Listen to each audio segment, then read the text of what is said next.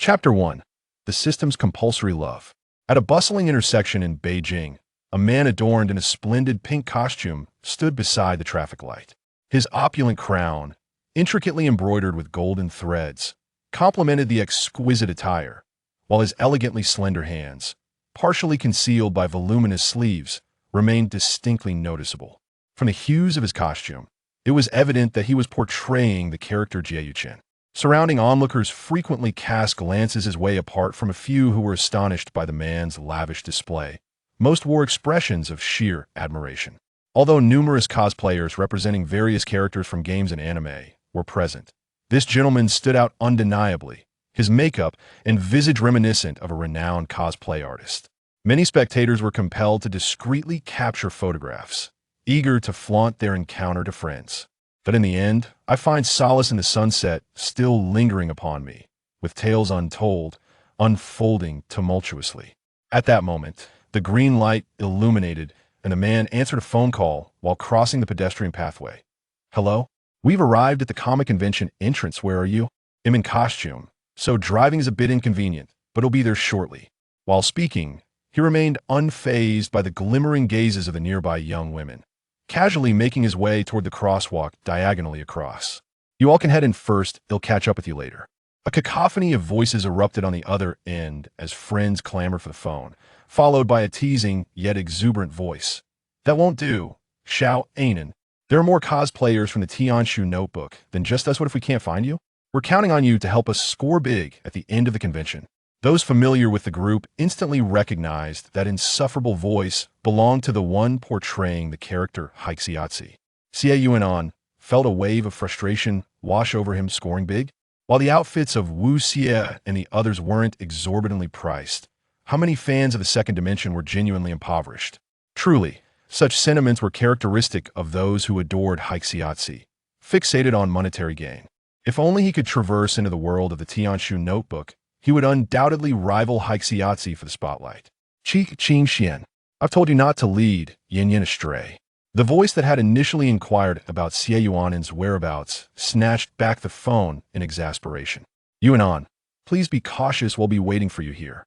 The call swiftly ended, as they feared someone might return to claim the phone, potentially leading the most innocent among them astray. Xie Yunan shook his head with a bemused smile. Yin was Jiang Qinian, the youngest in their group, possessing an innocent disposition akin to a blank canvas, ideally suited for cosplay. Qingzhu, much like Xie, had a penchant for sarcasm and enjoyed teasing Yin, often finding himself reprimanded by the others. As he stowed away his phone, preparing to continue on his way, an unexpected motorcycle barreled towards him, causing other cosplayers to scream and scatter, creating a scene of chaos. Xie Yunan's pupils dilated as he swiftly evaded the oncoming vehicle, narrowly escaping unscathed. He gazed at the motorcycle's exhaust fumes, a serious expression crossing his face. Was it aimed at him? Had he not been diligent in his training, he might not have escaped this incident. Aside from himself, there would have been no additional casualties. Why? If it were his sworn enemy, they would hardly choose to confront him at a convention where the crowd was dense, as the potential for injury and severe sentencing would be far too great. Such a gamble could easily lead to a death sentence. If they were unafraid of such consequences, they wouldn't have sent a motorcycle, skillfully maneuvered to ensure he alone would be endangered. Not far away, a small pink creature gazed in disbelief at the unharmed Xie Yunan, opening the system panel to examine the chat history. This was unexpected. It had followed the methods of its predecessors. The timing was off, and to avoid endangering innocent lives, it had deliberately chosen a motorcycle driven by a highly intelligent humanoid system. How could it have failed? According to the accounts of its predecessors, the hosts chosen by the system typically stood foolishly waiting for death when danger approached. Yet this one was different. It had managed to evade harm. This defied logic. It was impossible, utterly impossible. Surely, the system had simply employed an incorrect method of awakening. The host, unable to return to their original world until death, remain alive. What was to be done? The pink creature hopped anxiously in place, unsure of its next move, when it suddenly felt a gaze of confusion and surprise directed at it. Could someone actually see it? As its gaze shifted, it found Xie Yunan, who had seemingly dismissed the accident. Continuing on his way, though he paused upon noticing the creature. The pink creature ceased its jumping, hovering midair, its mind filled with a desperate plea for help. Having been thoroughly influenced by its mother's fanfiction, Xie Yunan began to suspect the identity of the pink creature. Initially astonished that systems truly existed in this world, he quickly deduced that the motorcycle incident was likely orchestrated by this small being. Otherwise, how could the panicked crowd moments ago now amble forward, as if nothing had transpired? Moreover, the surrounding individuals appeared oblivious to the frantically bouncing creature. Should he feign ignorance and proceed to the comic convention, or should he return home to ascertain the creature's intentions? Typically, protagonists only traverse to another realm upon their demise. He was in robust health and not on the brink of death. Why had it targeted him? And why create such an accident? The system's methods were indeed simple and crude. After pondering for a time, Xie Yunan decided to proceed to the convention. After all, the convention was paramount. He was not like Wu Xie, whose insatiable curiosity nearly cost him his life. Thus, the pink creature watched helplessly as the very person who had seen it nonchalantly shifted his gaze and continued walking, seemingly unaware of its presence. Unable to halt the individual, the creature flew to Xie Yuan's shoulder, nuzzling his neck in an attempt to curry favor. When it noticed he did not wave it away, it settled comfortably on his shoulder. In this manner, the pink creature observed Xie Yunan darting about the convention with his friends, and due to the sheer number of people surrounding him, a brief moment of chaos ensued. Had it not reacted swiftly, it might have tumbled off. The pink entity, lamenting its unfortunate fate, was relieved that the costume was not overly cumbersome, allowing Xie Yunan to move at a leisurely pace, thus avoiding any risk of falling, except during moments of performance. However, it sensed something peculiar. There seemed to be others who could perceive it, yet whenever it sought to locate them, it felt no gaze upon itself. As night descended, Xie Yunan returned home, and after his evening routine, he lay in bed clad in pink pajamas, finally finding the time to acknowledge the pink creature that had perched on his shoulder throughout the day. Are you a system? Don't you typically choose hosts from deceased souls? Why resort to forcibly taking living individuals through accidents? The protagonist in the novel meets an array of bizarre fates. Some choke to death, others perish from electrocution, and some even meet their demise after criticizing the author, only to traverse into another world. In essence, none depart this life willingly. Xie Yunan was perplexed. This deviated from the conventional narrative. The fluffy creature, cautiously glancing at Xie Yunan, sprouted two cat-like ears atop its head. Once satisfied with its own adorableness, it spoke, "I am System 502, hailing from the Official System Bureau." An official system? An official system that employs coercive measures? It appears there is a report function available. He contemplated reporting. "You are the host, randomly matched to me. Ideally, I should have bound to you posthumously, but there are complications in the world. I intend to take you to, necessitating an early binding. Given the exceptional circumstances, the director has consented, hence my presence." Xie Yunan found clarity, yet that did not imply he was willing to abandon his friends for an unknown realm, with no guarantee of return. "You've mentioned that world has issues. How could I possibly agree to go? Moreover, as you can see, my bond with my friends is profound. How could I bear to part from them?" The fluffy creature remained undaunted by his refusal, leaping onto Xie Yuan's hand, its large eyes sparkling with innocence.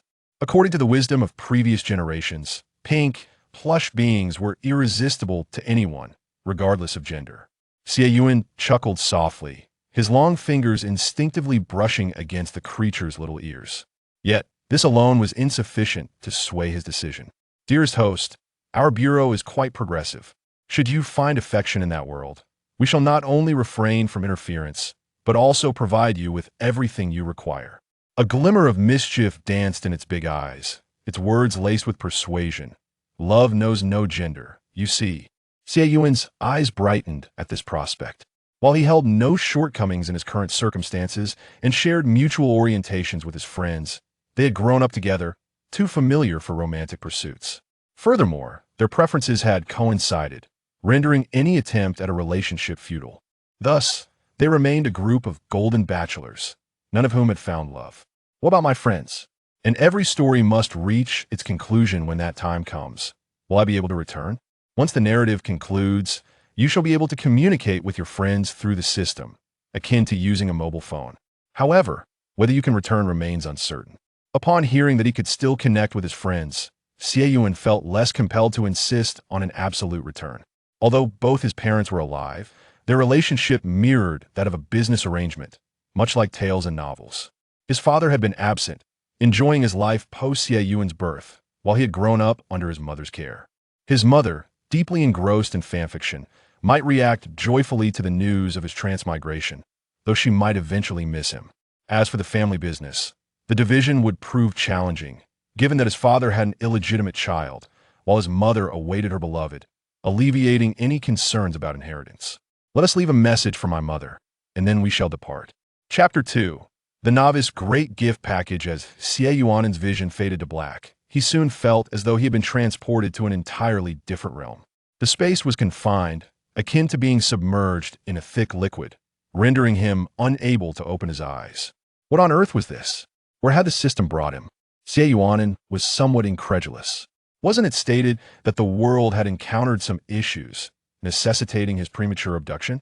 He had assumed he would leap through time, at the very least emerging as a teenager. Yet here he was, inexplicably transported to his mother's womb. Sticky Ball, could you possibly provide me with a reasonable explanation? Xie Yunan mentally seethed at the system. A fluffy figure appeared within his mind, appearing even more aggrieved than he was, its previously lustrous fur no longer so radiant or smooth. Dear host, I am System 502, not a sticky ball. The diminutive voice sounded profoundly wronged, as though Xie Yunan had been tormenting it. With a sigh, Xie Yunan considered the little system, resembling a newborn child. With such a system, Xie Yunan's tone softened, and he patiently explained, 502 glue, once it sticks, cannot be separated. Isn't Sticky Ball a more endearing title than 502? The fluffy figure pondered for a moment and conceded that it was indeed a more pleasant name. The fluffy figure twirled joyfully and asked, all right then, what would you like to know, dear host? So, this truly was a nascent system, incapable even of a proper introduction. What type of system are you? Why have you brought me here? What task am I to undertake? The fluffy figure flipped through the system's guidelines, cleared its throat, and earnestly introduced itself. I am System 502, the second created in the 5th batch of systems, fully named the Pitfall Note System. My task is to find a suitable host to travel to other worlds and salvage regrets. Pitfall Notes? In which world are we currently inhabiting? We are presently in the world of God-slaying, 22 years prior to the original storyline. What? God-slaying? Xie Yunan was utterly bewildered. You, a Pitfall Note System, have brought me to a world of God-slaying? Are you serious? So my task is to assume the role of Xie Yuchen and rectify the regrets surrounding God-slaying? Setting aside the question of why you brought me here, how is a person from a world imbued with fantastical elements, devoid of any extraordinary means, supposed to survive in a realm where the enemy is divine? Never mind rectifying regrets, merely surviving would be an accomplishment. Unfazed, the fluffy figure continued to peruse the system's guidelines. You need not worry about survival, dear host. You are only required to emulate the general experiences. As the legitimate son of the esteemed director, this system imposes quite lenient restrictions upon you. And as for survival, you need not concern yourself with the pre-narrative existence, as measures for self-preservation will be granted upon the completion of your role. But what if I fail to complete it before the storyline commences? Xie Yuchen's experiences were numerous. Who could ascertain what was required of him? The fluffy figure continued to scrutinize the guidelines, and once it felt adequately informed, it summoned Xie Yunan's personal panel. Name: Xie Yunan. Age: 0 fetus. Forbidden ruins, divine ruins. Unawakened. Role: Xie Yuchen. Current progress: 0. Playing a pivotal role. The girl's attire until the age of 8 unfinished. The age of 8 as the head of the household unfinished. Xie Yunan gazed at the seemingly simple, yet profoundly significant panel before him, his vision dimming momentarily. Women's clothing? What nonsense is this? Little Hua, though delicate in appearance, does not don women's garments after all. What is the issue with children's clothing transcending gender? Moreover, aside from that blind fool Wu Xie, who would even consider little Hua to be a girl? Why must it be that he is required to wear women's clothing? Isn't this absurd? This is a serious violation of character. Xie Yuchen was delicate in childhood and retains a youthful visage in adulthood. I was merely charming as a child. My grown-up face does not resemble a childish face at all. You cannot expect me to forsake my natural progression, were it not for his rigorous practice of skills. Honing his craft by studying the faces of his companions, he would not even be able to portray Xie Yuchen, let alone don a costume to perform Farewell, My Concubine. Without the essence, he would feel too embarrassed to attempt even a segment. This is a task issued by the main system. Refusal is not an option. The little fluffy entity trembled, its ears quivering with apprehension. However, the host body is undoubtedly their original form, and the host parents have been specially arranged by the system. There is no need to worry about usurping anyone else's opportunity. Well, it might inadvertently overshadow someone's identity, but merely as a minor character, one that does not even make an appearance. The little fluffy entity pondered Xie Yunan's identity, feeling increasingly guilty. What should it do? Xie Yunan rolled his eyes. He was unconcerned about this matter. Even if he were to snatch something from another, it would not be his problem if the coercive system did not assist in rectifying the situation or compensating the aggrieved party. The system should be the one feeling guilty, not him. By the way, the formal system provides every first-time host with a beginner's gift pack. Would you like to open it now? Xie Yunan relaxed his short limbs slightly, adopting a somewhat indifferent stance. Open it, he said. After all, he had not yet been born, so nothing could affect the task.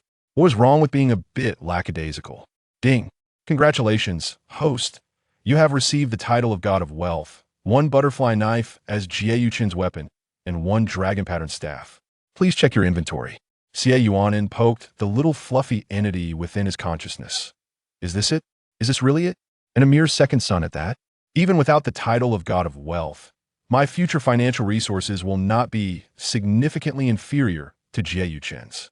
As for Xie Yuchen's weapon, since it is a role to play, the authentic version is naturally preferable. If you do not provide it, who am I to ask? You have essentially given me nothing. The little fluffy entity paused momentarily, glancing at the contents of its modest treasury. Items such as fertility pills and beauty potions, all bestowed by predecessors. It had once inquired why a role-playing system would require such items. The predecessors had deemed it wise to prepare for the eventuality that its host might desire children, yet be unable to conceive. And regardless of gender, who does not appreciate beauty?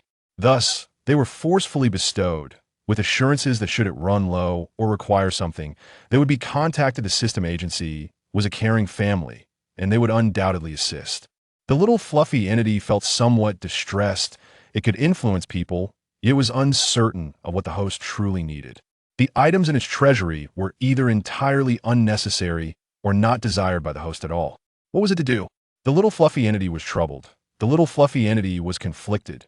Xie Yunan observed that the soft, doughy creature remained silent and did not urge him, piquing his curiosity about what gift this sticky ball might present.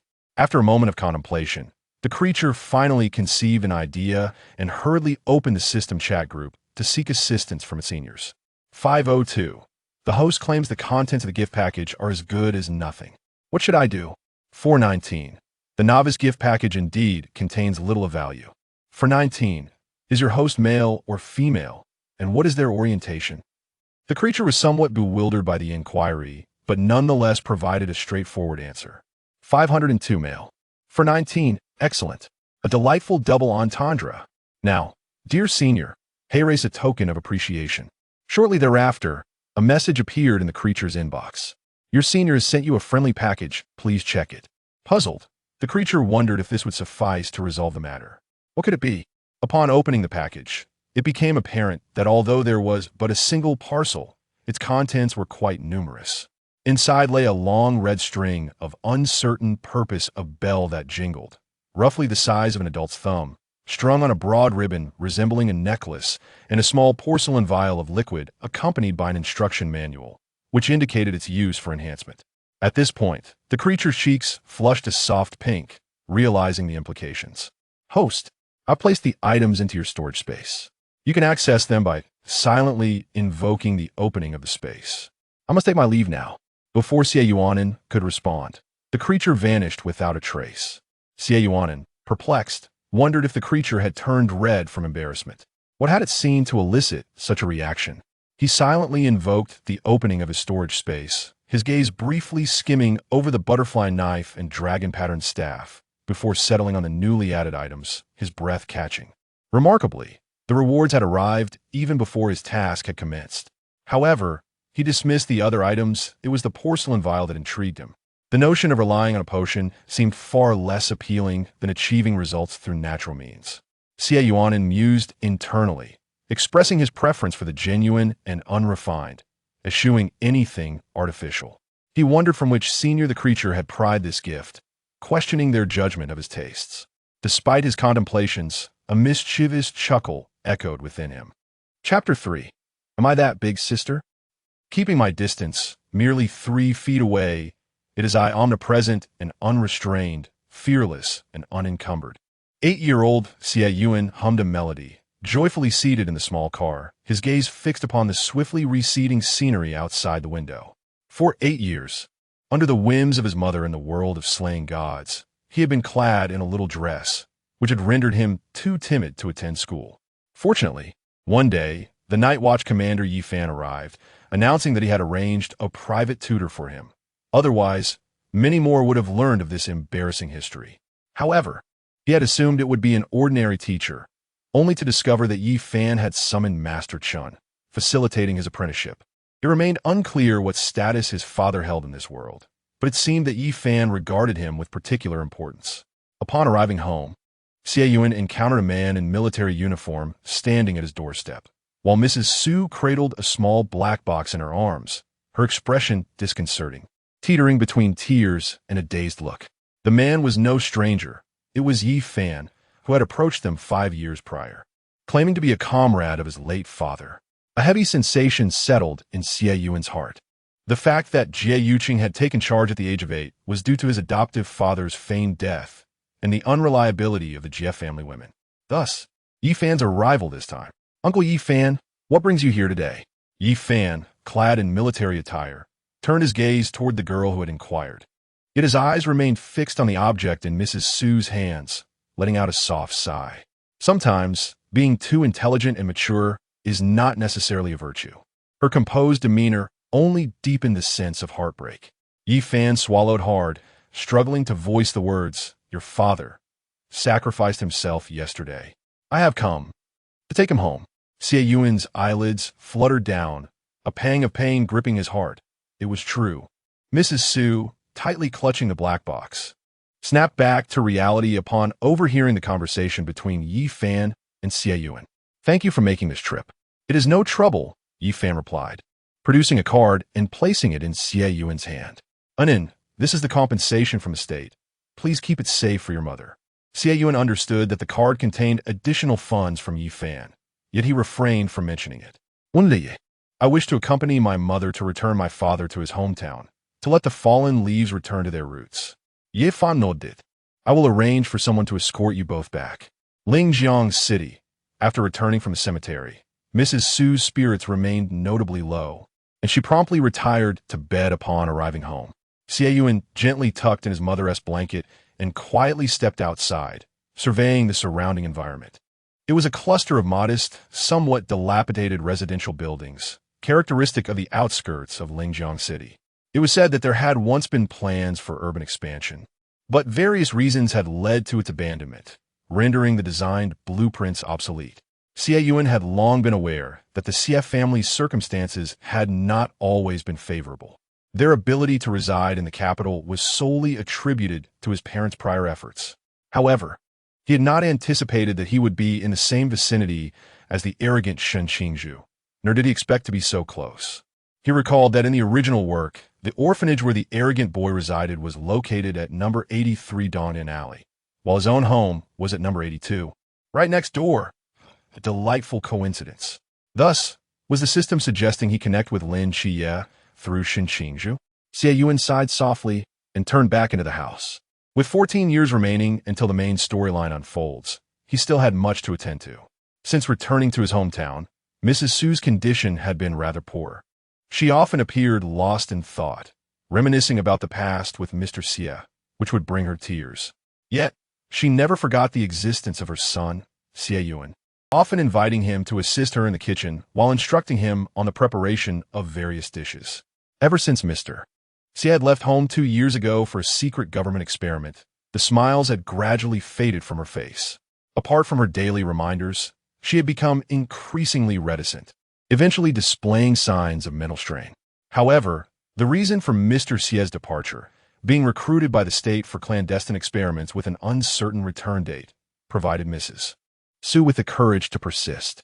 Yet, when Yi Fan brought news of Mr. Xie's assassination by terrorists, it seemed that the love-stricken Mrs. Su had lost her support entirely, collapsing under the weight of despair. Xie Yunan silently committed Mrs. Su's instructions to memory, and after finishing their meal, he suggested a walk, leading her outside toward the orphanage. He hoped to lift her spirits, wishing for her to remain by his side. After all, if Yuchen's unworthy mother could exist, why could his own mother not do the same? In this unforgiving society, there were few things as healing as the innocence of children, and if one child was not enough, perhaps several would suffice. Upon arriving at the orphanage, Xie Yunan sought out Director Liu, courteously explaining the purpose of his visit. Director Liu, still in the prime of life, had not yet become the elderly figure that Shen Qingzhu would later describe. Those strands of white in his hair hinted at the care he devoted to the children of the orphanage. "Let me gather the children. Don't worry. They are all quite well-behaved," he assured. Xie Yunan nodded politely, confident that those who could raise someone as gentle as Shen Qingzhu would certainly nurture other fine children. In the small courtyard, innocent children surrounded Mrs. Su, each calling her beautiful auntie. Despite her reluctance to bring hope to herself only to see it dashed, she could not help but smile at their sweet words. Who could resist the praise of a child? Among them, one child stood apart, observing Mrs. Su with a furrowed brow, his youthful voice breaking the air. "Auntie, are you feeling unwell? Come inside and sit with us." At this, Xie Yuan's gaze fell upon the boy. Meanwhile, the long-dormant powder puff suddenly re-emerged, her voice laced with excitement. "Host, this child is Shen Qingzhu." Shen Qingzhu? Xie Yunan scrutinized him. By the timeline, he was 4 years older than Shen Qingzhu, yet they appeared quite similar. Though still young, this child already exhibited a knack for caring for others. Shen Qingzhu watched as the older children surrounded Mrs. Su, her gaze settling on Xie Yunan, who stood beside Director Liu. At 8 years old, Xie Yunan had yet to fully blossom and was dressed in a beautiful dress, rendering his true gender indiscernible. Furthermore, when Shen Qingzhu glanced over, Xie Yunan wore a gentle smile that instantly caused her cheeks to flush. "This young lady is so beautiful. I would love to play with her." Observing the sudden blush on the child's face, a thought flitted through Xie Yunan's mind. Since the age of 4, Shen Qingzhu had been writing love letters to the older sister next door, whose home happened to be adjacent to hers. Xie Yuchen had only been regarded as a girl by Wu Xie, and it was not long before he would begin his apprenticeship with Master Air, around the age of 6. However, the system's tasks required him to dress as a girl until the age of 8. Moreover, he was set to embark on his entrepreneurial journey at 8, tasked with managing the household, which meant he would likely be absent from Shen Qingzhu's life for an extended period thereafter. No, could it be? As he gazed into Shen Qingzhu's sparkling eyes, a twinge of unease struck Xie Yunan, and his bad premonition intensified. The system's scheme runs deep. It leaves a subtle mark on Shen Qingzhu's heart while cleverly concealing his identity as a boy. One could only wonder how Shen Qingzhu would react if she were to discover that her neighbor, whom she perceived as an older sister, was actually a boy. With this thought, Xie Yunan suddenly felt a surge of excitement and a hint of anticipation. Chapter 4. Departure Bloodline. One day, as Xie Yunan waited for Ms. Su to prepare herself for their visit to the orphanage, an unsettling sensation gripped him. His right eyelid twitched incessantly. His apprehension deepened as Ms. Su remained absent for an unusually long time. With each hesitant step towards her room, his heart raced with hope that she was merely indulging in her love for beauty, taking extra time to apply makeup and select her attire. However, as he gently pushed open the door, he was met with the serene sight of Ms. Su lying on the bed, seemingly in a peaceful slumber. Tears welled up in his eyes, and he was overwhelmed with grief. In silence, he accompanied Ms. Su to the crematorium, laid her to rest beside his father, and spent the day in solitude at the cemetery, cherishing the rare occasion of family togetherness. On September 21st, which marked both Shen Qingzhu's and Xie Yuan's birthdays, the latter's heart felt heavy with sorrow upon learning of Ms. Su's passing and Xie Yuan's disappearance. Despite the lively festivities surrounding the celebration, joy eluded him. Gazing at the unopened cake brought by the director and recalling the secret love letter he had penned, a thought crossed Shen Qingzhu's mind. Though Xie Yuan possessed a mental maturity beyond his years, he had never before faced the death of a loved one and was still reeling from the loss. As the cheerful birthday song played, he silently extinguished the candles. The emotional turmoil did not escape the attention of the concerned spirit companion, who worried that Xie Yuan might succumb to the same fate as Ms. Su. "I'm fine." Xie Yuan exhaled deeply, reflecting on the completion of his task of dressing as a girl. "What is the reward?" The spirit companion hesitated, but eventually revealed the information. "I have turned off the notifications. You may review it yourself." Name: Xie Yuan. Age: 8. Forbidden Abyss, Divine Abyss. Unawakened character role: Xie Yuchen. Current progress: 30. Key role tasks: dress as a girl up to age 8 completed. Head of the household at age 8 incomplete. Completion reward: low tier 9 Heaven's Rest Stone, a primordial artifact of Empress Niwa. Enhancement of the Witch Clan bloodline, a gift from the Earth Mother. 5-color Divine Light. Note: the 5-color Divine Light can nullify any contract. Isn't it peculiar that all rewards seem to pertain to the prehistoric era? He pondered. The intricate nature of this system felt overwhelming. Having been steeped in his mother's novel since childhood, he had encountered numerous scenarios, yet this was uncharted territory. But when did I acquire a witch clan bloodline? He mused. What does this enhancement entail? Is this bloodline the reason for our bond? The spirit companion shook its head, clarifying, before binding to a host, our system lacked the authority to scan the host body for bloodlines or other attributes. We only recognized basic information such as gender, age, and identity in the original world. It was only after binding that we discovered a trace of the witch clan bloodline within you, which may influence your future in the Forbidden Abyss. Thus, an elder from the system bestowed upon his host a fragment of bloodline from the Earth Mother as a reward, stating it was to commemorate the binding with his first host. He particularly emphasized that it must be absorbed during the host's awakening in the Forbidden Ruins, lest it lead to a catastrophic demise. Xie Yuan gazed thoughtfully at the 3 items, surprisingly refraining from voicing any complaints about the inadequacy of the rewards, leaving the prepared powder dumpling momentarily taken aback. What? Why has the esteemed host abandoned the demeanor of Qingzhu? It had anticipated yet another trip to consult the elder today. At 8 years of age, what are the requirements? Xie Yuan inquired about another matter instead. The powder dumpling flipped through the interface. The requirements of being in charge at 8 years old comprise 2 aspects. One is literal, necessitating that you, like Xie Yuchen, take charge at that tender age. The other requires your assets to be comparable to those of the Jie family during the old Nine Gates era. Xie Yuan pinched the bridge of his nose. Shouldn't he be thanking the system for not mandating that his assets mirror those of the later Xie Yuchen? However, in the world of Zhan Shen, only the great Xia remains, whereas Jie Zhui from the old Nine Gates had dealings abroad, making any comparison quite tenuous. I lack a clear concept of the Jie family's assets. If you could instead provide me with the standards of aristocratic families within Zhan Shen, that would be appreciated. The powder dumpling, invoking the authority of the deputy director, executed a flurry of operations.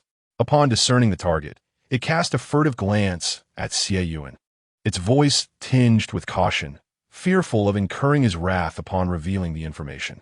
Approximately, it should be able to rival the Bailey Group. The powder dumpling paused momentarily, closing its eyes in a heroic pose, adding, moreover, due to the necessity of comparing with aristocratic families in the Zhanshan world, the esteemed host must also attain a position of honor within the Night Watch. After a prolonged silence without any response, the powder dumpling cautiously opened one eye, only to find Xie Yuan sitting there, expressionless, seemingly rendered speechless. It inched closer, a tiny paw emerging to gently prod Xie Yuan. No response. Another poke. Still no reaction. Oh no, the esteemed host hasn't truly lost his wits, has he? The powdered dumpling anxiously circled around Xie Yunan, uncertain of what to do. Just as Xie Yunan, who had been contemplating grand plans for the company, noticed the powdered dumpling, which was now contemplating seeking assistance from the elder. Xie Yunan cradled the powdered dumpling in his palm, gently rubbing its little head with his fingertip, soothingly saying, "I am perfectly fine. I am merely contemplating my course of action, so do not worry. As for the issue of the insufficient items, I trust that the sticky ball will not stand idly by when I am in need, right?" The powdered dumpling gazed at Xie Yunan's gentle demeanor, momentarily entranced. Truly, he was the chosen one by their system. Even in his youth, he exuded such charm, explaining why he attracted individuals like Qingzhu. Who could possibly resist such a tender and beautiful soul? And now, this youthful version of the beauty was earnestly comforting it. The 502 model sticky ball hit its face shy. JPG. Xie Yuan's smile deepened, and he gently inquired, could the sticky ball assume a visible form that others can see? To accompany me consistently? He intended to embark on a venture funded by compensation, yet the process proved to be exceedingly monotonous, necessitating some furry daily comfort. Upon hearing this, the fluffy creature could hardly refuse, promptly typing away in the system group chat. 502. Big Daddy, is there any skin that allows me to appear continuously? Preferably cute and fluffy? In the system bureau, the director, who had been closely monitoring the progress of the 502 host, perused his little treasury and decided to send an email. Big Daddy, I have selected the most suitable one for you. You won't need to change it when accompanied by the other hosts. 502, all right. Oh. Upon receiving the email with a single click, the small creature in Xie Yunan's palm underwent a remarkable transformation. Its fur transitioned to a gradient of gold, complemented by large, round eyes and adorably rounded ears. What a delightful little golden gradient kitten. Xie Yunan's eyes sparkled with delight as his hand involuntarily caressed the kitten's fur. It was indeed a kitten, adorably clumsy and fluffy with a golden gradient, its eyes a vibrant emerald green. Now he possessed a little cat that would delight him with its antics. How splendid indeed. His spirits were instantly uplifted. Glancing at the time, Xie Yunan carefully cradled the kitten, one hand supporting it while the other held a small cake, and turned to head towards the train station. By the time he boarded the train, the small cake had vanished from his hands.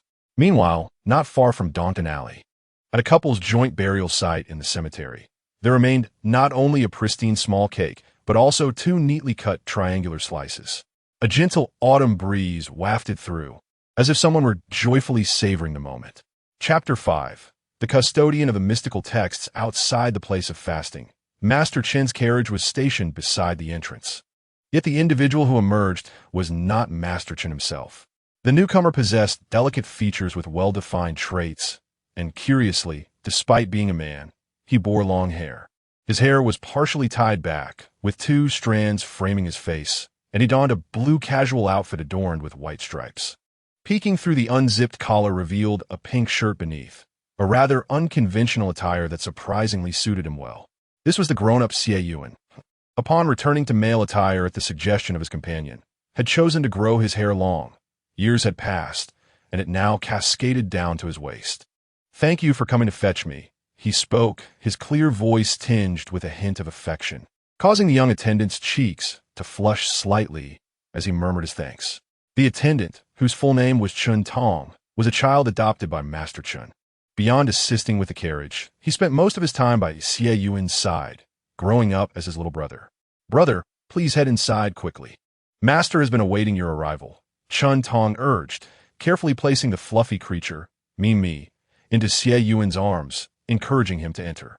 Mimi had transformed into a golden short hair and, with its adorable appearance, had captured Master Chen's heart from their very first meeting. When Chun Tong was newly adopted, he had cradled Mimi in his arms, reluctant to let go. It had become the beloved pet of this small household. Xie Yunan affectionately ruffled Chun Tong's hair and returned Mimi to him, his eyes sparkling with warmth. "I will be staying at the place of fasting for a few days and will not be returning home for a while. Let the little fluffball keep you company." The young boy beamed with joy at this, clutching Mimi tightly and promising to take good care of the little creature. After Xie Yunan escorted him back to his room, he watched as he made his way to Master Chen's office. Knock, knock. Xie Yunan gently tapped twice on the door to announce his presence, then deftly opened it.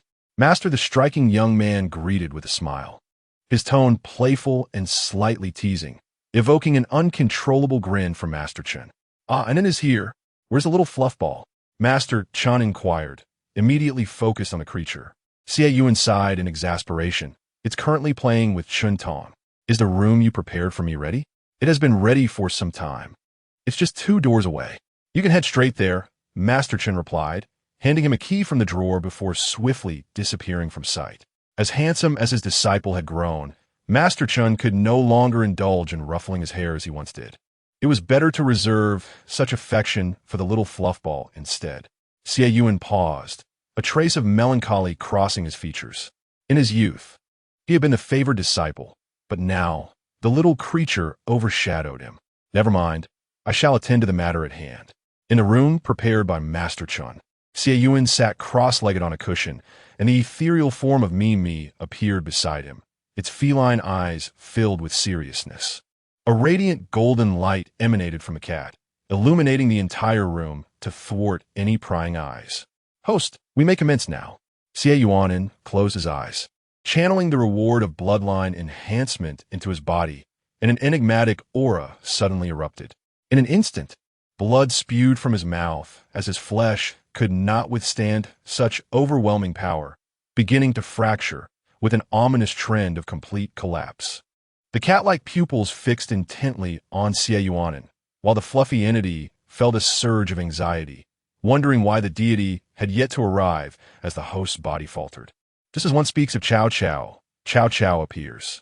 A youthful, crane-haired elder adorned with a purple golden crown, draped in a carefree crane cloak, and holding a jade whisk quietly materialized before Xie Yunan. It was the arrival of the great immortal Xie Yunan. The fluffy entity immediately sighed in relief, dutifully maintaining the barrier at the side. The great immortal Xie Yunan gazed at Xie Yunan, lightly waving the jade whisk, causing the signs of physical decay to vanish. And the fissures swiftly healed, restoring him from a shattered vase to the image of a handsome man. Once his aura stabilized, Xie Yunan opened his eyes, staring at the kind-faced elder, momentarily taken aback, his eyes brimming with astonishment. Was his forbidden realm truly connected to the great immortal Xie Yunan? Astonished as he was, he quickly rose and performed a respectful bow. I am Xie Yunan, a junior, and I pay my respects to the great immortal Xie Yunan. An unseen force lifted Xie Yunan's hands, allowing him to stand, while the great immortal stroked his beard and chuckled. The Earth Mother has vanished after transforming into the 6 paths of reincarnation. Yet I never anticipated that today a trace of divine consciousness would seek me out, urging me to come to this world in search of a descendant of the witch clan. As he spoke, a book materialized before Xie Yunan, inscribed with the words Tian Di Bao Jian, which refer to the classic of mountains and seas, a geographical text. Xie Yunan cast a glance at the 4 characters, but did not immediately take it.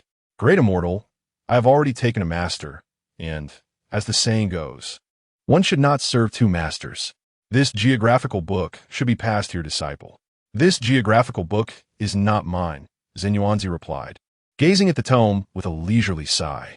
It belongs to another version of me in a different world, which has dissipated for various reasons.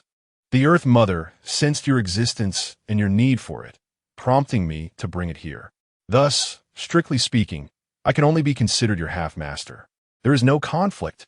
Upon hearing this, Xie Yunan accepted the geographical book, unable to suppress the smile on his face. With this tome, he could summon the exotic beast from the classic of mountains and seas, effectively becoming a summoner. Were it not for the fear of angering Xie Yunan by revealing his existing master, he would not have cast the geographical book aside. Seeing Xie Yunan accept without hesitation, Xie Yunan nodded in appreciation, feeling a hint of envy towards him. Without pretense, observing his past, he bears some resemblance to a spirited monkey, a promising talent. No wonder the Earth Mother chose him to inherit the geographical book. Why is it that in my world, there is no such individual to take as a disciple? The Earth Mother shows favoritism. Since you have accepted the geographical book, you shall also absorb the ginseng fruit tree. With a wave of his hand, Xie Yunan sent a beam of golden light into Xie Yunan's body, facilitating rapid absorption with his assistance. Xie Yunan immediately sensed a subtle transformation within himself, as if he had absorbed a fragment of the life force inherent to the ginseng fruit tree. In his mind's eye, a sapling of the ginseng fruit tree materialized, adorned with 10 ripening fruits. Concurrently, a voice whispered in his ear, "The ginseng fruit tree is my foundation." As the world began to unravel, I recognized that I could not evade the inevitable dissolution.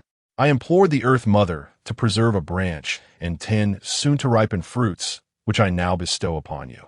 With the task accomplished, the Celestial Master quietly departed. The Earth Book and the Foundation were provided. Surely, he could not perish before this world reformed. Only after the presence of the Celestial Master had completely faded did the soft, round figure speak. "Host, although you currently embody the ginseng fruit tree, you remain a mere sapling. It is imperative to elevate your realms swiftly. The Earth Book possesses the ability to perceive the 3 realms. However, without the necessary power, one cannot intervene in unforeseen events. Name, Xie Yunan. Age, 21. Identity, proxy of Xie Yunan, keeper of the Earth Book. Ginseng fruit tree realm. Zhan realm divine ruins. Insight into the 3 realms. Summoning of extraordinary beast character role. Xie Yuchen, current progress. 90%. Key tasks and role. Disguise as a female at least until the age of 8, completed. Assume leadership at age 8, unfinished. Chapter 6. Stubborn yet soft-hearted in the subsequent days, with the assistance of the powdery dumpling, Xie Yunan diligently immersed himself in the study of the various exotic beasts and their abilities as detailed in the classic of mountains and seas. It was imperative to do so. Should he summon an unsuitable beast during battle, it would spell disaster. Fortunately, his memory served him well, otherwise, he would be lost in this endeavor indefinitely.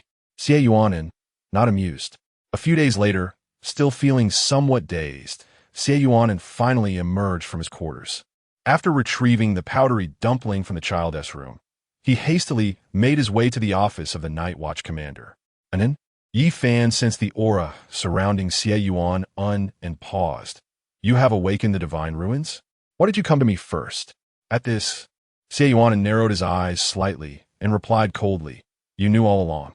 Indeed, no matter how important his father was, Yi Fan would not allow a child, whose potential was still unrecognized, to apprentice under the pinnacle of humanity.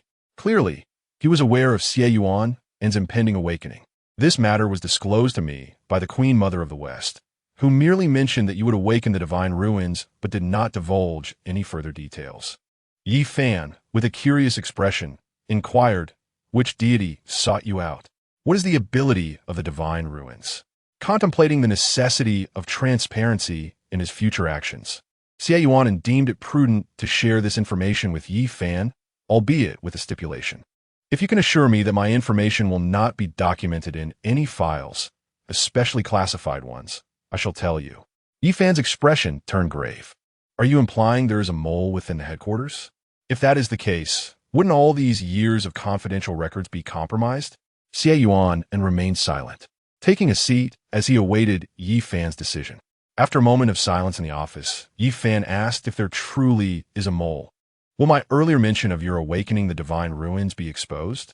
"Rest assured, no one else was present when I entered.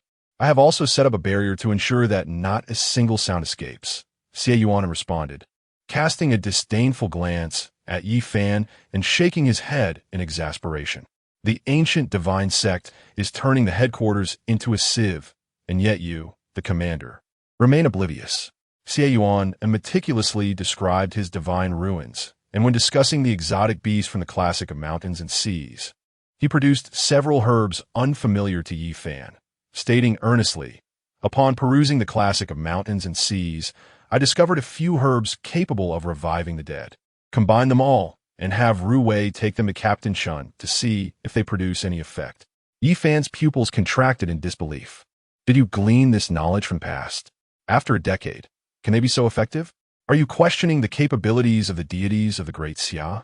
Xie Yunan shot a glance at Yi Fan, his eyes glimmering with danger.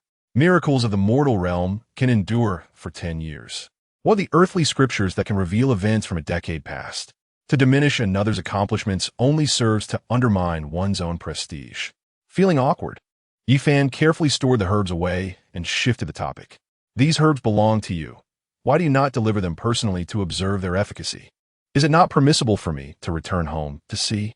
Xie Yunan glared at him, radiating an unmistakable intent to take action should he receive a negative response.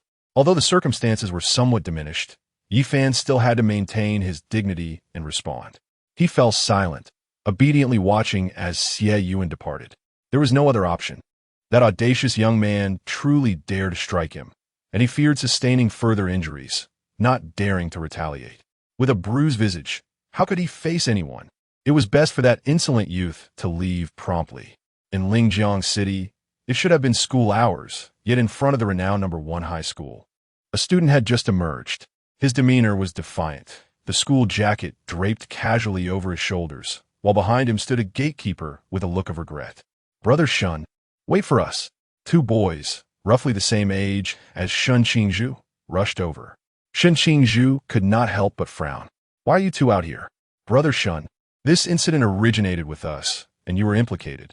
Now that you've been expelled, we've decided not to continue our studies either. From this day forth, we will be your loyal subordinates." Their eyes shone with determination, akin to fervent party members. Shen Qingzhu's brow furrowed tightly, displeased as he replied, "I merely cannot stand by and watch those bullies torment others. This has nothing to do with you. Go back." "Brother Shen, our grades were never stellar anyway, so dropping out doesn't concern us. Just agree to it," Li Liang pleaded earnestly.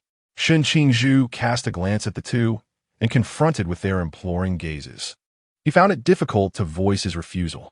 "Do as you wish," he finally said, turning to leave. The two young men rejoiced and hurriedly followed in his wake. Not far away, Xie Yuchen, who had stepped out to buy groceries, observed the trio and reflected on their exchange, marveling at Shen Qingzhu's tough exterior concealing a tender heart. However, the local police station in Qingzhu City ought to bolster its efforts, as unruly youths were rampant, hindering the blossoming potential of the nation's youth. Quite troubling indeed. Moreover, the acquisition issue involving the local Li family enterprise required prompt resolution. After sending several messages to his contact, Uncle Yi, Xie Yuchen resumed his steps, eager to join the unfolding drama. After all, there was virtue in partaking in such spectacle. Chapter 7. Sister and Xie Yuchen followed the three individuals from a distance down the street, ultimately watching as they entered a quaint milk tea shop. Standing across the street, Xie Yuchen observed Shen Qingzhu conversing with the staff, then adeptly changing into a work uniform. Taking her place at the counter to assist customers with their orders, her expression intricate. The student uniform she had previously worn so carelessly was now replaced with a neatly donned work attire. The once rebellious youth had to temper his temperament for the sake of meager wages. Li Liang and his brother, visiting the milk tea shop for the first time, stood uncertainly, their eyes fixed on Shen Qingzhu. On one hand, they were hesitant to interfere for fear of disrupting her work. On the other, they had not yet been hired and had no money in their pockets. Not only would they not receive any payment after a shift, but would it be appropriate to expect Shanggu to treat them to a meal? Shen Qingzhu regarded the two slackers with a frown, having previously instructed them not to follow her. Yet they insisted on tagging along. "You two should sit over there on those chairs and stop blocking the way," she directed.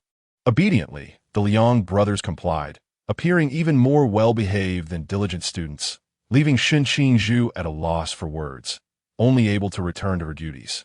Xie Yuchen chuckled softly at the scene. In the original story, Shen Qingzhu was often at her wit's end with her loyal followers, who would not leave her side no matter how hard she tried. If she were more ruthless, she might have driven them away, but Shen Qingzhu was soft-hearted. Xie Yuchen stepped into the milk tea shop, greeted by Shen Qingzhu's welcoming voice, and glanced over the menu. 2 cups of fragrant milk green tea with full sugar, and 2 cups of matcha mochi, all prepared fresh. Shen Qingzhu lifted her gaze to Xie Yuchen, and upon noticing the absence of anyone behind her, she silently processed the order, allowing Xie Yuchen to pay before commencing the preparation. After completing the payment, Xie Yunan stood watching as Qingzhu skillfully maneuvered the tools with her slender fingers, swiftly crafting 4 cups of milk tea.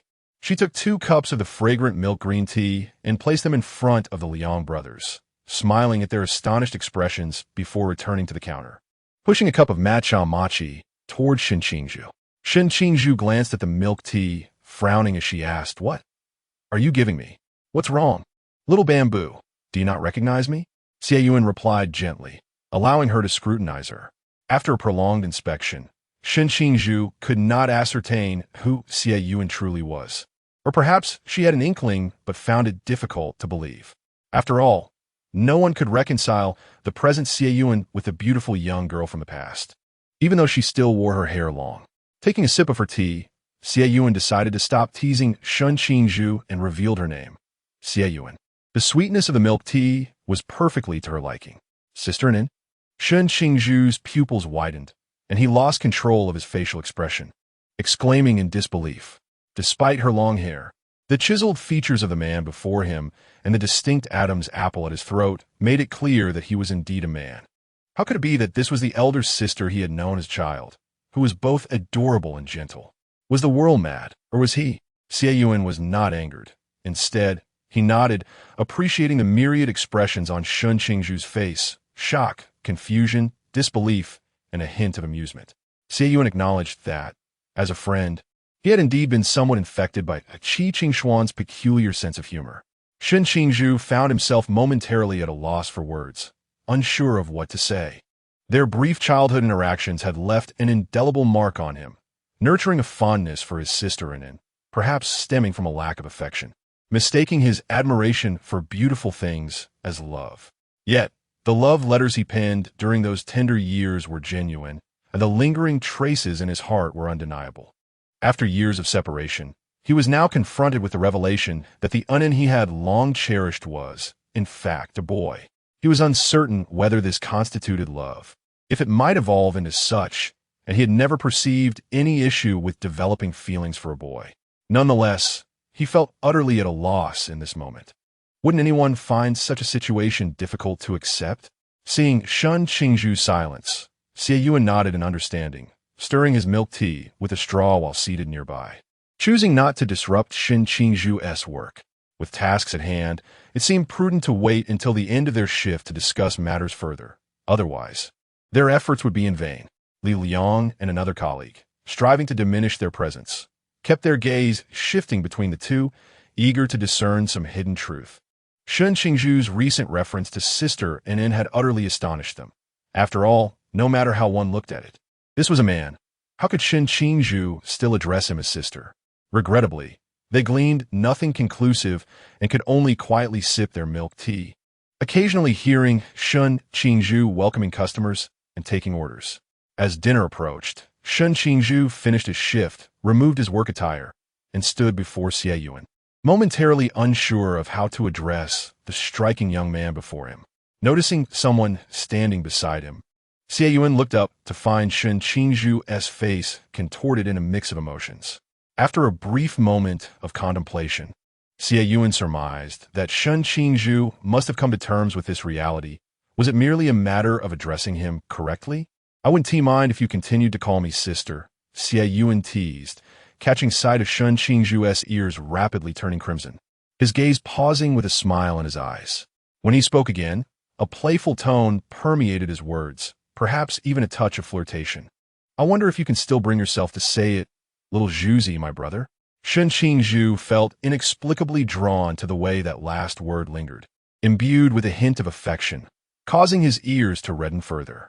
He opened his mouth several times, yet could not bring himself to utter sister, awkwardly saying, "And it's time for dinner. Let us go eat." "Are you treating us, little Zhuzi, my brother?"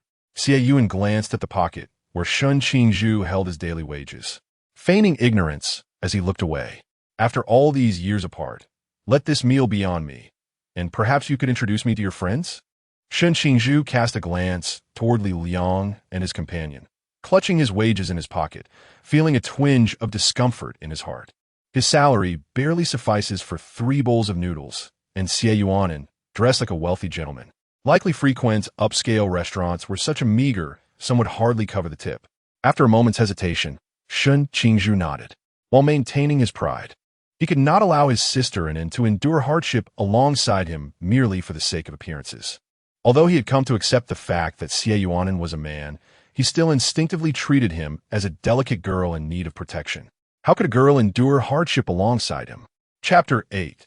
The arrogant fellow from the Miao Miao sect, after finishing their meal and bidding farewell to Li Liang, Xie Yunan and Qingzhu walked home, beginning to inquire about each other's circumstances. You are somewhat aware of my family situation. When Ms. Su was pregnant with me, her symptoms, based on the wisdom of the older generation, suggested I would be a girl. Upon my birth, being a child, I was dressed like one. However, after Ms. Su's mental state began to decline, when my father, Mr. Xie, stopped coming home, I continued to wear skirts until the age of 8, when Ms. Su passed away, prompting me to purchase male attire. Xie Yunan recounted the reasons for his feminine attire in a calm tone, mentioning Ms. Su without a hint of emotion, as if he were discussing someone else's past. Qingzhu, known for his sharp tongue and sometimes harsh demeanor, possessed enough self-awareness not to utter any misguided words of comfort, choosing instead to listen in silence. Moreover, Xie Yunan bore an air of someone who required no consolation, leaving Qingzhu uncertain about how to proceed. So he began to share his own experiences. He instinctively concealed the fact that he had been expelled from school, merely stating that he had taken a day off to cover a shift at the milk tea shop due to a colleague's absence, as he usually worked part-time there after classes. Nonetheless, the store manager was undoubtedly aware of Qingzhu's situation. How could they expect a student to abandon their studies to cover a shift? Xie Yunan did not question this, nor did he express disbelief, pondering why Qingzhu still needed to work part-time despite the financial support he provided annually. This was a question that did not require asking, given Qingzhu's fierce independence. The reasons for his part-time job were easily surmised. Xie Yunan's quiet listening prompted Qingzhu to shift the topic, feeling somewhat embarrassed. How long do you intend to stay in Linjiang this year? Qingzhu contemplated his plans, hesitating over his finances and future wages. It should be sufficient, right? I won't be leaving for the time being, Xie Yunan teased, his curiosity piqued. What?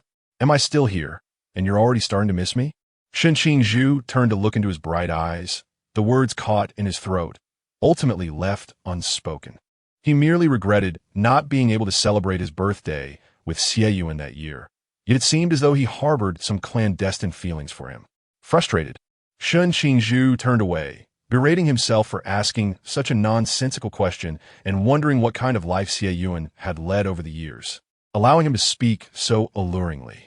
Did he converse with others in such a manner as well?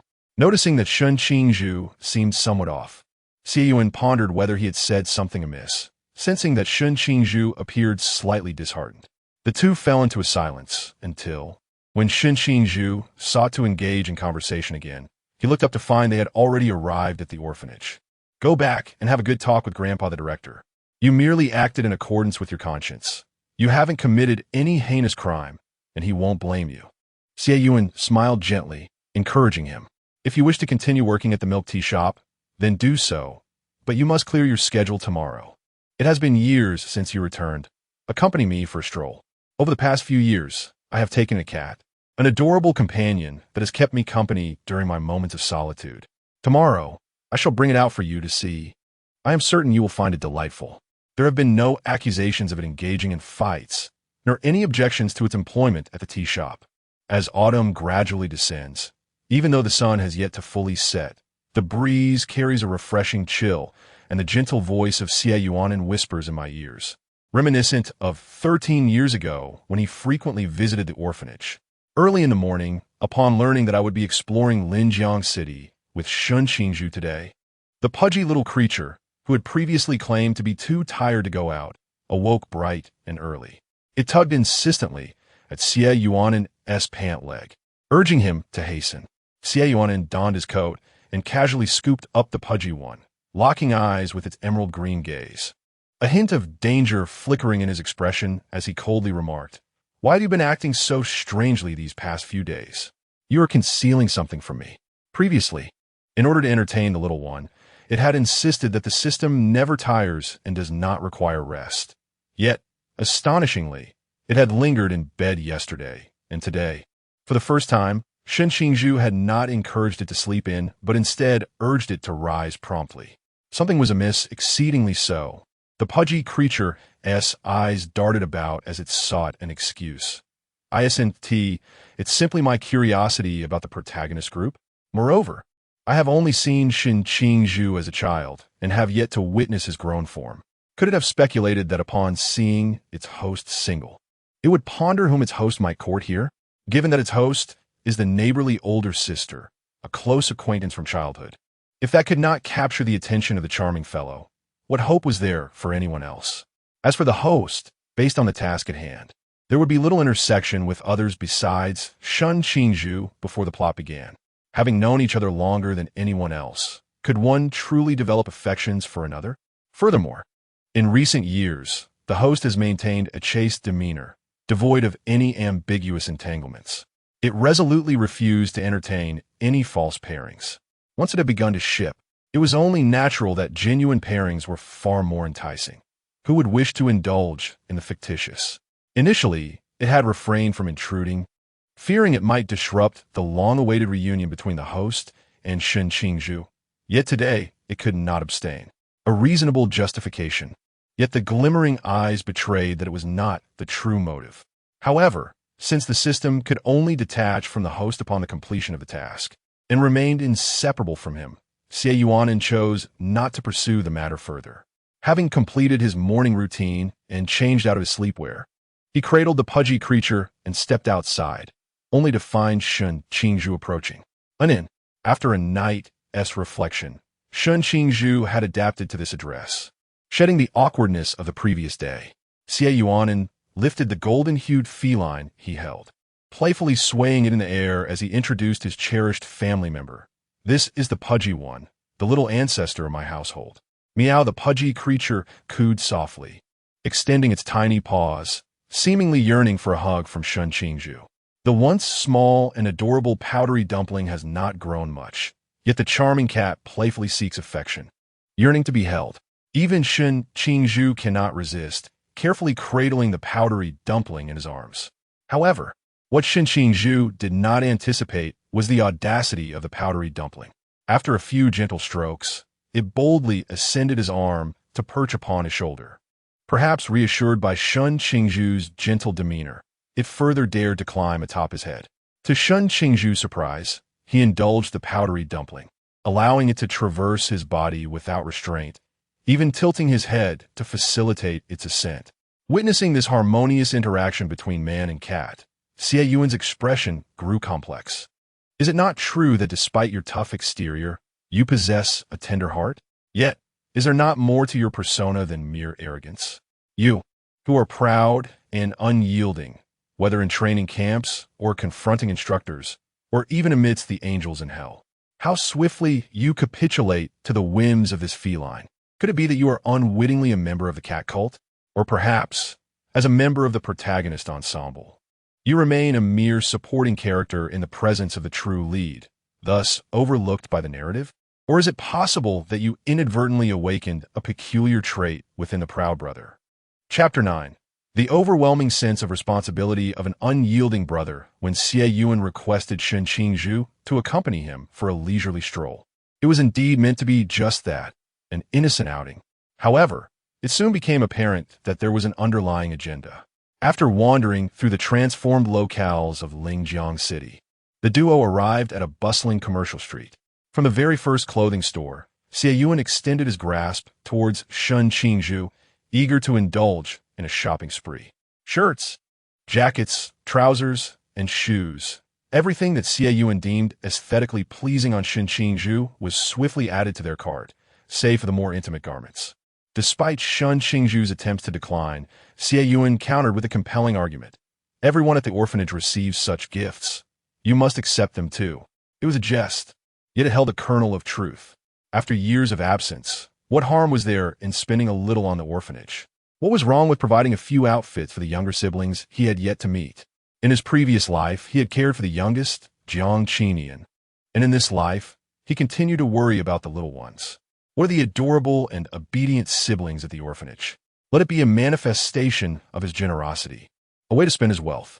Thus, in addition to Shen Qingzhu's wardrobe, Xie Yunan also procured numerous outfits for the other children, meticulously considering their ages as provided by Shen Qingzhu. Of course, he did not forget to include gifts for the esteemed director Lu. However, when it came to shoes, he was at a loss. Children outgrew them almost daily, and ill-fitting footwear would be uncomfortable. Throughout this ordeal, Shen Qingzhu served primarily as a model, occasionally offering feedback on the clothing for others. Yet he found himself unable to refuse further requests. Every time he attempted to object, Xie Yunan would simply remind him, "This is not solely for you. Just provide your honest opinion." Shen Qingzhu, observing Xie Yunan's fervor, felt a twinge of embarrassment.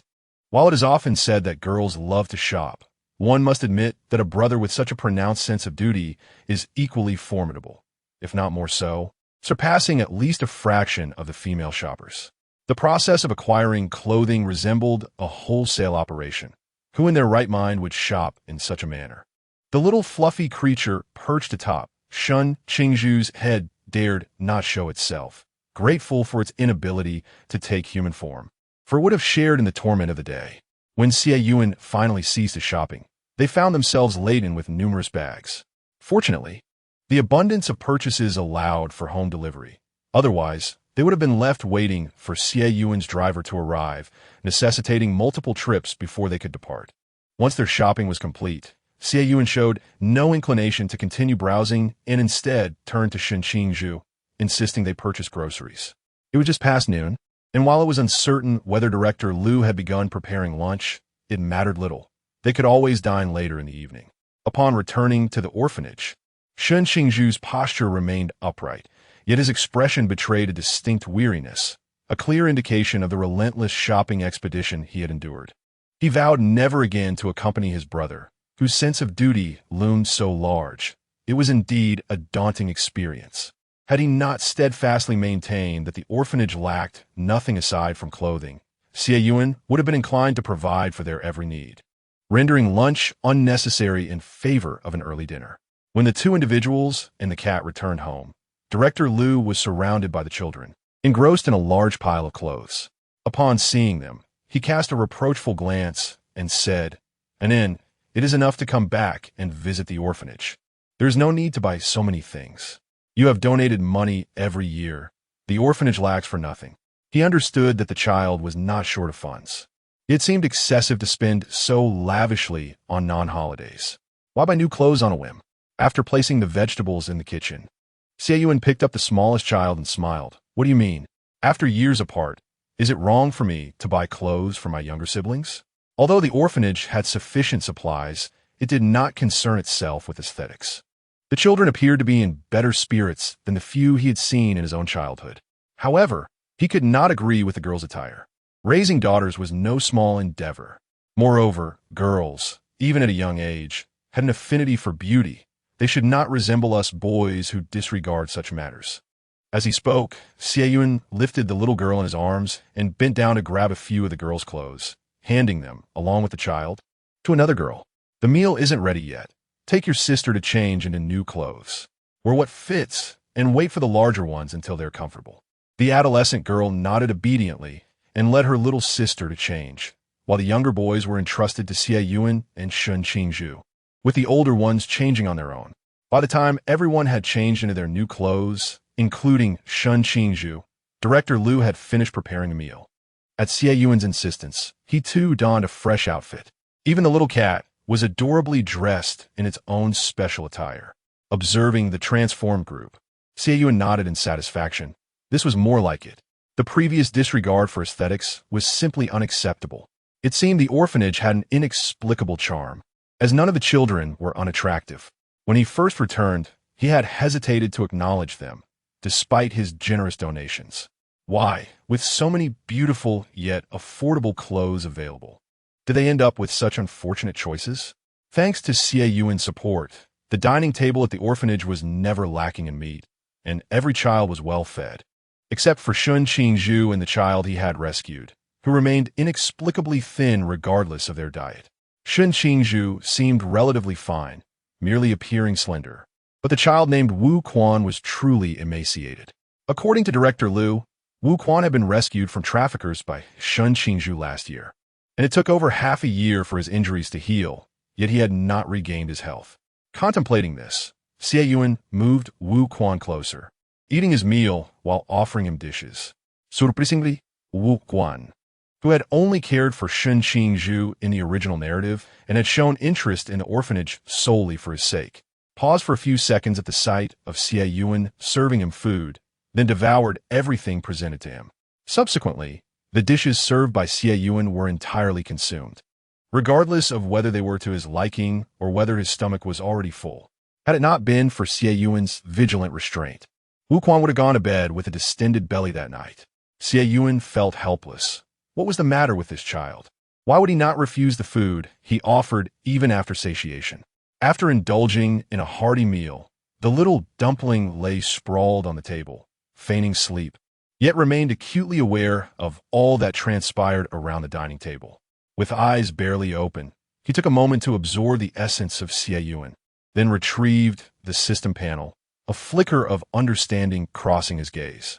It turned out that Yi Fan had expedited his efforts and successfully transformed the Li family into the Xie family. Now, the Xie family was formidable enough to rival the Baili clan, and with the completion of the task, rewards were duly credited. Hence Wu Quan's extraordinary demeanor towards the host. He mused that aside from financial support, the host had merely purchased them clothing, which was a first. It was rather perplexing how Wu Quan's demeanor towards the host was so favorable, almost on par with Shen Qingzhu. Nevertheless, in Wu Quan's heart, Xie Yunan could never surpass Shen Qingzhu, for he was the savior of his life. Chapter 10. The Law of Chaos upon returning home after dinner. The little dough ball did not wait for Xie Yunan to inquire why it had summoned him back. It promptly opened its personal panel for Xie Yunan to see. Name: Xie Yunan. Age: 21. Identity: Agent of Zhen Yuanzi, Controller of the Earth Book, Ginseng Fruit Tree Realm. Zhan Realm Divine Ruins. Insight into the Three Realms. Summoning of exotic beasts from the mountains and seas character played.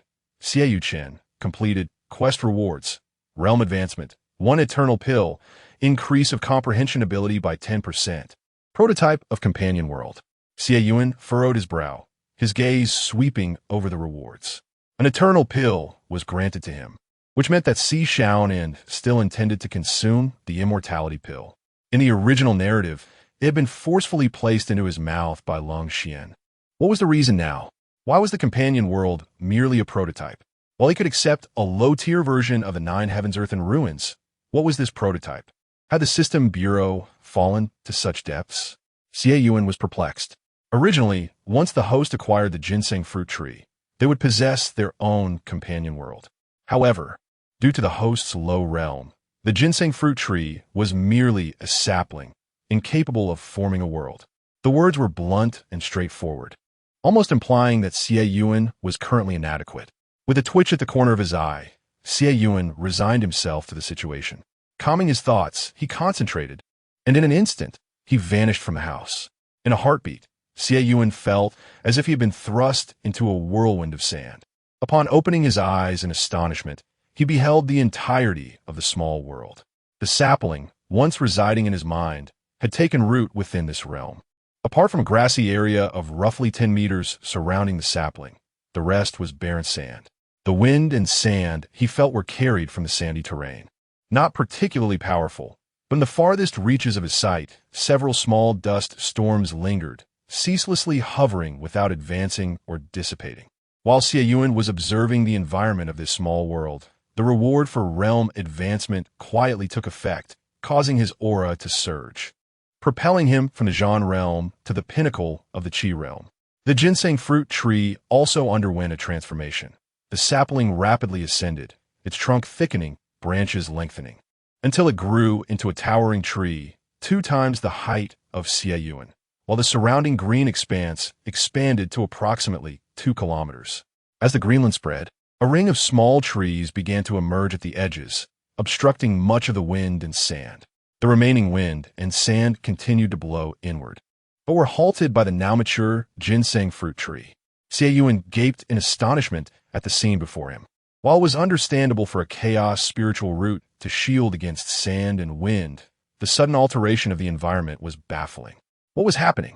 Was the ginseng fruit tree creating its own environment due to his inability to provide an environment like that of Wuzhuang Temple? So obediently adaptive? As Xie Yunan was struck with amazement, the earth book manifested quietly, its pages turning. A colossal dragon head emerged from within, prompting Xie Yunan to frown in contemplation. The candle dragon? How had it emerged without being summoned? Without uttering a single word, the candle dragon expelled a grayish orb from its mouth, which seamlessly merged into Xie Yunan's body, coalescing into a mist hovering above his sea of consciousness, while the candle dragon retreated back into the earth book. Xie Yunan settled cross-legged, his mind delving into the sea of consciousness. Cautiously, he extended his hand to touch the swirling gray mist, only to find a wisp of it merging into his palm, while the remaining mist dissipated entirely. When he withdrew his hand, the mist reassembled. It seemed he had acquired an additional law of sorts. What was this sticky sphere all about? Xie Yunan directed his piercing gaze towards the approaching cat.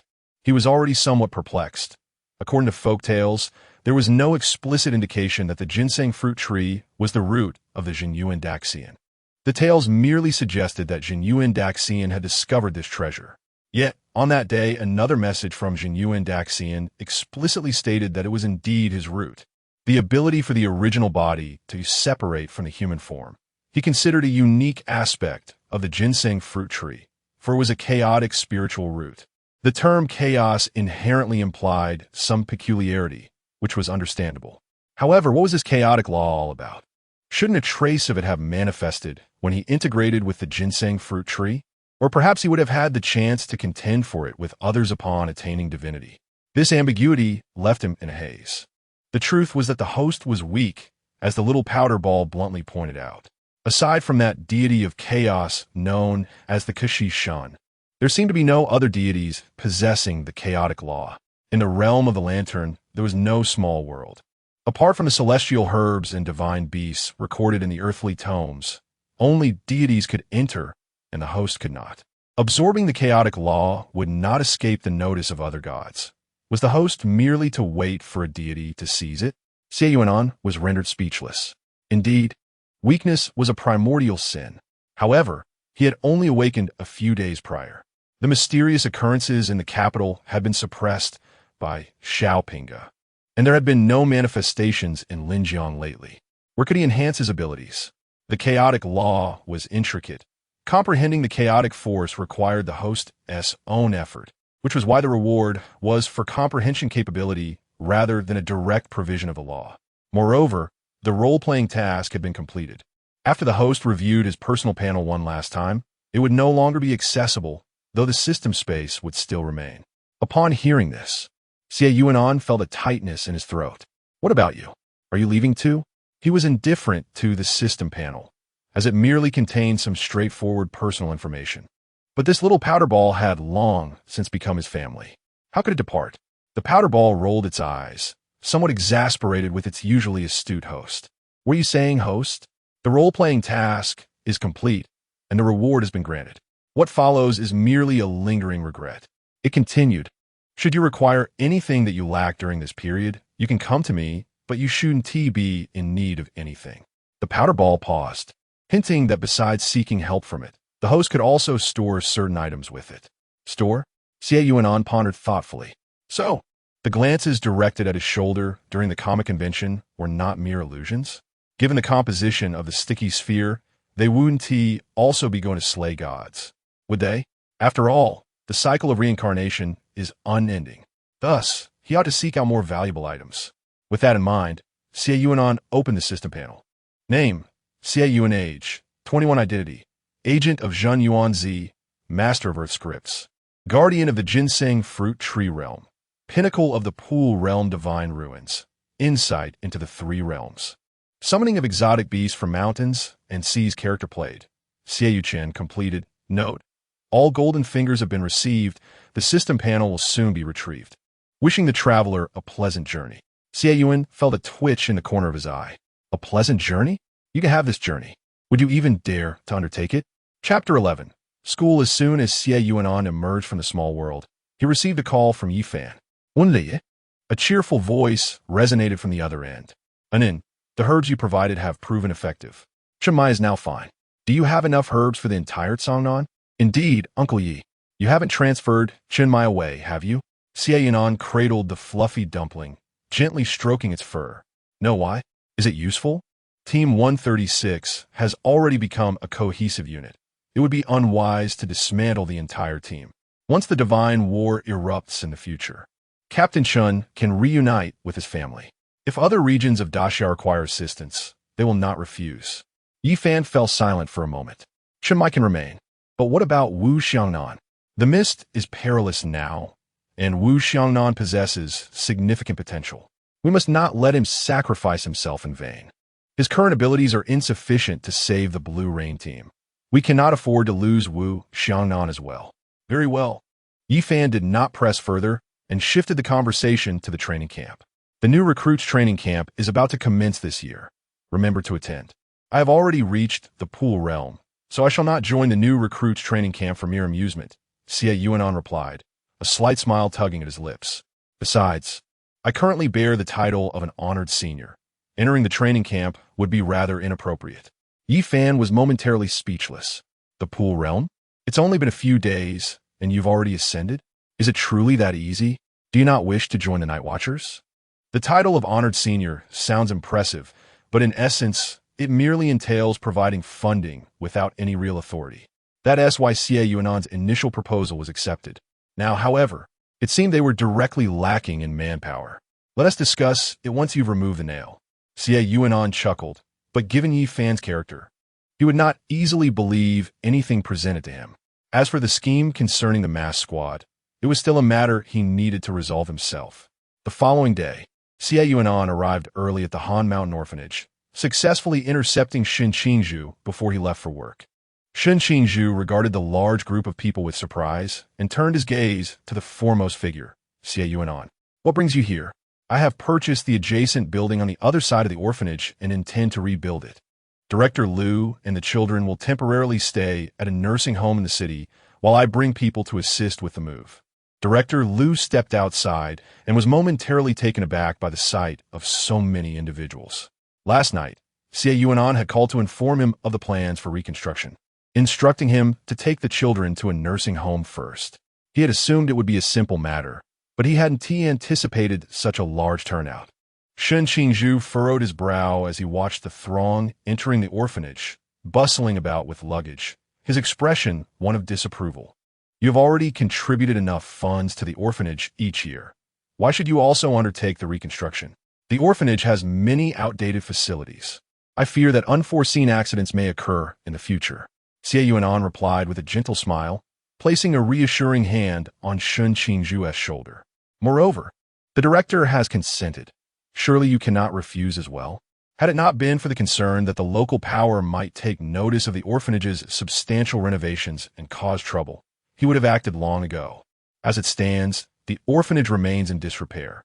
Are you not worried about your old house encountering misfortune while you fret over the orphanage, who neglects their own home to assist others? The orphanage is too small, the space for children to play is limited, and the rooms are hardly spacious. Thus, I have decided to incorporate my own residence into it.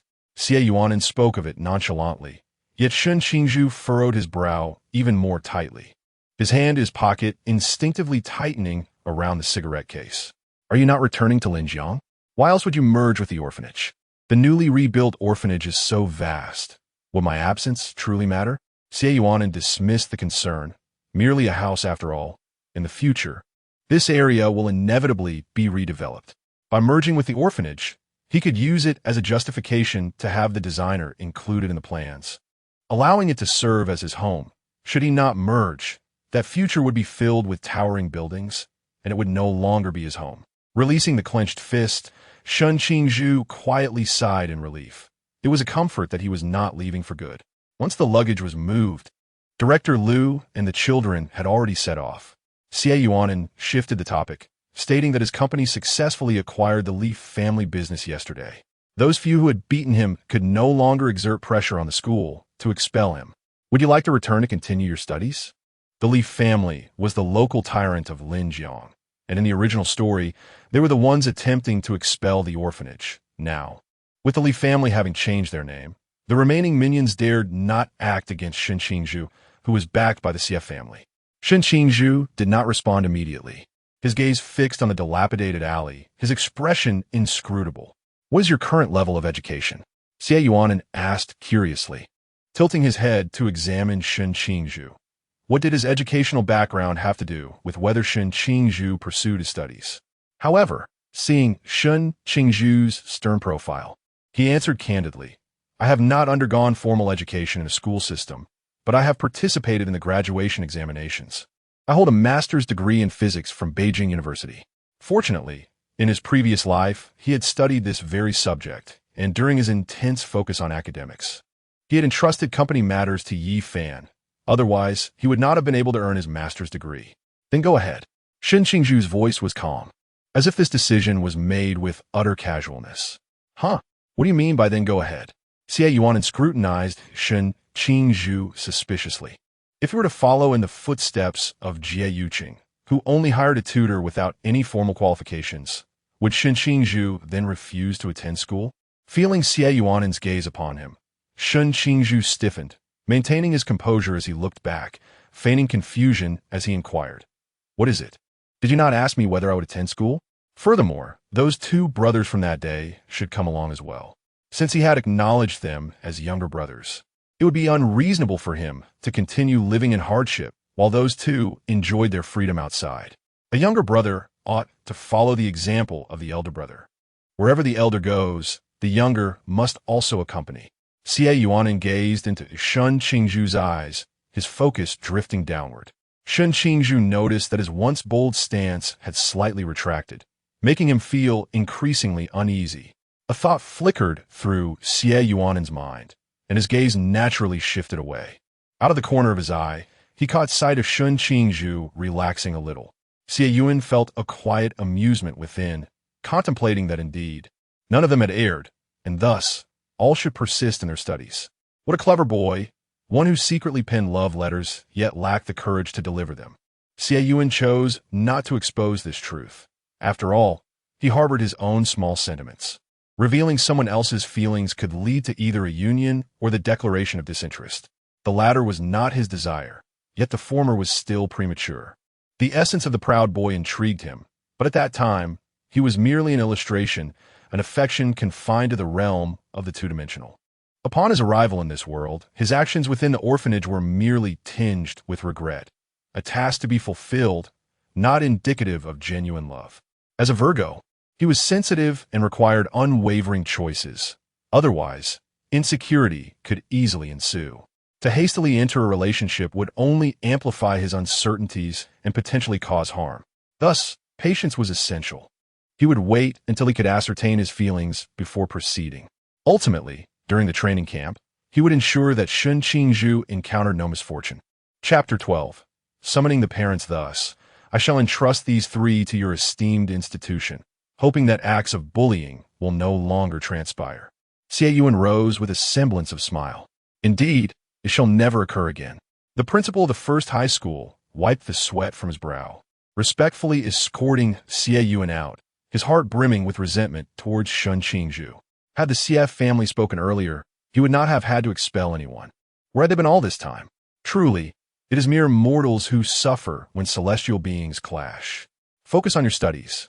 Should anyone bully you again, seek out Xiao Zhu and retaliate without hesitation. I shall cover the medical expenses as long as it is not fatal. Xie Yunan imparted this advice to Li Liang and Li Jia, simultaneously addressing Shen Qingzhu. He had not uttered any words of caution against trouble, for he trusted that the integrity of the trio would prevent them from engaging in bullying.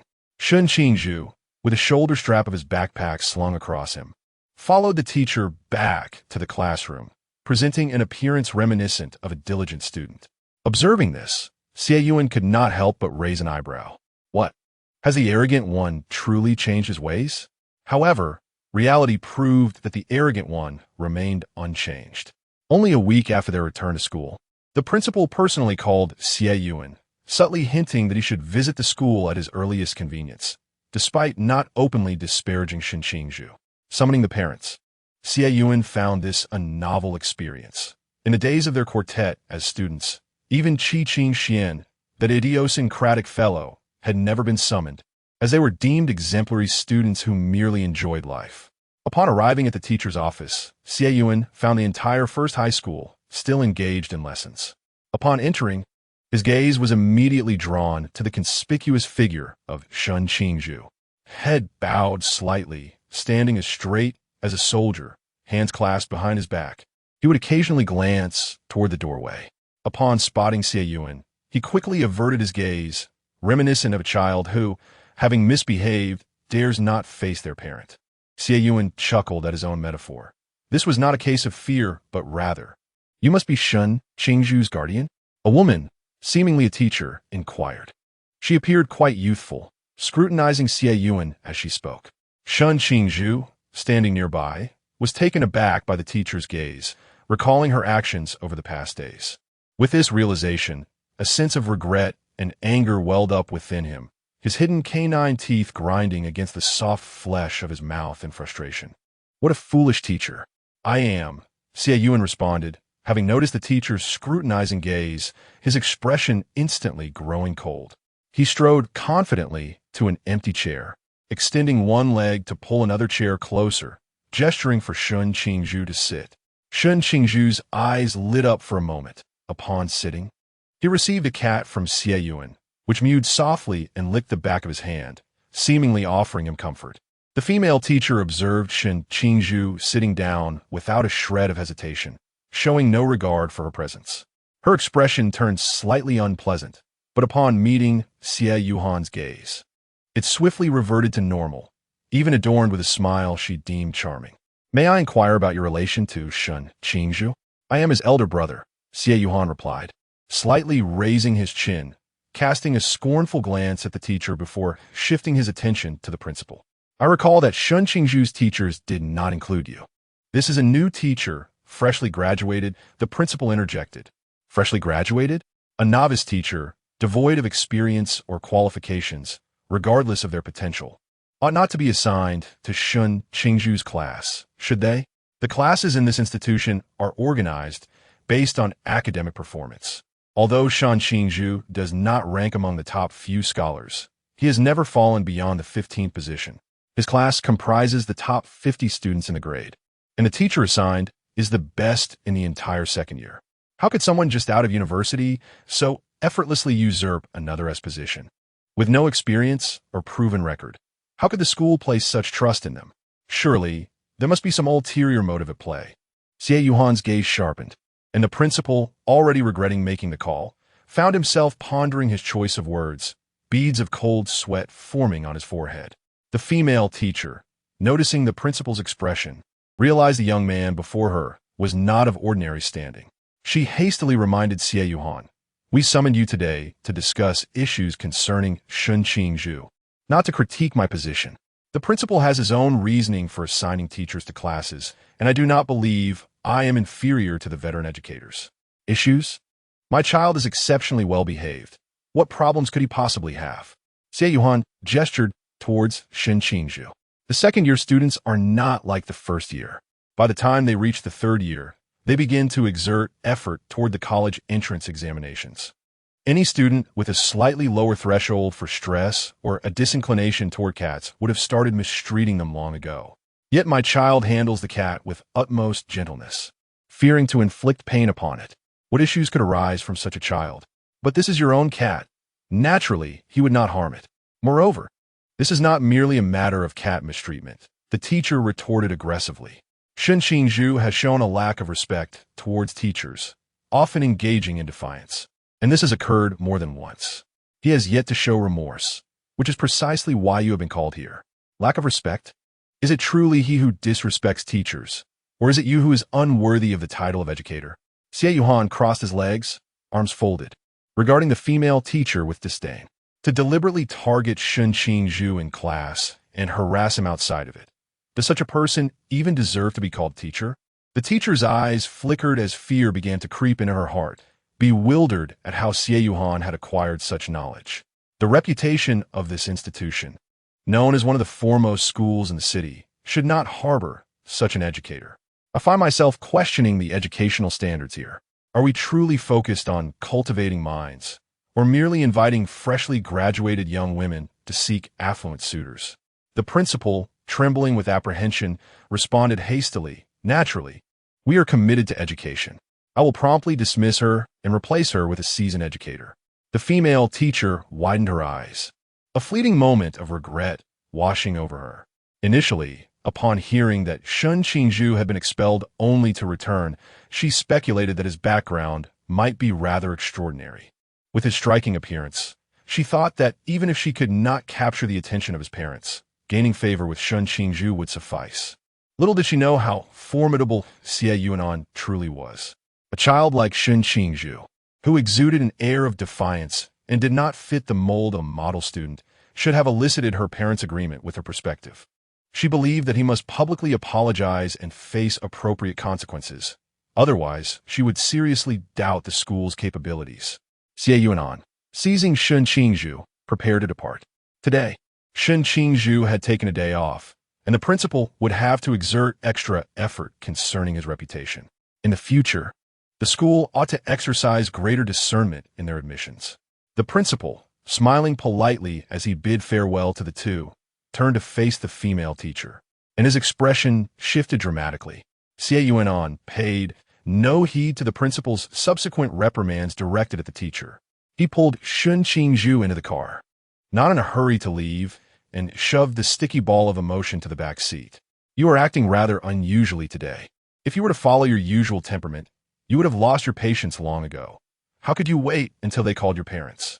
You appeared so downtrodden in the office. It made me uncomfortable, for this is not the Shen Qingzhu I know. Shen Qingzhu remained silent, continuing to torment the soft flesh of his mouth. He had engaged in countless fights, but having grown up in an orphanage, he had never encountered a situation like this. He assumed it was merely the onset of youthful infatuation and chose to ignore it.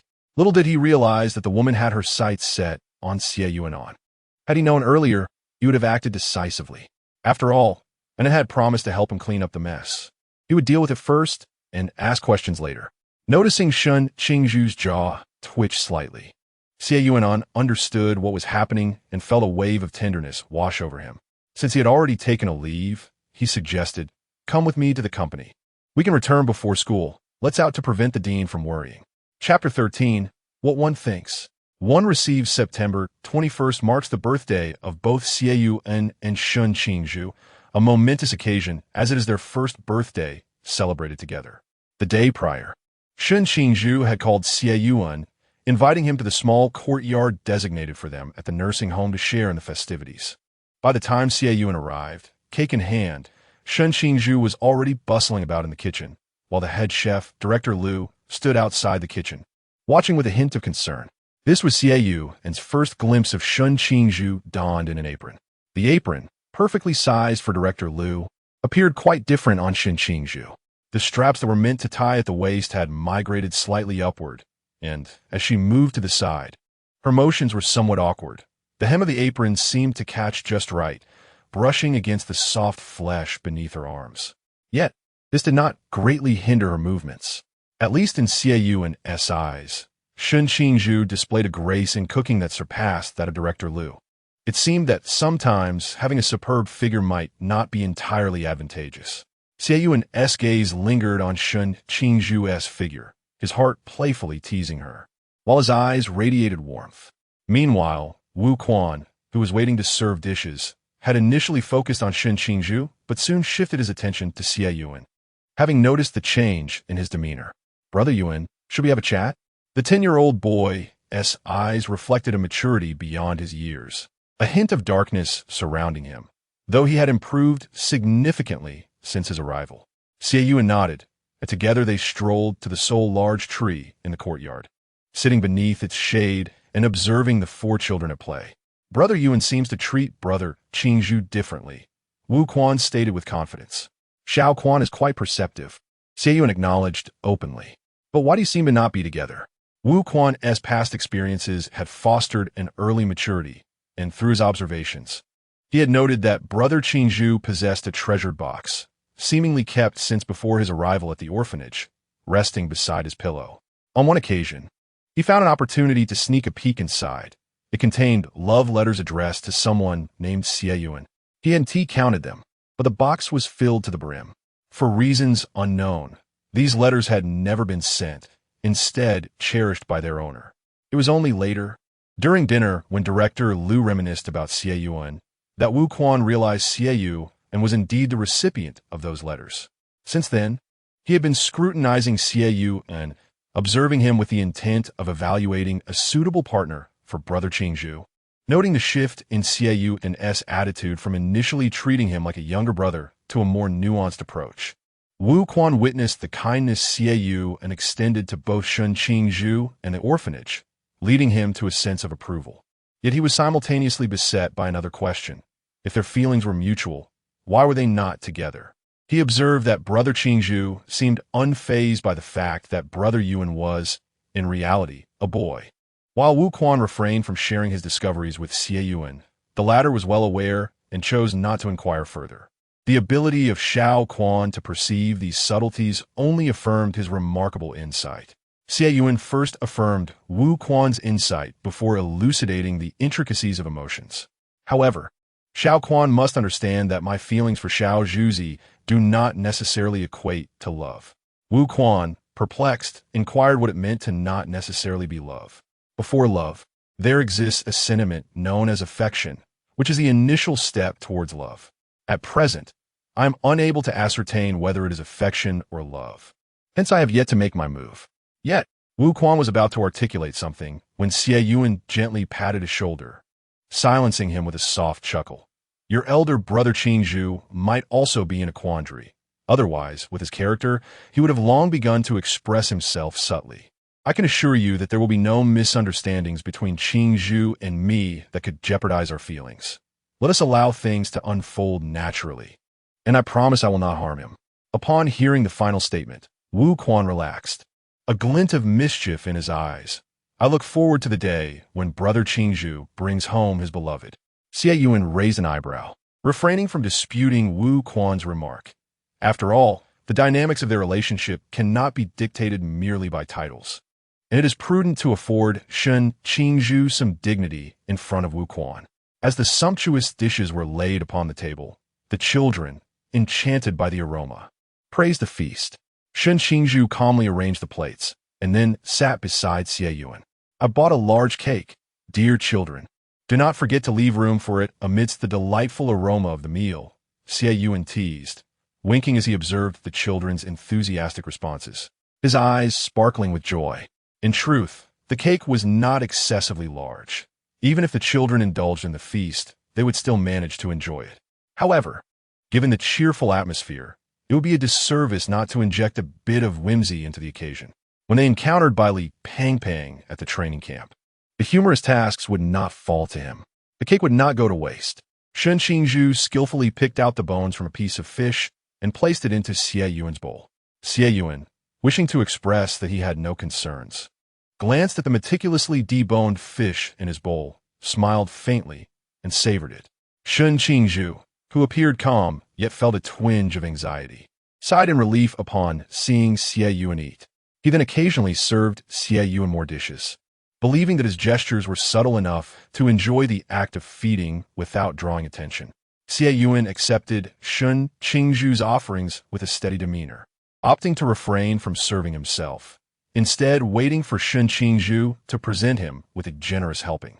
Wu Quan stared, wide-eyed, at the overtly affectionate exchanges before him, feelings of rare disdain for the duo surfacing within him. Can this still be deemed not necessarily love? Are you both blind? Where exists a true brotherhood that indulges in such feeding? It is as if one is about to feed the other directly. No, rather, these two are indeed blind. Otherwise, one would not have yet delivered his love letter, while the other would not deny the existence of love. Happy birthday to you. Happy birthday to you. After the meal, amidst the children's singing, Shen Qingzhu urged Xie Yuan to extinguish the candles alone, and then they each took a small knife to share the cake.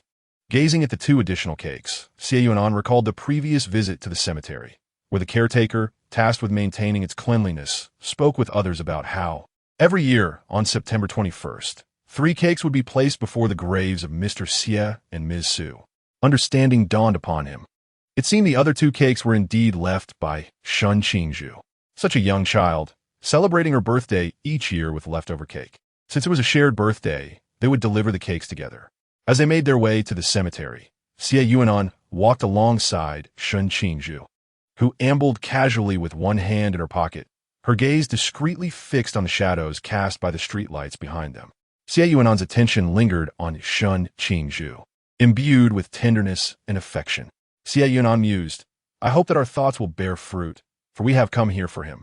Shen Qingzhu replied, "With 2 of us celebrating a birthday, surely the chances of wishes coming true are greater." Chapter 14. The Phantom-Faced Man on the night of his birthday. Both individuals seemed to grasp an unspoken understanding.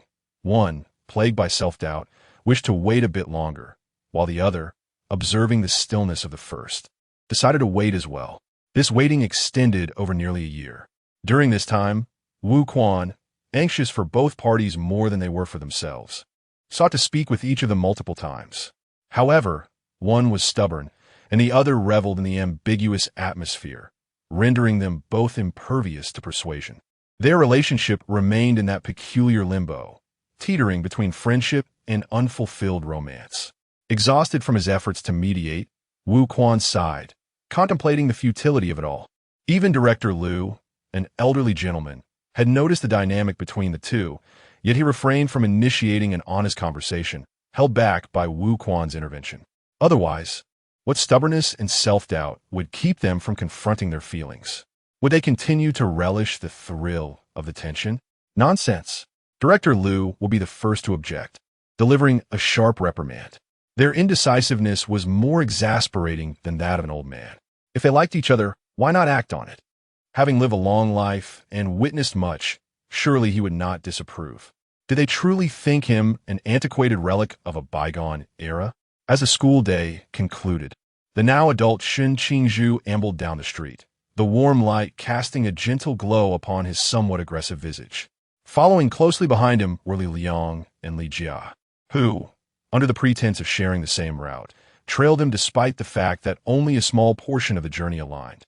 It was evident they were true to their nature as loyal subordinates of the brash youth, both possessing a similarly obstinate temperament. The route from the high school to the orphanage passed through an unlit alley, well known to the longtime residents of Linjiang as a shortcut to the outskirts of the city. However, due to the absence of streetlights, no one would dare traverse it at night for safety's sake. Shen Qingzhu had never taken that path, not out of fear of potential ambushes, but rather out of habit. Yet this afternoon, An had messaged him, stating she would come to the orphanage for a late-night snack, coincidentally on a day when their group was on duty, resulting in the latest dismissal.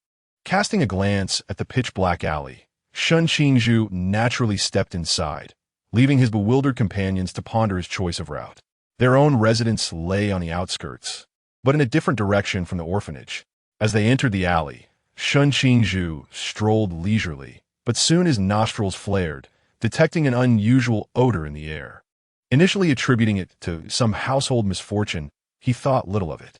However, as they ventured deeper, the stench intensified, reminiscent of rotting food mixed with spoiled eggs and canned herring, fermenting in the confines of a restroom for days, prompting a grimace from the cleanliness-conscious Shen Qingzhu. Surely, a mere plumbing disaster could not produce such an odor. Something was amiss, something peculiar. The alley was eerily quiet, and it was this silence that allowed Shen Qingzhu to keenly perceive a breath drawing nearer. At a distance, the sound was indistinct, yet its weight suggested it was not the breath of a human, but rather that of a large animal. Shen Qingzhu immediately intercepted the 2 individuals attempting to advance further, cautiously retreating step by step while maintaining a vigilant gaze upon the alley. Li Jia and Li Liang, having caught a whiff of the foul stench, lacked Shen Qingzhu's composure and promptly dashed to the alley's entrance, clutching a tree as the sounds of their retching began to rise. Amidst their heaving, the brothers cursed. Who could be so malevolent as to turn this normally deserted alley into such a putrid sight? As Shen Qingzhu reached the alley's mouth, illuminated by the distant glow of a street lamp, he finally discerned the grotesque entity that was advancing upon him. It was a ghastly figure, possessing a humanoid form, yet grotesquely distorted. As it neared Qingzhu, it seemed to have caught the scent of potential prey. Its previously upright posture bent forward in a predatory lunge, eager to seize its meal. A pallid, ghastly visage adorned with a crimson tongue-dripped saliva, intensifying the already unbearable stench that caused Qingzhu's complexion to pale. "Run!" Qingzhu bellowed, hurling his backpack at the creature to gain precious moments. Swiftly hoisting his companions to their feet, one under each arm, propelling them forward. The brothers stumbled, unwilling to halt, and as they fled, they discarded the backpack behind them. Remarkably, their aim proved fortuitous, striking the creature squarely in the face, momentarily delaying its pursuit. Regrettably, this distraction afforded little respite, as the monstrosity continued its relentless chase. Leaping directly in front of the trio, the sight of the abomination sent a wave of dread coursing through Qingzhu. The streets of Lingjiang City were devoid of any errant objects that could serve as weapons. Only the suburbs bore items that could be casually discarded without fear of police intervention. Unfortunately, traversing that shortcut meant they were now surrounded by clean streets, devoid of any makeshift armaments. With a pallid visage and eyes filled with fierce determination, Qingzhu shed his school uniform jacket and charged forth. Retrieve the backpack. The light fabric of a uniform was insufficient. The backpack would prove far more useful. Li Liang sprinted unceasingly toward the backpack's location, then hurled it in Li Jia's direction, who, in a flurry of urgency, caught it and tossed it back to Qingzhu. With a leap, Qingzhu draped the uniform over the creature's face, using its body as a springboard to leap backward and catch the backpack. Wiping the blood from a wound on his hand, he charged onward once more. Meanwhile, in the orphanage, Xie Yunan anxiously awaited Qingzhu in his room, beset by a foreboding sense of unease. He was convinced that something dire was about to unfold that night. Glancing at the clock, the time read 9:50 p.m., and his expression darkened. Why had Qingzhu not yet returned? He had always been back by around 9:30 p.m. Something must have happened. This thought clung to Xie Yuhan's mind like a persistent shadow. Unable to wait any longer, he roused the sleeping sticky ball beside him. "Sticky ball, something has happened to Xiaozhu. You must find out where he is." Typically, after returning to the orphanage, Qingzhu would call, even if he had duties to fulfill. By approximately 9:30 p.m., it was now nearing 10, and not a single trace of him was to be found.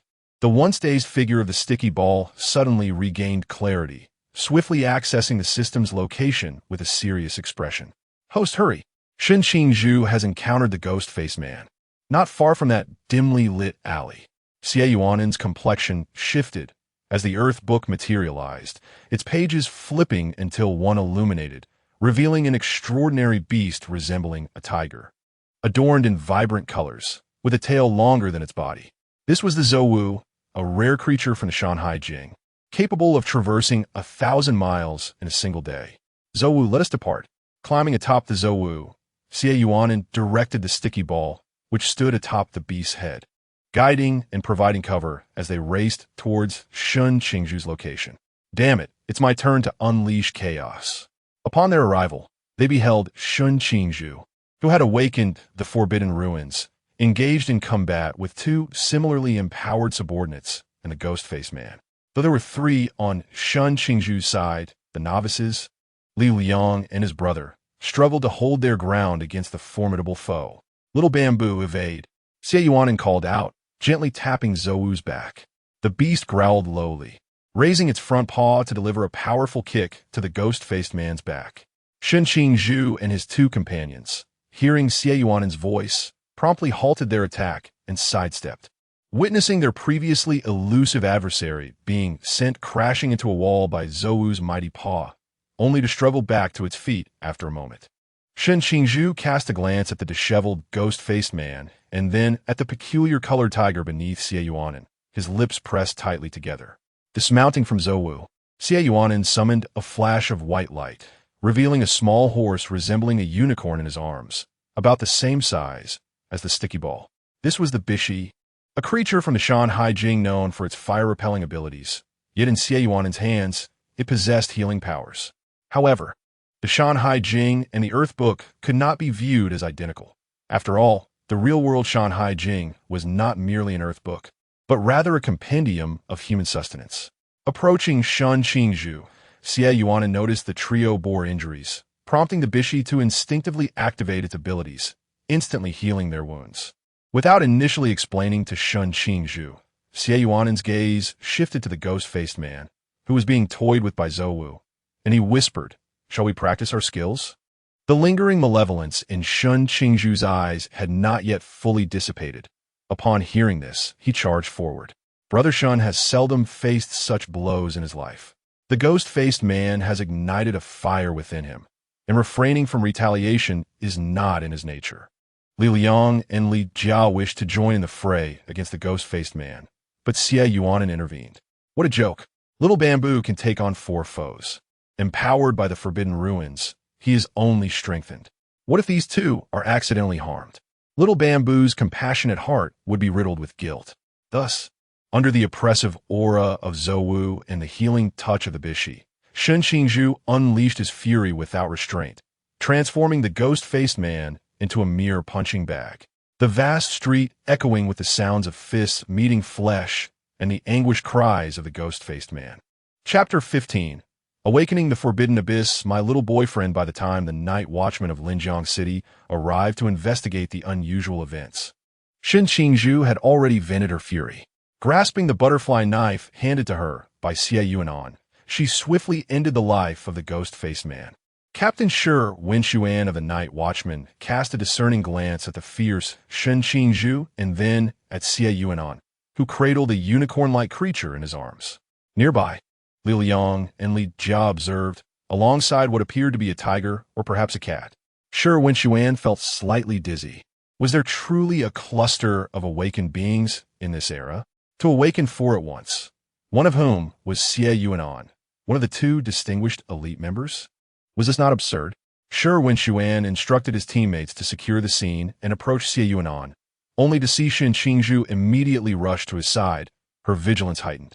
Shi Yunan sighed in resignation. Xie, what is going on here? As Xie Yunan watched the last remnants of Shen Qingzhu's injuries vanish, he summoned the Zhou back into the Tome of the Earth. The creature, adorned in a golden gradient, stood beside him, eyes closed, seemingly in a state of meditation.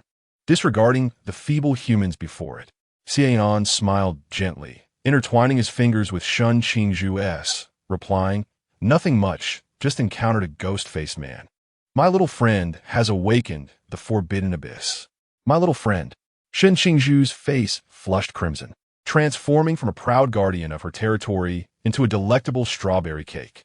Shi Yunan gaped in astonishment, sensing the unmistakable aroma of romance in the air. Though he was indeed a solitary figure, he couldn't help but think that they weren't exactly innocent either. Then Xie, what about you? Shi Yunan hesitated, having only mentioned the student. What of Xie Yunan himself? There had been no prior mention of his awakening the forbidden abyss. Just write in the operation report about my little friend and his 2 classmates. There's no need to include my name. If there are questions, you may consult Uncle Yi. Xie Yunan instructed. He then gently waved the hand still clasped with Shen Qingzhu's, grinning like a child showing off to their parents. This matter can be disclosed to Uncle Yi, and I will personally take him to the training camp in Songnan. Overwhelmed by the influx of information, Shi Yunan felt dizzy, merely nodding in response. Shen Qingzhu, still in a daze, was aware of Uncle Ye's significance, akin to a parental figure for Anan. Yet, their relationship had not even been confirmed, and Anan had just revealed it. Was this not a bit inappropriate? Observing the flustered and slightly blushing Shen Qingzhu, Xie Yunan's smile deepened. Then I shall leave these 2 children in Captain Shi's capable hands. My little friend and I must take our leave. Li Liang and Li Jia exchanged glances, noting that Shen Qingzhu seemed entirely oblivious to their presence, enveloped in a haze of affection, while Xie Yunan maintained his focus on her. Although they longed for Xie Yunan to include them, given the dynamics between the 2, they decided it best not to intrude on Shen Ji's significant affairs. After settling down, Xie Yunan pulled Shen Qingzhu onto the back of the Zhou. Shen Qingzhu, who was already somewhat dazed, felt the warmth radiating from behind and found himself at a loss for where to place his hands and feet, his body stiff and hesitant to move. Xie Yunan's hand stealthily brushed against Shen Qingzhu's waist, his head resting near Shen Qingzhu's neck. The warmth of his breath cascading against Shen Qingzhu's ear, leaving him feeling somewhat uneasy. The clingy cat, sensing the unfolding events behind, remained utterly still, lying on Zhou's head as if feigning death. "And then, stop it," Shen Qingzhu said, turning his head awkwardly. It was a disaster. This fellow was already alluring, and now it seemed he was taking advantage of Shen Qingzhu's growing affection for him. Xie Yunan remained silent, merely enjoying the proximity to Shen Qingzhu. Shen Qingzhu found himself powerless, unable to escape yet unwilling to retreat, allowing Xie Yunan's hands to roam freely at his waist. The slight jolts from Zhou's run, combined with those restless hands, heightened Shen Qingzhu's breath, a deep resentment shimmering in his eyes. Without any formal confession yet, he found himself in a limbo, unable to act beyond passively accepting the situation, feeling utterly frustrated. Upon arriving at Xie Yunan's new home, Shen Qingzhu contemplated how to initiate a conversation, while Xie Yunan took his time, quietly retrieving a coat from his sleeve and draping it over Shen Qingzhu. The autumn night still carried a chill. Shen Qingzhu glanced at the coat, silently putting it on and inhaling the pleasant scent, suddenly emboldened. However, before he could speak, Xie Yunan preempted him. "Little Zhu, would you be my boyfriend?" Xie Yunan asked with a smile, a confession that seemed to come with an air of playful ownership, as if he were the one who felt inadequate and unworthy of his partner. Initially, it had been mere mischief, but both of them undeniably enjoyed the ambiguity of their relationship, with Xie Yunan demonstrating warmth and concern, a boyfriend that Shen Qingzhu deserved. Xie Yunan teased Shen Qingzhu softly, watching as the latter's earlobes flushed crimson, a triumphant grin on his face. "Shy little Zhu, how adorable you are." Shen Qingzhu did not respond, feeling a twinge of dissatisfaction. How could he be the one to confess first? He had always imagined he would be the one to muster the courage to speak, only to have his moment stolen. Shen Qingzhu's hand covered Xie Yunan's, their hands intertwining in a different manner. "And then be my boyfriend." Though prepared, Shen Qingzhu still felt a touch of discomfort. What was meant to be a confession seemed to carry an air of forced dominance. He felt vexed, wondering how even a confession could turn out this way. Could Xie Yunan truly agree? "Sure," Xie Yunan replied, playfully pinching Shen Qingzhu's earlobe before leaping off Zhou's back. Under Zhou's resentful gaze, he cradled the clingy cat in his arms. Zhou, grumbling in discontent, silently condemned the situation in its own way. Shen Qingzhu gazed at the place where Zhou had vanished, her eyes narrowing slightly. Was this creature expressing dissatisfaction towards me? The tone was perilous. As if the moment Xie Yunan agreed, Shen Qingzhu would jot it down in her little notebook, eagerly awaiting the opportunity to give the beast a reprimand. No, he was displeased with us, angered that we were indulging in romance upon his back. Xie Yunan held the sticky ball atop his head with one hand while grasping Shen Qingzhu's hand with the other, leading her into the house. The manuscript contained numerous solitary beasts, and Zhou Wu was among them. Being a solitary creature, one should exercise understanding and refrain from holding grudges against him. Shen Qingzhu pondered thoughtfully. So he was a solitary beast. Then she could comprehend his feelings and would no longer harbor anger. With such swiftness, he was bound to become a mount, inevitably summoned to partake in the daily routine of consuming dog food, which was quite pitiful indeed. Xie Yunan stopped before a door, opened it, and revealed the room's modest decor.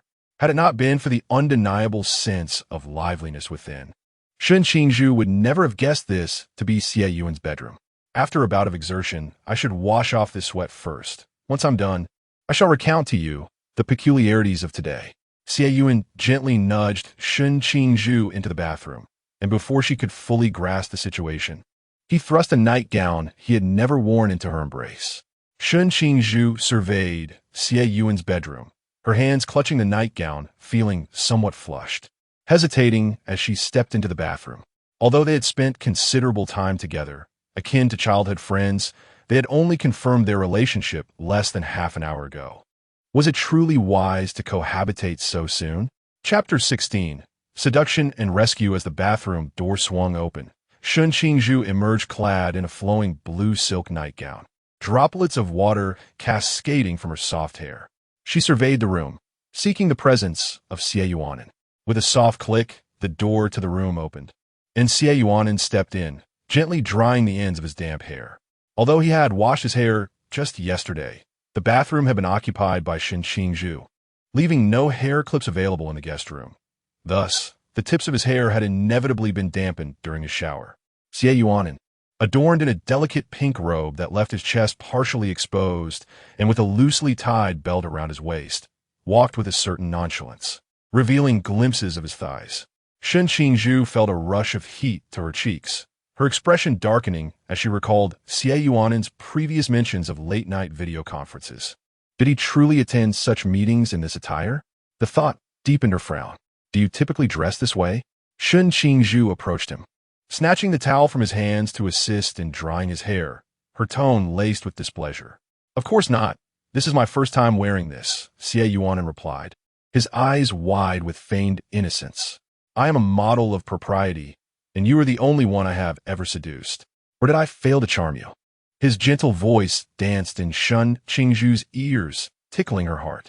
So, you two believe in love at first sight? The mention of seduction brought to mind their encounter at the tea shop, where Xie Yunan's simple words about her, referring to her as Little Bamboo, had stirred something within him. Xie Yunan paused, bewildered. What? I didn't do anything that day. How could I have seduced you? Was it so easy to win your heart? Did I ensnare you that day? He asked, his brows raised in playful surprise, a charming smile gracing his lips. Had I known my allure was so potent, I would have acted sooner, whisking away my underage little brother to nurture him at home. That would have been delightful. Oh no, here we go again. Qingzhu, already flushed from Xie Yunan's appearance, felt exasperation wash over her as she dropped her now dry hair and vigorously rubbed her ears. Was Xie Yunan a reincarnated seductress? Should she be grateful that he had only ever had eyes for her over the years? Who knows how many rivals she might have faced otherwise? Xie Yunan brushed his fingers through his hair, then gently touched Qingzhu's still damp locks. Noting they were merely slightly wet, there was no rush to sleep. They would dry soon enough, sparing her from any worries of catching a cold. Seated on the bed, wrapped in a light blanket, Xie Yunan began to recount the tales of the Forbidden Ruins and the Night Watchers. The individuals who had just arrived to assist were from the Night Watcher team stationed in Linjiang City, led by Captain Xie Yunan. Do you have any further questions? Qingzhu pondered for a moment before inquiring, What is your Forbidden Ruins? It summons forth two extraordinary creatures, effortlessly dispatching ghostly figures as if they were mere playthings. Its rank must be quite formidable. Zhou Wu, Jia Shu, you are the true monster. Your entire family is monstrous. I am clearly a divine beast. I am the divine agent, a sentinel amidst the higher echelons, where an undercover operative from the ancient deity cult lurks. Apart from a supreme commander and the man I encountered today, Xie Yunan, none are aware of my awakening in the Forbidden Ruins, nor is there any hierarchy established. Do deities truly exist in this world? Qingzhu pondered, yet his reflections were abruptly interrupted by Xie Yunan. You, Sequence 068, possess remarkable abilities. Do not indulge in futile thoughts. It was rare for Xie Yunan to display such a serious demeanor before Qingzhu. In the original narrative, little Zhuzi always considered himself a burden, the weakest in the shadows of night. Eventually, in his quest to prove himself and aid his companions in their escape from hell, he ascended to become the Silent Angel. He would not hinder Zhuzi's growth, but would accompany him in facing challenges, refusing to allow Qingzhu to confine himself to the notion of being a burden. As a natural-born undercover saint, endowed with charismatic leadership, Qingzhu, who became the Silent Angel through his own merit, could never be deemed a burden. A warmth blossomed within Qingzhu, as the rising tide of self-doubt dissipated in an instant. Had Xie Yunan not interrupted him, he might have succumbed to overthinking, especially given the vast disparities in their economic strengths, compounded by the dichotomy of the forbidden ruins and the divine ruins, which made it challenging to avoid excessive contemplation. How can you be so certain that I will join the Sentinels? You possess your own pride. When faced with the choice of watching me battle the deities for the Xia or fighting alongside me, you would undoubtedly choose the latter. Once he captured someone, he would not let go. Before deciding to confess his feelings, Xie Yunan had never contemplated the possibility of failure. Regret was both a mission and a personal longing.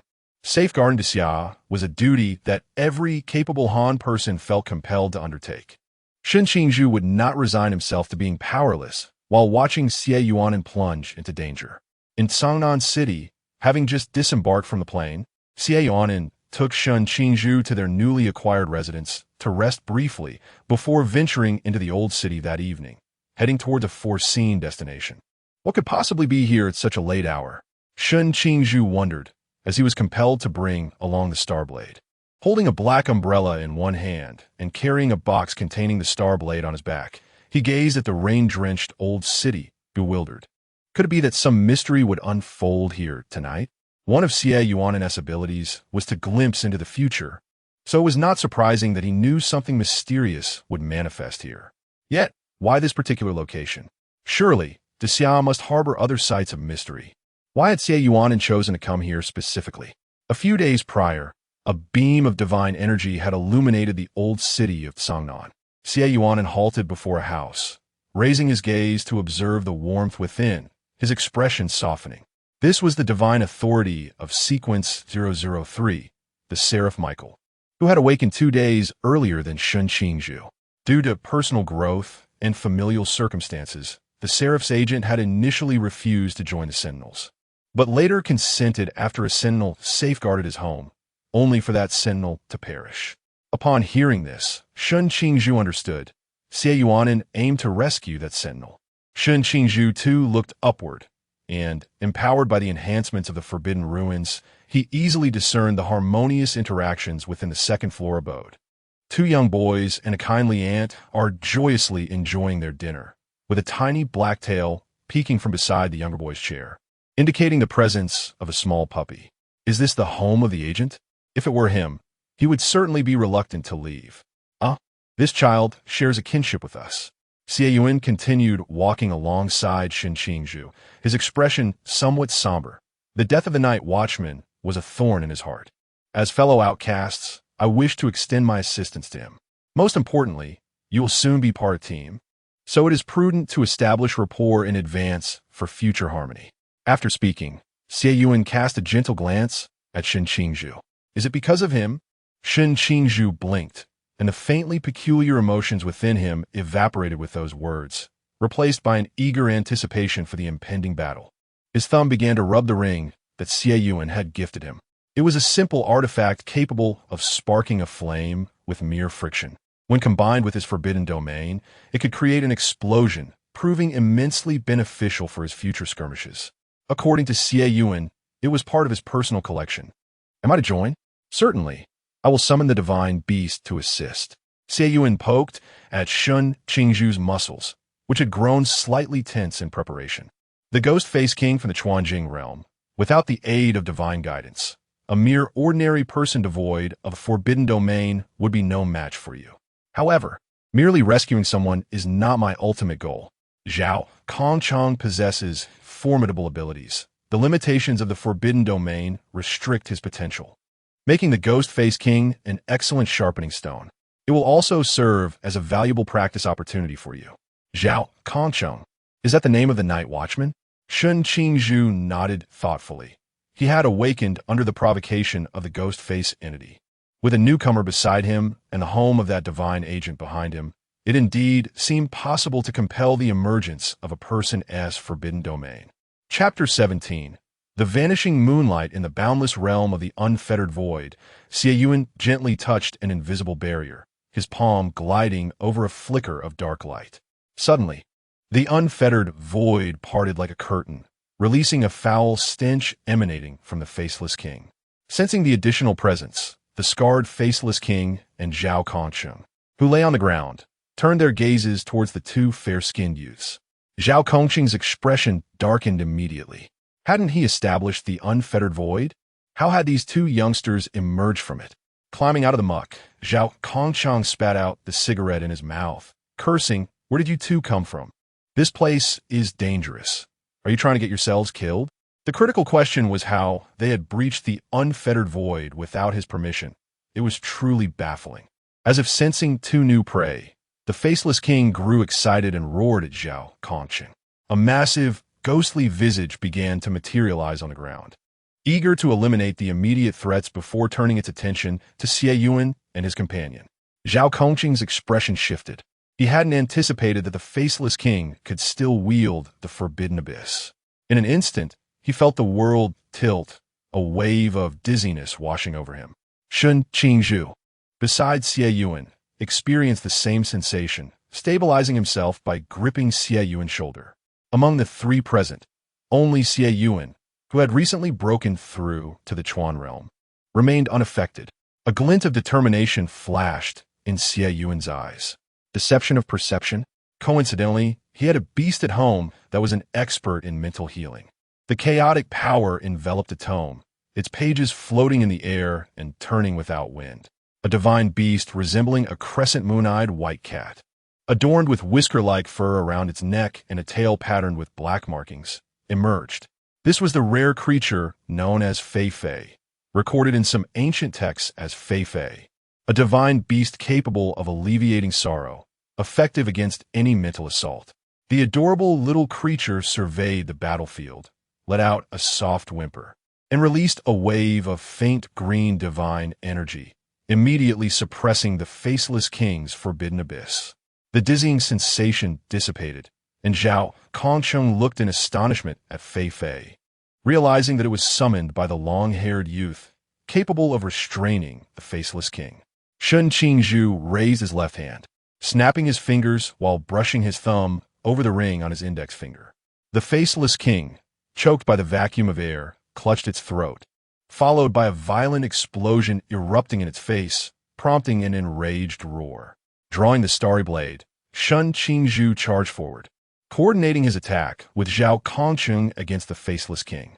The starry blade had been acquired by Xie Yunan from the Night Watchman Squad in Linjiang City before departing, under the pretense of needing weapons for training newcomers. Its surface was blank, devoid of any name. After showcasing its prowess, Fei Fei walked with an elegant feline grace, leaping into Xie Yuan's embrace. He adeptly stroked the little creature's fur, offering encouragement. Fei Fei rubbed against his palm, its crescent-shaped eyes narrowing into a sliver, reminiscent of a fragment of the moon left behind after being nibbled by a celestial hound. Speaking of nibbling, Xie Yuan thought of the little black dog at Lin Chie's home, the gluttonous son devourer who was never picky about its food. This time, we cannot allow that Lu Yang to devour anything indiscriminately, even without the restoration of divine power, lacking the ability to traverse the forbidden ruins.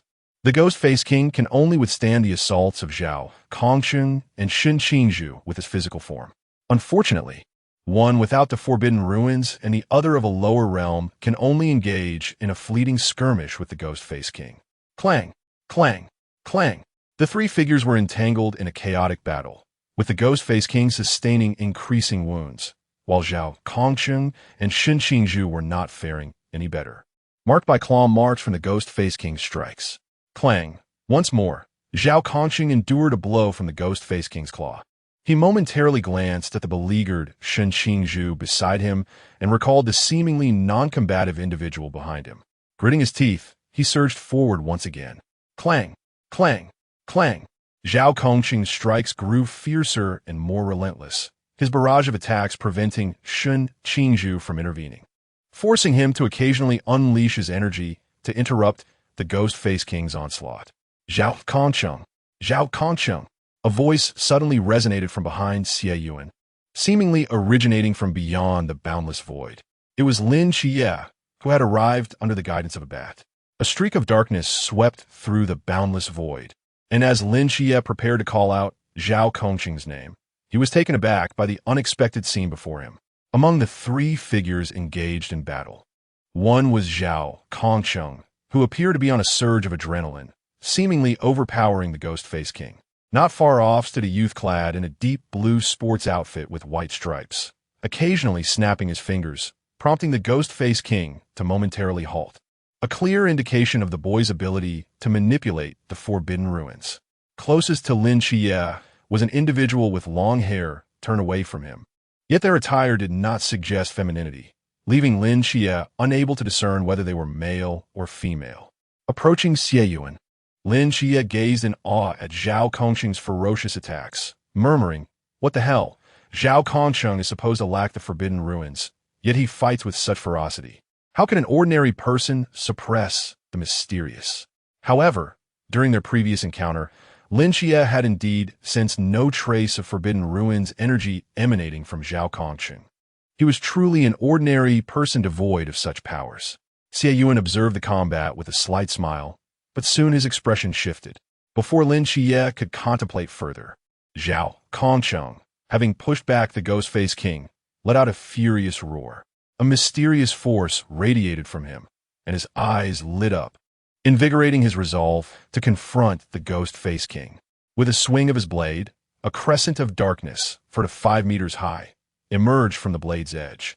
Though not aimed precisely, it severed one of the ghost-faced king's arms, filling Zhao Kongqing with elation. Forbidden Ruins Sequence 083. Eclipse of Life. I knew it. Zhao Kongqing is indeed a genius. Lin Xie, aware of Zhao Kongqing's past regrets, felt a surge of happiness for him. Yet, as the battle raged on, uncertain of Zhao Kongqing's remaining strength, he sought to assist, only to be firmly grasped by Xie Yunan on the shoulder, preventing his advance. Lin Xie gazed in bewilderment as he observed a mysterious force field enveloping Xie Yunan. Before him materialized a tome with a cover of deep blue tinged with violet, upon which the ancient characters for heaven and earth treasure mirror shimmered with a golden hue. The pages fluttered, and from within emerged a creature resembling a unicorn.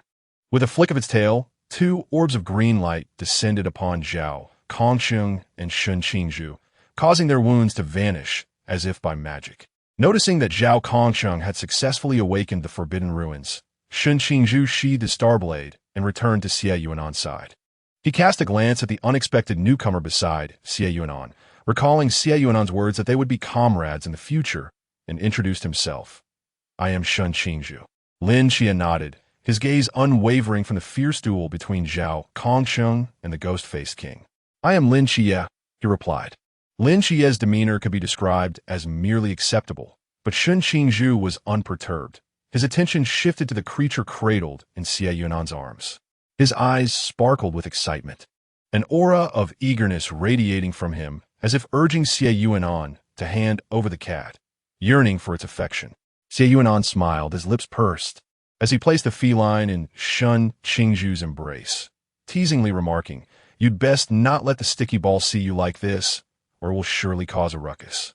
It appeared that due to the prolonged exposure to the kitteness presence, the sticky ball had increasingly taken on feline traits, not as a haughty cat, but rather as a possessive and affectionate companion. Aside from the day it had rescued Qingzhu while embracing the creature, it had not shown interest in any other small animals. Otherwise, the sticky ball would have already made its displeasure known. Leaving the sticky ball at home before venturing out had proven to be a wise decision. Indeed, Qingzhu's countenance bore a rare shyness, his earlier ferocity in confronting the ghost-faced king dissipating as he lowered his head, wholly absorbed in petting the large cat. Chapter 18. A decade of promises. Xie Yunan gently patted the head of the dog, Shu, which was nuzzling against his pant leg, before reaching out to smooth the water-soaked hair of Qingzhu. After opening the umbrella he had just stowed away, shielding them from the torrential rain, he finally turned his gaze toward Lin Xie. While most youths would be exhilarated and shout in awe at the sight of a hero valiantly battling a monster, Lin Xie remained composed. Apart from the lingering concern in his eyes and the joy he felt for Zhao Kongqing's awakening of the Forbidden Realm, he exuded an unusual calmness, so much so that he seemed far more mature than his years. Like Qingzhu, if not for Xie Yunan and his own financial constraints, he would not have joined the Night Watchers. With a large family from the orphanage to care for, he had long surpassed the age of youthful fervor. Xie Yunan, too, felt a sense of duty to his homeland, yet he had never truly committed to the Night Watchers. Thus, he remarked that they were akin to each other, both considered outcasts in the eyes of others. Reflecting on the battle they had witnessed, Lin Xie expressed, "Zhao Kongsheng is remarkable. He has protected my home." His tone remained steady, though tinged with confusion. Was it worth it? Had I not arrived in time, I would have remained oblivious to his deeds. A nameless hero, does he truly deserve such sacrifice? Xie Yunan refrained from commenting on the value of sacrifice and instead pointed towards the Ghost-Face King, explaining, "That is the Ghost-Face King. The mysteries of the Chuan realm cannot be contained by the unbound void alone. You are right. Had you not come, you would never have known what he did. However, if you were merely guarding the unbound void, the Ghost-Face King would have breached your home. With your freshly awakened abilities, you would have been powerless to stop it, and the outcome for your family would have been grim death." He cautioned against the notion that Lin Xie's brother, the Erlang God, would surely protect them. This is merely a narrative. There are many protagonists in their own lives who become mere side characters in another's. What then, in such dire circumstances? The Night Watchers may offer temporary protection for families, but they cannot guarantee safety for a lifetime. When a divine war erupts, even the strongest may falter, leaving room for exploitation. When a formidable enemy threatens one's family, helplessness sets in, and by then, it may be too late. Perhaps one could grow strong without joining the Night Watchers, yet having guidance is far superior to navigating blindly. Lin Xie remained silent, contemplating Xie Yuan's words. Indeed, if he were to stand in defense, he would not succeed. The Seraph's gift to him, aside from perception, had yet to reveal any other capabilities. The Nix's starry dancer merely enhanced his powers during the night, but did not equip him with the strength of the Chuan realm. According to Zhao Kongsheng, divine agents are exceedingly rare, attracting the attention of the ancient god cult. While he had no desire to join the Night Watchers, he certainly did not wish to become entangled with such a sinister sect, which would only endanger his family further. Moreover, Zhao Kongsheng had safeguarded his home, and Lin Xie owed him a debt of gratitude that he felt compelled to repay. Could one join the Night Watchers and later withdraw? Lin Xie pondered this question as he made his decision, yearning to protect the myriad lights of Daxia before returning to accompany his aunt and Ajin. Xie Yunan raised an eyebrow, stating, "No one can guarantee your release. However, if you possess the capability to persuade the higher-ups to let you go, then it would not pose a problem. Very well, I shall commit to serving the Night Watch for a decade. If, after 10 years, I lack the strength to depart, that would be my own issue." His calm yet audacious words prompted Shen Qingzhu, who had been engrossed in petting a cat, to glance at Lin Xie with surprise. This young man, whose appearance suggested he would be a compliant and obedient student, turned out to possess a similar audacity. No wonder Nen claimed they were kindred spirits. They truly were. While Xie Yunan was enlightening Lin Xie with his remarks, Zhao Kongsheng had already severed the head of the Ghost-Face King with a single stroke, subsequently plunging his blade into the ghostly visage upon the king's chest. Once he confirmed the demise of the Ghost-Face King, he sheathed his weapon and approached them with a sense of relief. "You three youngsters," Xie Yunan smiled, introducing himself. "This is Shen Qingzhu, my little friend." "Your little friend?" Lin Xie exclaimed in astonishment, his gaze darting between the two, filled with disbelief. "You mean to say you share that kind of relationship? And look at that arrogant Shen Qingzhu. He appears to have become quite docile in Xie Yuan's presence. So it seems that Xie Yunan, who almost mistook him for a girl, is indeed the one on top." Lin Xie was utterly flabbergasted, his mind racing with confusion.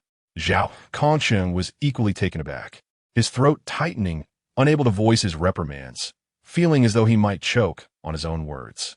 "Excuse me, is this esteemed individual before us the new prodigy of the great Xia, the one referred to as the god of wealth by the Night Watch? What brings this distinguished figure to the remote corners of Songnan's old city? Moreover, when did he acquire a young boy, seemingly of Lin Xie's age, as his companion? Does President Xie have an escort while in Songnan?" Zhao Kongsheng pondered aloud. After all, he is the god of wealth. If some enigmatic figure were to target him, the Night Watch would suffer a tremendous loss. "Indeed," Xie Yunan replied, gesturing towards Shen Qingzhu, My little friend also serves as my bodyguard. Besides, your injuries were treated by my summoned beasts, so we do not require additional protection. Scratching his head, Zhao Kongcheng conceded, that does make sense. Would President Xie care to visit our Team 130 SIXS base? The captain has emptied his wallet to procure protective items for their families. If the god of wealth were pleased, perhaps the captain's financial woes would be alleviated, allowing him to prepare more delightful meals. Certainly, I came to Changnan also to find a coach for my little friend. Xie Yunan agreed, nodding at Zhao Kongqing's suggestion.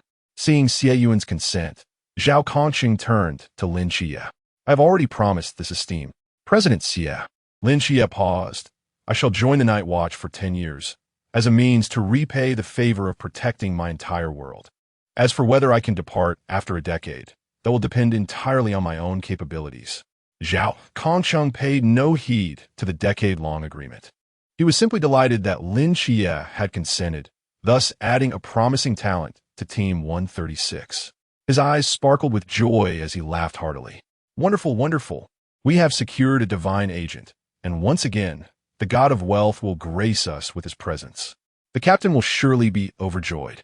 Xie Yunan temporarily acquiesced to being addressed as Mr. Xie, contemplating that he would remain in Changnan until the training commenced, and he could always adjust his title once he became more familiar with the situation. After escorting Shu and Fei back to the map, the quartet made their way to the Team 136 headquarters. They had not walked far when they encountered Hong Ying, who had hurried over. As she listened to Wu Xiangnan's voice through her earpiece, indicating that Zhao Kongcheng was drawing closer, she found herself momentarily stunned at the sight of the four before her. Although she felt relieved that old Zhao was unharmed, she was perplexed by the presence of the other three, particularly the one with long hair.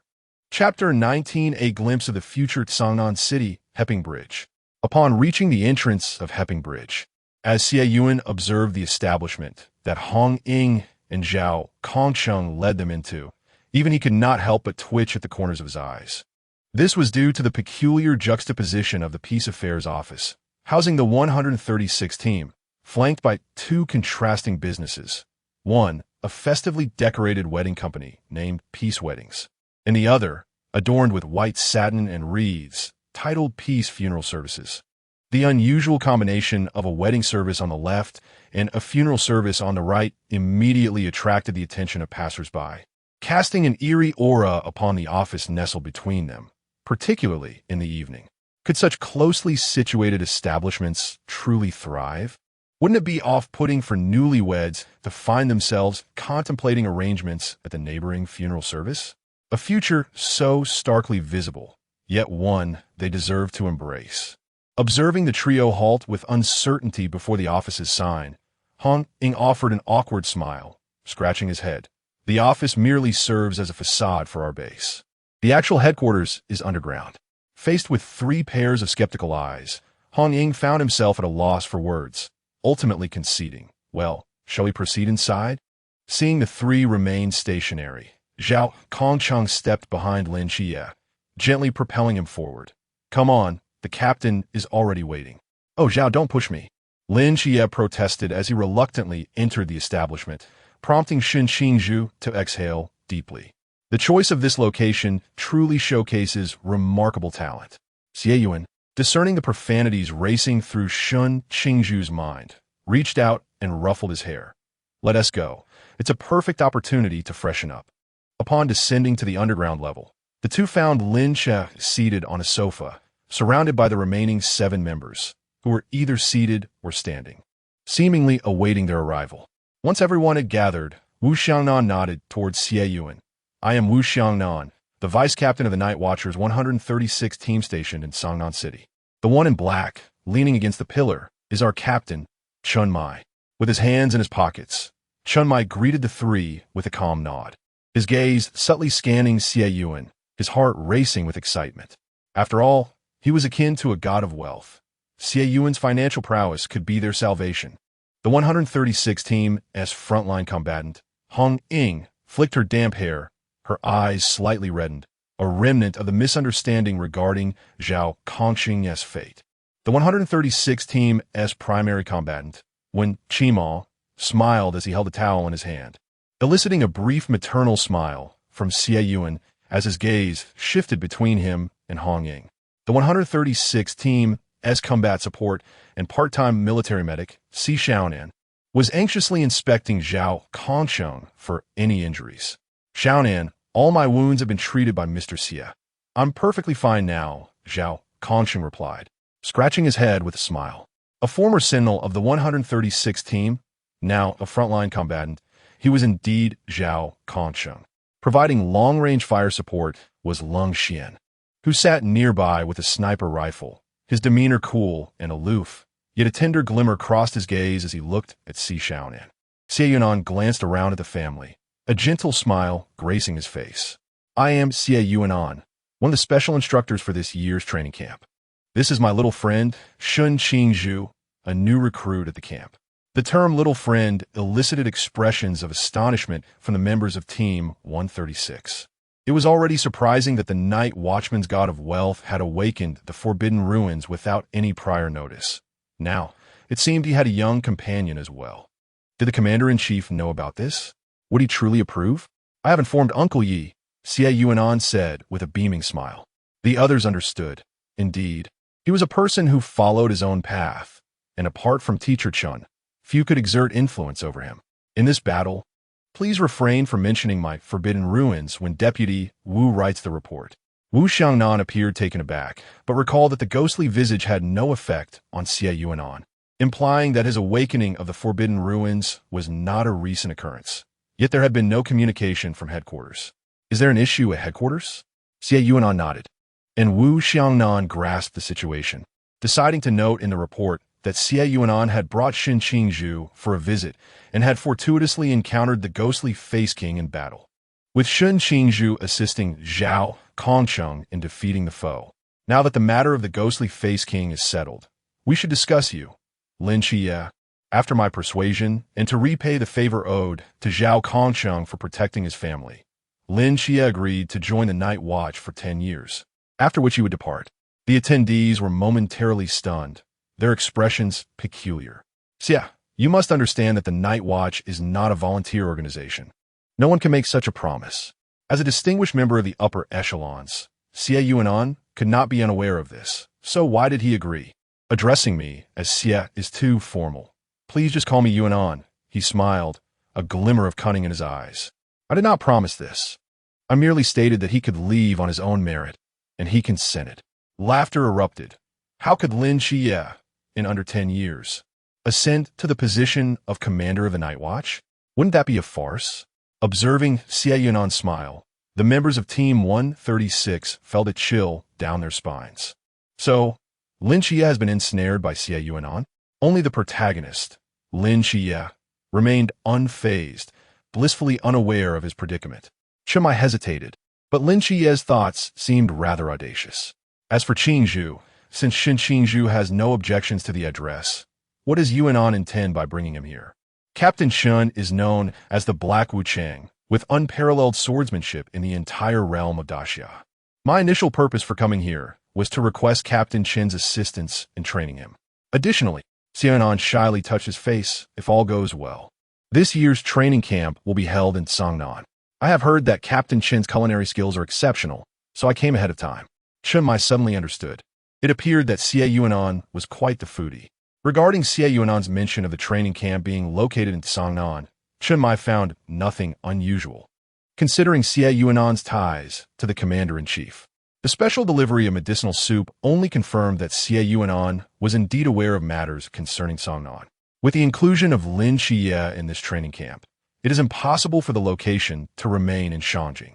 Upon hearing Xie Yunan praise Chen Mai's culinary skills, Shen Qingzhu, who had been silent, lifted her gaze to glance at Chen Mai, quietly contemplating how to carve out time to learn a few techniques during the training. Xie Yunan had never cooked, neither before nor after the transition. At home, he relied on a housekeeper, and when dining out, he opted for takeout. While in Linjiang City, his meals consisted of either the housekeeper's cooking or the occasional dining at an orphanage.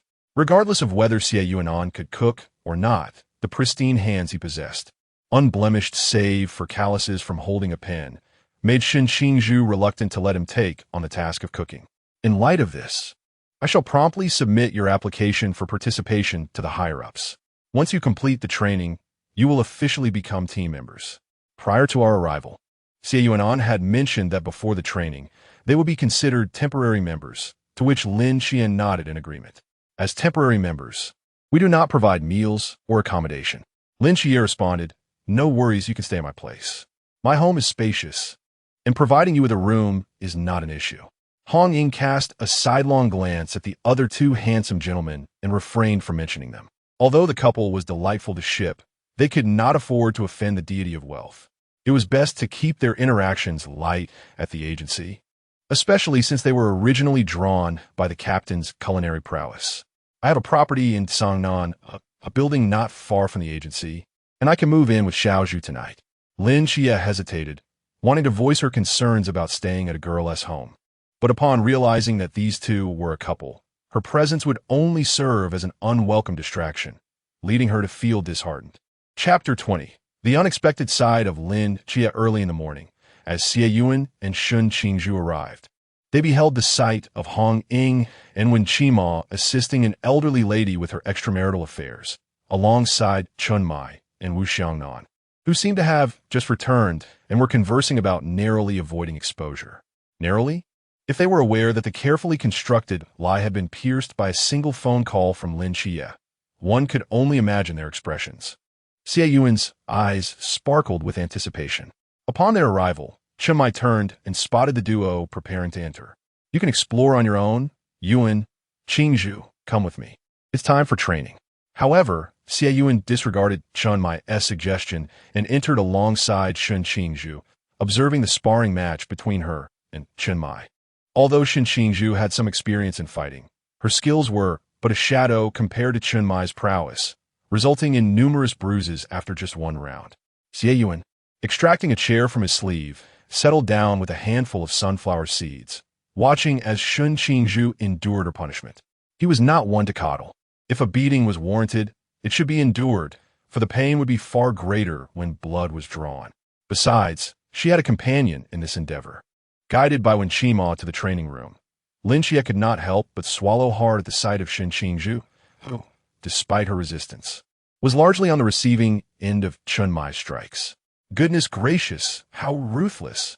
Old Zhao, Lin Xie has arrived, with Captain Shen unable to spare his hands. "You must accompany him for practice," remarked the seemingly gentle Xie Yunan, his words devoid of compassion, leaving Lin Xie in a state of despair. "How could you do this? Shen Qingzhu is being beaten, and you expect me to join in and support your partner? This is outrageous." The arrangements for their training had been discussed the previous evening, with Chun Mai training Shen Qingzhu first, and Lin Xie to train with Zhao Kongcheng the following day, continuing in this alternating fashion to impart the essence of their respective sword techniques. With a cigarette in his mouth, Zhao Kongcheng, amused by Shen Qingzhu's plight, shifted his gaze upon hearing Xie Yuan's words and noticed Lin Xie standing at the door, casually tossing a starry blade to Lin Xie. He then picked up a wooden sword from the rack. Lin Xie retrieved the blade, examining it closely, and discovered the name Zhao Kongcheng inscribed on the hilt. "Temporary team members don't receive blades. You may borrow this for now." Gripping the sword tightly, Lin Xie's eyes involuntarily darted to Shen Qingzhu, and, after a deep breath, he charged at Zhao Kongcheng wielding the blade. In less than 3 seconds, the basement echoed with Lin Xie's anguished cries, so piercing that even Shen Qingzhu, who had been enduring her own pain with only the occasional whimper, shuddered at the sound. Stealing a glance towards the source of the noise, Shen Qingzhu observed Lin Xie being thoroughly overpowered, unable to land a single blow. A flicker of realization crossed her mind. Perhaps her situation wasn't as dire as she had thought. Noticing that Shen Qingzhu still had the capacity to observe Lin Xie, Chun Mai's strikes became increasingly fierce. Yet he felt a tinge of satisfaction.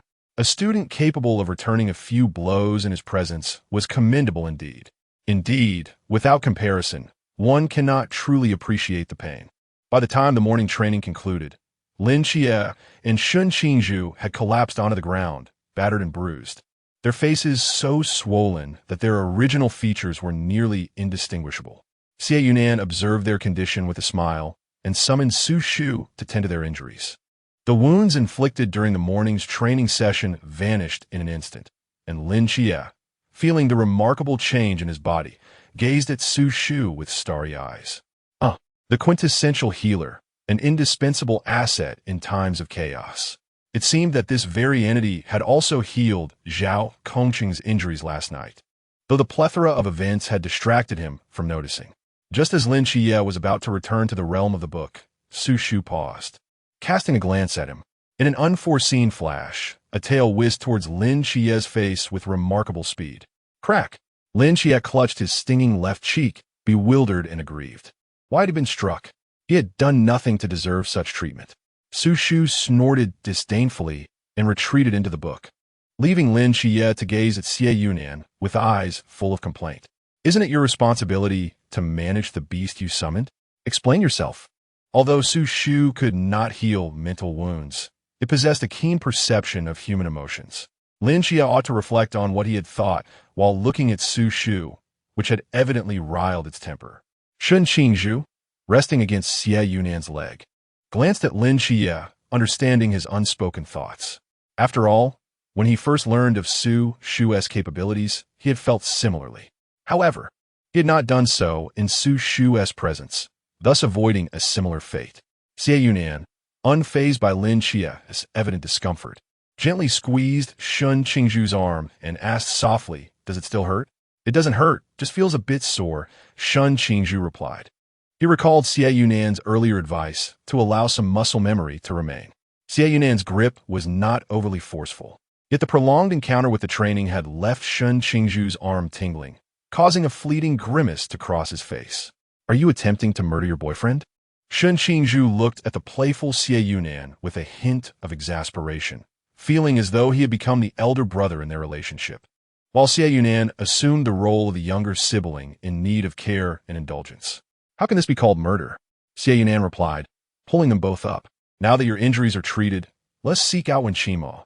He will be instructing you this afternoon in the Forbidden Ruins training ground."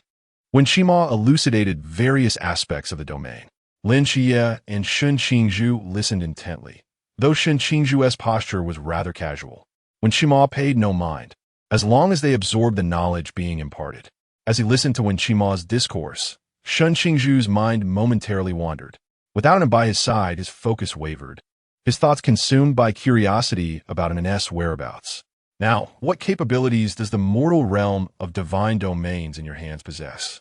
Centered around me, within a radius of 20 meters, I can perceive all that exists."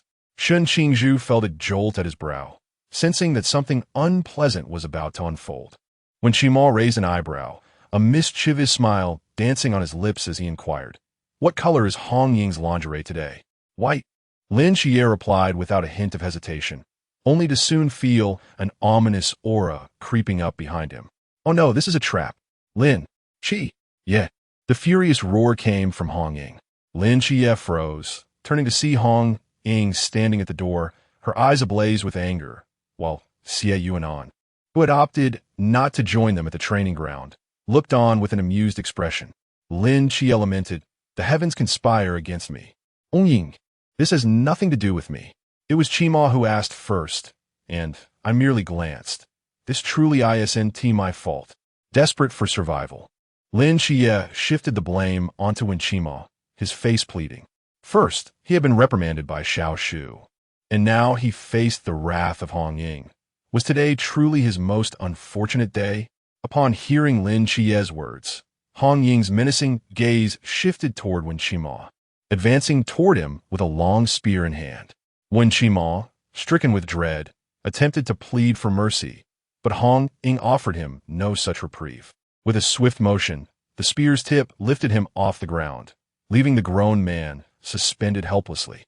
"Since you have so much free time, you shall accompany me for some target practice," Hong Ying declared, striding forward while casting a threatening glance back at Lin Xie. When she saw Lin Xie appearing as frail as a startled lamb, she relented. Behind her, Wen Qima wore a desolate expression as he regarded Lin Xie. His eyes filled with a reproachful longing, as if accusing Lin Xie of betraying their brotherhood. Lin Xie turned away, feigning ignorance, only to collide with Qingzhu's piercing gaze, which bore down on him as though he were refused. To think that you, with such prominent brows and expressive eyes, could turn out to be this sort of Lin Xie. How mistaken I was. Lin Xie. He felt on the verge of tears, desperate to clarify and vindicate himself. Listen, let me explain. Enough. Qingzhu interrupted, disregarding his words entirely. Grabbing Xie Yunan and pulling him behind, she warned, I don't care what you do, but you must not look at it and it has long hair. What if Lin Xie, in a moment of blindness, mistakes an for a girl and gazes upon his attire? He is my boyfriend. Lin Xie choked. No, I'm truly not a pervert. As he observed Qingzhu's increasingly wary demeanor and her retreating steps with Xie Yunan, Lin Xie felt utterly defeated.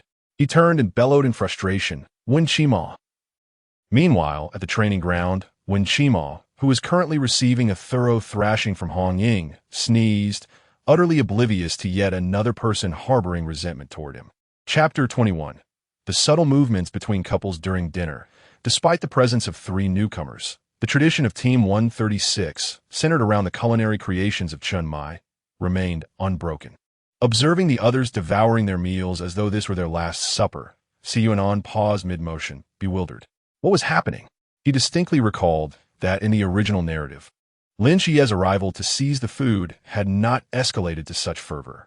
Qingzhu, glancing at the fervor of the others, said nothing but eagerly joined the fray, diligently piling a small heap of food into his and Xie Yunan's bowls before finally relenting.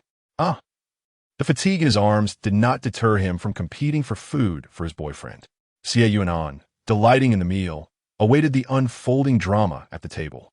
Clash. The chopsticks of Hong Ying and Wu Xiangnan collided, targeting the same piece of meat, reminiscent of the original story.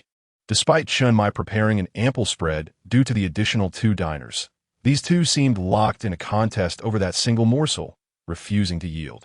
Amidst their tussle, the usually quiet Lung Xian produced a miniature submachine gun from his person, placing it with a resounding thud on the table. Hong Ying. Wu Xiangnan. With a weapon drawn upon the table, the stakes were raised. They could not afford to underestimate him. Lung Xian, silent, swiftly claimed the remaining 3 pieces of meat from his bowl, distributing 2 to Qingzhu and Lin Xie. The last piece, after a moment of hesitation, he ultimately placed it in Xie Yunan's bowl. This one is the god of wealth. Let him indulge, and may fortune flow their way. Xie Yunan was taken aback, surprised to find a portion designated for him. However, he quickly turned and graciously offered the piece to Qingzhu. His little boyfriend still had training ahead. He needed to eat well. After the meal, Lung Xian brought Lin Xie and Qingzhu to the shooting range, and Xie Yunan, eager to witness Lin Xie's seemingly thread-like talent, joined them for the spectacle. Lung Xian provided a brief explanation before allowing Qingzhu and Lin Xie to test their skills and assess their potential. The two exchanged glances, simultaneously grasping their pistols. Their stances were commendably aligned, yet their results were starkly divergent. Lung Xian approached the target, verifying their scores with a perplexed expression that was hard to categorize as either good or bad. While Qingzhu had not hit the bullseye, he scored a respectable 8 points. However, Lin Xie, not only had he missed the 8-point mark, but his target bore no bullet holes whatsoever. True master of human outlining, Lin Xie. XX from now on, any meat I grab will be yours. Lung Xian, satisfied, patted Qingzhu on the shoulder, his gaze drifting to Lin Xie, who had closed his eyes in despair, temporarily unwilling to witness the spectacle. Initially, he had anticipated 2 promising newcomers, yet one indeed exhibited potential, while the other was truly a marvel, gritting teeth. JPG. Xie Yunan stood by, chuckling helplessly. Lin Xie's talent was indeed unparalleled. Despite Lung Xian's despair, instruction was still imperative. He continued to guide Lin Xie through further testing, while Qingzhu practiced his aim, striving for each shot to find its mark. Bang! Bang! Bang! Qingzhu fired several shots, although not every bullet found its mark. Her performance was significantly better than Lin Xie's, eliciting a smile of satisfaction from the ever-watchful Lung Xian, who was supposed to be instructing Lin Xie. However, her expression swiftly transformed into one of neutrality as she assessed Lin Xie's results. Shen Qingzhu's score prompted a playful grin from Lung Xian, while Lin Xie's score resulted in a frown. Bang! Bang! Bang! With 3 shots fired, 2 struck the bullseye, and 1 landed in the 9 ring. Shen Qingzhu's eyes sparkled with delight as she glanced at Xie Yunan, her demeanor reminiscent of an eager puppy awaiting praise. Xie Yunan chuckled softly and stepped behind Shen Qingzhu, gently grasping her hand that held the pistol while the other hand patted her waist, subtly guiding her to adjust her stance. Bang! Bang! Bang! Bullseye, bullseye, bullseye. Have you received any training? Shen Qingzhu inquired, tilting her head in confusion. Wasn't it said that the instructor was an old man? How could he still possess the energy to teach marksmanship? Night watchmen are not lacking in firearm enthusiasts. I merely sought someone to impart a few skills, Xie Yunan replied.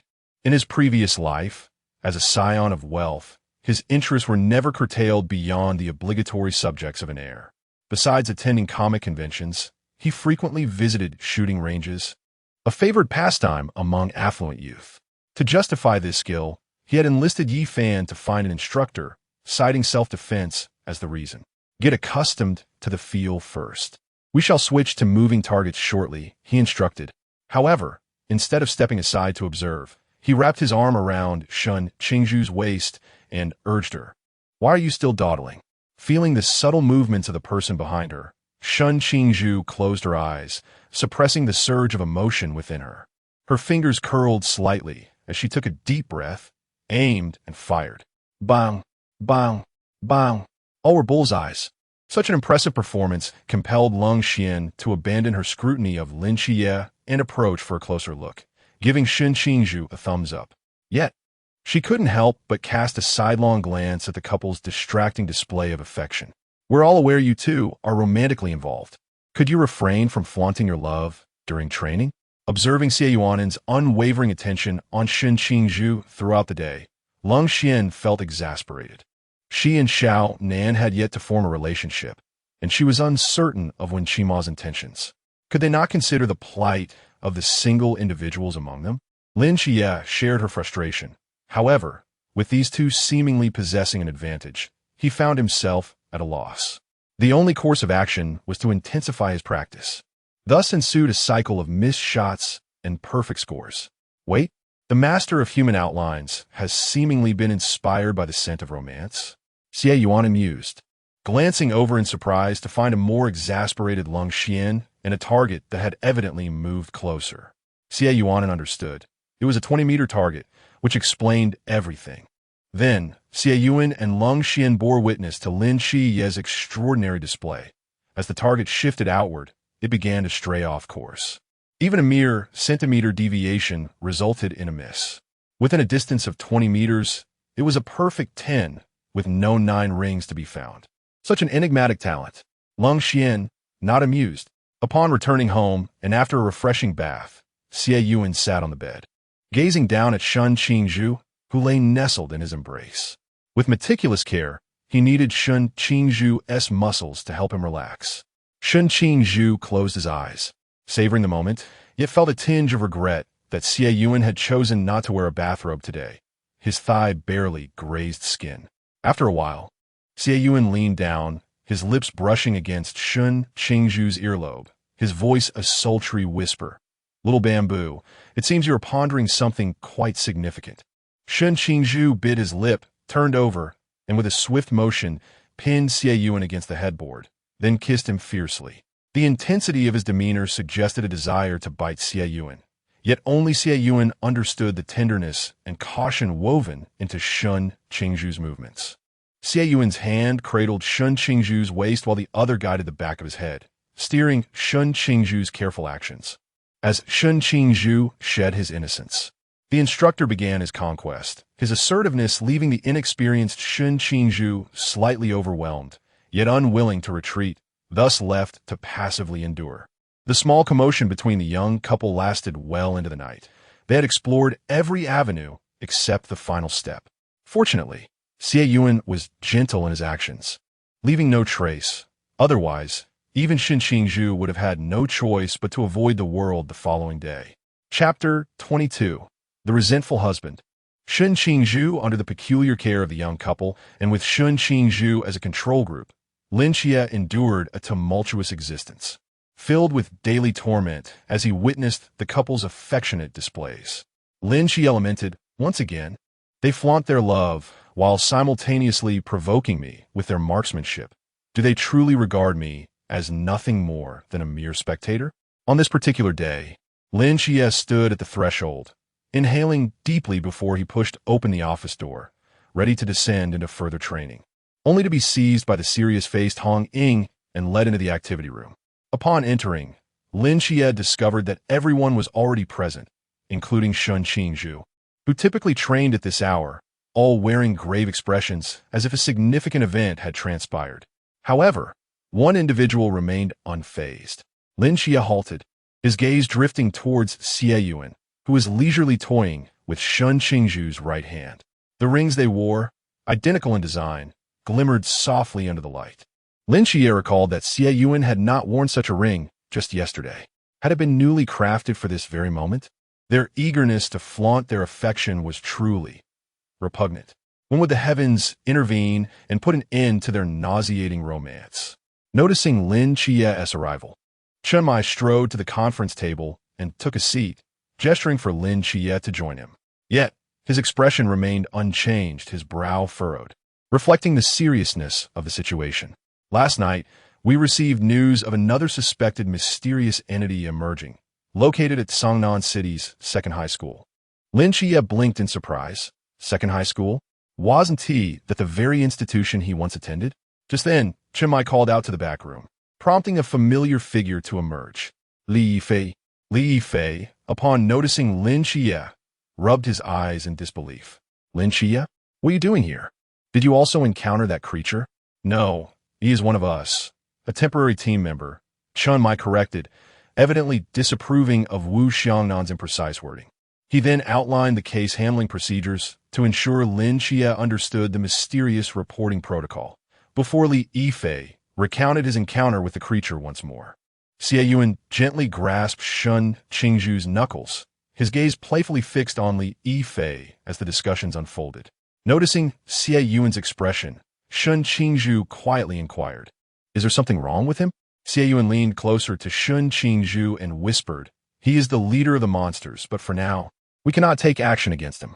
If we eliminate Li Yifei, it may allow the other offspring to flee. Moreover, he is set to work as a caretaker in the hospital, a valuable asset we cannot afford to lose." Qingzhu's pupils constricted. The leader of the monsters? Reporting himself? What kind of convoluted operation was this? As they prepared to infiltrate second high school, it was imperative to remain inconspicuous and maintain the guise of high school students. Hong Ying, Xiaonan, Qie, and at this juncture, Chen Mai glanced at Qingzhu, observing the intimate exchange between him and Xie Yunan, his expression tinged with exasperation. In the midst of handling the case, can you both adopt a more serious demeanor? Engaging in flirtation during a meeting is hardly appropriate. Is this how Yuan conducts meetings at the company as well? Contemplating the usual closeness between the two, Chen Mai decided to include Xie Yuan's name in the proceedings. After all, it would be problematic if he ventured in alone. Despite his capabilities, Chen Mai had yet to witness Xie Yuan's skills firsthand and was apprehensive about him encountering danger alone. Qingzhu and Yuan also joined in the endeavor to delve into the essence of the matter. Xie Yunan raised an eyebrow, surprised to find himself involved. Yet acknowledging the presence of a future deputy team leader within the group, he consented. It would indeed be a pity for Qingyu to miss the training. After all, they required the mysterious corpse. He was quite familiar with the other special teams, and it would merely take a word. Once Chen Mai had arranged everything and was ready to act, Long Xian halted Xie Yunan and the others, distributing handguns to each of them. Xie Yunan declined, retrieving a handgun from his own space, twirling in his hand. "I already possess one, and it suits me quite well." Qingzhu also refrained from accepting, as he had a custom-made handgun that Xie Yunan had acquired for him, but as a temporary team member, he felt it inappropriate to carry it constantly. So Xie Yunan had been keeping it for him. Lin Xie accepted the handgun, puzzled as to why it was given to him. After all, his marksmanship was far from accurate, and he feared he might inadvertently harm an innocent bystander. The significance of a firearm extends beyond mere killing. Lung Xian cast him a knowing glance before turning away. Xie Yunan chuckled softly, amused by Lung Xian's theatrics. He could have simply stated his intentions outright. He patted Lin Xie on the shoulder. You see, Xie, a gun can also serve as a means of intimidation. What terrifies ordinary people the most is this very object. Shen Qingzhu promptly pulled Xie Yunan away, exclaiming, "What nonsense is this, Xie brother? Why don't you ever refer to me as your brother? Stop imitating Hong Ying. Hong Ying abducted. What does that have to do with me?" After several minutes, the 5 individuals, each carrying different boxes, wore expressions tinged with various shades of concern. Lin Xie and his companions were discontent with the unattractiveness of their uniforms, while Shen Qingzhu's gaze remained fixated on Xie Yunan, his eyes brimming with possessiveness. "And then, why do you look so distinct in your attire?" Hong Ying, clad in a girl's uniform, radiated youth and vigor, while Xie Yunan had whimsically wrapped her uniform around her waist like a skirt, perfectly embodying her typically bashful and demure persona. Lin Xie and Shen Qingzhu mirrored this sentiment. One appeared as a model student, impeccably dressed, while the other, with a partially unzipped jacket and a strikingly bold demeanor, exuded an aura befitting a schoolyard bully. Xie Yunan, however, stood apart, perhaps due to his different status. He had accessorized his uniform with 2 round cufflinks of a vintage hue. Though ostensibly mismatched with the school uniform, it appeared unexpectedly fitting on him. His hair, unkempt yet slightly restrained by a simple hairband, fell loosely yet elegantly about him, with the aura of authority subdued. Xie Yunan possessed a gaze that was both profound and seemingly imbued with emotion. Adorning his nose was a pair of gold-rimmed glasses devoid of prescription, and a hint of a smile graced his lips, rendering him akin to an art scholar engaged in plein air painting at Urgeon. To onlookers, he exuded an air of both danger and allure. Shen Qingzhu's expression darkened. Had he anticipated such antics from this individual, he would have insisted that someone accompany the captain in the vehicle. The trio, initially transfixed by Xie Yunan's demeanor, sensed the palpable resentment emanating from Shen Qingzhu and discreetly averted their gazes. Despite his outwardly haughty disposition and his often arrogant interactions, his demeanor shifted dramatically in matters of the heart, now resembling that of a jilted lover. Chapter 23. Coaxing the little darling, Xie Yunan smiled softly, allowing Lin Xie and the others to enter first while he and Xiao Zhu would find their own way later. Watching the 3 scale the wall into the second high school, he promptly pulled Shen Qingzhu to a large tree by the wall, leaning against the trunk with his arms wrapped around Shen Qingzhu's waist. "Are you feeling jealous, Xiao Zhu?" Shen Qingzhu remained silent for a moment, feigning composure. "You've never called me brother, yet you address Lin Xie so affectionately. And look at how you've dressed." With her head slightly lowered, their heights being equal allowed Xie Yunan to easily discern the expression on Shen Qingzhu's face. She looked as if she were on the verge of tears, the corners of her eyes tinged with red, exuding an air of grievance. His once aloof brother had nearly transformed into a little darling. Yet Xie Yunan felt quite pleased with his progress. To the outside world, Shen Qingzhu remained the same proud figure, but here, she could be his little darling forever. "I merely regard Xie as a younger brother." Much like Xiao Quan, Xie Yunan gently brushed his fingers against Shen Qingzhu's eyes, soothing her. "No matter how handsome I may be, I still belong to you. Besides, you are quite handsome too. Many young girls admire a boyfriend who is both cool and gentle like you, and I haven't even mentioned feeling jealous." Shen Qingzhu remained silent, simply wrapping her arms around Xie Yunan's waist without letting go. She felt increasingly peculiar. When jealousy struck, she seemed to lose her usual demeanor, resembling a young girl. Xie Yunan lightly patted her back, continuing to coax her. "Xiao Zhu, why doesn't your brother call me brother? You could even call me sister if you want. When you were just a little one, you called me sister with eyes that sparkled like they held the stars. Why have you stopped?" At the mention of their past, Shen Qingzhu's ears began to flush, and she shyly nudged him, softly uttering, "Brother, brother?" It felt somewhat awkward, but it was understandable. Shen Qingzhu had always been called Shen Ge by others, and this was her first time addressing someone as brother. Xie Yunan ruffled Shen Qingzhu's hair. Initially, her hair was smooth yet prickly, but now the sharpness had faded, and he found himself enjoying the occasional tousle. Shen Qingzhu had seemingly grown accustomed to Xie Yuan's affectionate gestures, even leaning into him. After a gentle play, Xie Yuan's hand moved to Shen Qingzhu's face, his thumb brushing against the corner of her mouth as he leaned in for a quick kiss. "Are you still upset, my little boyfriend?"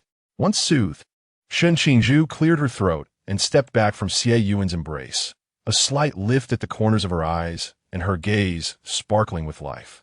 "Let us head inside. We still have a mission to complete."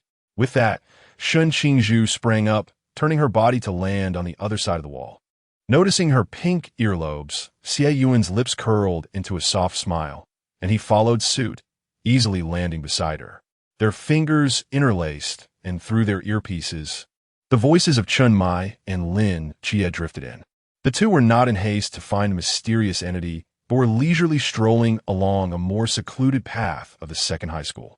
After all, those infected could no longer be saved, while those uninfected would be protected should danger arise. It is currently class time. The boys' dormitory is deserted, while the office building and classrooms are occupied. Surely, they cannot venture into the girls' dormitory, for they are not of that ilk.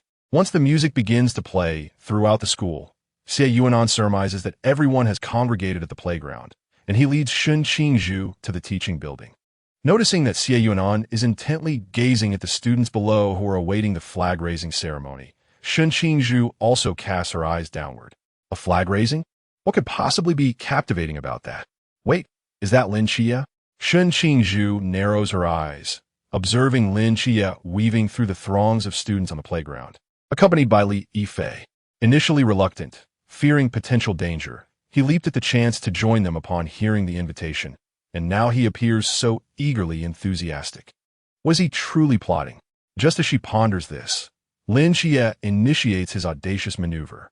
Observing that the line is nearly organized while half the attendees are still distracted, Lin Xie seizes the opportunity to take the flag from the flag bearer under the guise of Li Yifei's name, only to turn and dash away as the leader reaches for it. Shen Qingzhu. Ah, brother. He too seeks to claim a little brother. Lin Xie's actions are truly impressive. Before long, Lin Xie's serious voice crackles through the earpiece. In addition to the students, nearly 20 teachers and leaders have also been infected. Therefore, I can surmise that at least 60 staff and students at our school have been transformed into monsters. Xie Yunan and Shen Qingzhu listen in silence as Lin Xie concludes his conversation with Chun Mai. Xie Yunan then presses the earpiece, speaking in a solemn tone. "Captain Chun, there is no need to visit the families of the other infected individuals." Wu Xiangnan was about to inquire why, but Chun Mai restrained him. "The infected individuals within our school will serve as a trial for Xie and Qingzhu. Once they have cleared the area, I will utilize the Earth Book to traverse time and space, rescuing all those who have perished." A heavy silence envelopes the earpiece, with no one daring to speak. After a considerable pause, Chun Mai finally asks, "Will this have any side effects for you?" Traversing time and space to save people, at least 60 souls, has historically exacted a toll on the life of the temporal deity's agent, Wang Mian. What will Xie Yunan sacrifice? Rest assured, Captain Shun, please have faith in our deity, who is far mightier than those abroad, and there will be no adverse effects. Xie Yunan responds with ease, gently squeezing Shen Qingzhu's hand, his gaze tenderly reassuring her. "Fear not, for Zhu Jiuyin inherently governs time. There are no side effects. As for the matter of Wang Mian, even the god of time, Kronos, incurs a cost to his lifespan when reversing time. It is merely that a deity's longevity is so vast that it goes unnoticed, let alone that of Wang Mian, the agent. Truly, our gods of the great Xia are unparalleled. With that settled, Zhao, Kongsheng, and I will guard the perimeter of the school, while Leng Xian will temporarily assume the role of the Watcher, opening the boundless domain. None within shall escape. You may proceed with your endeavors without hesitation.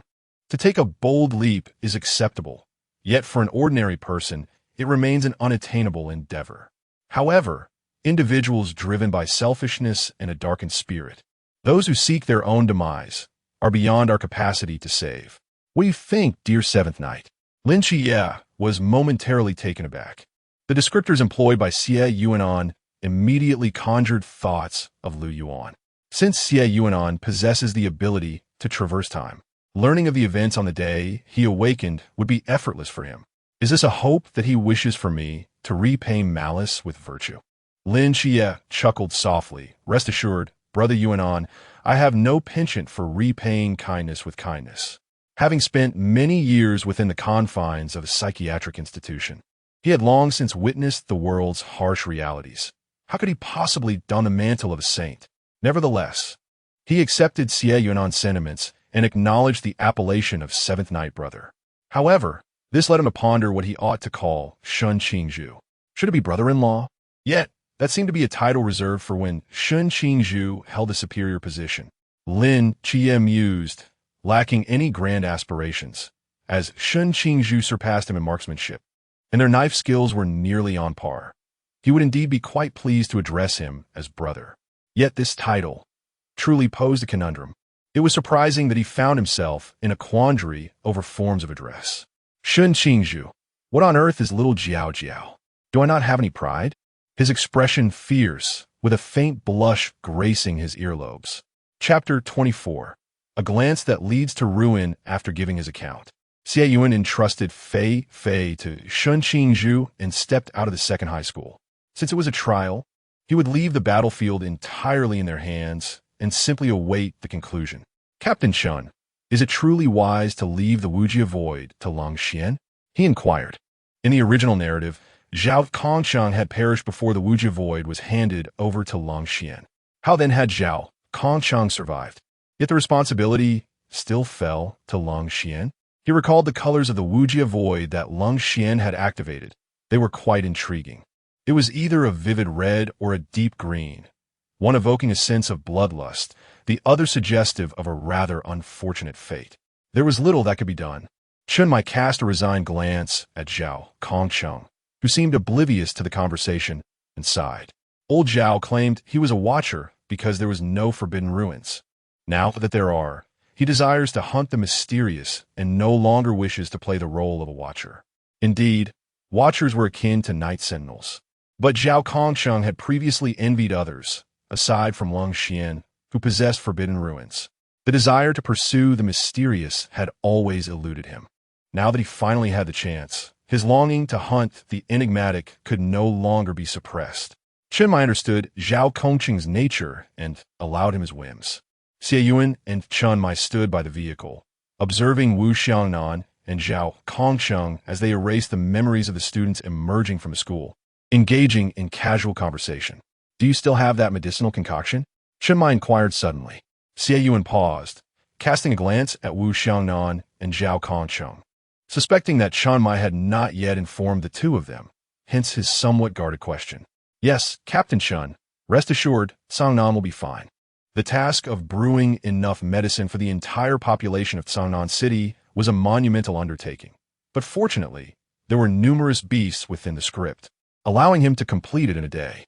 Now, he awaited the opportunity to utilize the power of Zhu Jiu-yin to sprinkle the concoction onto the food for them to consume. Chen Mai's lips moved momentarily before he spoke again, his initial complexity at having survived replaced by gratitude. Yuan, thank you. What is there to thank? Sangnan is still part of the great Xia. Xie Yunan waved his hand dismissively. I foresee a divine battle in Sangnan's future. Once it concludes, Captain Shen, please bring your family to reunite in Sangnan. Chen Mai fell silent, pondering. Reunion?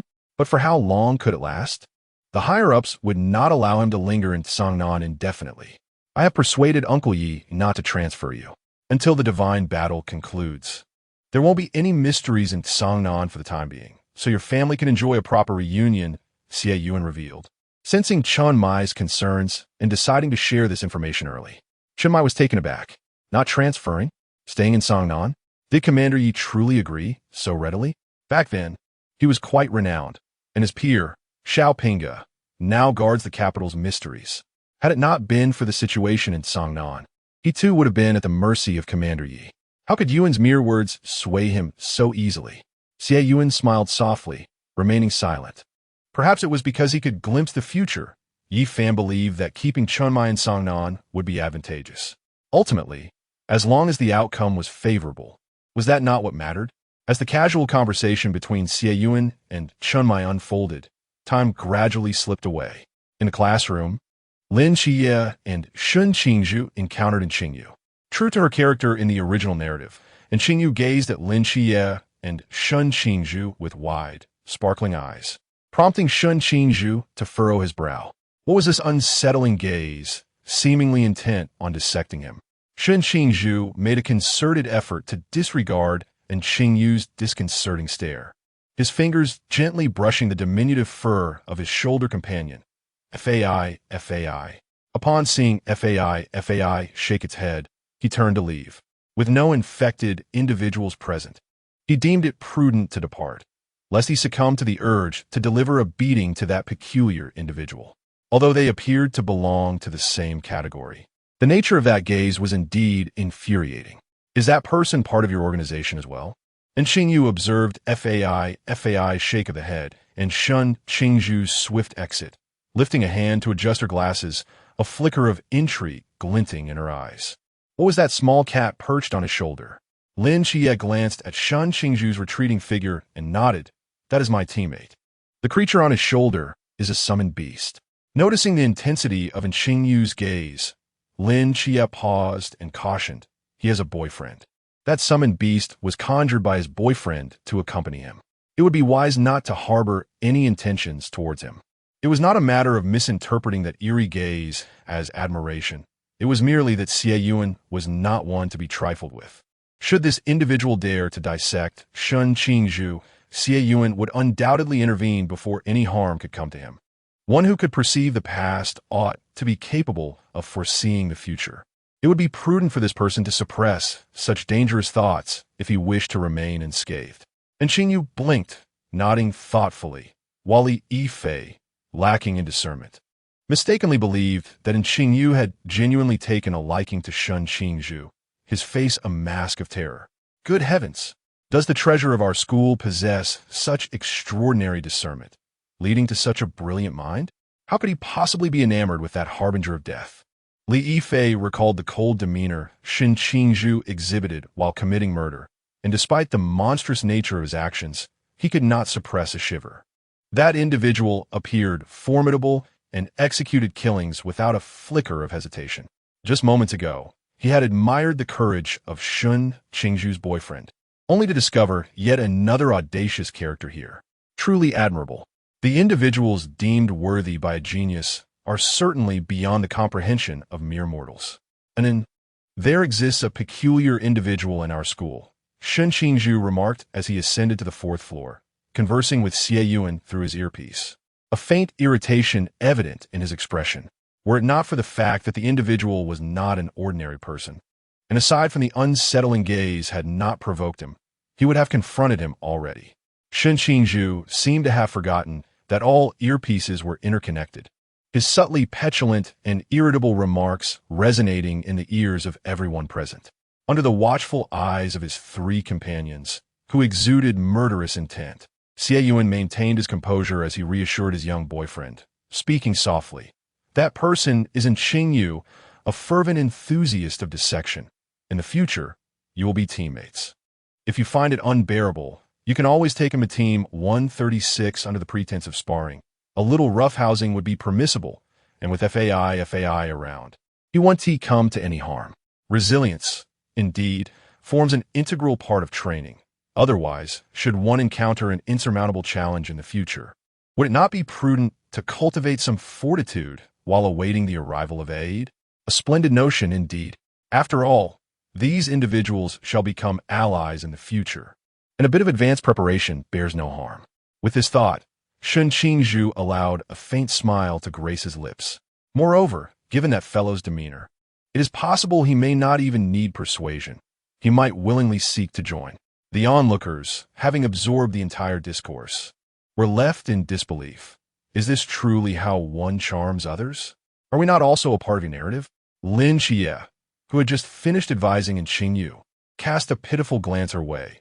It was said to avoid provoking Qingzhu, and now, here he was, ensnared by a mere glance. Such misfortune is unparalleled. And Qingyu, receiving Lin Xie's gaze, regarded him with perplexity. What was amiss? Why did his look seem so peculiar? Chapter 25. The uniquely tasteful Lin Xie, as Qingzhu ascended to the 5th floor and approached the classroom window. She was immediately struck by the sight of a pair of entangled lovers exchanging sweet nothings while simultaneously casting aspersions on Lin Xie.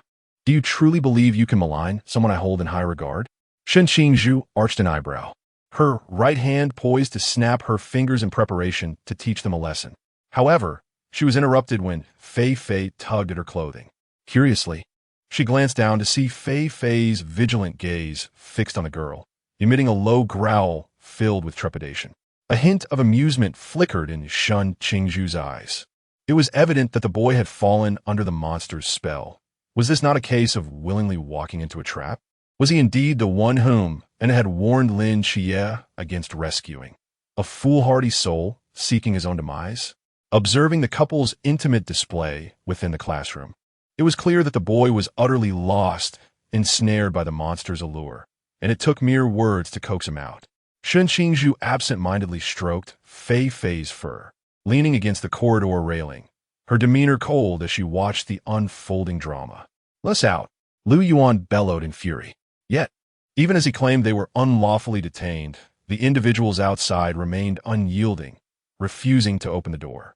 Qingzhu, thoroughly entertained by the spectacle, felt herself on the verge of stepping forward to endorse their release to meet their fate when Lin Xie arrived. In the presence of Lin Xie, Lu Yuan, who had previously been so brash, suddenly lost his bravado, his speech faltering as he stammered, revealing none of the disdain he had shown just moments before. "I hear you wish to take her away from here?" Hanro averted her gaze, seemingly attempting to shy away from Lin Xie's penetrating stare. Lu Yuan mistakenly assumed her behavior was due to embarrassment over being his girlfriend. But only Lin Xie and Qingzhu understood that the girl feared the revelation of her monstrous identity. "Indeed, I intend to take her with me. Do you dare to stop me?" Lu Yuan gritted his teeth, summoning his courage, yet his demeanor lacked any semblance of intimidation. Lin Xie regarded him quietly, a cold smile gracing his lips as he stepped aside, making a gesture of invitation. "You may leave." Additionally, Lin Xie's gaze flickered mockingly to Hanro behind Lu Yuan. "I wish you both happiness." Lu Yuan, under the misguided impression that Lin Xie was intimidated, straightened his posture and, with a disdainful snort, took Hanro's hand as they exited, a clear display of his contempt for Lin Xie. Qingzhu chuckled, her attention shifting back to Lin Xie. "I heard someone just declare their affections to that monster. Quite the peculiar taste you have." Lin Xie's expression darkened, clearly unamused. It was evident that couples were never straightforward, always armed with sharp retorts. Once the teasing subsided, Qingzhu's mood improved significantly with the reappearance of Qingyu. She holstered her firearm and the star blade, stating, "Aside from the girl and the true form of the Nanto serpent demon, there are no other offspring. And I mentioned that the true form is to be left for you to resolve, which means I have no further business here. I shall take my leave." "Left for him? Why?" Lin Xie inquired, genuinely perplexed. And it indicated that there was something within your mind capable of preserving the mysterious souls of those you have slain.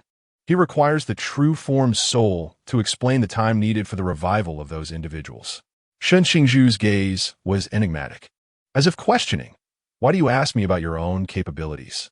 Lin Xie's pupils quivered, his mind racing with thoughts of a mental institution. Did Suen foresee this through the future? In that moment, his thoughts were a tempest, yet he remained undeterred in his duties. "You may leave for now. I will handle the matters ahead," he stated. Lin Xie watched Qingzhu depart, only to turn and encounter in Qingyu's eyes, which sparkled even more brightly than before. Lin Xie thought, "Could you not behave in such an eccentric manner? That mad scientist's gaze is quite unsettling." And Qingyu cleared her throat and averted her gaze. Yet Lin Xie could still feel her intense and peculiar stare, which left him feeling quite exasperated. Meanwhile, Qingzhu, With the star blade slung over his shoulder and holding on to Fei, approached Suen after surveying the surroundings. Suen, who had been leaning against the vehicle, straightened up as Fei leapt onto his shoulder, nuzzling against his neck before being tucked away into the earth book.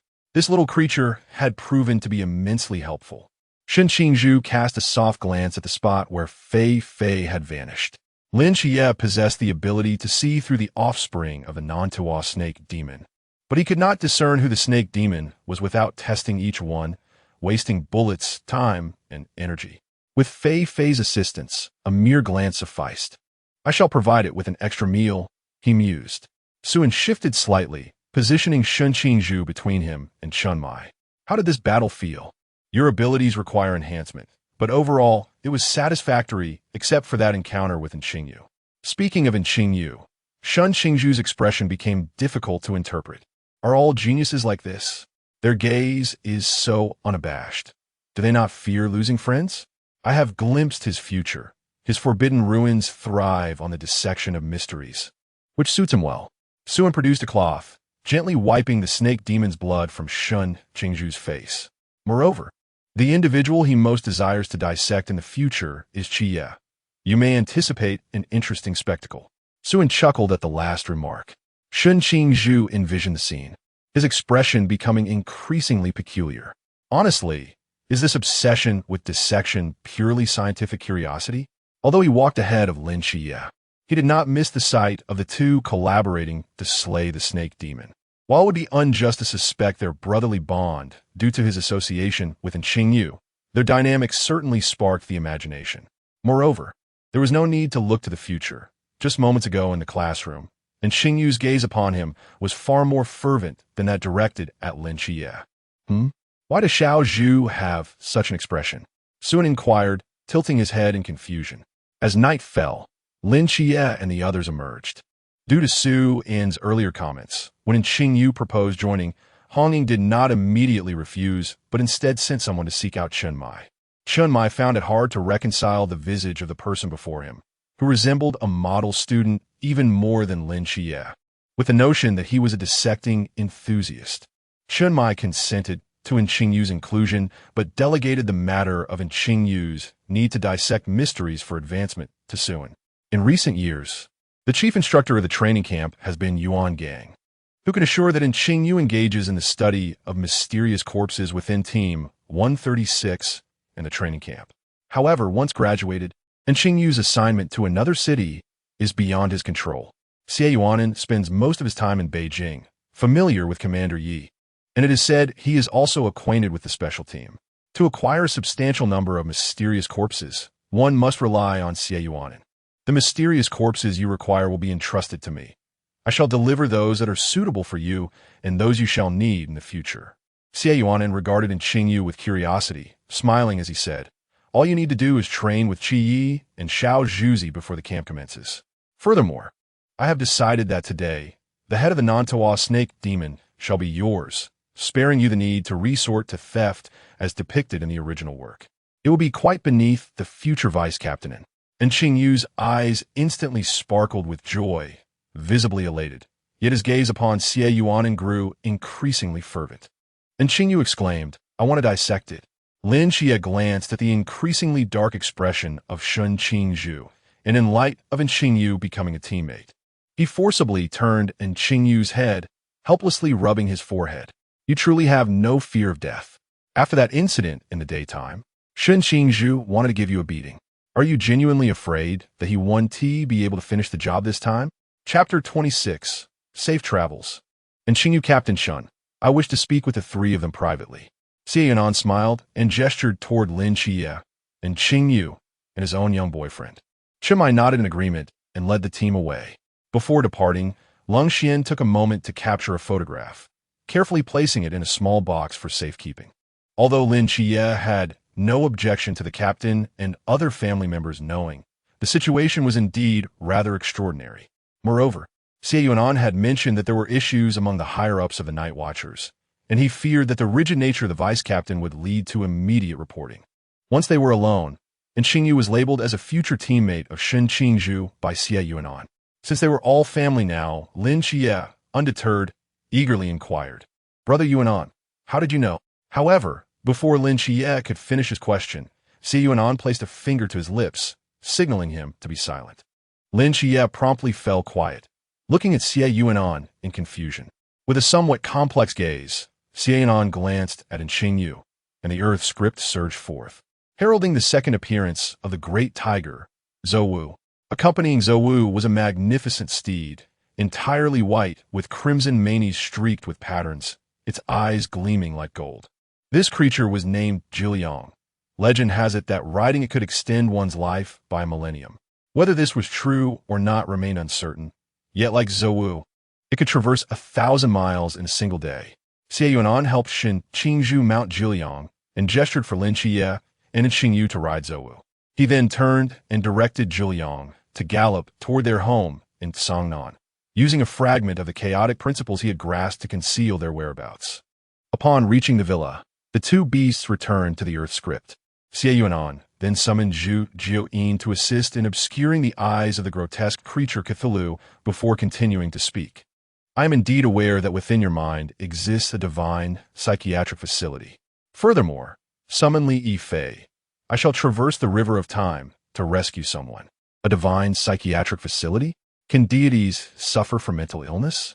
Qingzhu was perplexed, while in Qingzhu's eyes sparkled with curious intrigue. Deities?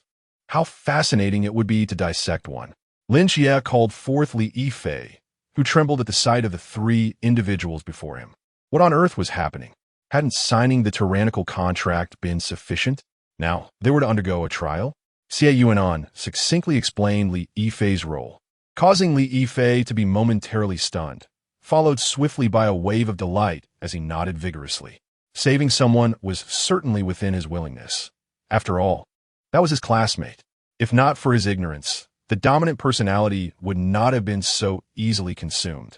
As Xie Yunan led Li Yifei into the river of time, Lin Xie took the opportunity to elucidate the circumstances surrounding the deity within his psychiatric facility to Qingzhu and Qingzhu, as well as the identity he currently held before the goddess of night in order to treat her. Is this psychiatric facility accessible only to you? And Qingzhu adjusted his glasses, his eyes brimming with curiosity. Lin Xie shook his head. It is said that a young girl once entered and even won the bracelet of Nyx, yet whether anyone else has succeeded in entering remains a mystery.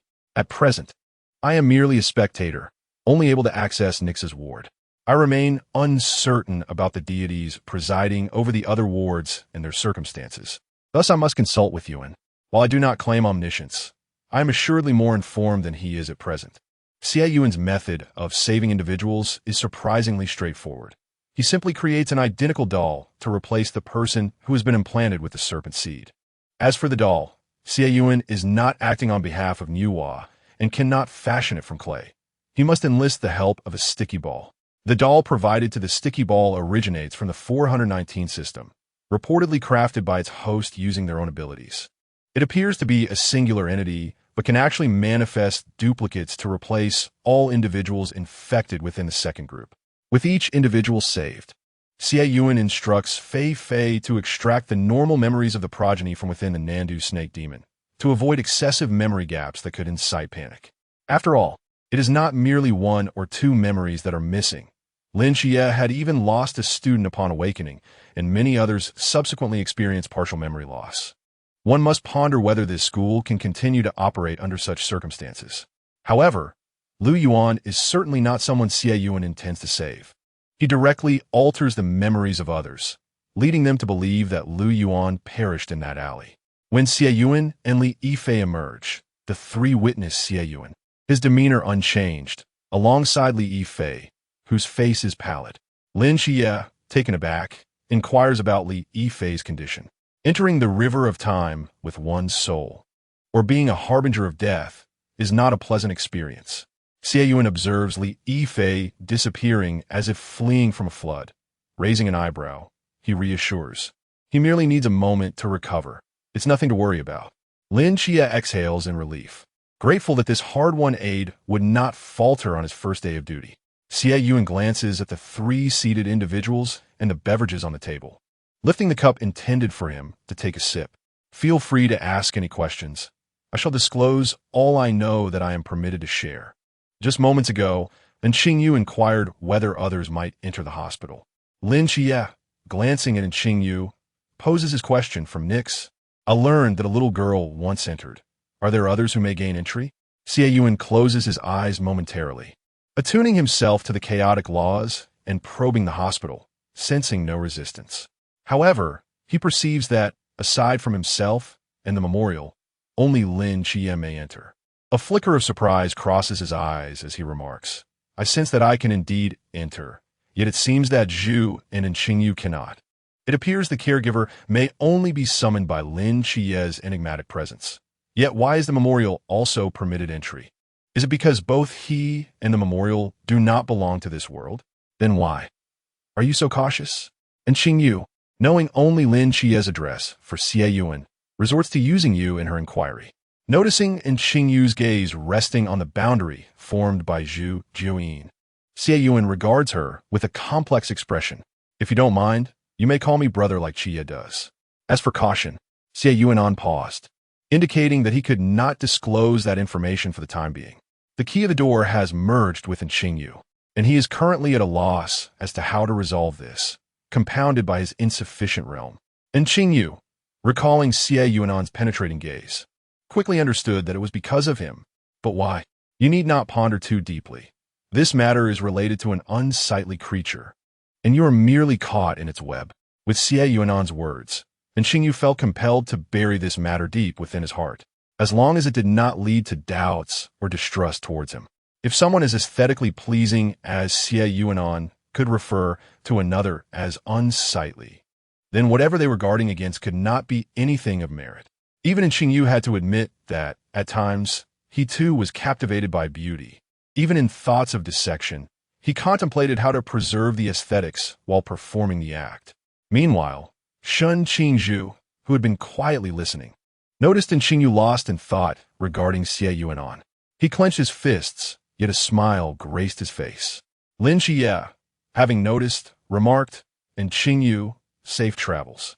Xie Yunan noticed as well, but merely smiled at Shen Qingzhu. His little bamboo knew how to maintain decorum when the time came. He would have Su Shu keep an eye on things, ensuring that no issues would arise. Chapter 27. Ether adhering to the principle of a dead friend is preferable to a living foe. Lin Xie chose to feign ignorance, casting an eager glance towards Xie Yunan. Brother Yunan, would you consider visiting the hospital now? Certainly Yifei has just entered, and Nike's has seen a direct increase of 2% in progress points. If you were to enter, wouldn't that potentially yield even greater gains? With this thought, Lin Xie felt a flicker of anticipation. Having heard Lin Xie's earlier description of the hospital, Shen Qingzhu and Qingyu grasped his intentions, their gazes laced with expectation. Although one lamented the inability to enter and attain divine abilities like Lin Xie, and the other regretted missing the chance to observe and perhaps dissect the divine up close. They understood that if Xie Yunan declared they would be teammates in the future, the greater their strength, the safer they would be. Their anticipation surpassed even Lin Xie's. Xie Yunan glanced at the brightly-eyed Shen Qingzhu, ruffled his hair playfully, and then focused his mind, directing his consciousness to the entrance of the psychiatric hospital. Upon realizing that Xie Yunan had arrived at the door, Lin Xie closed his eyes, returning to the hospital, leaving Qingyu alone to face Shen Qingzhu. Despite Xie Yunan's silence, continued to shower him with affection, and Qingyu suddenly felt that joining the night watchers might not be such a favorable decision after all. Had I known this couple would behave so obnoxiously, I would have abstained, he lamented. Inside the hospital, Li Yifei was resting, and in the garden, apart from Xie Yunan and Lin Xie, only Nike's was present, gazing at the scenery with a smile in his eyes. Perhaps sensing the presence of newcomers, Nike's eyes flickered, and he turned to fixate his gaze upon Xie Yunan. Lin Xie, witnessing this, felt a twinge of surprise. Why did it seem as though Nike's regarded him as a son? He had just acknowledged a grandson. Now it appeared he was to acknowledge a son as well. Was Nike's progress of 23% perhaps inflated? Indeed, Lin Xie's conjecture was not unfounded. Nike's had indeed mistaken Xie Yunan for one of his sons. Yet, While Xie Yunan bore a resemblance to that divine being, there remained a significant distinction that left Nike's questioning his own judgment. However, after scrutinizing Xie Yunan for a considerable time, perhaps due to an overwhelming yearning for his son, Nike's attributed the difference to the changes wrought by recent tribulations. His beautiful eyes filled with both remorse and joy. "Daenadus, you have found your brother." Nike's, seated in a wheelchair, extended his hands towards Xie Yunan, his gaze brimming with anticipation. "Ether, let your mother see you." Ether, the legendary deity from Greek mythology representing the heavens? It seemed he was referred to as the god of ether, and if one were to draw parallels from the roots of the ginseng fruit tree, there was indeed a striking resemblance, especially since Xie Yunan had recently begun to perceive a deeper understanding, having reached the pinnacle of the Chuan realm. He was on the verge of a breakthrough to the high realm, his aura now more ethereal than ever before. In Nike's eyes, Xie Yunan resembled ether, who had returned from the brink of death, seeking his brother's assistance, unexpectedly reunited with his mother. As she gazed at the pitiful figure of Xie Yunan squatting beside her, Nike instinctively labeled him as a poor child, her eyes brimming with affection as her hand tenderly caressed his face. Xie Yunan, enveloped in the warmth of his mother-esque love, exhibited a softness in his features that was already softened by the original narrative of Nike, now further enhanced by a childlike yearning. Like a true child returning home after a long absence, he nuzzled against Nike's palm, his voice imbued with an endearing grievance. "Mother, there are so many bad people outside. Cthulhu, the cult of ancient gods, and those foreign deities who have sacrificed both good gods and their followers. It's utterly vexing. Fear not. Once I have recovered, we shall retaliate," Nike replied, mistakenly believing he spoke of the gods from Olympus. For a moment, her previously devoid eyes sparkled with a hint of vitality, her gentle words laced with a subtle menace. Xie Yunan continued to nuzzle her palm, his gaze fixated upon her. Witnessing this heartfelt reunion, Xie stared in astonishment at the display before him, glancing between the panel and Xie Yunan. What does son mean? He met Nike for the first time and only garnered a 3 increase. Yet Xie Yuan's sudden display has caused an immediate surge of 666. What a curious number to increase without pretense. If only he had known that playing the martyr would yield such swift results. Did he not have a difficult childhood? For the past half-month, he has endured training and the trials of life. Was that not pitiable? Had he known, he would have embraced this role long ago. However, did Xie Yunan truly possess such audacity? In the outside world, he exudes elegance, seamlessly blending affection with Qingzhu, and now he can feign the demeanor of a sorrowful child. It is indeed remarkable. I wonder what expression Qingzhu would wear upon witnessing this. Reflecting on Xie Yuan's earlier sorrowful state, nearly teetering on the brink of tears, Xie couldn't help but marvel. Had Qingzhu ever seen Xie Yunan in such a light? As the tension of sadness and malice dissipated between Xie Yunan and Nike, Xie approached, joining Xie Yunan in coaxing Nike into a brighter mood. Perhaps with the return of another son, Nike felt an elevated joy today, and the progress surged by another 2. When Li Yifei returned, having taken the opportunity to rest, Xie Yunan and Xie bid farewell to Nike. "Mother, my brother, and I must take our leave. We shall visit you again when time permits." Nike's eyes reflected reluctance, yet she could not bear to constrain her children. "Ethel, do come and visit your mother more often when you can." Xie Yunan felt a pang of reluctance as well. In his past life, his mother loved him deeply, yet at times, her resentment toward his existence prevented her from pursuing her own happiness. This life's mother had been unwell since his father's prolonged absence, and she had soon departed from this world. With Nike, he had 3 mothers, yet the love he experienced was, in truth, not abundant. "Do not worry, mother." As the director of the hospital, Xie possessed an acute sensitivity to the emotions of everyone within its walls, and thus noticed that Xie Yuan's feelings seemed somewhat askew. It appeared that Xie Yunan had genuinely expressed his grievances to Nikusi in the guise of a child. Lin Xie cast his gaze downward, offering words of comfort to Nikes alongside Xie Yuan. Once they departed the hospital together, he wisely remained silent, refraining from inquiries.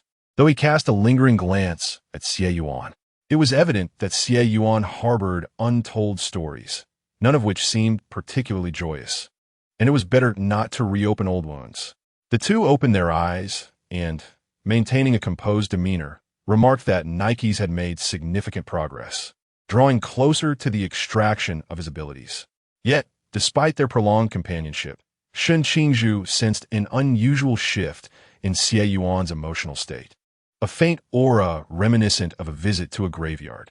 Qingzhu's expression darkened as she recalled Lin Xie's method of treating Nikes, and she couldn't help but wonder if it was. As anticipated, Lin Xie soon revealed the reason behind Nike's advancement in treatment, albeit omitting the scene of their recognition. However, even in silence, Qingzhu could deduce the implications. Unlike him, having grown up without parents, and had spent 8 years by Madame Su's side, despite his maturity, he remained, at that time, merely a child. After years of absence, to have a mother once more must have been a source of deep-seated sorrow for him. It was likely that he had confided his grievances. After all, managing a company from a high-ranking position, even with assistance, was no trivial endeavor. With these thoughts swirling in her mind, a surge of compassion welled up in Qingzhu's eyes as she glanced at Lin Xie, formulating a plan. Since An had acknowledged his mother, it was imperative that he no longer regard Lin Xie as a mere younger brother. He deserved to be treated as a proper sibling, akin to the brothers and sisters in the orphanage.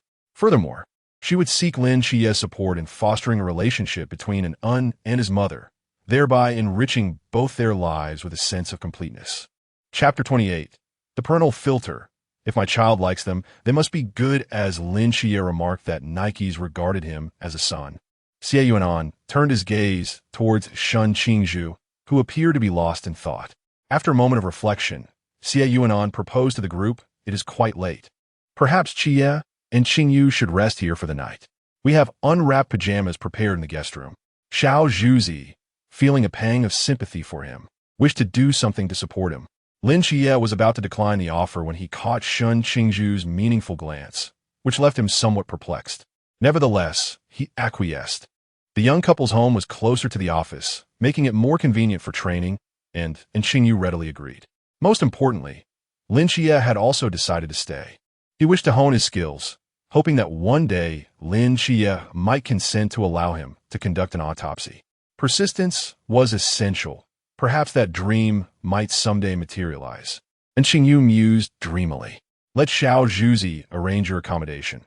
I shall first visit the training camp to instruct the construction team to prepare an additional laboratory for Qingyu." Xie Yunan said with a smile, rising from his seat. A swirling vortex emanating a white light, yet appearing entirely black, materialized beside him. Xie Yunan stepped into the vortex, which faded away as he departed. "Yi." Lin Xie hesitated for a moment before inquiring, "Is there something you wish to discuss with me?" Upon hearing the term Shengu, Qingzhu hesitated, recalling his 2 subordinates who insisted on following him, as well as Deng Wei, who, after receiving his assistance, was determined to join their ranks. With his lips pressed together, he stated, "And in regards you as a brother, so naturally, I do as well. Shengu is what my 3 younger brothers call me. You may simply call me Gu." Although they were all brothers and family, he sometimes found the 3 younger brothers a tad bothersome, while he never felt that way about the orphans from the orphanage. Brothers, after all, were not the same. There was a distinction. Unlike when Xie Yunan first referred to him as a brother, which had stirred jealousy in Qingzhu. This time his words genuinely conveyed a sense of brotherhood. Lin Xie smiled and nodded, calling him Gu. Having an additional brother as a support was indeed advantageous. As for An, Qingzhu recounted Xie Yunan's life experiences, from their first meeting in childhood when Xie Yunan wore a small dress for Mrs. Su, to the day they reunited when Xie Yunan still had long hair. He also shared what he had learned about the company founded by Xie Yunan and, upon awakening, discovered that Xie Yunan was one of the 2 esteemed higher-ups among the Night Watchers. Lin Xie and Qingyu listened, their eyes wide with astonishment. And they sensed the underlying purpose behind Qingzhu's narrative. After recounting Xie Yunan's experiences, Qingzhu earnestly implored Lin Xie, "Xie, I have never considered the presence or absence of parents to make a difference. I grew up in an orphanage and thrived. However, and it is different. He had parents in his early years, only to lose them later, which remains a significant regret in his heart. I share this with you not to evoke sympathy or anything of the sort, but simply to hope that you can facilitate more interactions between an N and Nikes, allowing an An's life to become more fulfilling. The role of a father is fulfilled with Uncle Ye's presence.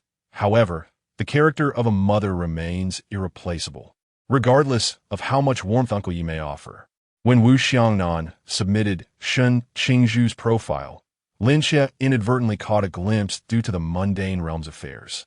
Discovering the address 83 Dongtan Alley, unbeknownst to him that it was an orphanage. Despite training together for such a long time, Qingzhu had never mentioned his origins from the orphanage, yet now he revealed it for the sake of Xie Yunan. The shock in Lin Xie's heart was palpable, and he solemnly replied, "My hospital, he can enter at any time." As he spoke, Lin Xie playfully added, "I still need my brother to enhance my treatment progress and extraction abilities. I'm not foolish. To call you and brother directly? Is this lad intending to refer to me as sister-in-law?"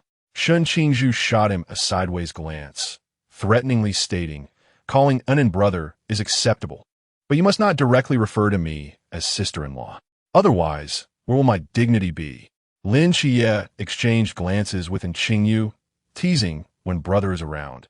"It's all about you, but when he is absent, you start calling yourself sister, Shen brother. That is quite the double standard." Initially intending to call her sister-in-law for a bit of fun, Lin Xie reconsidered and decided against it. His dear older brother is fiercely protective, and although he and Qingzhu could sometimes hold their own against each other, with his brother present, it was certain he would side with Qingzhu. He certainly did not desire to endure a combined assault from both brother and sister-in-law. Regarding Lin Xie's near slip of the tongue, Qingzhu cast him a sidelong glance. But considering he was now acknowledged as a younger brother, he let it slide. Should there be a next time, a lesson would be imparted. It is only natural for an elder brother to discipline his younger sibling. At the new recruit training base, Xie Yunan was fortunate enough to be teleported directly outside Yuan Gang's office, leaving Yuan Gang momentarily stunned while handling documents. "This brat, why has he come at this time?" he mused. "Oh, Deputy Captain Yuan, quite diligent, even assisting Captain Xiao with paperwork in the training camp." Xie Yunan entered the office with a beaming smile and took a seat unceremoniously. Yuan Gang chuckled helplessly. He had little choice in the matter, for Captain Xiao was disinclined to deal with paperwork. As the deputy captain, he was often overshadowed.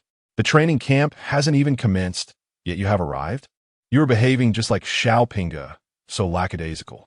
Before coming at Songnan, I heard Xiao Pinga lamenting how Commander Yi complained about the excessive paperwork from the Xie family. Had it not been for Commander Ye's subsequent recruitment of managerial talent, this lad would have surely been dragged back to manage the company. The fortune belonged to Xie Yunan. The high-ranking position was his, and during his leisure moments, he spent time with his young boyfriend, leaving Commander Yi as the unfortunate one. There has been an incident at Songnan No. 2 High School. I have come early to inform you, as I have a promising candidate. But his method of enhancing his realm involves dissection of the mysterious. I thought it prudent to give you a heads up, lest he arrive without a laboratory." Yuan Gang looked at Xie Yunan in astonishment, intrigued by the lad's newfound earnestness towards someone he was meeting for the first time, and immediately inquired with seriousness, "Is this person very important? The 5th Special Squad has been vacant for several years. It is time for its reformation." Yuan Gang comprehended this, yet remained somewhat skeptical. The masked man was also part of a special squad, and during the examination years, Xie Yunan attended the same high school as Wang Mian. Why then, did Xie Yunan not extend similar assistance to the masked man? By the time the new recruits underwent training in the year that the masked man participated, Xie Yunan had already ascended to a senior position. Xie Yunan, resigned to the reality, admitted that his attentiveness towards Qingzhu stemmed from his concern for Qingzhu. With Qingzhu involved, whether or not he joined the special squad seemed inconsequential.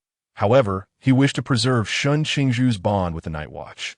In life, few friendships exist that one can entrust their life to, and such connections are rare. It is inevitable that Shen Qingzhu will join the 5th Special Squad in the future, and as his future teammate, I must extend my care and guidance. The higher the realm, the stronger the power. Consequently, I can find some solace. Shen Qingzhu, your little boyfriend?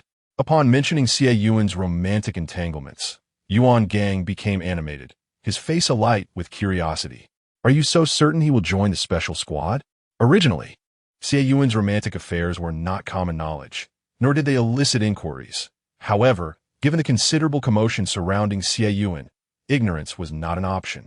Just as they had begun their relationship, Commander Yi had received news, and shortly thereafter, Xie Yuan announced in the Night Watch group chat that he had found a boyfriend named Shen Qingzhu, requesting Commander Yi to take good care of him. The group chat included all the squad leaders, and with Xie Yuan's public declaration, it became difficult for Commander Yi, who had been a father figure for many years, to openly challenge Shen Qingzhu, leaving him in a state of acute distress.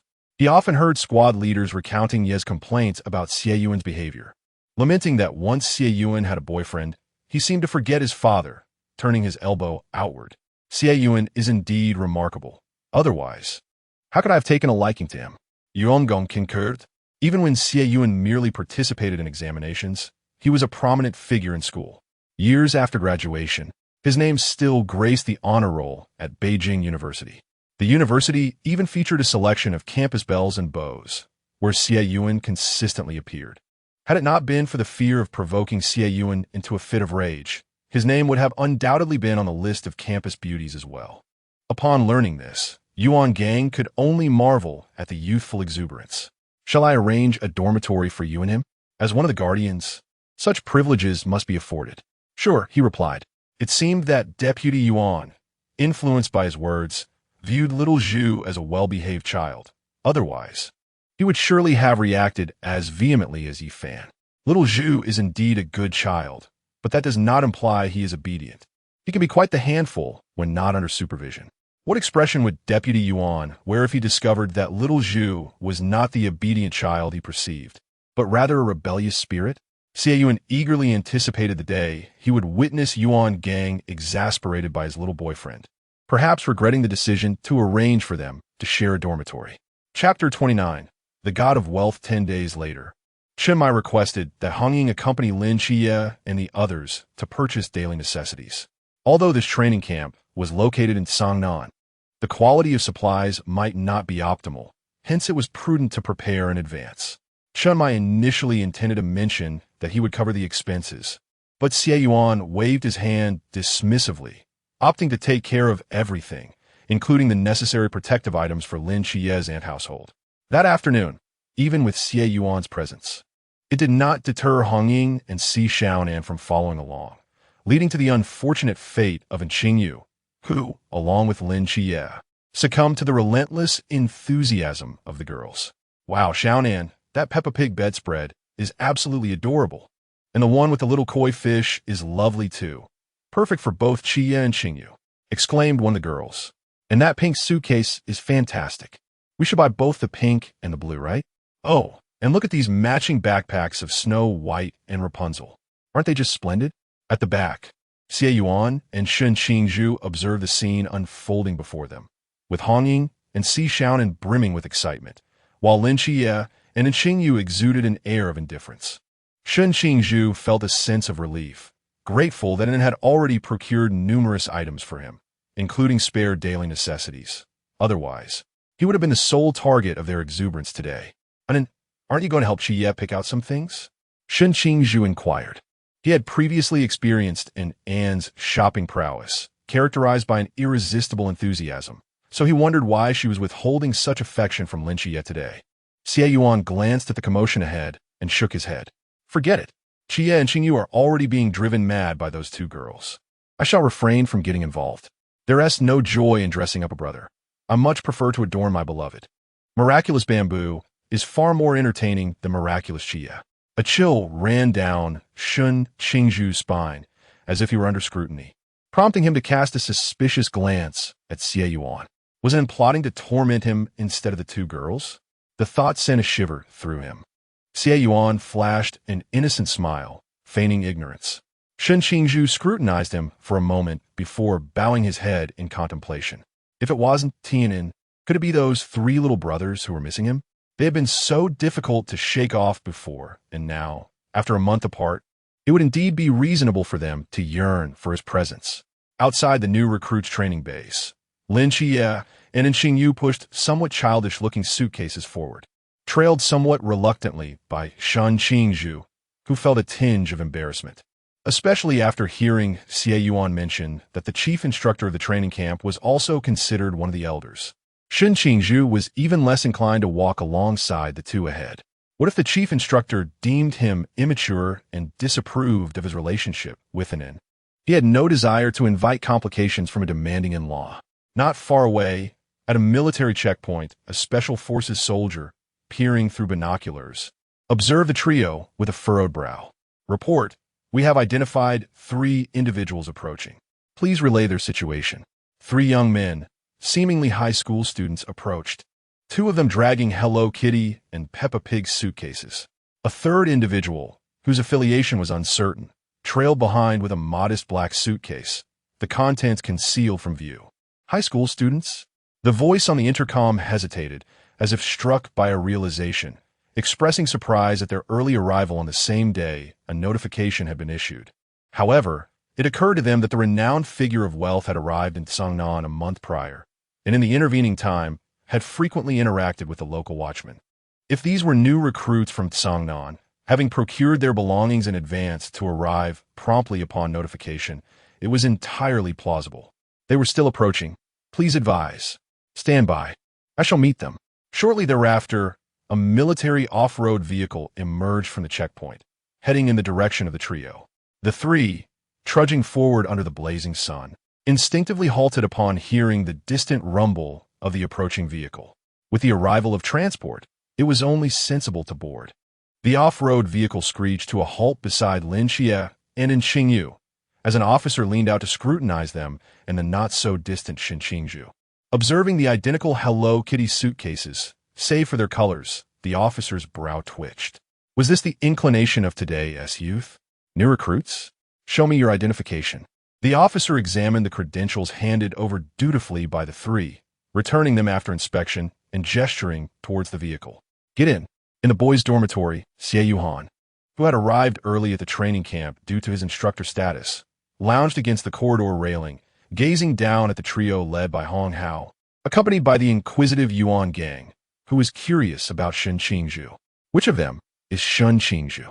Yuan gang surveyed the 3.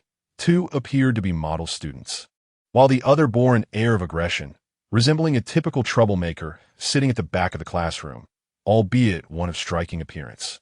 What about the one with the black suitcase? Quite handsome, isn't he? Xie Yuhan inquired with a smile, pointing at Shen Qingzhu. Yuan gang scoffed, observing Shen Qingzhu's striking features. Typically, individuals of such demeanor were not well behaved. Xie Yuhan, you shouldn't be looking for that small fraction of troublemakers.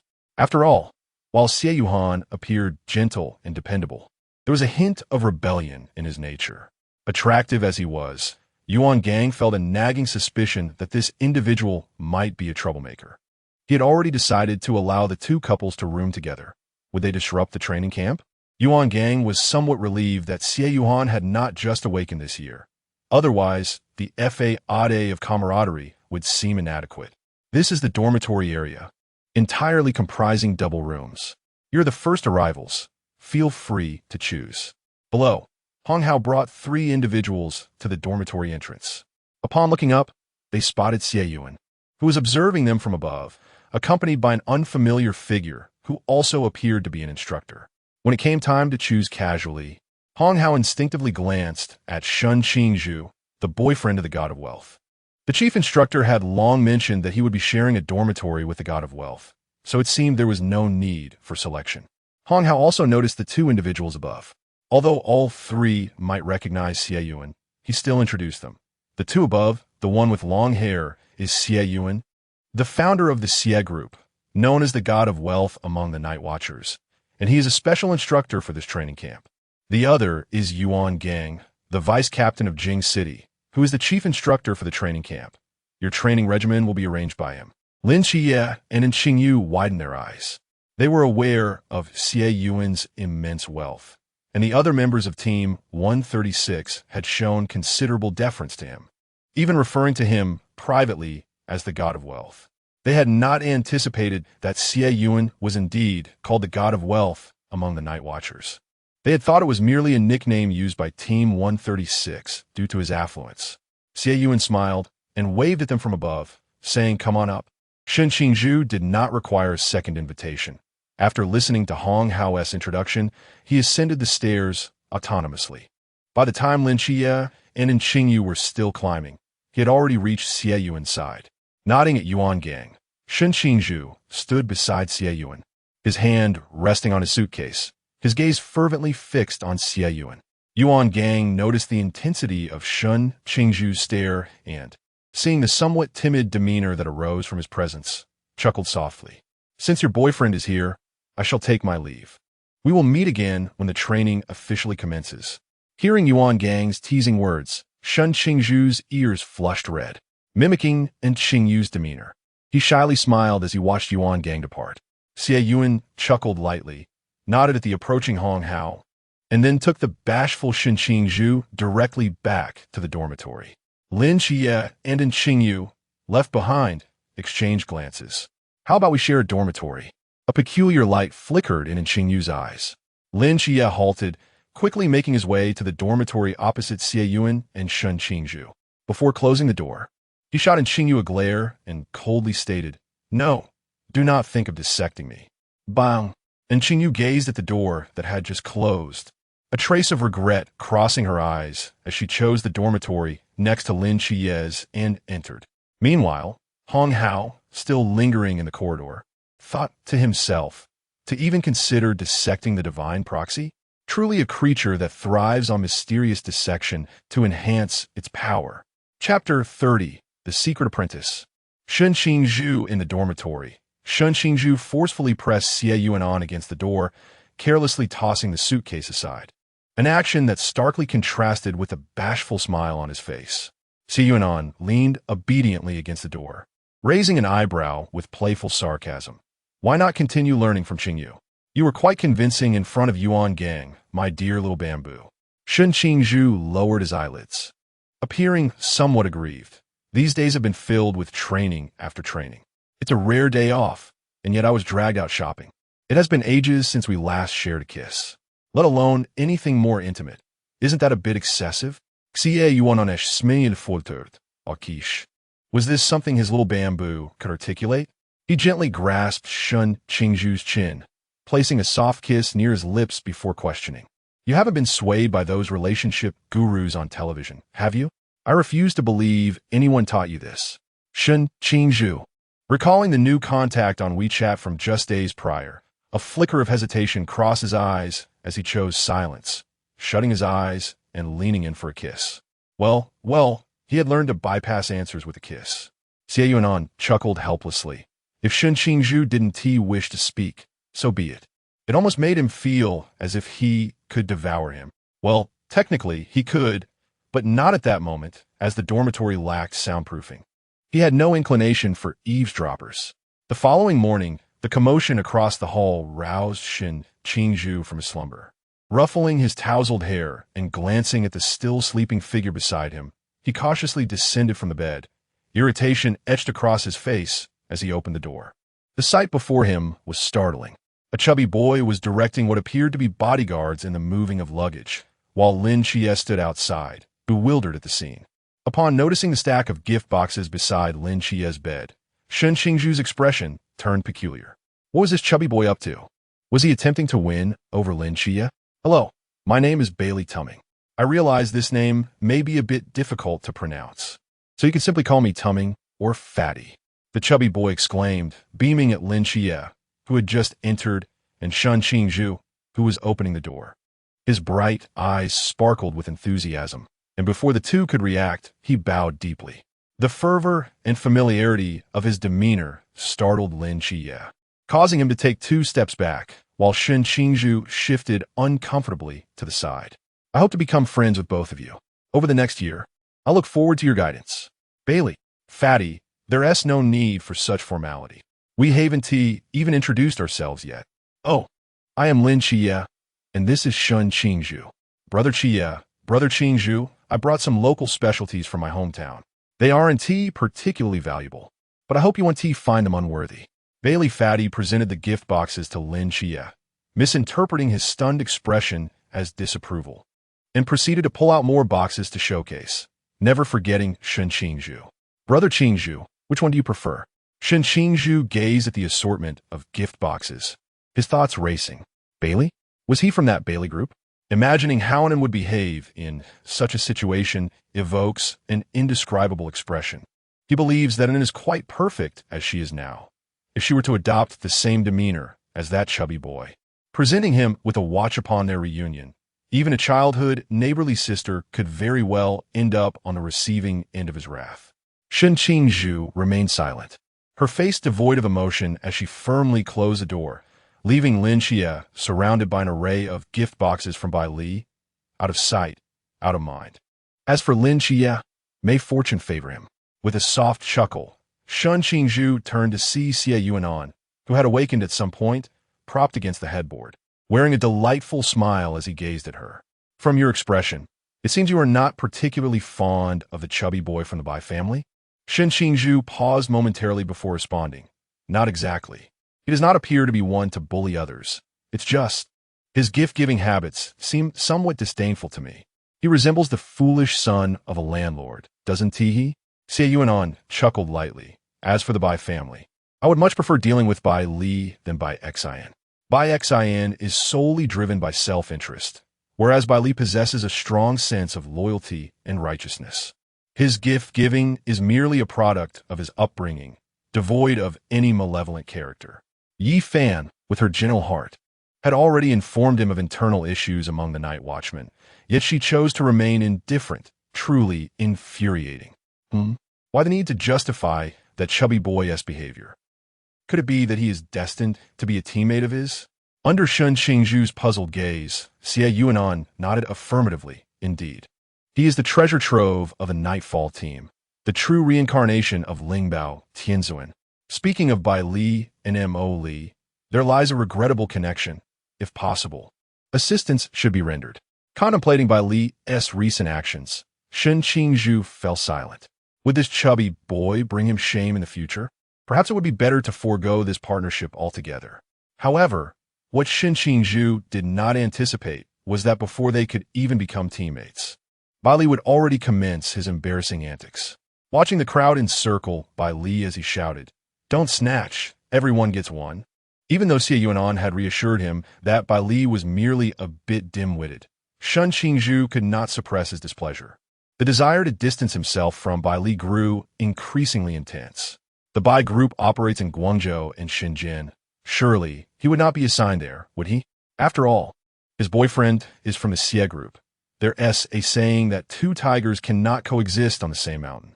Observing the commotion, Shen Qingzhu nodded to Lin Xie and Qingyu, who had also come to check on the noise. What is all this ruckus about?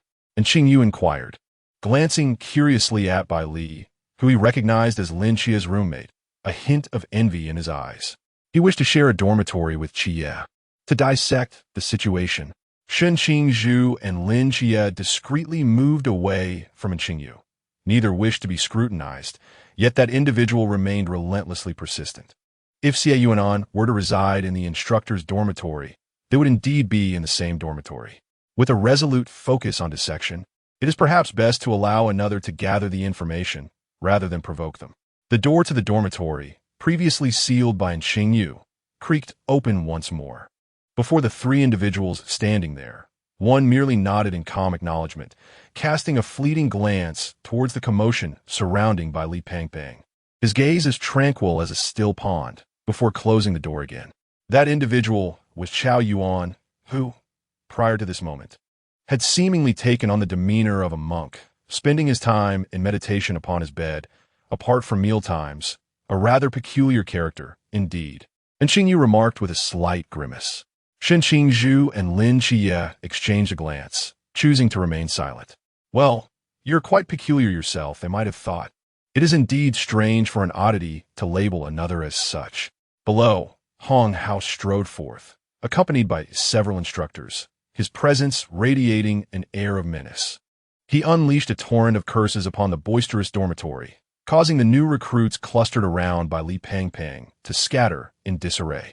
All that remained was by Li Pangpang, clutching his watch, huddled on the ground, whispering in hopes that Hong Hao would overlook him. A slight twitch at the corner of Hong Hao's mouth betrayed his irritation as he continued his reprimand. Under the weight of Hong Hao's booming voice, Xie Yunan stepped forth. Today, he intended to impose a stern lesson on the new recruits.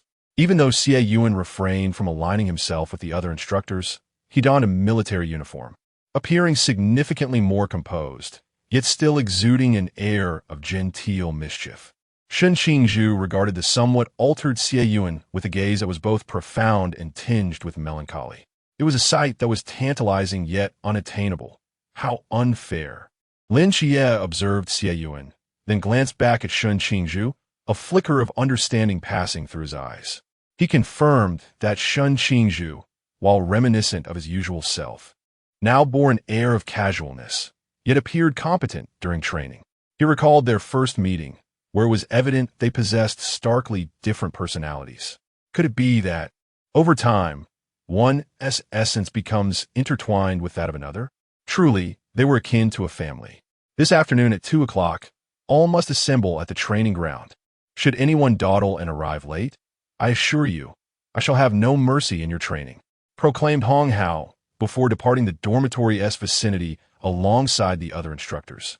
Bai Li Pangpang, with a face of relief, hurried to Lin Xie's side, grateful to have escaped detection. Xie Yunan, a smile gracing his features, glanced at Bai Li Pangpang, intertwining his fingers with Shen Qingzhu's. I'm heading to the chief instructor now. I shall see you on the training ground shortly. Little bamboo, your gaze could devour me whole, but today is not the day. Shen Qingzhu suppressed his innermost thoughts, nodding as he watched Xie Yunan descend the stairs. Witnessing their intimate interaction, Bai Li Pangpang's expression was one of utter astonishment. What in the world? The god of wealth and brother Qingzhu? How are they so close?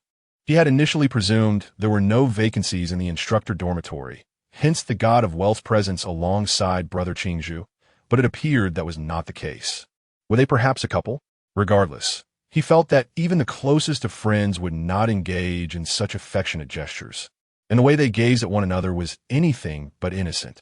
Shen Qingzhu's eyes sparkled with an intensity that suggested he wished to consume the god of wealth. Was this the gaze typical of mere friends? Chapter 31. Early years in the afternoon, the new recruits donned their military uniforms, standing in disarray on the training field.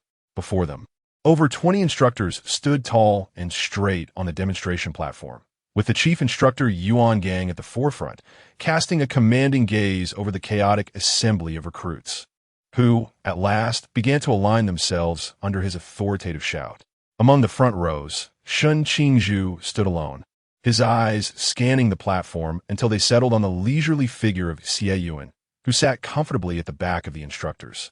Upon noticing Shen Qingzhu's gaze finally resting upon him, Xie Yunan flashed a smile, waving his left hand, the ring on his middle finger glistening under the sunlight.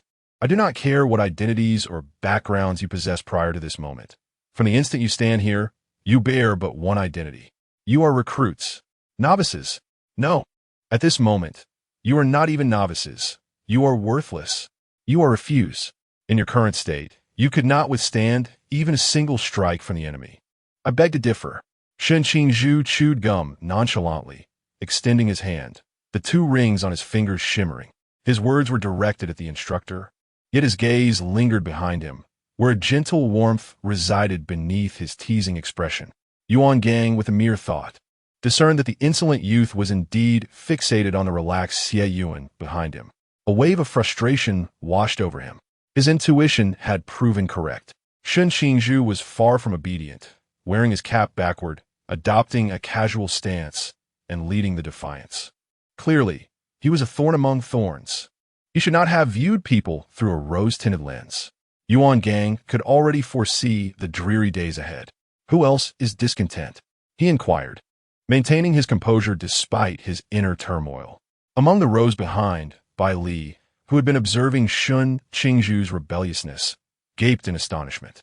Good heavens! I have heard tales of the formidable methods employed by the god of wealth. It is no wonder he swiftly elevated the Xie family to a level capable of competing with ours.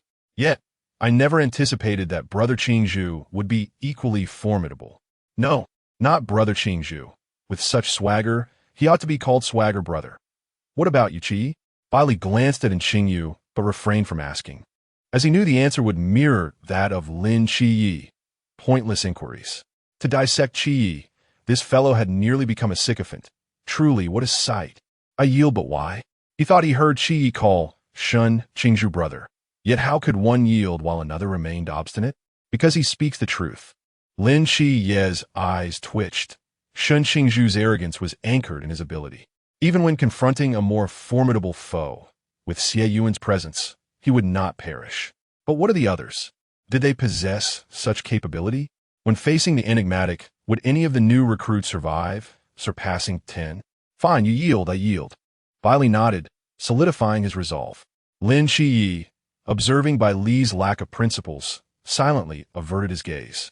On the platform, Yuan Gang's lips curled slightly upward. Although Shen Qingzhu elicited a pang of frustration within him, overall, he had not exceeded his expectations, which was rather agreeable. Since so many refused to concede, I shall grant you an opportunity, a chance to recognize your true selves. Step forward. As Yuan Gang's words resonated, 7 dark figures emerged against the azure sky, descending gradually with the passage of time. As they drew nearer, it became evident that they were 7 individuals. Xie Yunan lifted his gaze towards the figures above. Faint echoes of anguished screams reminiscent of slaughtered fowl reached his ears, accompanied by Rose's incessant tirades, causing his eyelids to flutter. That rascal Vortex. He had specifically instructed Wang Mian to address Vortex's acrophobia. Surely he had succeeded? Would this be the scene to unfold during the New Year's celebration? As anticipated, an unexpected turn of events transpired. Before Wang Mian could complete his self-introduction upon their landing, Vortex's legs buckled. With a thud, he gracefully knelt before the new recruits. Vortex, I didn't mean to. Mask, new recruit. Winky face, Wang Mian, recalling that an old acquaintance was present, felt a mix of embarrassment and indignation, his fists clenching as tightly as Rose's. Most importantly, among the new recruits was that individual's boyfriend. He had intended to deliver a proper reprimand, yet Vortex had already embarrassed him. Infuriating. Kneeling there, Vortex sensed the resentment emanating from his teammates. After a moment of hesitation, he slowly raised his hands. Vortex of the masked squad wishes everyone an early Happy New Year. Upon completing his proclamation, he sprang to his feet, feigning that nothing had transpired. Xie Yunan let out a soft chuckle. Though it was not loud, it was certainly audible to Wang Mian. Wang Mian.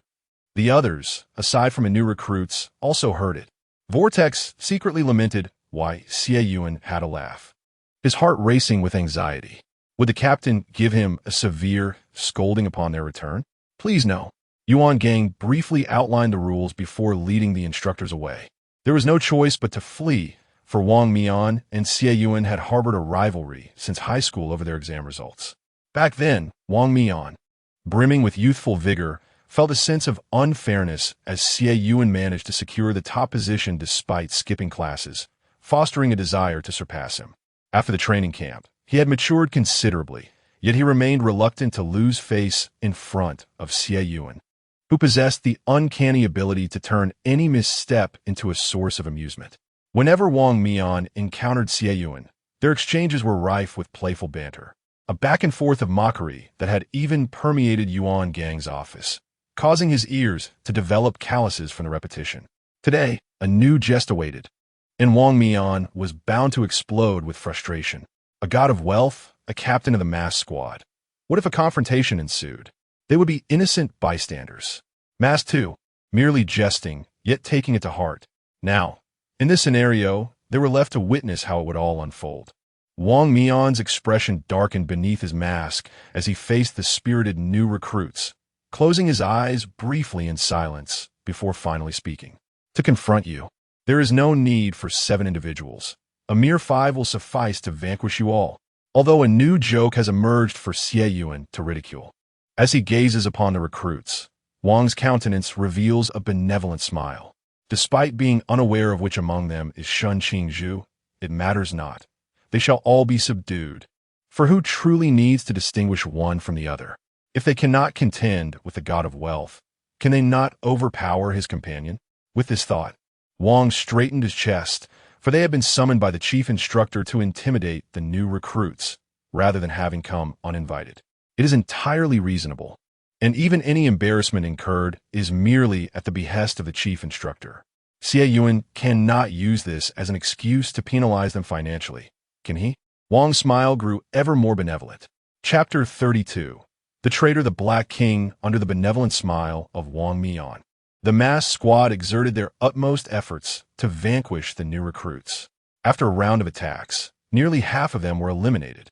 The remaining recruits who narrowly escaped either followed Lin Xie and his companions to the armory or obeyed Shen Qingzhu's orders, waiting in the dormitory building for the masked squad to launch a surprise attack. In the underground base of the training camp, witnessing Lin Xie's cunning behavior in the warehouse and Shen Qingzhu's confident encirclement of the masked squad brought a smile to Xie Yunan's face. Deputy Yuan, it seems your summoning of the masked squad isn't proving very effective, he remarked with a proud sidelong glance. Can you refrain from dragging me into your grievances with Wang Mian? You rascal. The individuals you favor are indeed exceptional, but Shen Qingzhu's temperament still needs refinement. He was provoked into anger by a mere remark from Yue Gui. He truly needs further honing. Xie Yunan remained non-committal. Currently, Xiaozhu's temperament indeed requires some work, but his abilities are undeniable. Perhaps after graduation, I could send him to the capital for you to help train him. Shimai had previously attempted to cultivate Xiaozhu's temperament, but the duration was too brief, and the enigmatic Songnan lacked the resources of the capital, resulting in a slight deficiency in his development.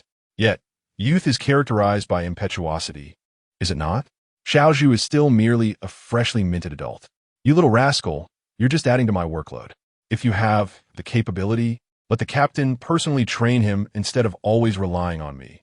Yuan Gang protested, displeased, as he had a mountain of documents to review and now had to assist in training that troublesome boy's boyfriend.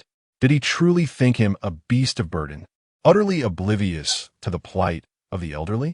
Within the dormitory, the masked squad, besieged by the new recruits, found themselves at a disadvantage. Wang Mian rested his hand on the hilt of his sword, drawing it forth, as multiple blades whirled past the recruits, crashing into the dormitory building, which then collapsed with a thunderous roar. Deputy Yuan, there's still someone adding to your workload up there, Xie Yunan observed mockingly as he glanced at the surveillance screen. Although repair duties fell to the logistics department, if grievances accumulated excessively, it seemed Yuan Gang might struggle to cope. Yuan Gang's expression darkened. Yet the masked squad would not remain at the training camp for long, and such destructive behavior would only occur this once. Whether the masked squad would be summoned for the next round of recruit training remained uncertain. With this thought, Yuan Gang's countenance brightened considerably. He didn't actually manage to darken his face. Xie Yunan mused quietly, his gaze still fixed on the combat unfolding on the surveillance, feeling a deeper sense of regret. Why did he have to awaken a year earlier? It would have been splendid to awaken alongside Xiaozhu. He could have joined in the excitement, and perhaps even given Wang Mian a sound thrashing. Amidst the ruins of the dormitory, Shen Qingzhu crawled out, covered in dust, coughing twice as he surveyed the masked squad engaged in battle with the recruits not far away, his expression grave. According to the files on the masked squad, their captain, Wang Mian, possessed abilities akin to an An's Zhu Jiuyin, capable of manipulating time. How could he also wield such formidable offensive power? Was it due to that sword? However, they were all in the realm of light. Could their mental fortitude sustain them for a day longer? They could be worn out until exhaustion claimed them. Shen Qingzhu's expression hardened, and a whirlwind erupted beneath his feet as he swiftly advanced towards the battlefield. He had intended to confront the moon demon, only to unexpectedly face the vortex instead. Upon seeing the vortex summoned by the moon demon, Shen Qingzhu spat in disdain, having learned a lesson once. He was reluctant to engage again. Yet, in the face of the vortex, he remained earnest.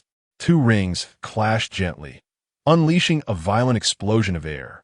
The vortex opened numerous purple whirlpools, passively absorbing the shock waves generated by the blast. On another front, Tianping curiously provoked Qiao Yuan. Upon discovering that Lin Xie was his benefactor, Qiao Yuan hesitated for a moment before picking up his blade. As the sword was drawn, a surge of dark malevolence soared into the sky, with tendrils of black flame erupting from Qiao Yuan's body, instantly incinerating his shirt. The flames intertwined around him, gradually solidifying into a bizarre, humanoid exterior. Tianping, taken aback by Qiao Yuan's transformation, stood in stunned silence. 031 Black King / Why didn't you mention that your forbidden domain was this? Had I known, I would have refrained from provoking you. While defending against Qiao Yuan's assault, Tianping lamented inwardly about the situation he found himself in. Meanwhile, upon witnessing Qiao Yuan brandishing his blade, Xie Yunan turned to whisper a few words to Yuan Gang.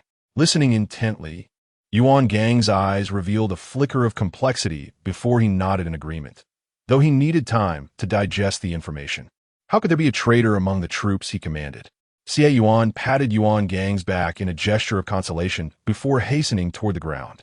As he observed Xie Yuan's retreating figure, Yuan Gang took a deep breath and informed Hong Hao of the traitor, urging him to devise a reason to keep the three under surveillance at bay. Aside from the commander-in-chief and directors, only the special task force and their team from the capital were privy to Xie Yunan becoming the divine proxy. Additionally, the teams from Lingjiang City and Sangnan City must not learn of the betrayal. Upon receiving this news, Hong Hao was taken aback, yet he understood the gravity of the situation and refrained from asking questions, proceeding with a solemn demeanor to execute his duties. On the ground, just as Qiao Yuan was about to strike Tianping with his blade, a butterfly knife intercepted the blow, wielded by none other than Xie Yunan, who had rushed over upon seeing Qiao Yuan draw his weapon. With a disdainful glance at Tianping, Xie Yunan exerted force, sending Qiao Yuan flying away. Is this how you behave during missions? You are all quite the characters, and how does Wang Mian tolerate this? Tianping exhaled in relief, only to realize, is this a lesson for the new recruits? Why is the god of wealth involved? Doesn't this violate our initial agreement? A lesson for new recruits? Is it you teaching them, or are they teaching you? Xie Yunan retorted, deftly maneuvering the butterfly knife to deflect another strike from Qiao Yuan. Had it not been for the flames engulfing Qiao Yuan, he would have preferred to kick him away. The butterfly knife felt slightly inadequate, and he should have brought the dragon pattern staff instead. I'll fend off this adversary for you, but under the condition that you refrain from further combat aside from self-defense. That way, we won't be violating our agreement. Tianping stood dumbfounded. Is that even possible? I am the god of wealth, and my word is law. The scales. Xie Yunan, with a haughty toss of his head, wielded the butterfly knife in his hand, pushing Qiao Yuan away. The earth script manifested. The aura of divine agency erupted, pinning Qiao Yuan firmly to the ground. Observing the flames enveloping Qiao Yuan, Xie Yunan appeared contemplative. He recalled a creature named Huidou within the earth script, known for its ability to consume fire. He wondered if it could devour the flames of the Black King. The earth script shimmered, its pages fluttering, and a pitch-black hound emerged. Upon seeing the flames on Qiao Yuan, its eyes brightened, and without needing any command from Xie Yunan, it opened its mouth and began to feast. As Huidou consumed the fire, Qiao Yuan regained some clarity of mind. Noticing the Black King was once again sealed within Qiao Yuan's body, Xie Yunan called off Huidou. Deprived of its delectable flames, Huidou bore no ill will.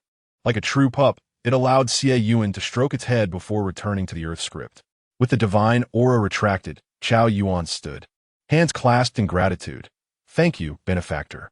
Xie Yunan paid him no heed, his gaze scanning the ruins until it fell upon Qingzhu, who was tirelessly pursuing the vortex. The poor vortex not only had to evade explosions caused by Qingzhu, but also had to turn back to rescue the moon ghost. TSK. How pitiable might as well observe the battle between the two divine agents. Xie Yunan smirked, gesturing towards the two combatants who had just begun to clash, extending an invitation. The scales nodded helplessly. What other choice did they have? Should they continue fighting? It was not only that he could not defeat Xie Yunan, but he also stood no chance against Xie Yuchen. The latter was a man of decisive authority. Enduring a beating was trivial, but a pay cut was a matter of great concern. He valued his little earnings quite highly. Xie Yuchen glanced at Xie Yunan, who naturally acquiesced. He had already demonstrated his abilities and would not be perceived as a cowardly deserter. Where they went next was of little consequence. The three settled in a safe location, quietly observing the battle between Lin Xie and Wang Mian. Not long after the trio sat down, others ceased hostilities and approached, ready to spectate. Upon seeing Xie Yuchen seated, Shen Qingzhu's eyes lit up. She walked over to the spot that Tianping had thoughtfully left vacant and sat down, intertwining her fingers with Xie Yuchen's while her thumb gently rubbed against his. Xie Yuchen softened his expression, a flash of white light appearing in his embrace as the small unicorn, Yushu, emerged, looking up at Shen Qingzhu with a puzzled gaze. Why was his little boyfriend so easily hurt? Though puzzled, Yushu dutifully began to heal Shen Qingzhu, also extending its healing to others. Sensing the alleviation of their injuries, the several men sighed with relief, and Bai Li Pang Pang gazed at Yushu with sparkling eyes, feeling a tinge of regret. Although he possessed the life-returning jade, it could only heal one person at a time, lacking the convenience of this creature's abilities. What a pity! This was summoned from the Forbidden Ruins, not a forbidden item, so he could not purchase it. However, when had the god of wealth awakened the Forbidden Ruins? Why was there not a whisper of news? Bai Li Pang Pang. Xie Yuchen gazed into Bai Li Pang Pang's puzzled eyes and smiled as he spoke. The matter regarding the awakening of the Forbidden Ruins must remain confidential, including from your father, Bai Li Xin. As for the other recruits, they have all fainted and did not witness anything, so there is no need for further reminders. Chapter 33. Two naive souls. Bai Li Pang Pang was puzzled, but still readily agreed. After all, they were two rulers from different factions, and his father had never hosted a banquet that the god of wealth attended. Perhaps that was the reason? But what about in Qingzhu? Shen Qingzhu searched around, but found no trace of Qingzhu, which left her somewhat astonished. That fellow had been inseparable from Lin Xie in his quest to dissect him.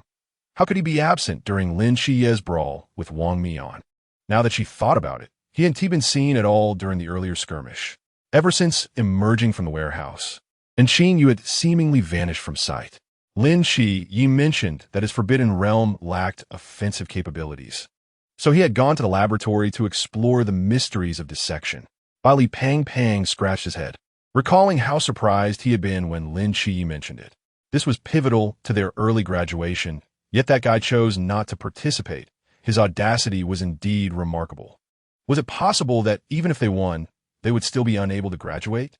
They desired to soar without having learned anything. Did they truly seek their own demise? A statement from Xie Yuchen silenced Bai Li Pang Pang. However, if they emerged victorious, they could negotiate conditions with their instructor to silence them. Xie Yuchen raised an eyebrow, the corners of his eyes lifting, sparkling with brilliance. A splendid idea. Bai Li Pang Pang gave a thumbs up. Indeed, the god of wealth had a sharp mind. In this rebellious phase of youth, especially with a beloved partner as a steadfast support, Shen Qingzhu was quite eager to embarrass their instructor, her eyes shimmering with enthusiasm. However, a concern lingered. Shen Qingzhu lowered her gaze, gently shaking Xie Yuchen's fingers with a hint of playfulness. When Xie Yuchen turned to her, he noticed her eyelids drooping, her vitality diminished compared to earlier, evoking a pang of concern within him. Upon meeting his gaze, Shen Qingzhu continued her gentle motions. What was amiss? Xie Yuchen squinted, his free hand resting on Shen Qingzhu's flat abdomen, applying a light pressure which caused her complexion to change slightly.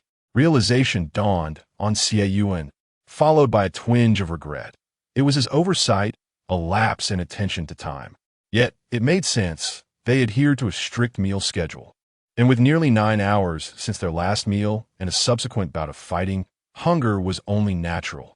He retrieved a bowl of rice and a bowl of braised beef from the system space and handed them to Shen Qingzhu.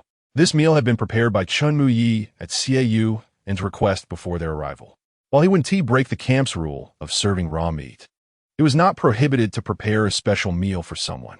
Upon hearing it was for someone else, Chen Muyi wasted no time in producing a feast, even sending Zhao Kongcheng to the market to procure numerous bowls, each brimming to the top. Others looked on in astonishment as Xie Yunan conjured up the meal seemingly out of thin air, observing with envy as Qingzhu savored her food with delight. Instantly, they swallowed hard. Others were doing well, but after finishing at the warehouse, Yue was eager to dine. Now, witnessing Qingzhu feast with such delight, he could not help but swallow hard, his eyes reflecting a sense of grievance.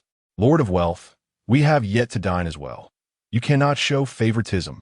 How infuriating it was to see him indulge right before their eyes.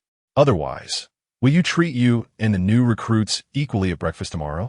A glint of mockery danced in Xie Yunan's eyes. Yet, he knew this was impossible. The mass team had toiled outside for so long, and upon finally returning to the training camp, he could not truly deprive them of sustenance.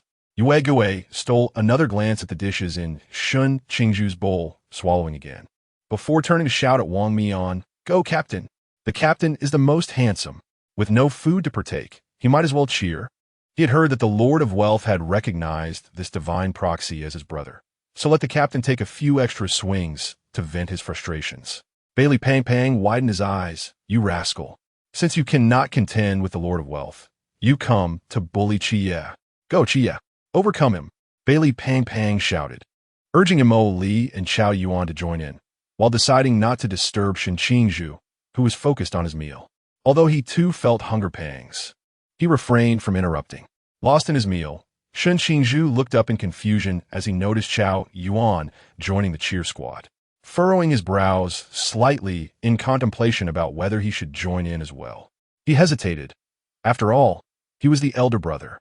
Xie Yunan, with a sense of resignation, held a piece of meat for Qingzhu with one hand while gently wiping a grain of rice from the corner of his mouth with the other.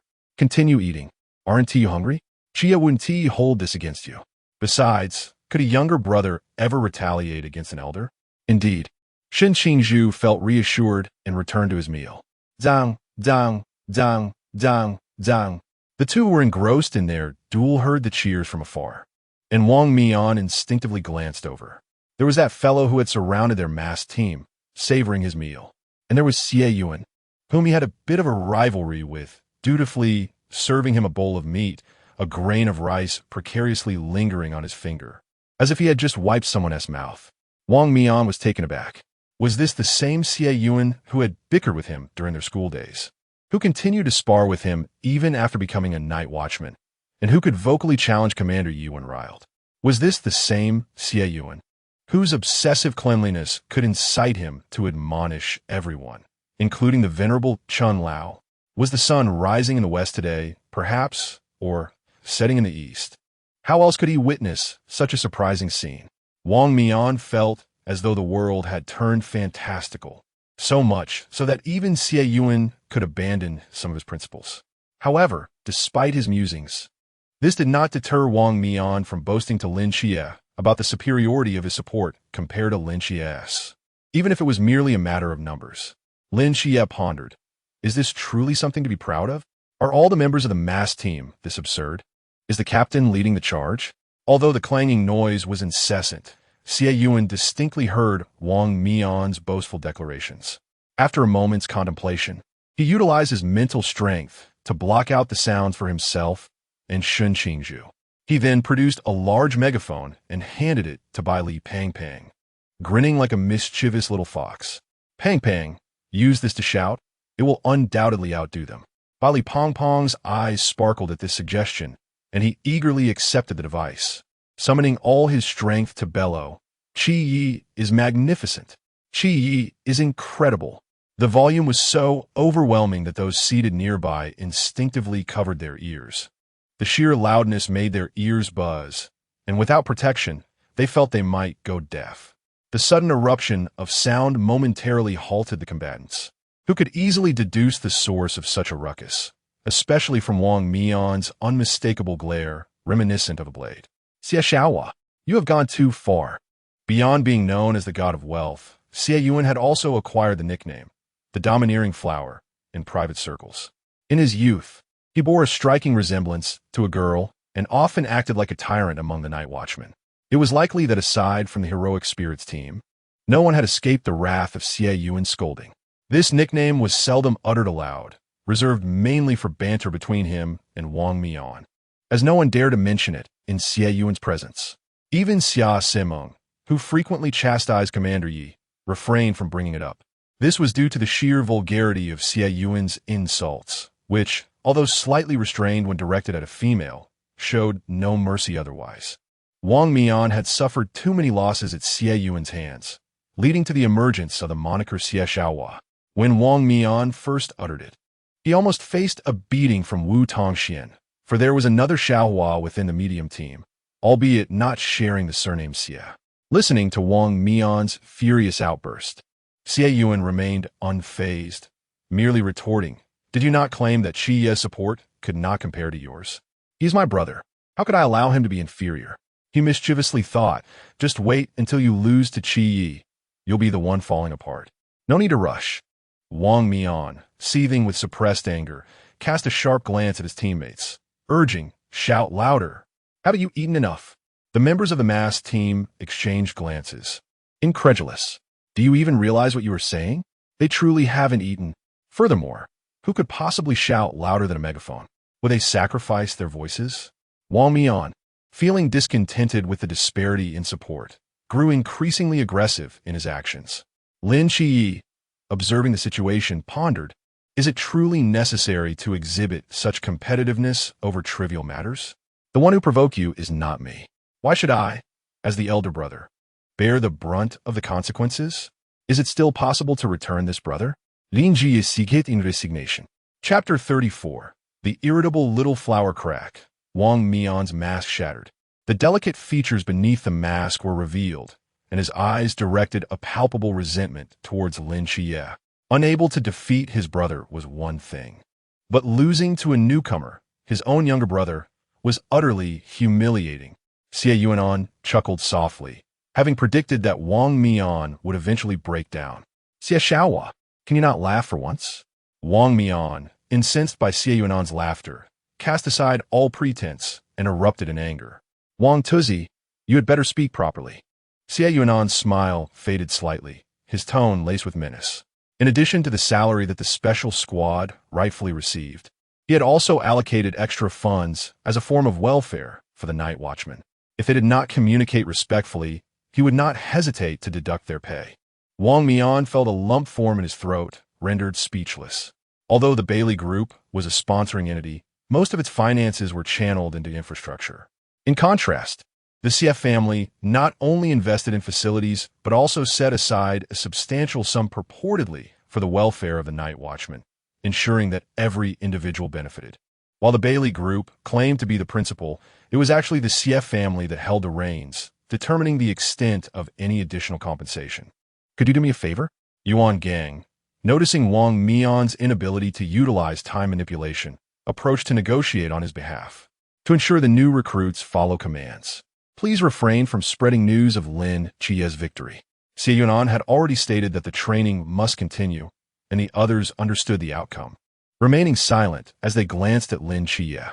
The terms of their agreement regarding Lin Qiye's victory would naturally be proposed by him, while Wang Mian, having lost, will be the one to negotiate. "Instructors, I believe offering a red envelope of 500,000 should not pose a problem," Wang Mian proclaimed with great bravado.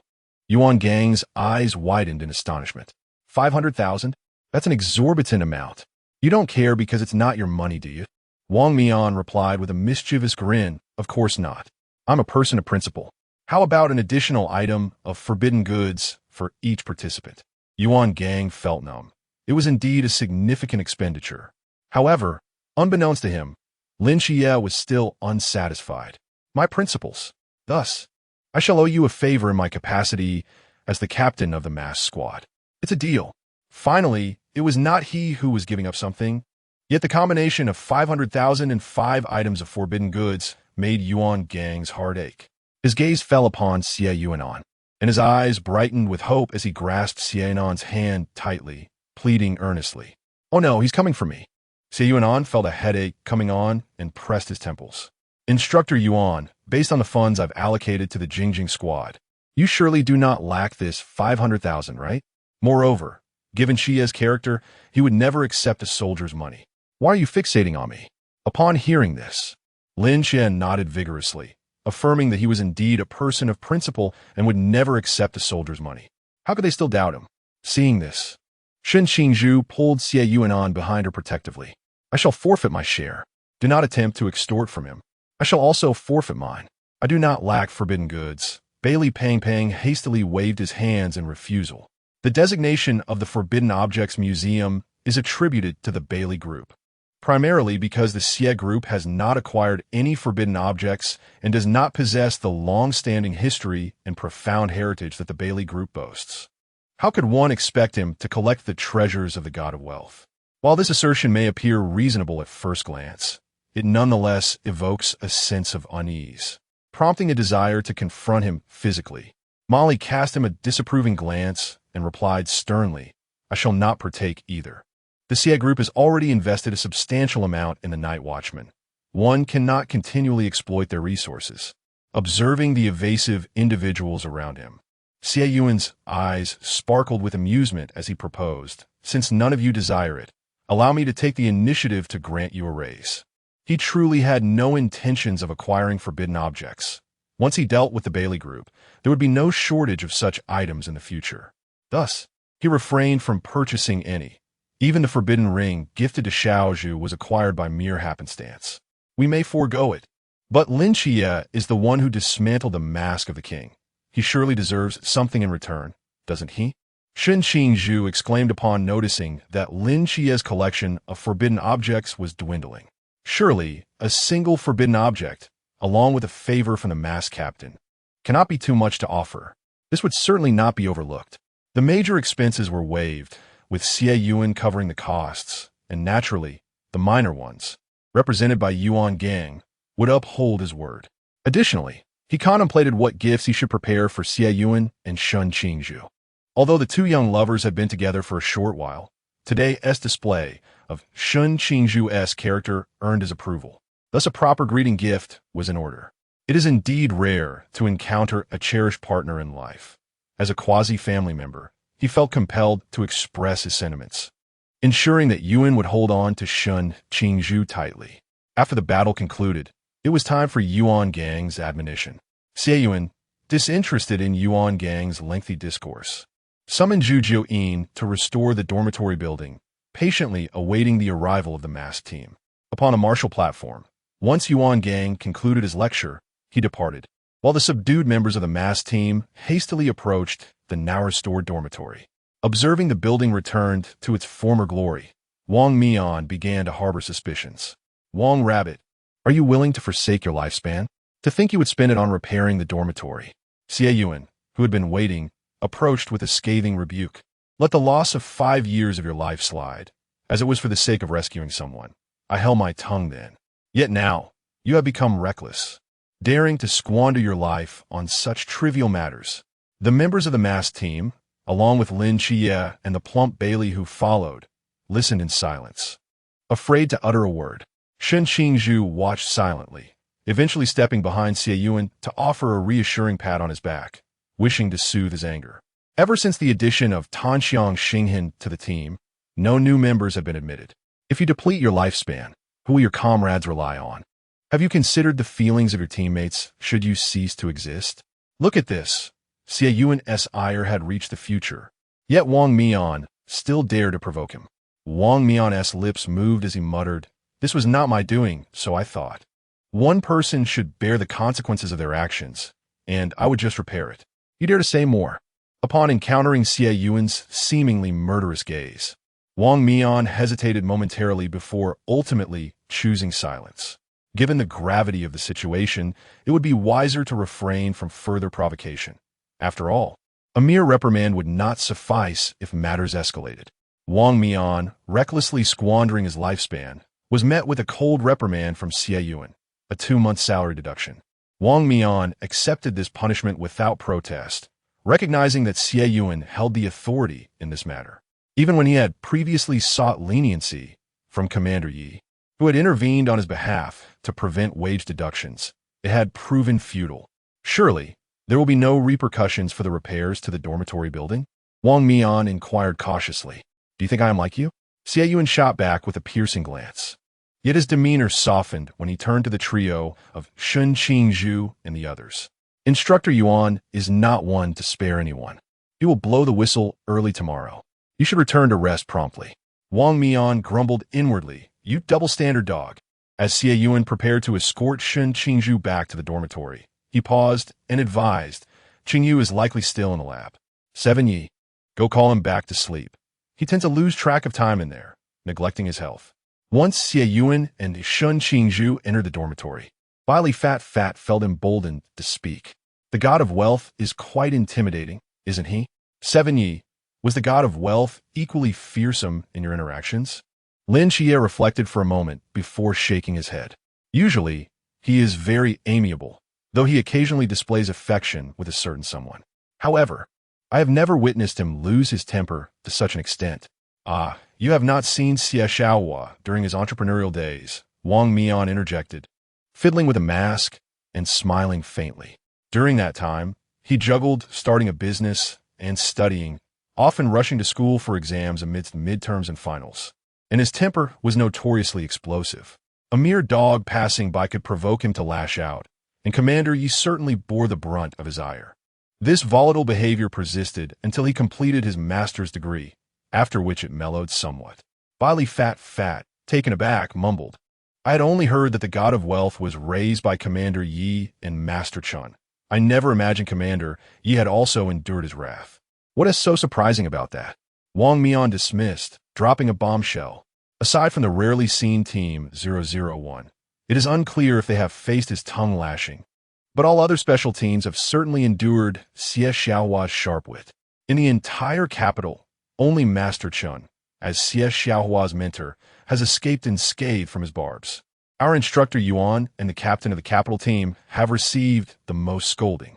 Wily Fat processed this revelation, while Lin Xie's mind became a jumble. He struggled to reconcile the gentle demeanor of Yuan with the tempestuous figure he had just witnessed. The Xie Yunan who had reprimanded Wang Mian appeared extraordinarily irate indeed.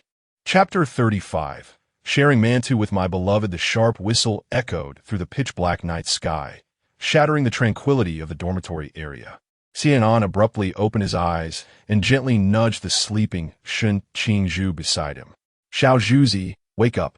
Shen Qingzhu, still groggy, blinked open his eyes and murmured, Upon hearing the commotion outside, he glanced at his phone.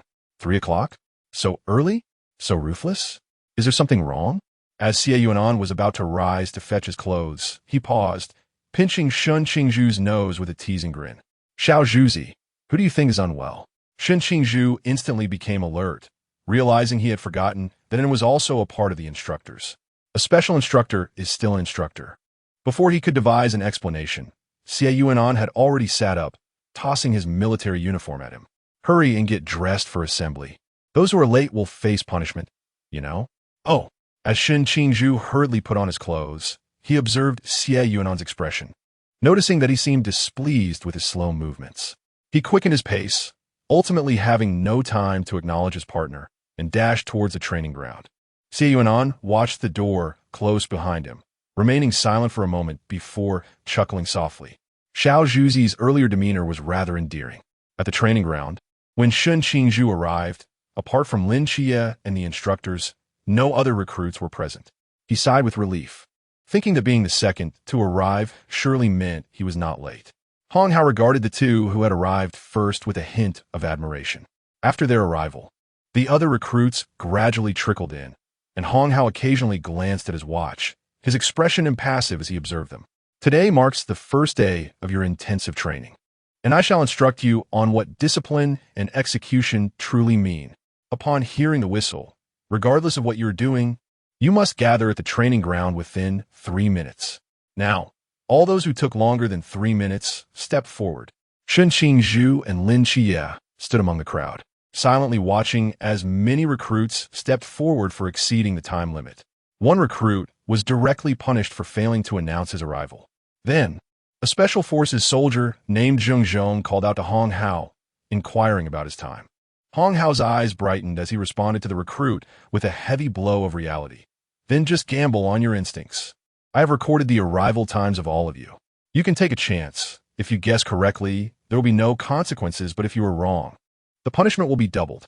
Upon hearing this, a significant portion of the recruits stepped forward, including a chubby recruit with a distressed expression.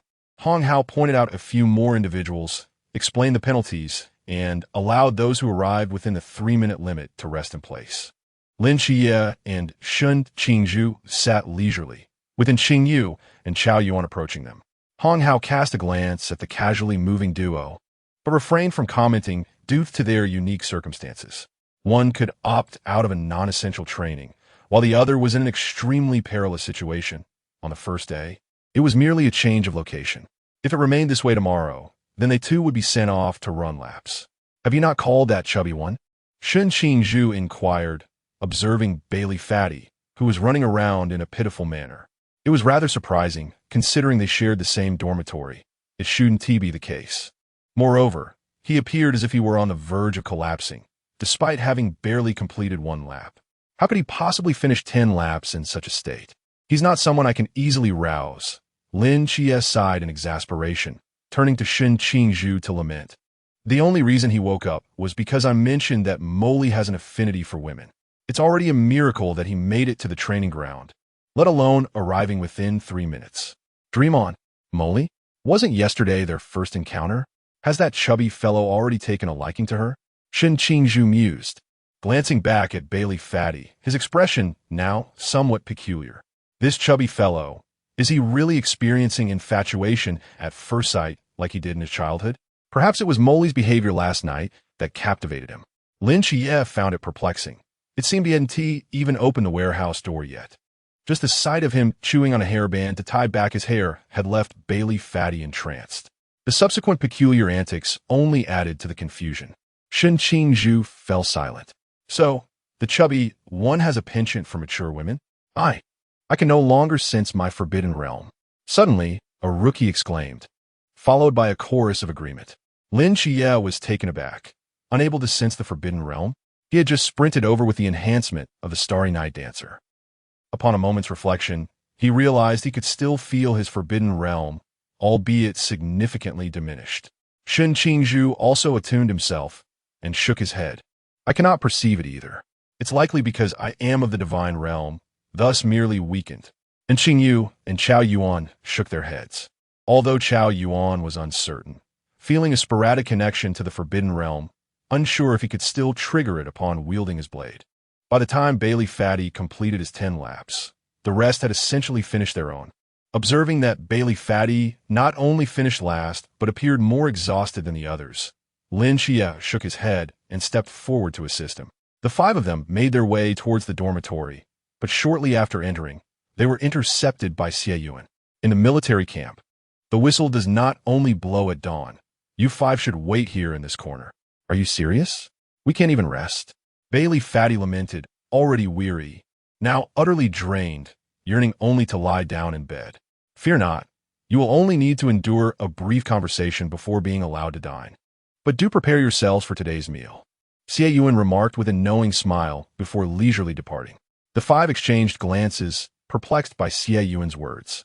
However, when they reconvened and headed to the cafeteria, encountering the breakfast laid out on the tables, they grasped the meaning behind his statement. The spacious cafeteria was adorned with several square tables, each bearing 2 large bowls, one filled with steaming white buns, while the other contained raw meat. Shen Qingzhu picked up a bun, squeezed it, and with a grim expression, hurled it back into the bowl. Where is everyone? Bring someone out here. Originally, Bailey Pang intended to share his grievances with Lin Xie, but upon seeing Shen Qingzhu's demeanor, his eyes sparkled with admiration. Truly, he was a remarkable individual. Shortly thereafter, an elderly man, grumbling and wielding a spoon, emerged from the kitchen, demanding to know who dared to shout such nonsense. What was the purpose of preparing such fare?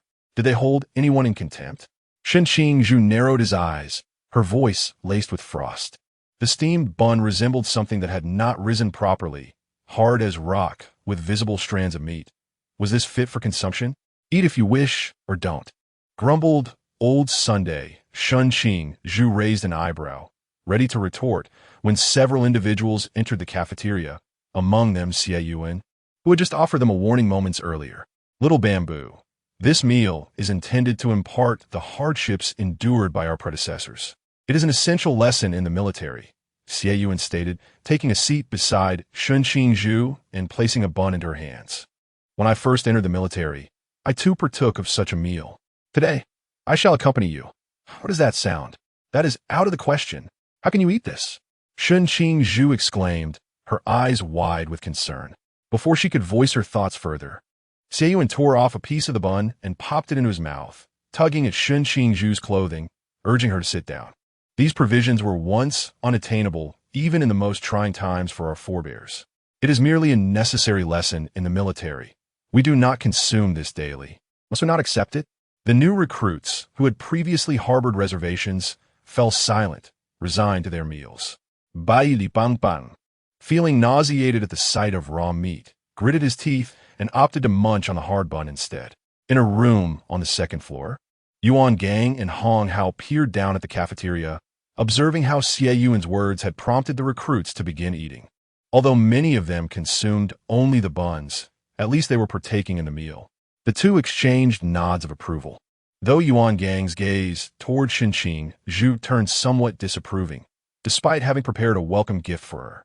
Noticing the peculiar expression on Yuan Gang's face, Hong Hao inquired with curiosity, "Commander, haven't the recruits begun to eat? Why this expression?" Yuan Gang remained silent for a moment, then seethed. The god of wealth has never set foot in a military camp. He spends his days either expanding the Xie family name or studying. When would he find time to wander the barracks? Even if he had the time, with such burdens and hardships, how could Commander Yi possibly allow him to go? Yet here he is, boasting of having dined on these very meals, all to accompany his boyfriend. Observing Yuan Gang's exasperation, Hong Hao shrank back, hesitant to speak further. Chapter 36. Well-behaved boy. As the recruits gnawed on raw meat and hard buns, an enticing aroma suddenly wafted through the cafeteria, drawing everyone's attention.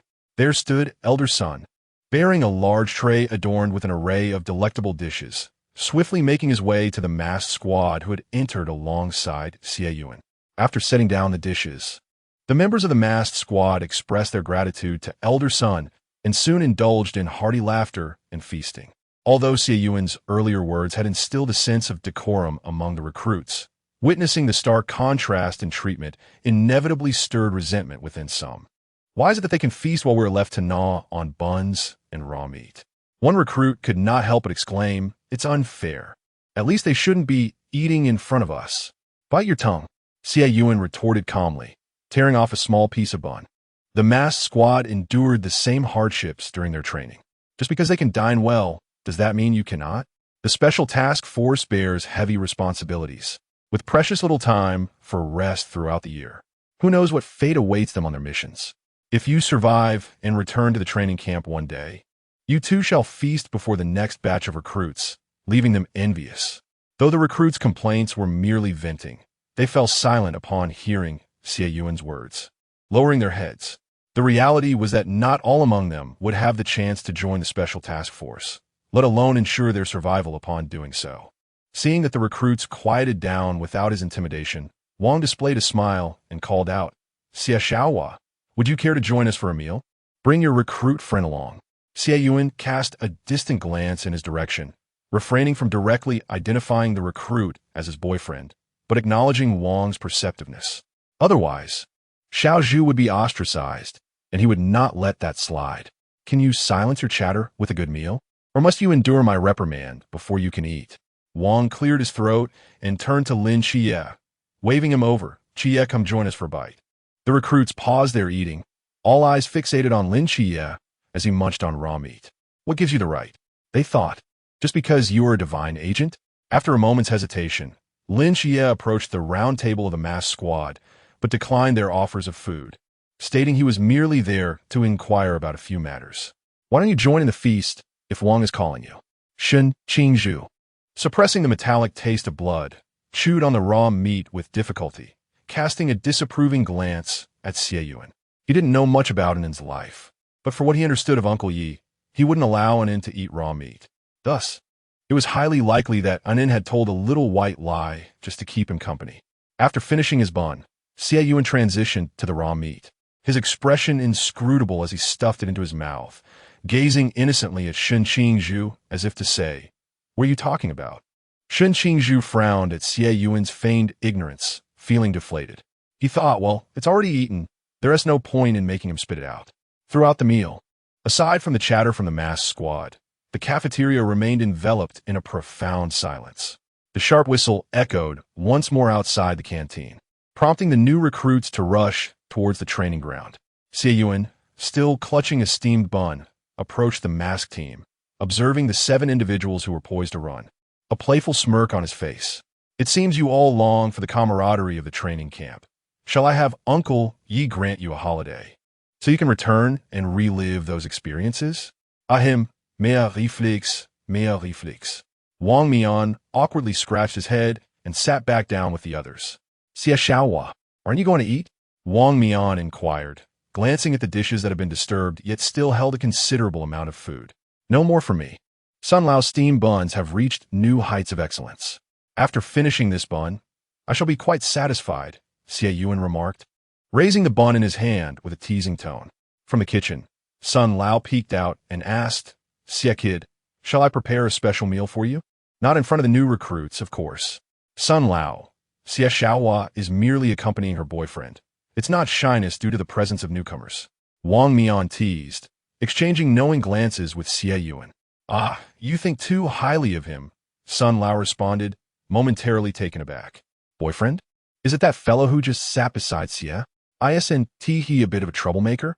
Sun Lao scrutinized Xie Yunan, disbelief evident in his tone. "I recall you being rather obedient, a good boy. How did you end up with a troublemaker?" "A good boy and a troublemaker. How do they complement each other? Yet, it appears to work in some way. A good boy? Sun Lao, are your lenses a bit too rose-tinted? With that confrontational demeanor, whereas the semblance of a good boy." Wang Mian quipped, his eyes twitching. Indeed, the parental lens of perception is omnipresent and quite blinding at that. Xie Xiaohua seems to have taken command of, no, she has already mounted Commander Ye's head.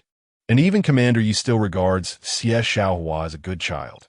Otherwise, she wouldn't have caused him such public vexation. What kind of enchantment has Xie Yunan cast upon these parents? Is it merely because Xie Xiaohua dressed as a girl in her childhood? Had they raised her as a daughter? Yet, Sun Lao seems to have never witnessed Xie Xiaohua in female attire. Truly, it feels as though one has encountered a ghost. Chapter 37. Love letters. After enduring the suppression of Chao Yuan and finishing a rather dismal lunch, the recruits finally embarked on their journey across the Jinan Mountains. Is that the rebellious Shen Qingzhu? You two have been eliminated? Yes. What gave you the audacity to destroy a drone? Apologies, I became overly confident. In that case, your punishment time shall be doubled. Now, let me ponder where to begin. The instructor, glancing at the approaching Xie Yuhan, suddenly found inspiration and directly inquired. "Let us discuss your romantic experiences. To date, how many love letters have you penned?" Shen Qingzhu cast a glance at Xie Yuhan, clenched his fists, maintained an expression of calm, but his ears flushed crimson. 114. Such a substantial number. Due elaborati. The instructor, intrigued, disregarded the now close presence of Xie Yuhan and boldly pressed on. "When I was 4, I developed a fondness for the older sister next door." And then upon hearing the beginning, the instructor's eyes widened in astonishment. "Older sister? What older sister? Are these letters meant for the god of wealth? This is dreadful." Shen Qingzhu gritted his teeth, sighed softly, and relinquished his struggle. "And so, I gradually wrote 114 love letters, none of which I ever had the courage to send." The instructor fell silent, cautiously observing Xie Yuhan's expression, only to discover that he was still smiling. "Is it over? Has the god of wealth lost his mind? Why did you not send them?" This time, it was Xie Yuhan who asked. Because Shen Qingzhu closed his eyes. "I felt unworthy of him. He is exceptionally talented, and even if we were to be together later, I still lack the courage to send them. My academic qualifications do not compare, and he has no wealth. I began writing love letters at the age of 4. Is that not early romance?"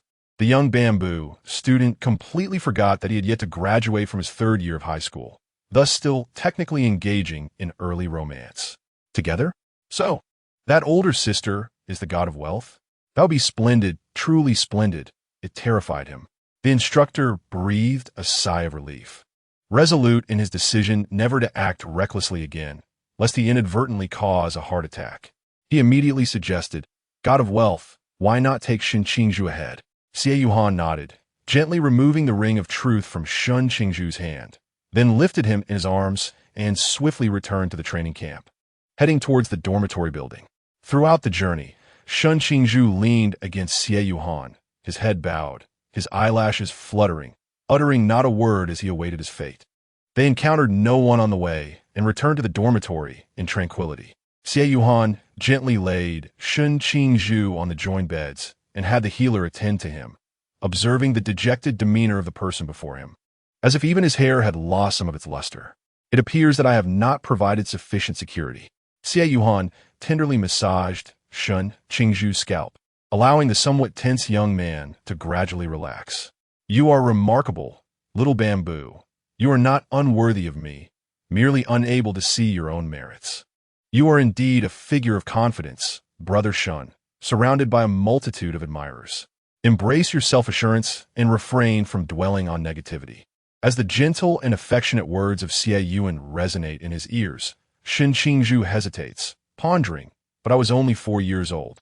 How can one be so certain that such a tender age signifies love? Xie Yunan interrupts his musings, drawing closer with a smile, inquiring, since it's meant for me, when will you present it, little Zhuzi? 114 letters. I must respond to each one in kind. There must be reciprocity. Qingzhu is taken aback, staring blankly at Xie Yunan, before a smile graces his face. I've always had them with me. I can give them to you now. He turns and retrieves a small box from the cabinet, handing it to Xie Yunan, then sits beside him, watching as Xie Yunan opens a letter. Upon seeing the childlike, somewhat crooked handwriting, Qingzhu covers his face, embarrassed by his less than appealing penmanship from childhood. What if it's too embarrassing? However, Xie Yunan finds it endearing, reading it with genuine interest, his eyes crinkling in delight. Observing Xie Yunan in such earnestness, Qingzhu's fingers curl in uncertainty. After a moment's hesitation, he reaches out to reclaim it, only for Xie Yunan to deftly evade him, watching with a hint of suspicion. What are you doing? You gave it to me. Can be taken back? Qingzhu awkwardly withdraws his hand. No, it's just, my writing is not very good. How about you return it, and I will rewrite it for you, ensuring it surpasses the current version. Then go right. Xie Yunan gestures towards a nearby desk. I desire the love letters of the past, and I anticipate those of the future. Since you assure me there will be more than 114, you must deliver on that promise. Qingzhu is momentarily stunned. Is this truly permissible? Seeing Xie Yunan protectively cradling the box, as if fearful it might be snatched away, Qingzhu can't help but smile in exasperation. Thus, he finds himself unable to reclaim his embarrassing letters, while also being compelled to contribute even more.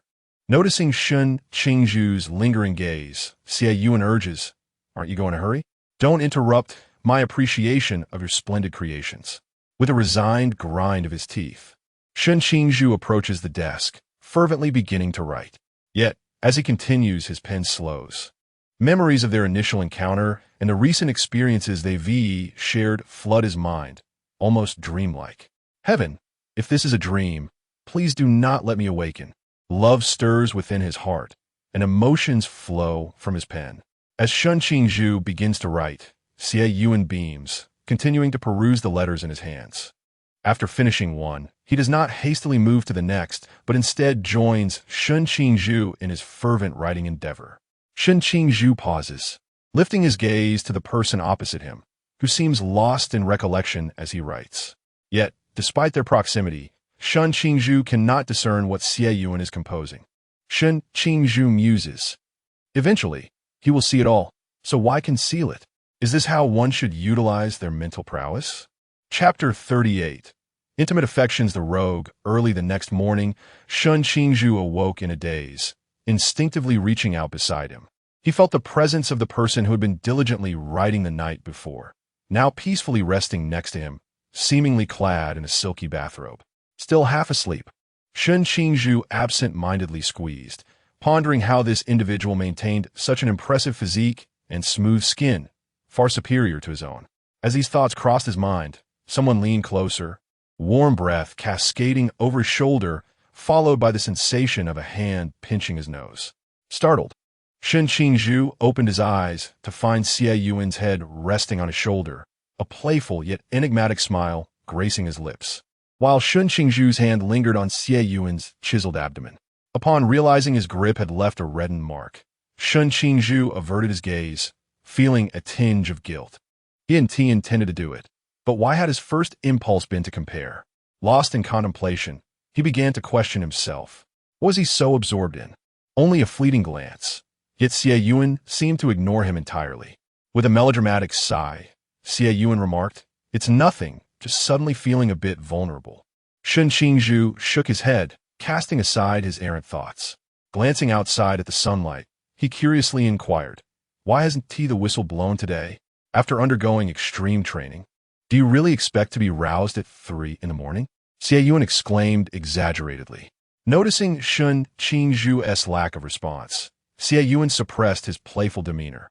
Crossing over Qingzhu as he leisurely changed his clothes, he continued, "Yesterday, we finally exited Xie Yunan Mountain. It's a blessing to be up in time for breakfast. Many have fainted, and who knows when they will awaken." Understanding dawned on Qingzhu, and he no longer felt the urgency to rise. Reclining against the bedpost, he admired Xie Yuan as he dressed, his gaze filled with appreciation and a hint of feeling the intensity of Qingzhu's stare grow warmer. Xie Yuan hastily finished dressing and turned to face him, only to find Qingzhu half-naked, his eyes reflecting admiration mingled with a flicker of heat and restraint. Delicate fingers clutched the blanket, as if attempting to conceal something. "Were you not exhausted from yesterday's training?" Xie Yuan asked with a bemused smile. Leaning closer and resting his hand on Qingzhu's collarbone, his gaze boldly sweeping over him, finally settling on his neck. He recalled that there was a bell necklace in the beginner's package. Imagining how Qingzhu would look wearing it caused Xie Yuan to momentarily lose his breath, his teasing demeanor nearly transforming into something tangible. He quickly withdrew his hand, his eyes directed at Qingzhu, filled with accusation. Confused, Qingzhu wondered why Xie Yuan, who had just been teasing him, now appeared so different. What had he done wrong? Xie Yuan cleared his throat, resolutely refusing to acknowledge that this predicament was of his own making, and urged Qingzhu to change quickly so they could head to the cafeteria for breakfast. Qingzhu was taken aback. Who was it that had just flirted with him? He had nearly suppressed it, yet a mere glance reignited the spark, leaving him with a look of accusation, but no resolution to the matter. Qingzhu felt as if he owed Xie Yuan from past life, and now he was here to torment him, caught in an uncomfortable predicament that was quite unbearable. As Qingzhu gazed at him in silence, his eyes filled with a mix of grievance and accusation. "You torment me. You must not be human." Xie Yuan rubbed his nose, stepped forward, and pulled the blanket away from Qingzhu, reaching his hand inside. Perhaps it was best to assist, as a cold shower was detrimental to health. The moment his cool hand made contact, Qingzhu could not help but exhale softly, his eyes slightly narrowing. A small mound beneath the blanket quivered gently. At some point, Qingzhu, who had been leaning against the bedpost, found himself nestled in Xie Yuan's embrace, the cool buttons of the military uniform pressing against his warm back. Qingzhu's face was pressed against Xie Yuan's neck, gently rubbing against it, his silky hair slightly lifting and playfully brushing against Xie Yuan's ear, tickling him to the very core. Xie Yuan sighed, wanting to exert force, but hesitant for fear of causing pain. Damn it, this was truly life-threatening. As they prepared to leave, Qingzhu's eyes were still slightly reddened. After calming his feelings of embarrassment, he opened the door, only to catch sight of something white scurrying past. Qingzhu quickly covered Xie Yuan's eyes, staring at the flailing mass of white flesh, his expression darkening. Meanwhile, Lin Xie, lost in thought over the forgotten clothes on by Li Pongpong's bed, was jolted by the shrieks of the girls, accompanied by Shun Qingzhu's furious roar. "You fat fool." Having donned his clothes, Bai Li Pang lost his earlier determination to rush to the cafeteria. He cautiously glanced up at Shun Qingzhu, who seemed to be fuming, then quickly lowered his head, trembling and not daring to utter a word. Behind him stood Lin Xie, devoid of any camaraderie, along with Qingyu and Xie Yunan, who leaned against the doorframe, enjoying the spectacle. "Is the flesh on your body so appealing? What makes you flaunt it so? You don't have any unusual preferences, do you?" First came anger, then confusion as Shun Qingzhu scrutinized Bai Li Pang, recalling Lin Xie's successful attempt to rouse him earlier that morning. The more he thought about it, the more plausible it seemed. Bai Li Group's young master had encountered countless girls. Even if Mo Li was exceptionally handsome, she still fell into the category of the domineering type. Was it possible that Bai Li Pang had never seen such a girl before? Unless he harbored some peculiar interests. Who could be so captivated by a girl's act of tying her hair and subsequently fall for her? No, it can't be.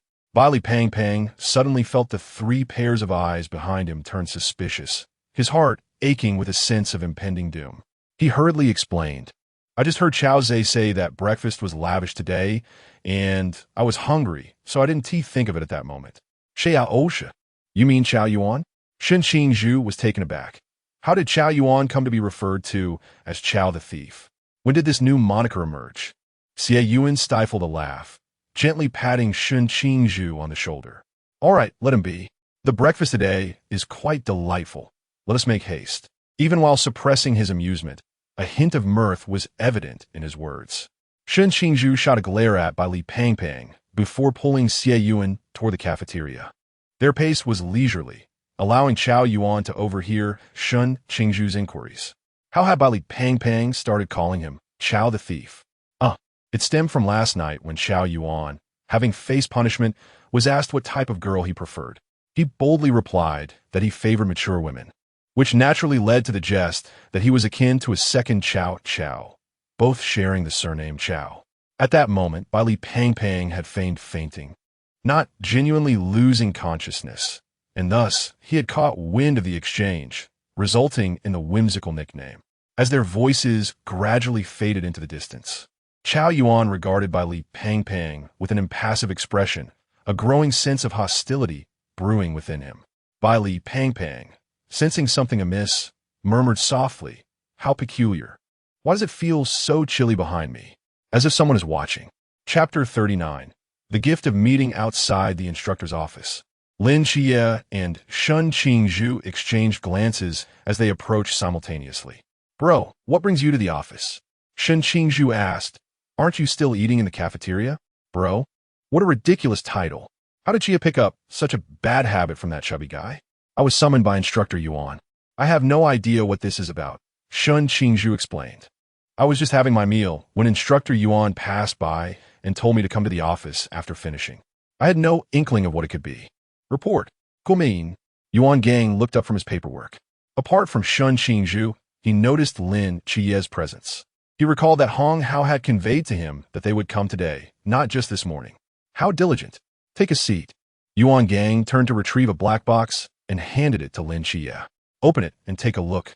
Lin Xie accepted it and opened the box, revealing a blue diamond-shaped crystal, roughly the size of a fingernail, emanating a faint aura of spiritual essence, clearly not an ordinary item. "The Heart of Azure," Yuan Gang explained. "This forbidden object was salvaged from the EC over 20 years ago. Within a 1-meter radius, it perpetually activates the Azure Guardian of the Forbidden Ruins Sequence 278, capable of withstanding most mental assaults. However, it has its limits. If the assailant's mental prowess surpasses yours, it can merely diminish the impact. Despite its limitations, Lin Xie's eyes sparkled with excitement. He was in dire need of a defense against mental attacks, and the Heart of Azure perfectly filled that void, making it an object he cherished deeply. Seeing Lin Xie's satisfaction with the gift, Yuan Gang produced another box and handed it to Shen Qingzhu. Shen Qingzhu frowned at the box, reluctant to accept it. "Why are you giving me something? Do you think I want to give it to you?" Yuan Gang rolled his eyes in exasperation. "I would rather train you to the point of exhaustion. You troublesome brat." You're together with Yuan now. So this is a meeting gift from me as your future family. Lin Xie, still present, interjected with a teasing remark about family ties. Shen Qingzhu's cheeks flushed slightly, feeling a bit awkward. With a slightly uncomfortable expression, she accepted the box and opened it, revealing a black crystal about the size of a thumb, pitch black and unremarkable, leaving her puzzled as she looked at Yuan Gang. What is this? Yuan Gang shook his head. This crystal was something I stumbled upon, though its purpose remains a mystery. I have an instinct that it is special, which is why I have kept it until now. A few days ago, Yuan mentioned wanting to give you a meeting gift and specifically chose this crystal. I don't know why it was selected, as Yuan didn't elaborate, only stating that it would be useful to you in the future. Since it is a gift, it is best to give something suitable. Thus, I followed Yuan's suggestion and hope it truly aids you. Yuan picked this for me? Shen Qingzhu mused, gently rubbing the black crystal. She decided to find a cord to string it and wear it as a necklace, ensuring it wouldn't be so easily misplaced. On the training ground, Lin Xie was effortlessly dominating his opponent, executing each move with both grace and precision, while his adversary, Li Pangpang, floundered in a state of panic, wielding his wooden sword with no discernible strategy, barely managing to defend himself. Nearby, Qiao Yuan observed silently, unable to engage, while Qingyu practiced with a surgical knife, mirroring Shen Qingzhu's movements. Shen held a wooden sword, patiently waiting for him to adjust to the feel of the surgical knife before advancing to strike. As the sounds of clashing would echoed, Han Li furrowed his brow, noticing an uncanny resemblance in the swordsmanship of Lin Xie and Shen Qingzhu. Despite the differences in their opponents and weapons, upon closer inspection, it became evident that their techniques were strikingly similar. However, recalling that both belonged to Team 136, Han Li found this alignment understandable. After all, it was only natural for students to reflect their instructor's style. Yet, he sensed a deficiency in Lin Xie's movements, while Shen Qingzhu's posture seemed slightly off, as if it possessed an extra element. With his full attention now on the two, he continued to observe. Once Lin Xie triumphed over Li Pangpang, Han Li approached him. Li Pangpang, your foundational skills are lacking. You should join the others over there to practice the basics. Li Pangpang, dejected, trudged over to the foundational training group. Lin Xie, although your fundamentals are solid and your technique polished, your swordplay lacks spirit. Your moves are too rigid. They may suffice against average opponents, but against true masters, you will struggle. After collecting his thoughts, Han Li proposed, let us engage in a spar. What transpired next was striking. Lin Xie, who had easily defeated Li Pangpang, faltered against Han Li, falling after just a few exchanges. Unlike their previous practice, Han Li's movements were unpredictable, as if the wooden sword in his hands had acquired a life of its own, exhibiting a terrifying agility.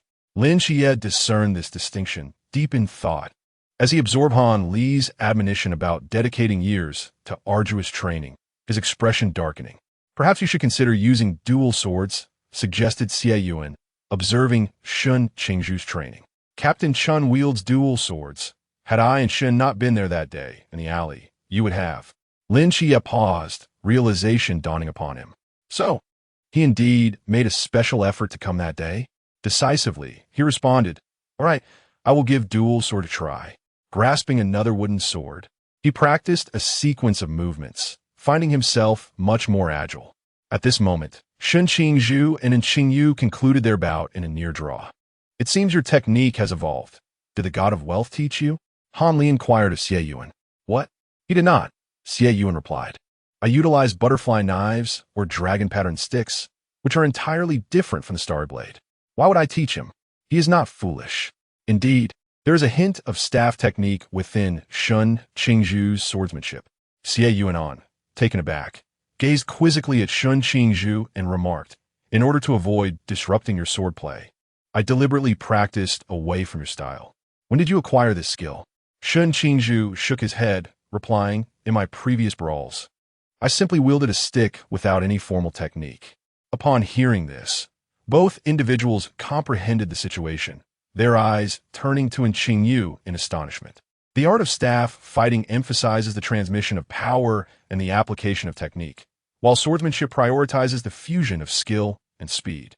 Even though Qingzhu merely integrated a modicum of his previous fighting technique, and Yu's ability to match him with a delicate scalpel attests to his formidable prowess.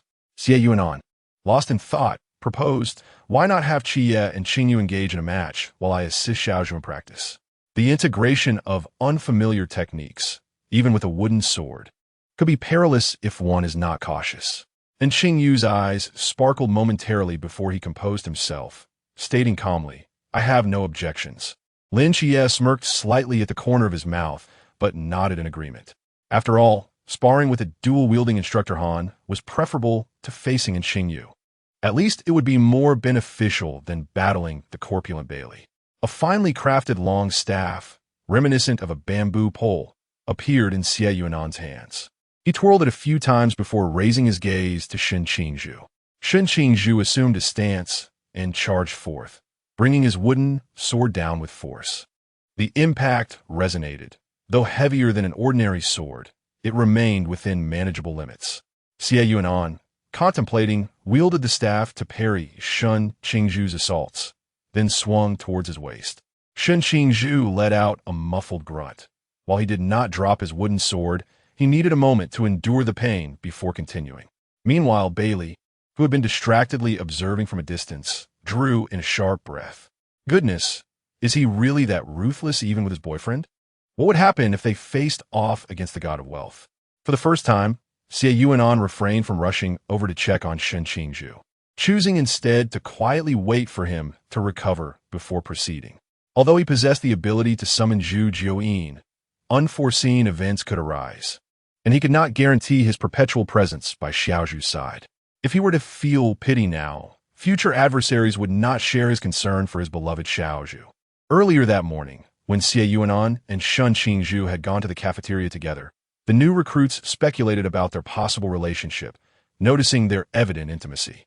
Now, witnessing Xie Yunan's fierce approach towards Qingzhu, the recruits felt a tightening in their hearts, foreseeing the grim days that awaited them during classes with the god of wealth. Chapter 40. The green tea brother competing for affection in the stillness of the night, Xie Yunan cradled the blushing Qingzhu in his arms, drifting into a profound slumber, while his thoughts wandered into the confines of a psychiatric hospital, observing the disgruntled Nikes who complained about the inconvenience of using chopsticks. A smile graced Xie Yunan's face as he approached. Li Yifei perceptively vacated his seat beside Nikes. Xie Yunan settled next to Nikes, deftly serving him food. Mother, he remarked, if you find it troublesome, why not switch to a spoon next time? It's certainly easier than chopsticks. A spoon, you say? Indeed, it is simpler to use, but it proves cumbersome for picking up most dishes. It seems that the burden of inconvenience has fallen upon me, Nikes replied with a hint of amusement. Li Yifei rolled his eyes in silent exasperation, casting a resentful glance at Xie Yunan, only to be abruptly chastised by Nikes with a gentle pat on the shoulder. This is your uncle. How can you regard him with such disdainful eyes? Gazing into the affectionate yet reproachful eyes of Nikes, Li Yifei's lips twitched as he finally managed to utter, Grandmother, I was wrong. It won't happen again. Nikes nodded approvingly, akin to a mentor recognizing a teachable child, and inquired, Dinner has commenced. When will your father return? With Xie Yunan as my brother, why inquire about him? Are you doing this on purpose? Dana Das has not returned home in quite some time. Is he perhaps causing trouble again? Nike's expression darkened with concern as she spoke. Rest assured, my father is simply preoccupied with various matters outside. He is likely just too busy. Oh, his principles have shattered into pieces, all thanks to Lin Xie. Noticing Nike's sudden despondency, who had even lost her appetite, Xie Yunan leaned closer and grasped her arm, asking with a pitiful tone, Mother, does it mean you prefer Dana Das over me? I am still here, yet you seem to have forsaken your meal for him. Nikes, momentarily casting aside thoughts of Lin Xie, hastily took a few bites, reassuring Xie Yunan. Mother is eating. Ethel, please do not be disheartened. It is impossible for Mother to favor Dana Das over you. You are my utmost favorite. Just then, Lin Xie entered, observing, when you first acknowledged him, your demeanor was not so indifferent. You embraced him, tears and laughter intertwined. But now, With your brother's arrival, I seem invisible? Such blatant favoritism. As Lin Xie stepped into the room, he looked at Nikes with hopeful anticipation, recalling how delighted she had been upon his previous return. However, Nikes was preoccupied with comforting her dear friend, oblivious to Lin Xie's presence and focused intently on her meal, fearful that Xie Yunan might again adopt a sorrowful demeanor, questioning whether she preferred Dana Doss over him. Lin Xie sighed, contemplating the predicament of having a scheming green tea brother vying for affection directly in front of him. Nikes remained absorbed in her food, while Xie Yunan was intent on serving dishes, seemingly oblivious to the world around them, save for the occasional glance from Li Fei. In a moment of resignation, Lin Xie pressed his forehead in disbelief, beginning to wonder if this psychiatric hospital had truly become his brother's domain. Mother, where has the nurturing love you once showered upon me gone? Li Yifei glanced at the two individuals before shifting his gaze to Lin Xie, his eyes brimming with schadenfreude. This could be seen as a form of retribution for his earlier cries of dad, and he deserved it. Lin Xie sighed and settled onto a small stool by the table, surveying the lavish spread before him with a hint of perplexity. Did you prepare this? He inquired. What led you to believe that I possess culinary skills? Xie Yunan countered. Reflecting on Shen Qingzhu's precious demeanor, Lin Xie shook his head. That arrogant fellow, previously learning culinary arts from the captain just to please me, hardly suggests he would be the one cooking. He remembered their first meeting, astonished by the sight of someone who hardly appeared inclined to take to the kitchen. Yet, when he witnessed the way that arrogant fellow regarded him, living a life of comfort, his hands seemingly untouched by the rigors of cooking despite years of handling documents, he pondered how he might starve if he didn't learn a few tricks. Lin Xie cast another glance at Xie Yunan's hands, contemplating in disbelief the absence of calluses, as if he were not a woman adorned with cosmetics. Where did the ingredients come from? He queried. At this point, Li Yifei interjected, I noticed a patch of land behind the courtyard where a considerable amount was cultivated, so I dug some up. Lin Xie pointed at the braised fish head. And the fish? From a small pond nearby. Aren't you the one responsible for its care? Li Yifei looked at Lin Xie in confusion. Are you the director, or am I? How can one not know what exists within their own hospital? And the rice? That was found in the cabinet of the director's office. Is there a problem? Is it expired? Rest assured, these items are perfectly fine. Observing Lin Xie's inquisitive demeanor, if not for the knowledge that Lin Xie had not explored thoroughly, Xie Yunan might have believed that Li Yifei was the true director. What kind of director is unaware of the contents of their own office? Since Xie Yunan assured there was no issue, Lin Xie ceased his inquiries, casting a glance at Nikes with mild astonishment before leaning closer to Li Yifei. What have you been up to lately? Not much, really. I've just been chatting with her, teaching her chess and card games, basking in the sun, and indulging her whims. Oh, and Xie Yunan occasionally comes in to keep her company, so I've been tidying up the hospital instead. What's wrong? Nothing. Lin Xie shook his head, stealing another glance at the 51 progress bar above Nike's head and then at Xie Yunan, who seemed to radiate gentleness.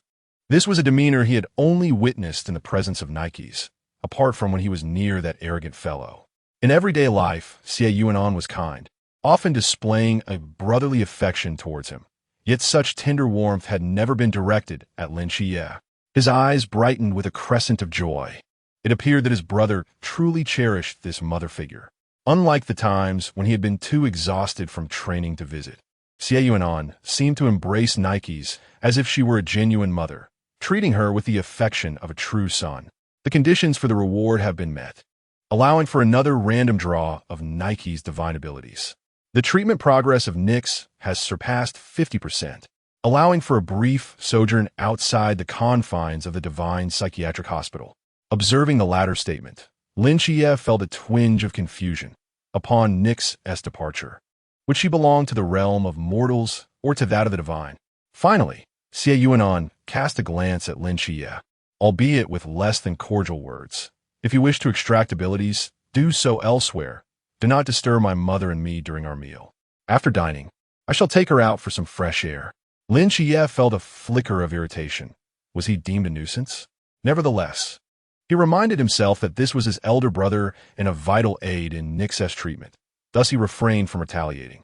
Once Lin Xie had completed his ability extraction, Nix had nearly finished her meal. Xie Yunan patiently coaxed Nix to take her medicine, while Lin Xie quietly ascended to the rooftop of the dormitory. As Xie Yunan returned his spirit to his body, he slowly retracted his arm from Shen Qingzhu, inadvertently rousing her from slumber. "What is it?" Shen Qingzhu's voice was thick with fatigue, her eyes barely opening. Xie Yunan placed a gentle kiss upon her eyelids and softly replied, "Mother can temporarily leave the hospital. Would you like to see her?" "Mother can leave the hospital?" Shen Qingzhu's reaction was notably sluggish due to her drowsiness. After a brief pause, he suddenly opened his eyes wide, clarity returning to his mind. "Are you referring to Nix? She is able to come out?" Xie Yunan nodded with a smile, prompting Shen Qingzhu to hurriedly dress. "Aren't we leaving yet?" His urgent demeanor made it seem as though he were the one eager to see his mother. Xie Yunan couldn't help but chuckle as he led Shen Qingzhu to the rooftop, where, apart from Lin Xie, he beheld a noble lady adorned in a black gauze starry gown. Chapter 41. Gray Wings, is this your divine realm, Donatus? Why does Nix refer to the real world as a divine realm? Lin Xie tilted his head in confusion, but chose not to dwell on the matter. How does it feel to be here? Lin Xie inquired with a smile. It is vast and beautiful, yet it lacks the warmth of home. Nix contemplated, then added, but since it is Donatus's divine realm, I shall embrace it regardless. As she spoke, Nix sensed the presence of Xie Yunan and turned to see, beside him, an unfamiliar figure, whose countenance bore a hint of shyness. Nix tilted her head, scrutinizing Shen Qingzhu for a long moment, and finally, her eyes sparkled with joy. "Ethel, you have finally brought your partner to meet your mother." Both Lin Xie and Shen Qingzhu were taken aback. Partner? How did Nix discern that? Before they could ponder further, Nix had already grasped the hands of Xie Yunan and Shen Qingzhu, intertwining them with affection tinged with sorrow. "Ethel, have you and your partner been residing in Donatus's divine realm all these years? Is it because your injuries have yet to heal?" Xie Yunan glanced at Lin Xie and gently reassured, "Mother, fret not, my wounds have nearly healed. It is merely that my brother's divine realm is safer than the outside world, which is why I brought my partner here." Ethel is lying. Nix gazed at Shen Qingzhu with heartache, her tone laced with concern. "You have not recovered. Your partner's wings are gone." Observing Nix's distress, Shen Qingzhu felt uneasy and sought help from Xie Yunan. "He is human. How could a human possess wings?" Xie Yunan too felt puzzled. Indeed, in the future, Xiao Zhu will have wings, but how does Nix know this? Could it be mere coincidence that Ethel's partner happens to be one with wings? Suppressing his curiosity, Xie Yunan came to Shen Qingzhu's aid. "Mother, he has simply retracted his wings. Truly, he is well." Stealthily, Xie Yunan summoned the nine-tailed fox and, recalling the future appearance of Shen Qingzhu, conjured 3 pairs of gray angelic wings behind him. "Look, the wings have indeed emerged." Upon seeing the wings, Nix finally relaxed, a smile gracing her face. "That is wonderful. Now I can be at ease." "Angels?" Lin Xie gazed curiously at the 3 pairs of wings. Aside from Michael, this was his first encounter with angelic wings. This method of conjuring seems to imply that brother will possess them in the future. Yet why are they gray? How strange. The boundary between black and white, steadfast in one's true self. If explained thus, it does seem reasonable. "Xie, allow your mother to take you back to sea." Xie Yunan glanced at the instructor's office. "But once you return, you must contemplate how to deal with Instructor Yuan, who has not even set up a barrier. How can you be so audacious?" His words dripped with sarcasm. Lin Xie awkwardly scratched his head and turned to Nix. "Mother, I apologize for the trouble." Nix, puzzled, wondered if there were places in Donatus's divine realm that were beyond his reach. However, no further words were exchanged.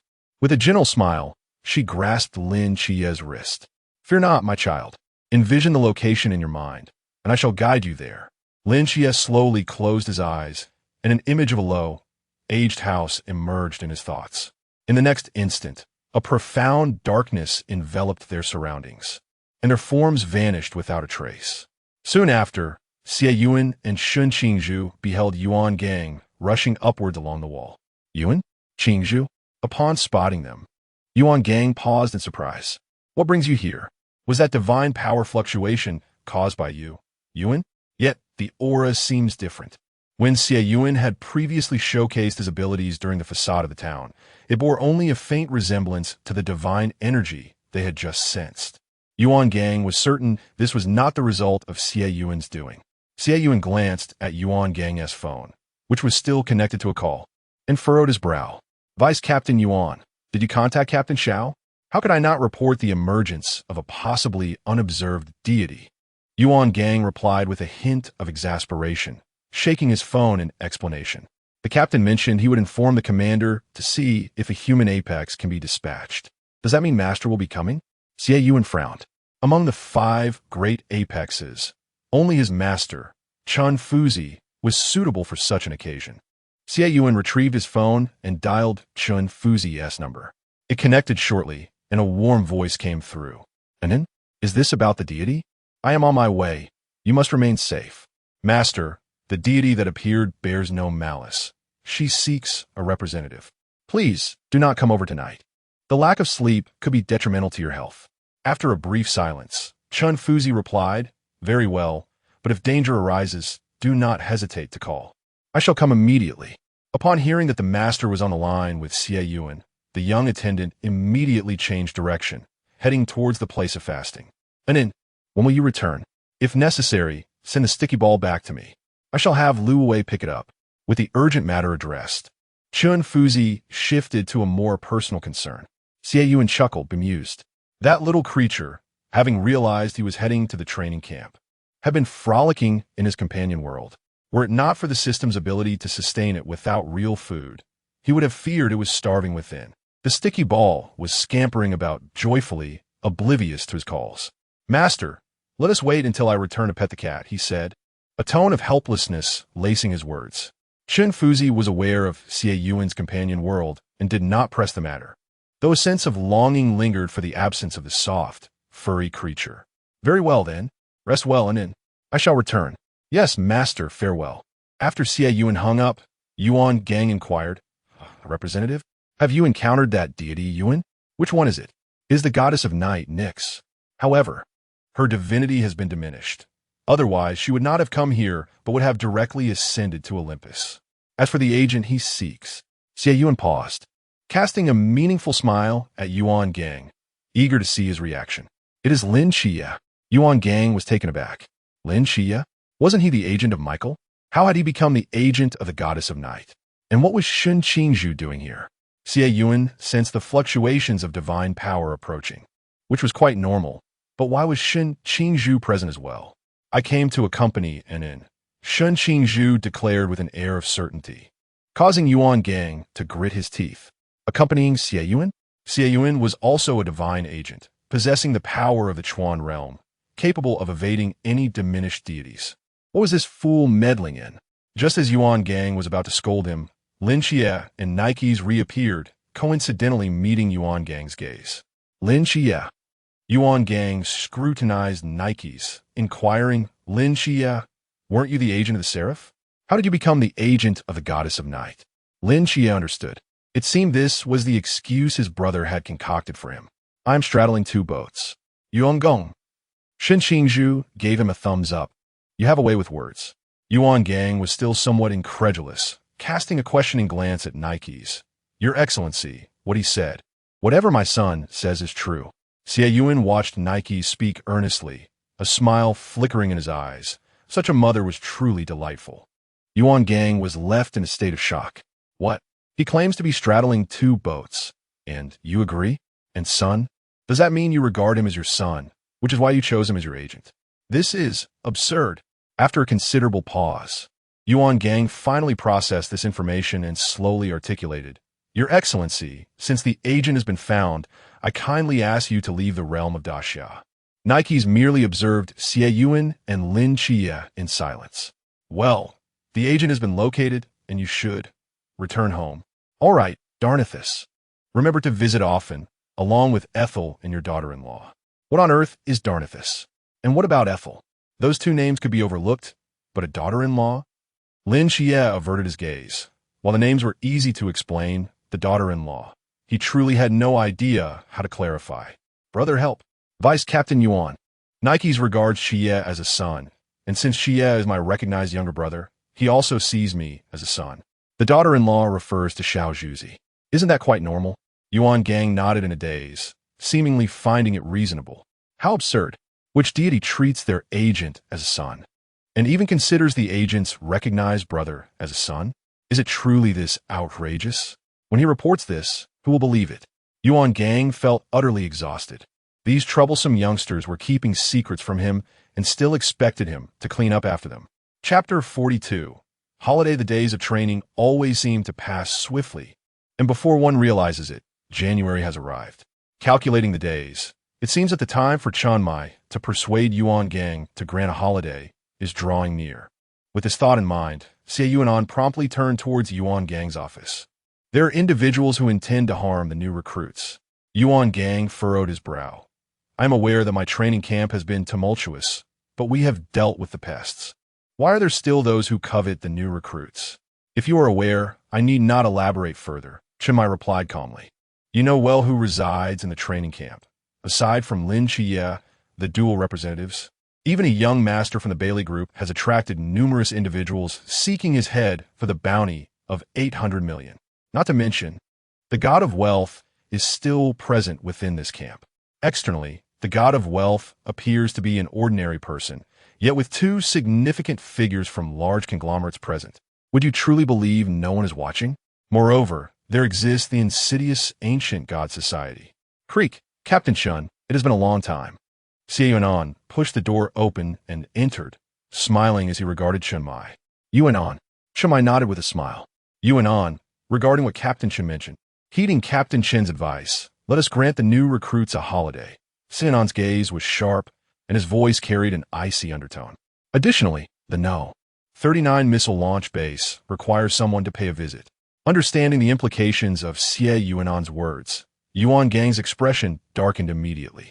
Is there a plan to besiege the missile base and annihilate the entire training camp? Upon leaving the training camp, Xie Yunan did not rush home, but instead took Qingzhu along with Lin Xie and others back to Team 136. Even Bailey Pang Pang, who initially intended to go to a hotel along with Chao Yuan, was drawn to Team 136 by Xie Yunan. Brother, what exactly is happening with this holiday? Sitting on the sofa, Lin Xie inquired of Xie Yunan, who was leisurely eating oranges, why he had also brought Bailey Pang Pang along. I did not return directly to discuss this with you, Xie Yunan replied, after swallowing an orange. There are individuals from the ancient god society attempting to incite rebellion within the training camp, who have already been dealt with by Vice Captain Yuan. However, you Pang Pang and I remain targets of the ancient god society. The original plan of the ancient god society was to seize the No. 39 missile launch base and launch missiles toward the base and the new recruits on their way back. Even if they could not kill you, they could eliminate Bailey Pang Pang and the ordinary me. Fortunately, I foresaw the future and alerted Yuan Gang to head to the missile launch base in advance, thwarting the ancient god society's scheme. Rebellion? So there are moles within the training camp? Lin Xie frowned. No wonder the physical training was concluded early. In any case, we must be vigilant in the coming days, and Xie Yunan extended an invitation. Why not come to my home for the next few days? When free, accompany me to explore more. Let us refrain from visiting hotels and the Hongying family. Upon reflection, Lin Xie and Qingzhu quickly grasped Xie Yunan's intentions. Are you attempting to utilize us to draw them out? Yet, brother, are you not an ordinary person in the eyes of the outside world? Wouldn't it be unwise if your identity were to be exposed? Lin Xie's eyes glimmered with concern. Initially, brother had mentioned the presence of an undercover agent within the Night Watch, which was why he had chosen to keep things under wraps. If the divine realm were to be manifested these days, wouldn't that alert the undercover? Would it jeopardize the plan? There would be no exposure. Xie Yuan replied with a smile. There are only 3 undercover agents in the training camp, and they've been dealt with. Apart from you few, the new recruits will not partake in this battle.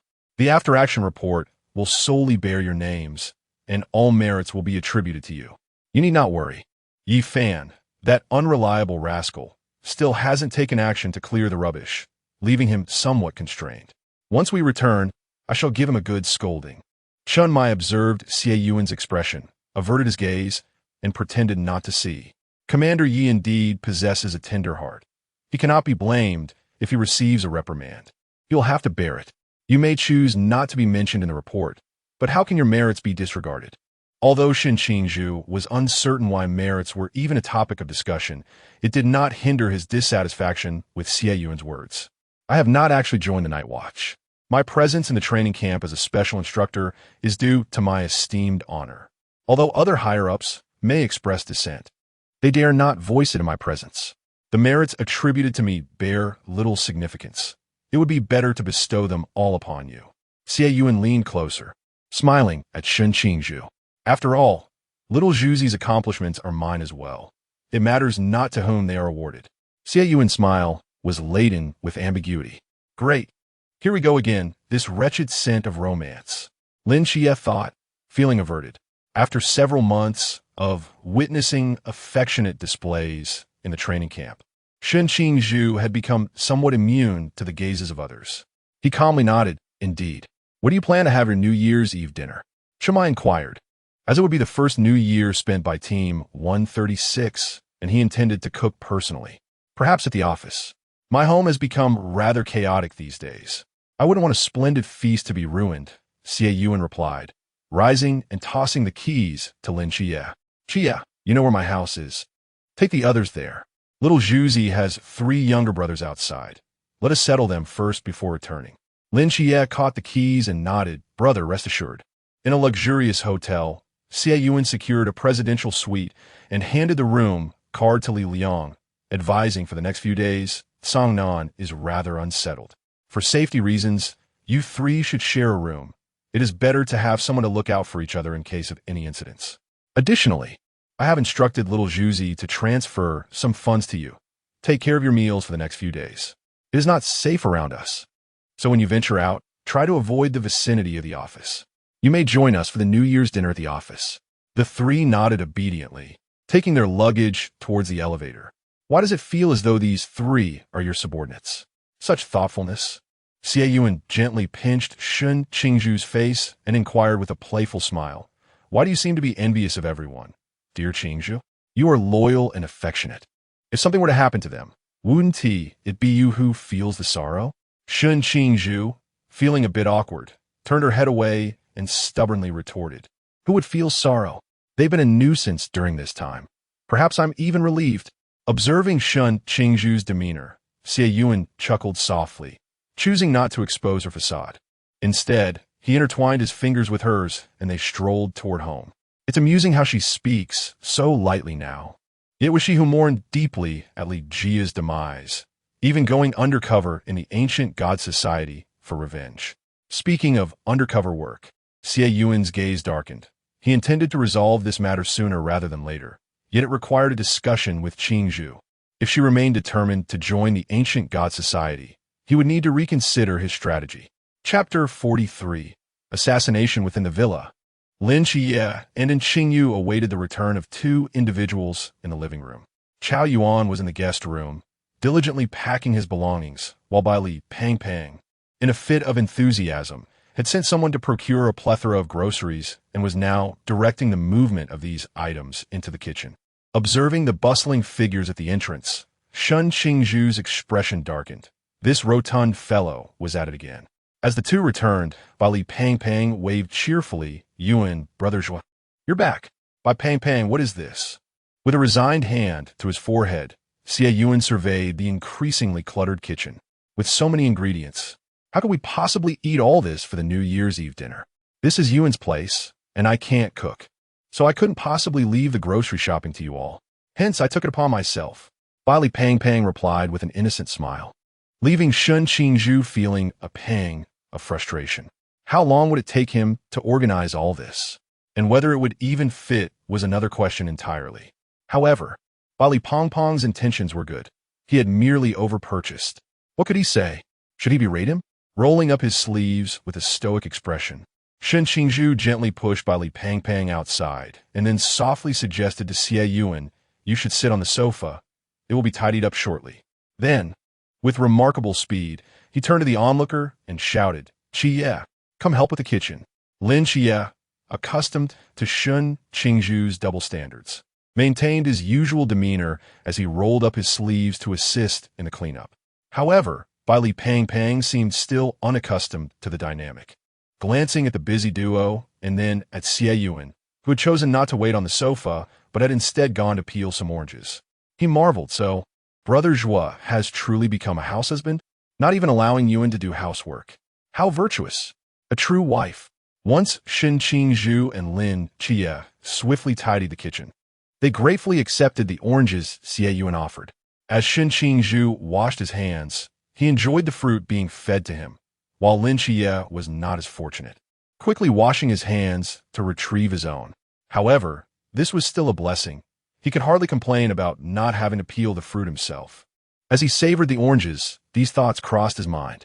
After finishing the cleanup, the group intended to retreat to their rooms for rest, but were halted by Xie Yuan's warning. Someone will be arriving tonight. It's best you don't return to your rooms to avoid any potential escape later. Most importantly, I really do not wish to witness Baili Pang's exposed flesh. Recalling the image of Baili Pang running around in a bathrobe from the original narrative, Xie Yunan felt a wave of discomfort wash over him. The group exchanged glances and obediently returned to their seats on the sofa. As expected, it wasn't too long before the villa erupted in a cacophony of explosions. Those who had emerged amidst the flames turned back to witness their once pristine abode reduced to a blazing inferno, with ominous signs of collapse looming. With Xie Yuan's darkened expression, the group fell silent, fearing they might invoke his ire. The sound of explosions lingered in the air, yet the direction suggested it did not emanate from the villa. It was likely that other instructors were engaged in a confrontation with the assailants. Xie Yunan surveyed his surroundings and discerned a faint barrier emerging from the Wujia void. His gaze darkened as he recognized that the night watchers from the fasting sanctuary had indeed arrived. The Wujia void? Is that not exclusive to the night watchers? Lin Xie questioned, perplexed. It seems some of the night watchers have been compromised. Such a betrayal was not entirely surprising.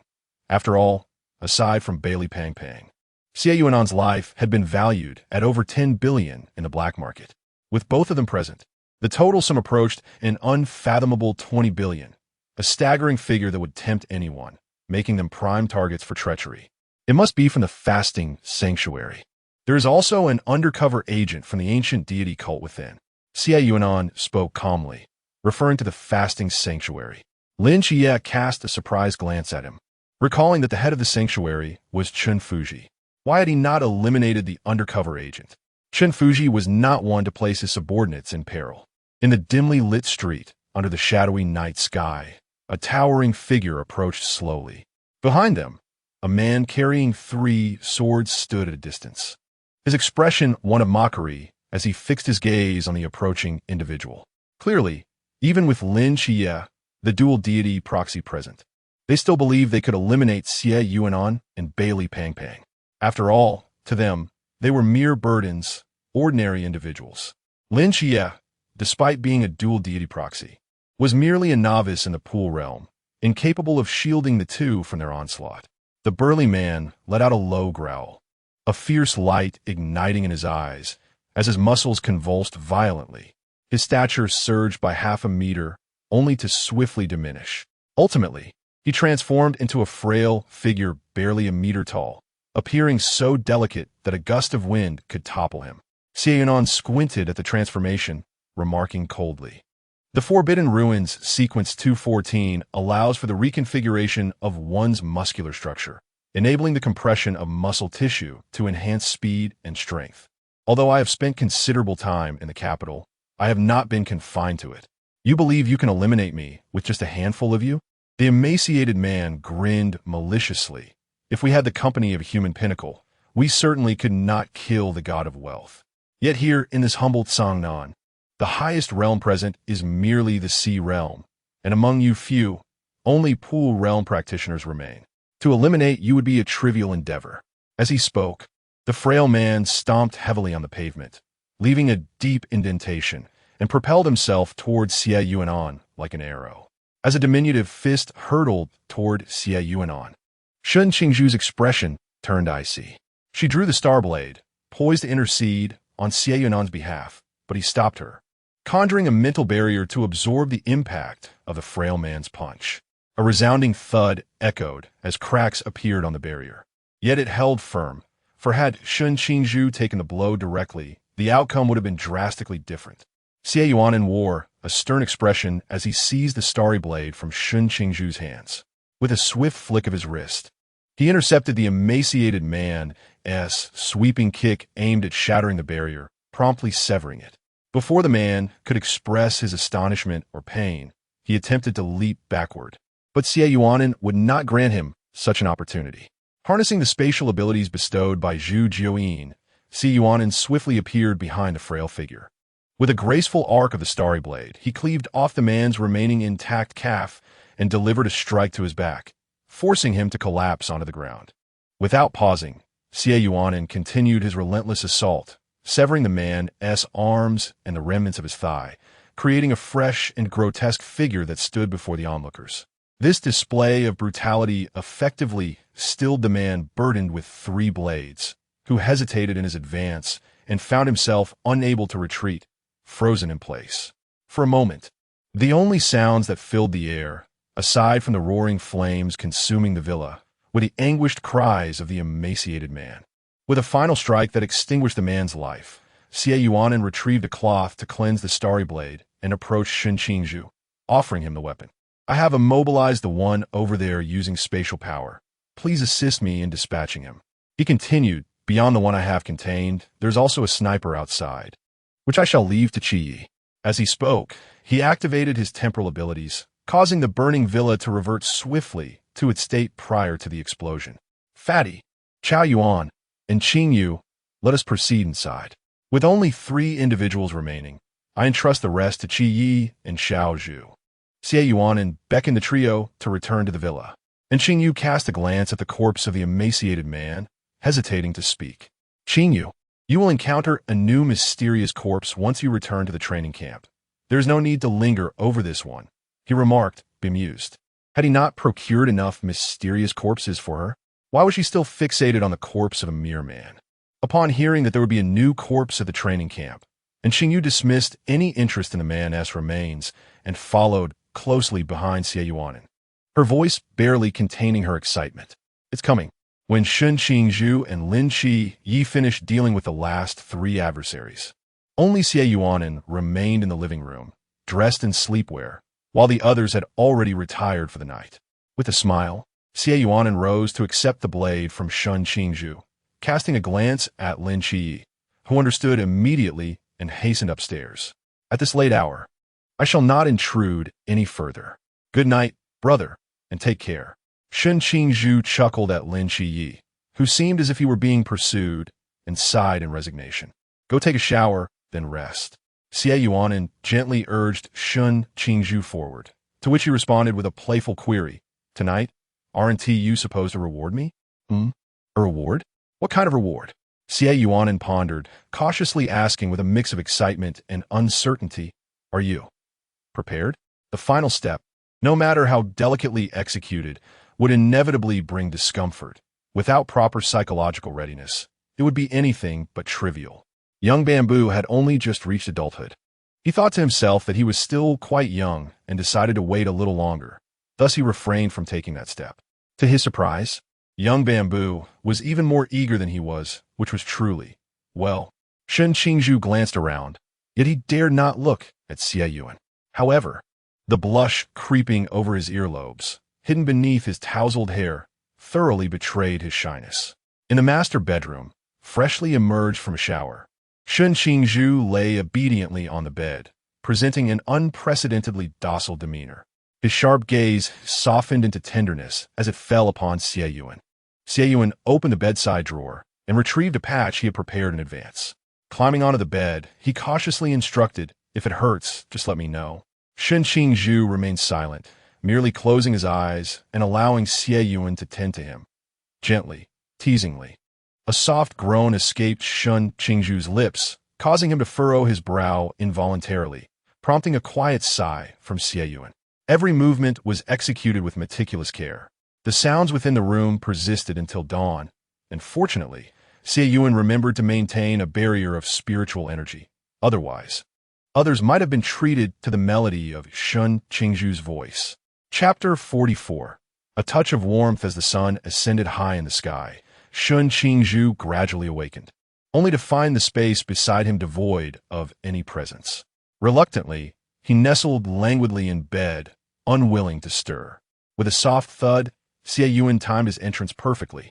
Noticing Qingzhu's languorous repose, unchanged in posture, he stifled a chuckle and approached the window, drawing back the curtains. Outside, a shimmering blanket of snow enveloped the world, transforming the street into a pristine expanse of white, while large flakes continued to descend gently. Though sunlight was absent, the ambient light of day was still somewhat glaring for Qingzhu, prompting him to bury his eyes beneath the covers, sinking back into stillness. Xie had prepared a meal, now kept warm. Should they indulge now? Xie Yunan stepped closer, blocking the intrusive light, and coaxed Qingzhu from beneath the covers. His gaze darkened momentarily as he traced the marks on Qingzhu's skin, an interplay of suggestive allure. "Do not move if you wish to remain undisturbed," he murmured.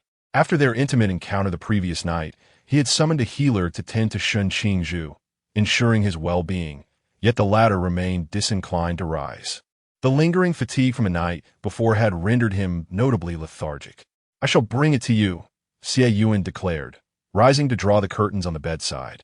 Then, exiting the room, he made his way to the kitchen, ladling a bowl of light vegetable and lean meat porridge, specially prepared by Xie, before returning upstairs. Observing the figure beneath the covers, eyes once again shut, Xie Yunan settled at the head of the bed, pulling Qingzhu into his embrace to feed him. The languid Qingzhu barely engaged with the meal, eating intermittently as if he might drift off at any moment. Setting down the spoon, Xie Yunan gently patted Qingzhu's waist, admonishing him, "Focus on your meal. Sleep can wait, but you must nourish yourself." Startled, Qingzhu opened his eyes, clarity returning to his gaze as he accepted the food, guided by Xie Yunan's hand. Xie Yunan dutifully fed him, even taking the care to wipe his mouth with a tissue. Once Qingzhu had finished, he placed the bowl and spoon on the bedside, intending to wash them later. "Are you still sleepy? Shall I keep you company for a while?" he inquired. Qingzhu turned over, lying on his side in Xie Yuan's embrace, burying his head against the crook of Xie Yuan's neck and nuzzling slightly. His voice came out muffled. "Let me sit for a bit. I'll sleep after digesting." Had it been during their training camp, he would have been engaged in drills at this hour, yet today he felt no desire to rise. Xie Yunan carefully unzipped his jacket, gently maneuvering Qingzhu inside, then pulled the blanket over his shoulders, softly patting him from outside the covers. This tender gesture, reminiscent of soothing a child to slumber, was irresistible to anyone, even to Qingzhu. With Xie Yunan humming an unknown melody and the gentle patting continuing, Qingzhu, who had merely intended to rest his eyes, succumbed to sleep. Meanwhile, Xie Yunan, with his other hand softly caressing Qingzhu's tousled hair, gradually succumbed to slumber himself. At number 3901 in the Old Town, before Xie's residence, lay a peculiar beast, possessing the body of a sheep yet adorned with a human face. Its eyes were situated beneath its armpits, and it bore the formidable teeth and claws reminiscent of a tiger.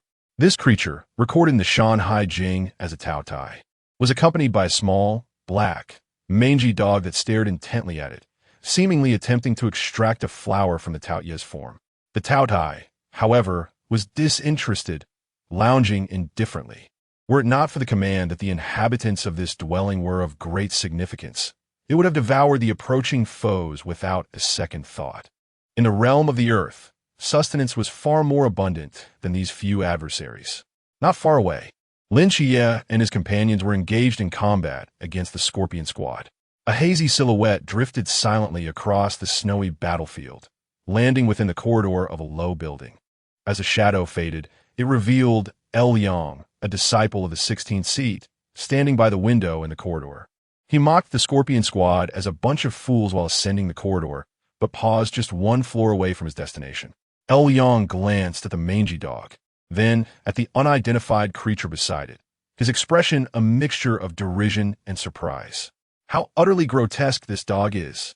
And what of that curious thing? Is it a toy belonging to the child inside?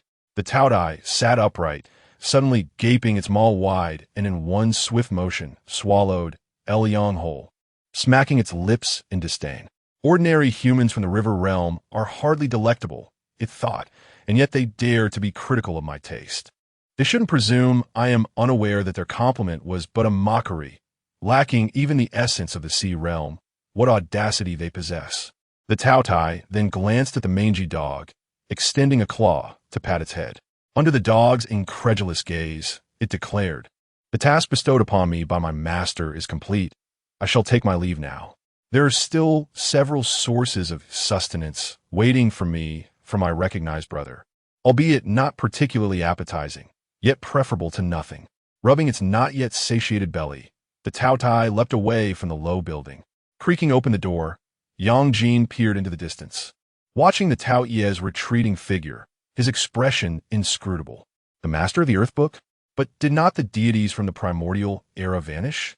How is it that a new agent has emerged now? Meanwhile, after Lin Xie and his companions had united with Lung Xian to vanquish the Scorpion Squad, Lin Xie answered a call from his aunt, standing within a corridor and responding to her inquiries while observing the figures on the balcony. The others waited patiently, standing still until Lin Xie concluded his call. Having just exited the low building, the Taotai approached the group, eyeing the corpses on the ground with visible distaste. It was not typically picky about its sustenance, yet live prey proved far more delectable than the deceased, who would choose to consume the dead when live offerings were available. Now, due to the folly of a single fool, its sustenance had perished before its arrival, rendering it less appetizing. Truly, it was quite vexing. The Taotai opened its mouth wide, and the corpses on the ground were drawn in like dough, along with the two snipers perched on the rooftop. After several individuals had been consumed, the Taotai still felt its belly empty, and it looked up at Qingzhu, who cradled the small creature, asking, "I am returning to feast. Will you accompany me?" With a flick of its long tail, the creature gracefully leaped onto the back of the gluttonous beast, creating a comical sight with their nearly identical sizes stacked together. The two little beings vanished from view, and Lin Xie finished his phone call before approaching. "Shall we head back for lunch? I wonder if Schweiger has awakened." The fleeting night was too short. Even if he had awakened, he likely wouldn't want to get up, Bali Pang Pang remarked with a mischievous grin. When they were at Yuan's urging Lin Xie to prepare a light porridge, they noticed that Schweiger had yet to come down for a meal after such a long time, leading them to suspect that the two had engaged in some escapade the previous night. Otherwise, the Wild Scorpion Squad would not have stationed themselves at Lin Xie's residence, necessitating you and to personally supervise the situation. You'd better not mention this in front of Schweiger, if he gets angry and decides to take it out on you. I won't be able to intervene. Lin Xie shrugged and chuckled.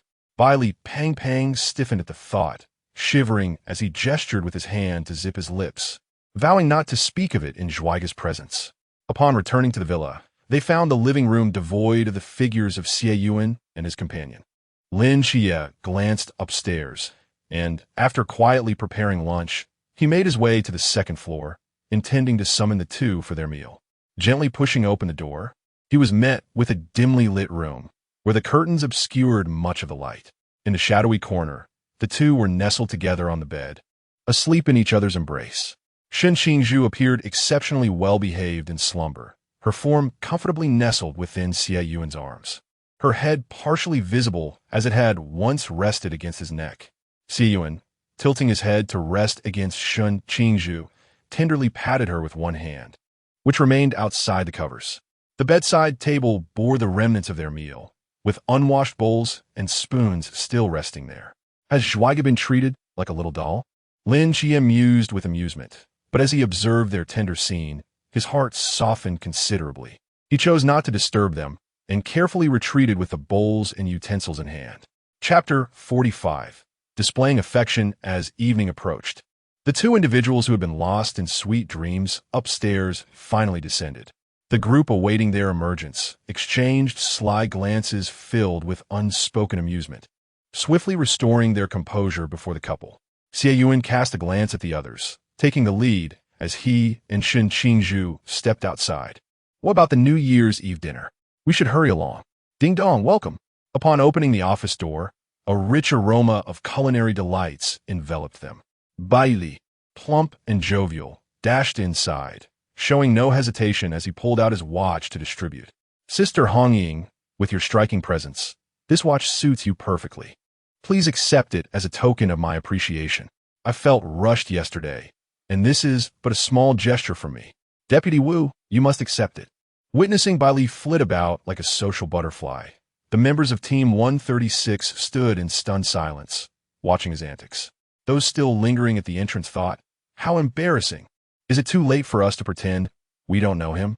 Among the few not affiliated with Team 136, Chao Yuan observed Bai Li's extravagant display, his expression darkening. Either we all gift something or none at all. This inconsiderate glutton is making it seem quite rude. Had Chao Yuan been able to wield a knife, he might have been tempted to confront Bai Li immediately. After a moment of astonishment, when Shima snapped back to reality, rubbing his flat stomach, is the captain still cooking? It's been nearly 2 hours. With so many people, he said he needed to prepare more dishes, but I feel like I might starve. Redding, seizing Bai Li, who was intent on disturbing Chen Mai in the kitchen, refrained from saying anything, though her expression was less than pleased as she glared at him. If you dare interrupt the captain while he is cooking, I'll let you off easily. Bai Li, sensing her ire, promptly settled himself on the sofa, adopting a well-behaved demeanor as he awaited the meal. After a few more minutes, the kitchen finally fell silent. Zhao Kongcheng, who had been deemed a nuisance, emerged carrying a large bowl of fish soup, followed by Xie Yunan with bowls and chopsticks in hand, and the chef of the evening, Chen Mai. A long, makeshift table was set with 12 seats, featuring not only the traditional 12 dishes for the New Year's Eve feast, but also several large platters of meat. Anticipating that the crowd might be insatiable, as everyone took their seats, Chen Mai raised his glass, embarking on a lengthy speech. I hope a year from now, we will still be here together, every single one of us. Happy New Year! Happy New Year!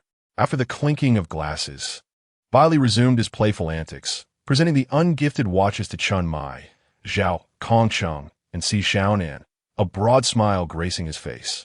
A small token of goodwill. Consider it a welcoming gift from me. The three of them exchanged puzzled glances at the expensive-looking watches in their hands, then turned to behold Bai Li's grin, reminiscent of a Navier, as they fell in his silence. Chen Mai, Zhao Kongcheng, and Xie Yunan. Are they really that foolish? They won't lead Qi astray, will they? As for Shen Qingzhu and in Qingyu, they were not particularly worried. One had the capitalist Xie Yunan watching over them, and the other was a university prodigy. The rotund Bailey Pang Pang was unlikely to lead either of them astray. Though a flicker of concern lingered in their hearts, the trio accepted the watches, exquisite pieces that were undeniably expensive. Who would turn away from such wealth? Xie Yunan raised an eyebrow, aware that once this group began drinking, they would not stop. Thus, he produced a small red envelope from his pocket, adorned with a note bearing the names of those present. Since Pang Pang had bestowed a welcoming gift, it was only fitting for him to present his red envelope now. Rising, Xie Yunan distributed the envelopes according to the names, and the curious opened theirs to discover that the envelopes were small not because they contained cash, but rather a bank card. Each card held a sum of 120,000, an auspicious number, with the password being their birthdays. After completing the distribution, Xie Yunan returned to his seat, placing the last envelope in Shun Qingzhu's hand, softly stating 134. 400, and the password is your birthday. Also, I love you. A promise of a lifetime can be expressed in numbers. Yet the phrase I love you is far better when spoken aloud. Shun Qingzhu clutched the envelope, a smile gracing her lips, her eyes sparkling with a hint of mischief as they met Xie Yunan's. Yes, I love you too. Expressing affection in public is a different matter altogether. The typically shy Shun Qingzhu boldly declared her feelings before the crowd, a rare and novel experience. Wow! The attendees initially gasped in exaggerated surprise, soon followed by playful lamentations. Yuanan, today is New Year's Eve, and you still choose this moment to shove dog food down our throats? Are we not friends anymore? Ong Ying teased, earning the agreement of several new recruits yet to graduate. Indeed, you two showcase your love daily at the training camp, and now you continue to flaunt it today? completely disregarding whether we can handle it. Lin Xie, who usually submitted to their display of affection, bravely voiced his complaints today. What should we do? I feel like I could skip meals. Just the dog food is enough to fill me up, Bailey Pang exaggeratedly proclaimed. Can money really silence you? Xie Yunan's eyes sparkled mischievously as he surveyed the crowd. The others shivered slightly, hastily mimicking a gesture of zipping their lips, quickly bowing their heads to resume eating while secretly grumbling. Thus, the early distribution of red envelopes, aside from showcasing affection, was also a means to curry favor with them. How outrageous! 120,000 would not sway Bailey Pang, yet he was the only one present who was a weakling. Once they returned to the training camp, the vengeful Xie Yunan would undoubtedly make his life miserable. For the sake of his own comfort at the training camp, Bailey Pang obediently continued to eat in silence, avoiding any further antics. As dawn approached, apart from Xie Yunan and Chun Mai, who was washing the dishes, the rest were in various states of inebriation, including Shen Qingzhu, who was no exception. With a strong scent of alcohol enveloping him, Shen Qingzhu quietly sipped from his glass, appearing quite normal at first glance. However, a mere glance into his eyes would reveal the truth. He was indeed intoxicated. When a hand waved in front of him, Shen Qingzhu slowly lifted his head to gaze at Xie Yunan, seemingly recognizing him as he tilted his head slightly. And in his adorably dazed expression elicited a soft chuckle from Xie Yunan. Xie Yunan then entered the kitchen to prepare a cup of honey water and, upon returning, replaced the glass in Shen Qingzhu's hand, which was still filled with alcohol. For a moment, Shen Qingzhu paused, his bewildered eyes reflecting confusion, as if he could not fathom how the drink had transformed into something sweet. Yet, upon seeing Xie Yunan beside him, he dutifully finished the honey water. Observing the obediently charming Shen Qingzhu, Xie Yunan could not resist gently pinching his cheek. After surveying the room, filled with individuals in various eccentric poses, Xie Yunan exerted his strength and effortlessly lifted Shen Qingzhu in a princess carried back to the villa. Once they were settled, he tidied both himself and Shen Qingzhu before lying down beside the now sleeping Shen Qingzhu, whose eyes had long since closed. Indeed, there was no place quite as comfortable as home. Chapter 46. Han Xiaoyan, Xie Yunan, and Shen Qingzhu surveyed the unfolding events through the geomancy, calculating the time to awaken Shen Qingzhu and harness the powers of Zhu Jiuyin, directly arriving beside Lin Xie and Han Xiaoyan, who were in a standoff. Not far off stood the 7 members of Team 136, cloaked in dark crimson, alongside Qingyu, who bore a black box on her back. At that moment, concern flickered in Qingyu's eyes as she regarded Lin Xie. Upon witnessing the sudden appearance of Xie Yunan and Shen Qingzhu, Han Xiaoyan furrowed his brow, attributing their presence to Shen Qingzhu's abilities, and inquired, "My primary objective is this dual deity agent. Why does the god of wealth come here to court death? You seek my brother's life, and how could I possibly stand idly by?" Xie Yunan and Shen Qingzhu positioned themselves protectively in front of Lin Xie, one casting a gaze filled with pity, while the other bore a sharp, penetrating look. Han Xiaoyan, the former captain of the Suzhou City Night Watch team. If the contract of murmurs were to be severed, would you wish to live or die? Han Xiaoyan closed his eyes, a faint aura of sorrow enveloping him, his voice low and hoarse. Even if I could dissolve the contract, my team members have perished one by one before my eyes. The ancient God Church is not something I can eradicate. How could I still harbor thoughts of survival? As he spoke, Han Xiaoyan slightly raised the long spear in his hand, and in the vast snowy expanse, whirlwinds suddenly emerged, sweeping up the accumulated snow. Han Xiaoyan abruptly opened his eyes, his gaze towards Xie Yunan filled with indifference. You should not have come. His initial intent was merely to engage in a casual skirmish. The best outcome would be to perish at someone else's blade, and the worst, to suffer severe injuries. However, with Xie Yunan present, the situation changed. The murmurs would not spare him, having warned him beforehand that if Xie Yunan appeared, the Forbidden Realm would be activated. Under the constraints of the contract's power, he could not resist and was compelled to activate the Forbidden Realm. Observing the rapidly expanding and enveloping gale before him, Shen Qingzhu smirked, realizing it was fortuitously aligned with his path. His forbidden realm, Qi Min, was precisely capable of countering the tempest. Raising a slender finger, he snapped it, and with a resounding crack, the tempestuous winds that threatened to manifest into a blizzard gradually vanished, restoring tranquility to the space. Han Xiaoyan turned to Shen Qingzhu, a complex expression crossing his features, mingled with relief and gratitude, thankful that someone possessed the means to counter his forbidden realm. Otherwise, the city would be embroiled in chaos, leaving him unable to rest in peace after his demise. Han Xiaoyan, if your teammates were to be resurrected, would you still wish for death? Xie Yuan's words caused Han Xiaoyan's eyes to widen in shock, yet they quickly dimmed. The god of wealth was merely an ordinary man. How could he possibly bring the dead back to life? Moreover, even if the god of wealth awakened the ability to resurrect, he lacked any belongings of his teammates to facilitate such a feat. Though he held no hope, he earnestly responded to Xie Yuan's inquiry. If they were to be revived, I would naturally not seek death, but in my circumstances, I would ultimately still need to enter the fasting house. Xie Yuan raised an eyebrow, noting that as long as he did not perish, the fasting house was under the domain of his master. Wherever he went, it would ultimately be at his discretion. With a flick of his hand, Xie Yunan sent a radiant orb infused with 5 colors soaring into Han Xiaoyan's mind, directly targeting the soul contract born of the whispers. Han Xiaoyan felt a sharp pain in his head, and then the soul contract vanished without a trace. Had the contract truly disappeared? After thoroughly searching his mind, Han Xiaoyan finally confirmed that he had freed himself from the control of the whispers.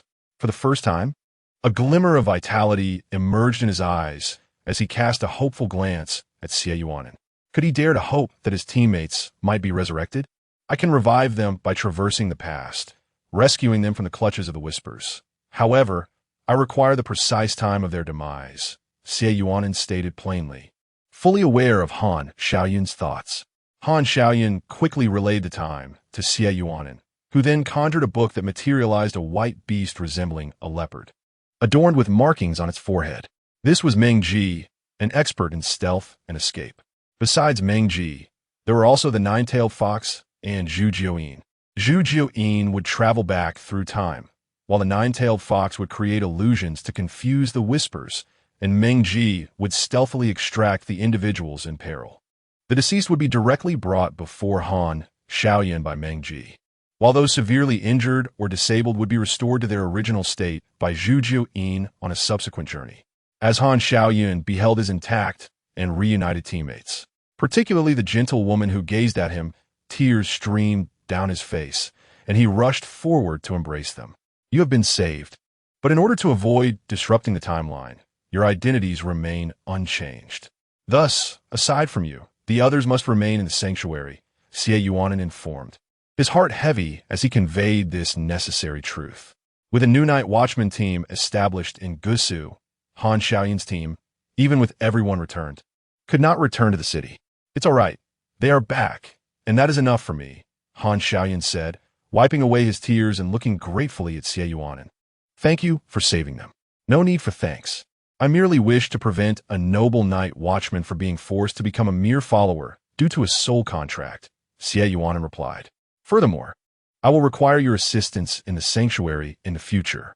Han Xiaoyan solemnly agreed, refraining from inquiring about the nature of Xie Yuan's request. After all, Xie Yunan had grown up among the night watchmen and would not engage in any actions detrimental to the great Xia Yuan gang, who had arrived nearby. Noticed Xie Yuan's arrangements for Han Xiaoyan and did not pry further. Instead, he inquired, in the battle report, I will record Han Xiaoyan as deceased. Whom should the credit for this go to? Of course, it should be attributed to my little Zhuzi, Xie Yunan replied nonchalantly, placing his hand on Shen Qingzhu's shoulder. Lin Xie, Shen Qingzhu, and Team 136 fought side by side to vanquish the 13th seed of the followers, Han Xiaoyan. Oh, and do not forget the devastating storm. Report it as a cataclysmic eye of destruction. Xie Yuan, with a hint of concern, offered his admonitions, concluding with a critique that served as an explanation for the exaggeration of the circumstances. That fellow Yi Fan has persistently neglected to eliminate the pests within the upper echelons. leaving the burden upon me once more, paying the night watchman, cleaning up the mess at headquarters. What is wrong with me collecting a bit of interest in advance? He had initially intended to express that such exaggerations were inappropriate, for Shen Qingzhu, who yearned to earn his accolades through his own merit, immediately reconsidered upon hearing Xie Yuan's remarks. Medals are mere tokens. However, the energy and resources that his dear and would expend are indeed tangible. Is it not reasonable to provide a little extra, perhaps even a higher standard? Furthermore, the awakening of his power, which specifically counters the devastating wind disasters, is a testament to his strength, is it not? Yifan, you don't mention at all the time and effort expended in managing the Xie family affairs. Chapter 47. Decisions and Arrangements in the Training Grounds. Yuan Gang had just conferred medals upon Lin Xie and Shen Qingzhu. Instead of descending immediately, Shen Qingzhu approached the observing Xie Yunan, presenting him with the light blue starshine medal. Her gaze was fervent, brimming with pride and an unspoken plea for praise that only Xie Yunan could discern. Yuan Gong, witnessing the scene, restrained himself from chastising Shen Qingzhu right after the ceremony. As Xie Yunan beamed with delight at the medal, Shen Qingzhu returned to her team. Xie Yunan, initially wishing to ruffle her hair, chuckled lightly upon seeing her retreating figure, resignedly placing the medal into a small box to store in his spatial compartment. Ruffling her hair was inevitable, little bamboo. At the podium, as Shen Qingzhu entered the classroom at a leisurely pace, Xie Yunan offered him a radiant smile. Shen Qingzhu blinked, aware that Xie Yunan would not relent until he had his way, obediently lowering his head before him. This compliant demeanor made Xie Yuan smile wider as he affectionately tousled Shen Qingzhu's hair until it was a disheveled mess before finally letting him go. Shen Qingzhu, now adjusting his hair, sought a seat to prepare for the lesson. Xie Yuan's gaze shifted from Shen Qingzhu to scan the audience, finally lingering on Qingyu and Lin Xie.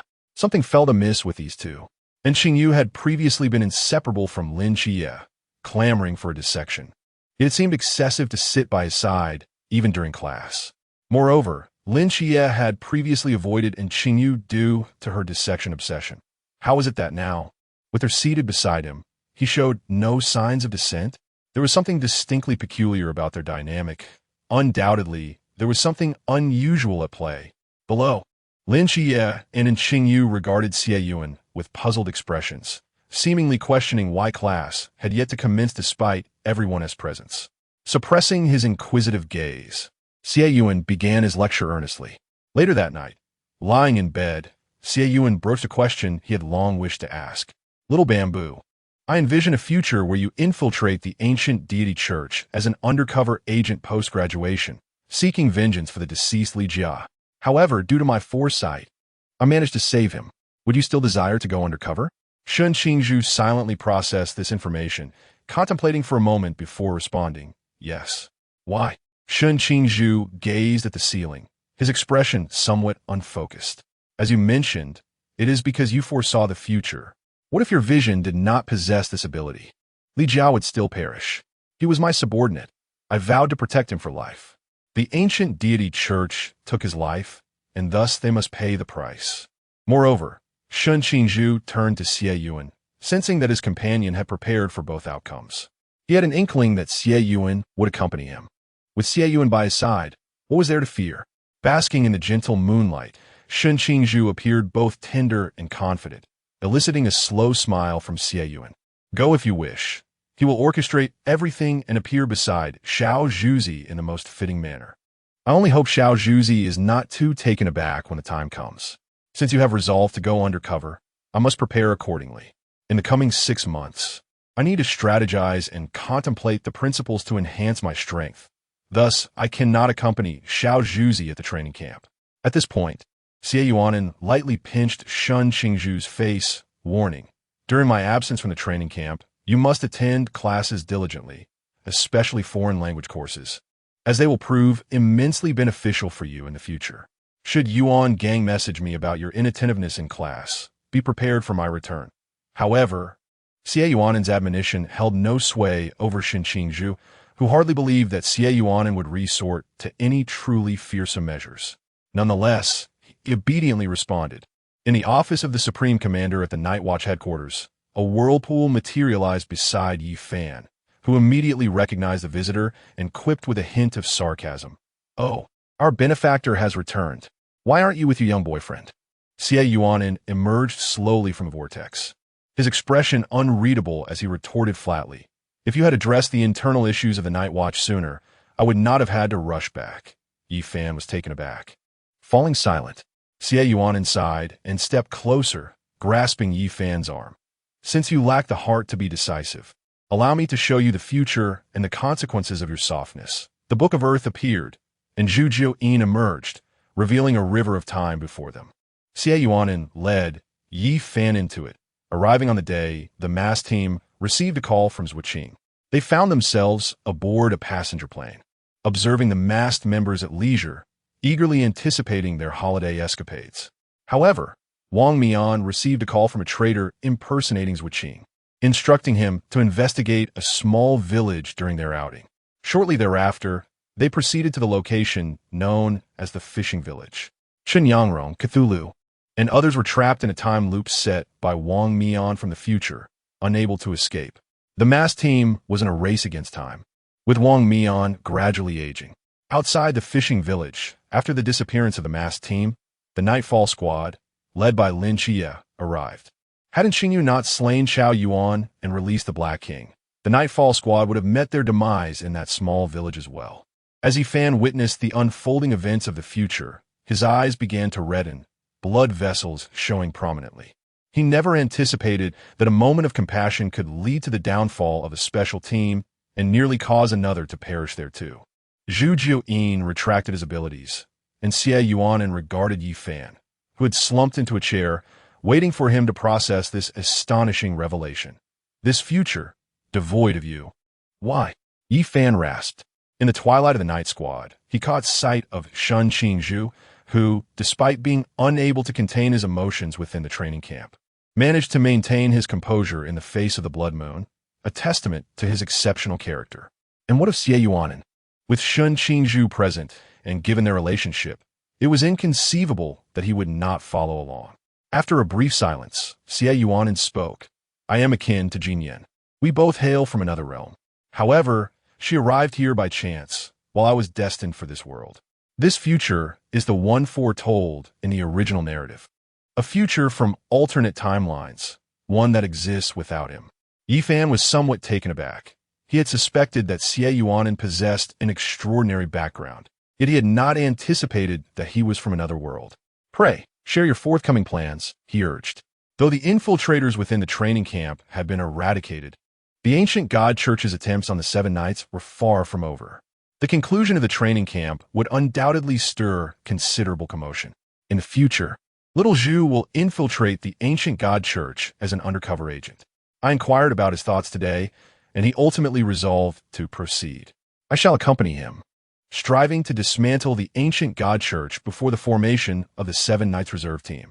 As for you, Xie Yunan pondered for a moment and remarked, "Since you possess a kind heart, let the malignancy within the Night Watch continue its rampant existence.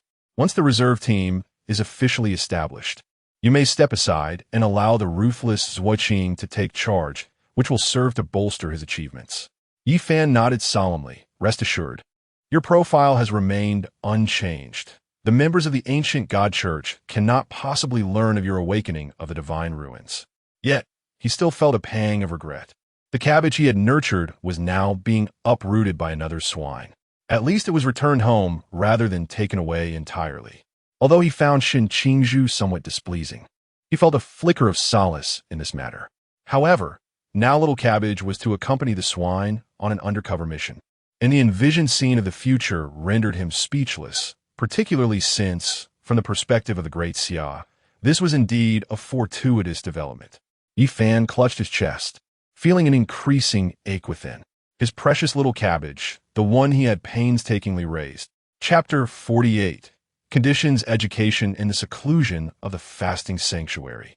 After conversing with Yi Fan about the internal affairs of the Night Watchers, Xie Yunan returned to the sanctuary, instructing Master Chun that no one was to disturb him. He then entered his personal realm. Within this realm, As Xie Yuan's cultivation level ascended, the ginseng fruit tree had transformed into a towering giant, its peak obscured from view. However, the fruits on the ginseng tree were still in their developmental stage, not yet ripe. Otherwise, when he encountered the masked one earlier, he would have presented one to Wang Mian. Beneath the ginseng tree, a golden tabby cat sensed Xie Yuan's arrival and promptly leaped onto his shoulder. "Host, have you come for something? It's almost time for the little bamboo's undercover operation. I'll enhance my abilities while I'm here."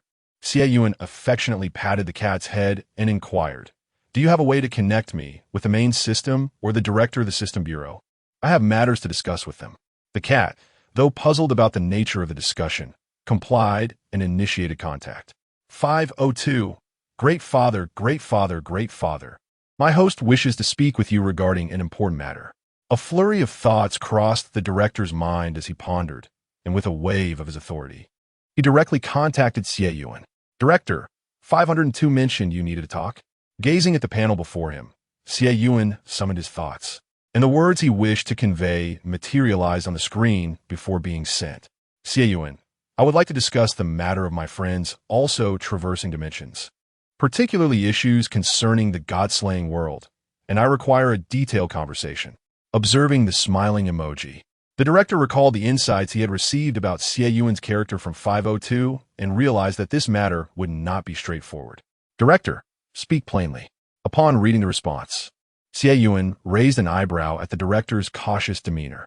"Xie Yuan, my traversal may stem from my fondness for the book God-Slaying, especially for the character Shen Qingzhu. Thus, you assign me the role of the so-called neighborly older sister to facilitate my early interaction with her. Xie Yuan, however, I've encountered an issue.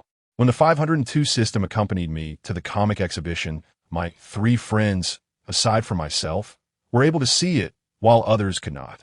Xie Yuan, does this not imply that the 3 of them are also destined to traverse dimensions, likely under the same system?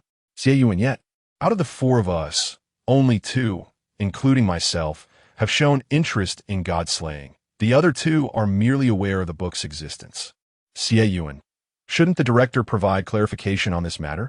Xie Yuan, additionally, regarding the operational issues of the 502 system, attempting to orchestrate an incident to remove me constitutes a deliberate act of malice.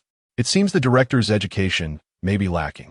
The director, initially confident he could navigate the situation, found his expression darkening upon reading Xie Yuan's remarks. With Xie Yuan's life still intact and unforeseen changes to the plan arrangements, he had allowed 502 to take the host away prematurely, not foreseeing that 502 would heed the words of earlier arriving systems, inadvertently triggering an incident. For over 2 decades, Xie Yuan refrained from mentioning the incident within the realm of Shen, leading the director to believe it was a thing of the past, only to discover it still lingered. "Director, if you have any requests, please express them directly." Recognizing it was a mistake on his part, he resolved to confront it rather than evade it. Xie Yuan pondered the conditions, and a panel materialized, reflecting his thoughts, which he then sent. "Xie Yuan, if I rectify all the regrets within Shen, along with the blunder of 502, would it grant my friend the opportunity to undertake solely this task? Xie Yuan, after all, I cannot rest easy with a child frequently cosplaying as Zhang chilling around. Director, there are numerous astute characters, each as capable as you. What is there to worry about?" Yet, Xie Yuan's mention of all stirred something within the director.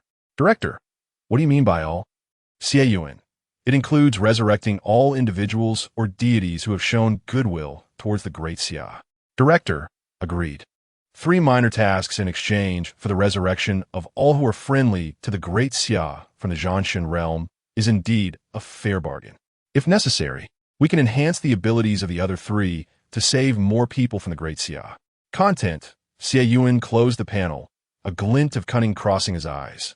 His decision to bring this matter up now was not a sudden inspiration. He had merely been preoccupied previously. Moreover, without a solid foundation, the system agency might very well return him to a time he was unprepared for. What if it were back to his student days? That would be disastrous. Over the years, aside from the Heroic Spirit Squad, he had interacted with every specialized team and had even formed a bond with Xiao Zhuzi. Thus he felt it was time to negotiate terms. Observing the sticky creature on his shoulder, struggling to view their chat history, Xie Yunan gently pinched its tiny paw and set it down. The director may seek you shortly. I must contemplate the principles of chaos. You may amuse yourself over there. With that, Xie Yunan settled cross-legged beneath the ginseng fruit tree, leaning against the trunk, closing his eyes as his spiritual energy coursed through his consciousness, gradually grasping the chaotic principles. The sticky creature looked on, bewildered, its eyes filled with confusion. Wasn't the host supposed to discuss something with the director? Shouldn't it be privy to the chat if it pertained to it? Why would the director summon it for matters unrelated to itself? Before the creature could delve deeper into its thoughts, it received a summons from its esteemed master, finding itself in a one-on-one class with the director in the blink of an eye. Gazing at the director, whose face was ashen, the sticky creature instinctively recoiled, feeling a sense of dread. What was the matter? The director's expression was terrifying, as if he intended to devour it. The director, observing the creature's retreat, wore an expression of exasperation. While your host is sequestered in the companion world, I must enlighten you on some fundamental knowledge. He had already consulted the systems in advance, all of which denied inciting 502 to engage in such foolishness. After all, aside from 501, only 502 was a system personally crafted by the director, his own progeny. Who would dare to incite it? Furthermore, they belonged to a legitimate system bureau rather than a rogue one. Some hosts have become increasingly wary of all systems due to the existence of the rogue system. If the bureau chief's own son were to act foolishly, it would tarnish their reputation, would it not? The chief has personally investigated and confirmed that no system incited such behavior. Thus, this incident is truly the result of 502's folly. For the first time, the bureau chief stood before the gelatinous orb with an expressionless demeanor, resembling an unfeeling automaton. You should return to your host only when you are able to avoid even the most fundamental issues with binding. More learning? The gelatinous orb felt as though the sky itself were collapsing. Chapter 49. Young couple reply, what is the essence of spiritual power? On the podium, Instructor Gu posed his question, his gaze shifting to a certain individual in the last row, his heart silently ridiculing. Had the god of wealth departed early this morning, allowing this lad to brazenly sleep through class?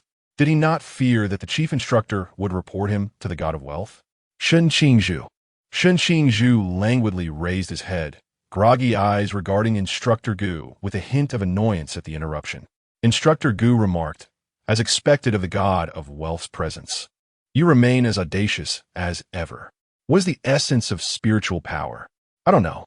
His response was so resolute, akin to someone who was confident in their knowledge, causing Instructor Gu to fall silent. Run 10 laps outside. All right. Qingzhu instantly perked up, dashing out of the classroom like the wind, beginning to run around the playground. Little brother, Xingu, can't you at least pretend a little? What will you tell sister-in-law when she returns? The mere thought of Xie Yuhan returning and potentially confronting Qingzhu about his lack of attentiveness in class cast a shadow of worry over the younger brothers. What should they do? Truly, the elder brother was unperturbed while the younger brothers were anxious. Instructor Gu sighed and called upon Lin Xie to respond. The essence of spiritual power refers to the supernatural force generated by conscious activity under specific conditions. Lin Xie responded calmly and then countered, Instructor, do you consider your knowledge to be profound? Instructor Gu was taken aback for a moment, then proudly declared, I am a professor at Hucking University. What do you think? Then, Instructor, may I pose a question to you? Beside Lin Xie and Qingyu listened to their exchange, a trace of melancholy flickering in her eyes. It is a good thing for students to have questions. Please ask, do you believe that the world we currently inhabit is real? For creatures dwelling in the deep sea, 4 two-dimensional beings, what grounds do we have to ascertain that the world we occupy is indeed real? What constitutes true reality? And what is the authentic world? Beyond this realm, what exists? In the observation of higher dimensional beings, who are we? Lin Xie, imitating Merlin's tone, unleashed a barrage of inquiries, leaving Instructor Gu somewhat bewildered. After a moment of contemplation, he replied, at present, I cannot provide you with an answer. I need to reflect on this, but rest assured, I will give you a response. Lin Xie nodded and returned to his seat. Yet he heard in Qingyu's soft inquiry beside him. Why didn't you ask Instructor Gu before consulting me? Do you not consider me to be intelligent? Slightly tilting his head, Lin Xie was met with Qingyu's gaze, tinged with a hint of sorrow, fixed upon him. For some inexplicable reason, a sense of guilt surged within Lin Xie. With no time to ponder further, he explained, I thought you were focused on medicine. How could you possibly answer this question? Lin Xie's eyes sparkled with anticipation as he gazed at Qingyu. And Qingyu, feeling somewhat uneasy, turned her head away, insisting no. Then, with newfound confidence, she assertively added, But you didn't even ask me. Lin Xie felt a momentary pang of disappointment. However, since Instructor Gu had yet to respond to the question, there remained a glimmer of hope for an answer. At that moment, the most pressing concern was that Qingyu seemed to be upset. What should he do now? So, next time, if another deity has a question, should I ask you first? Lin Xie coaxed softly, and Qingyu's eyes brightened. Did this mean another deity had emerged from Xie's hospital? She turned her head back, her gaze filled with eagerness. I want to dissect. Lin Xie, exasperated, covered her eyes, wondering why this fish had such an insatiable curiosity for dissection. Sitting behind them, Baili Pang mused, these two are certainly peculiar. Why does it seem like they are flaunting their affection like the god of wealth and his beloved, feasting on dog food together? But wasn't Xie previously avoiding Qingyu? Setting aside the question of whether they were truly together, they were still in class. How could they engage in such flirtatious antics, disregarding the instructor? Baili Pang glanced at the podium, observing Instructor Gu, who had become absent-minded after hearing Lin Xie's question. Not only was he oblivious to their subtle exchanges, but he hadn't even looked down once, lost in his own thoughts. Baili Pang thought, so Xie, your true intention behind asking such questions is to distract the instructor, allowing you and Qingyu to flirt uninterrupted, isn't it? Right? Surely. How malicious of a couple they were. He never expected Xie to be so devious, living up to the reputation of being the god of wealth's disciple. They were indeed quite wicked. When the sticky ball returned after being lectured by the director, Xie Yunan had successfully transcended the sea realm, gazing at the sticky ball with wide eyes upon its return. The sticky ball hesitated to meet his gaze, saying, Host, the car accident I orchestrated before coming here was my fault. I am willing to offer compensation. I will do my utmost to make amends. Xie Yunan regarded it for a while, his tone flat. As long as you refrain from making foolish mistakes when binding my friends and lend them a helping hand, that will suffice. Additionally, Xie Yunan retrieved a small box and placed it upon the sticky ball, wrapping a ribbon around its small belly and tying a bow atop the box. I must enter seclusion. Please deliver this box to Xiao Zhu. The sticky ball nodded earnestly, not seeking the host's forgiveness for its foolish actions, but recognizing that it was better to have tasks than none at all. In the dormitory, after completing her laps, Shen Qingzhu returned directly to wash up. While drying her hair, she sat at her desk, her gaze fixed on the blank stationery before her, pondering what she should write. Should she share her innermost thoughts? Or perhaps continue chronicling her daily life? Alternatively, should she persist in expressing her sentiments? It seemed that writing about daily life might not be suitable for a love letter. Shen Qingzhu contemplated, caught in a dilemma. Beside him lay another box prepared by Shen Qingzhu, filled with the love letters he had penned recently. After drying his hair, Shen Qingzhu discarded the towel and picked up his pen, writing with a fervor that suggested he had meticulously drafted his thoughts beforehand. In no time, a love letter exceeding 2,000 words emerged, and Shen Qingzhu gazed at it with a satisfied smile. Delicately folding the letter, he placed it into the small box. A tiny whirlpool appeared next to the box, from which emerged a familiar little figure, bearing a pink box on its back, secured with a pink ribbon adorned with golden edges to prevent it from tumbling. A sticky ball? Shen Qingzhu gently patted the little creature's head and unfastened the small box, revealing neatly folded sheets of letter paper. The topmost sheet was deliberately folded into the shape of a heart. Counting them, he found a total of 131 letters, 17 more than his own. As he cautiously opened the first letter, he was taken aback. The handwriting was unlike that of Xie Yunan, which he had previously encountered. He remembered an script from the contracts of the Xie family, graceful with a sharp flourish at the end, reminiscent of the reputation he had heard about and in the capital. However, the handwriting on this paper was upright and juvenile, as if still in practice, meticulous in its execution. Suppressing his curiosity, Shen Qingzhu began to read the returned letter attentively. No, this should not be termed a love letter. It was more accurately a reply, responding to the sentiments expressed in his first letter. The gist conveyed gratitude for his affection and reciprocated feelings, yet emphasized that a child's paramount concern should be a joyful and carefree childhood, rather than the trials of early love. Should he still harbor feelings upon growing up, he was encouraged to write a love letter, and a promise of acceptance would await him. Signed, Xie Yunan, June 2006. Shen Qingzhu realized that this indeed bore an Anne's handwriting, merely a reflection of an Anne's thoughts at the age of 8. Holding the reply in his hands, and glancing at the box containing the 130 letters, an impulse surged within him to seek out and end with his love letters. Yet, upon surveying the collection of correspondence, he quelled that thought, deciding to read through them first. After all, Anne was right there. He could not escape. Chapter 50. The Romance of Physics, Students the Subtlety of Earth Signs. Shen Qingzhu meticulously read through the letters, folding and preserving each one with care, investing considerable time. Yet, he swiftly completed the review of 114 responses.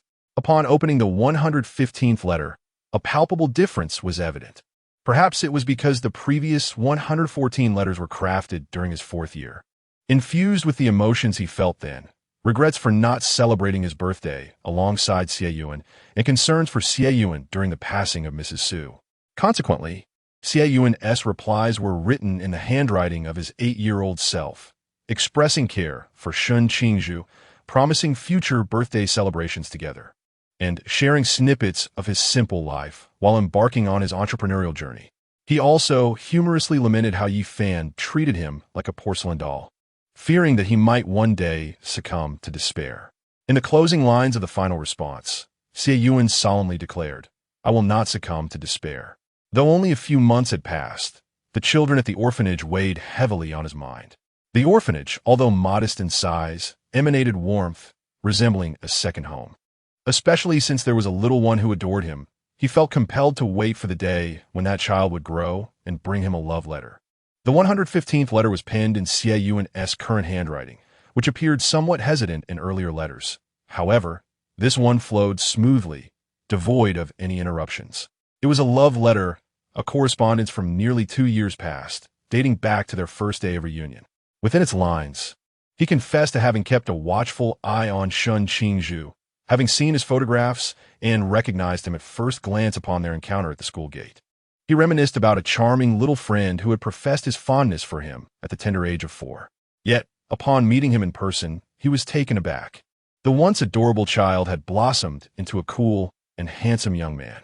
He observed the child who lingered outside during class time, following at a distance, watching as he entered a milk tea shop and donned his work uniform with practiced ease. In that moment, there was a mix of frustration and tenderness. How could someone so young, still a minor, be affected by the mistakes of others wielding power? The subsequent 15 letters chronicled Xie Yunan's psychological journey during his time at the orphanage. He amusingly recounted the times he caught a glimpse of Shen Qingzhu's distressed expression while shopping, and how, when called to school, Shen Qingzhu would shy away from his gaze, stirring a flicker of thought within him. This fleeting notion gradually intensified over time. It was constrained by Shen Qingzhu's youth and the fear of unforeseen complications that might arise from prematurely expressing his feelings. Interspersed within were other revelations, such as his companion world awakened after the god-slaying event and his identity as a sticky ball. Xie Yunan candidly shared everything with Shen Qingzhu, believing that it was better to disclose these truths early rather than allowing Shen Qingzhu to uncover them on his own later. Shen Qingzhu cast a glance at the sticky ball languidly grooming itself on the table, his expression inscrutable, and slowly opened the final love letter. This love letter recounts the day he awakened in the Forbidden Realm, expressing his concerns and his resolute decision to be with him, playfully referring to him as a little boyfriend to gauge his reaction. The absence of any rebuttal brought him joy. At the end of the letter, several physical formulas? Alongside mathematical equations were included. Qingzhu pondered the significance of these formulas, a smile dancing in his eyes, as his fingers brushed against the tail of the sticky ball. Sticky ball, take me to find it in. What? The sticky ball suddenly opened its eyes wide, its pupils trembling. How did Qingzhu know it could lead him to the host? Had the host revealed its identity? The other predecessors never mentioned that the host would disclose such matters to their companions. Yet reflecting on its own foolish actions, the sticky ball obediently opened a vortex tall enough for a person, and as Qingzhu secured the love letter, it stepped in first. Within the companion's small world, Xie Yunan, who had informed the sticky ball of his intent to enter seclusion, sat cross-legged beneath the ginseng fruit tree, observing the exquisite scenery he had yet to explore, while awaiting the arrival of his beloved. Little Zhu must come, Xie Yunan thought with certainty. The familiar vortex reappeared, and the sticky ball, adorned with a small box on its back, re-emerged, bounding towards Xie Yunan with a few joyful hops. Observing the sticky ball's appearance and the freshly emerged Qingzhu, Xie Yunan raised an eyebrow. Was this a sign that his dissatisfaction with the sticky ball might lessen? He gently untied the bow atop the sticky ball, allowing it to frolic, and began to peruse the first love letter. Compared to the letters of his youth, this one was more sentimental and unabashed, captivating Xie Yunan's interest. These sentiments were not typically expressed by the usually reserved Qingzhu. Seeing them on paper warranted thorough appreciation. While Xie Yunan absorbed the contents of the letter, Qingzhu admired the surrounding scenery, his eyes shimmering with wonder. Gradually, he approached and sat beside Xie Yunan, gazing intently at him. Upon finishing the letter, Xie Yunan remarked, "You mentioned that when you grow up and still have feelings for me, you would write a love letter, and I would surely agree." Xie Yunan tucked the letter away, leaning back against the tree trunk with a carefree, enchanting smile, spreading his arms wide. "Of course, my little boyfriend, you may do as you wish." The final statement carried a profound implication. At this moment, Xie Yunan exuded a bold, unrestrained demeanor reminiscent of when he would scold others in the capital. A visage that evoked both fear and infatuation among those who had been on the receiving end of his sharp tongue.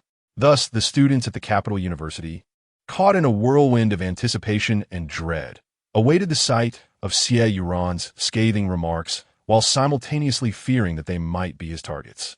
A blend of love and hate. Yet, for Qingzhu, there existed only love. He narrowed his eyes, a dangerous glint flickering within, yet he did not rush forward. "Why did you tell me about the sticky ball? Are you leaving? Otherwise, after nearly a year together, why suddenly bring this up?" The more he pondered, the more plausible it seemed, and the atmosphere around Qingzhu grew increasingly perilous. Qingzhu did not take the initiative to leap forward. So Xie Yunan simply reached out and pulled him closer, wrapping his arms around Qingzhu's waist, gently brushing against his hair and inhaling his scent. Xie Yunan remarked, "Because I am uncertain whether the foolish actions of the sticky ball could earn me assistance from my friend, I resolved to address this matter after we became close."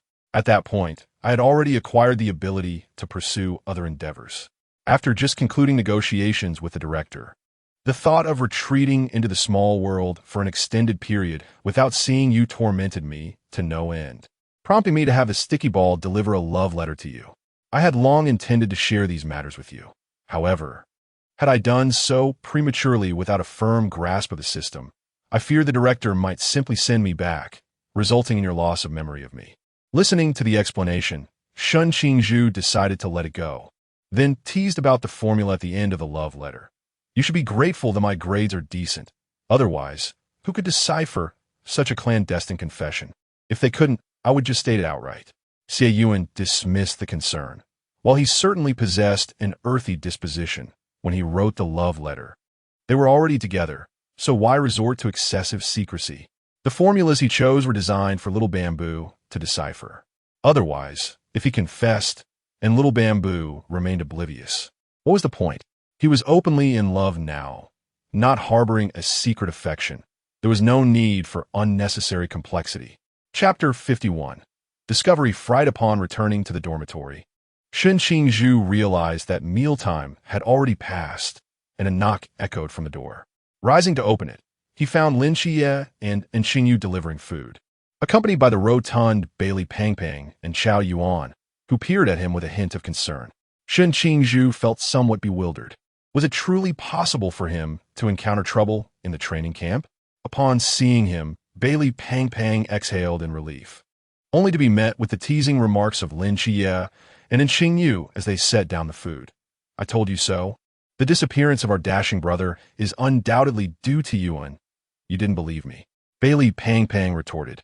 Who could have known that just one day apart would send our dashing brother into such longing? What if something truly were to happen? And Xingyu clicked his tongue in response. No wonder you've pursued her for so long. Molly shows not the slightest interest. Ever since Xie Yunan joined the Night Watchers, he and Shen Qingzhu had rarely been seen apart, always together in various activities. Aside from the rigorous training, Xie Yunan was often spotted by Shen Qingzhu's side. Given their closeness, it was indeed remarkable that Shen Qingzhu did not follow Xie Yunan around. Yet it had only been a day. For someone like Bailey Pangpang, who had never experienced romance, such a misunderstanding was to be expected. Hey, Bailey Pangpang crossed his arms, glaring at him. You don't have to resort to personal attacks. If it were someone else, such a posture might appear quite dashing, perhaps even Shen Qingzhu himself. However, in the case of Bailey Pangpang, observing Bailey Pangpang's demeanor, Chao Yuan, seeking to avenge the nickname Chao Thief bestowed upon him, shook his head, clucking his tongue. Pangpang, could you not keep your hands there?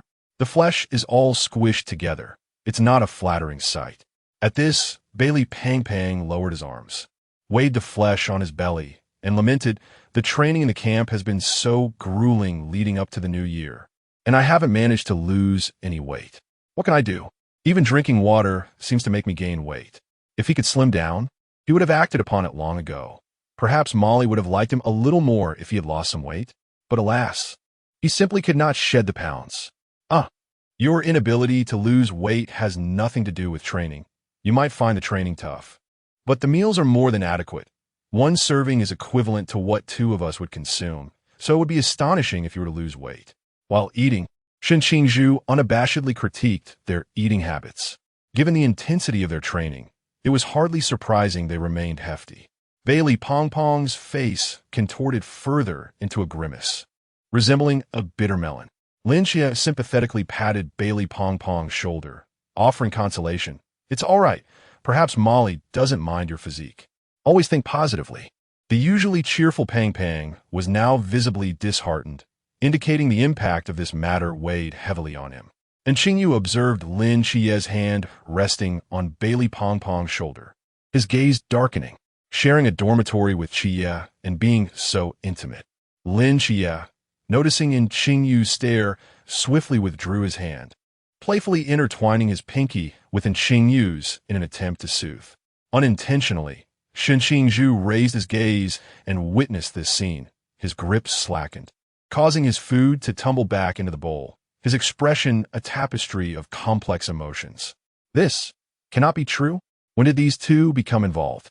How was he unaware of this? The progress seems rather rapid. So, who is the cabbage and who is the pig? It should be in Xingyu who is the cabbage. After all, he is quite the academic achiever.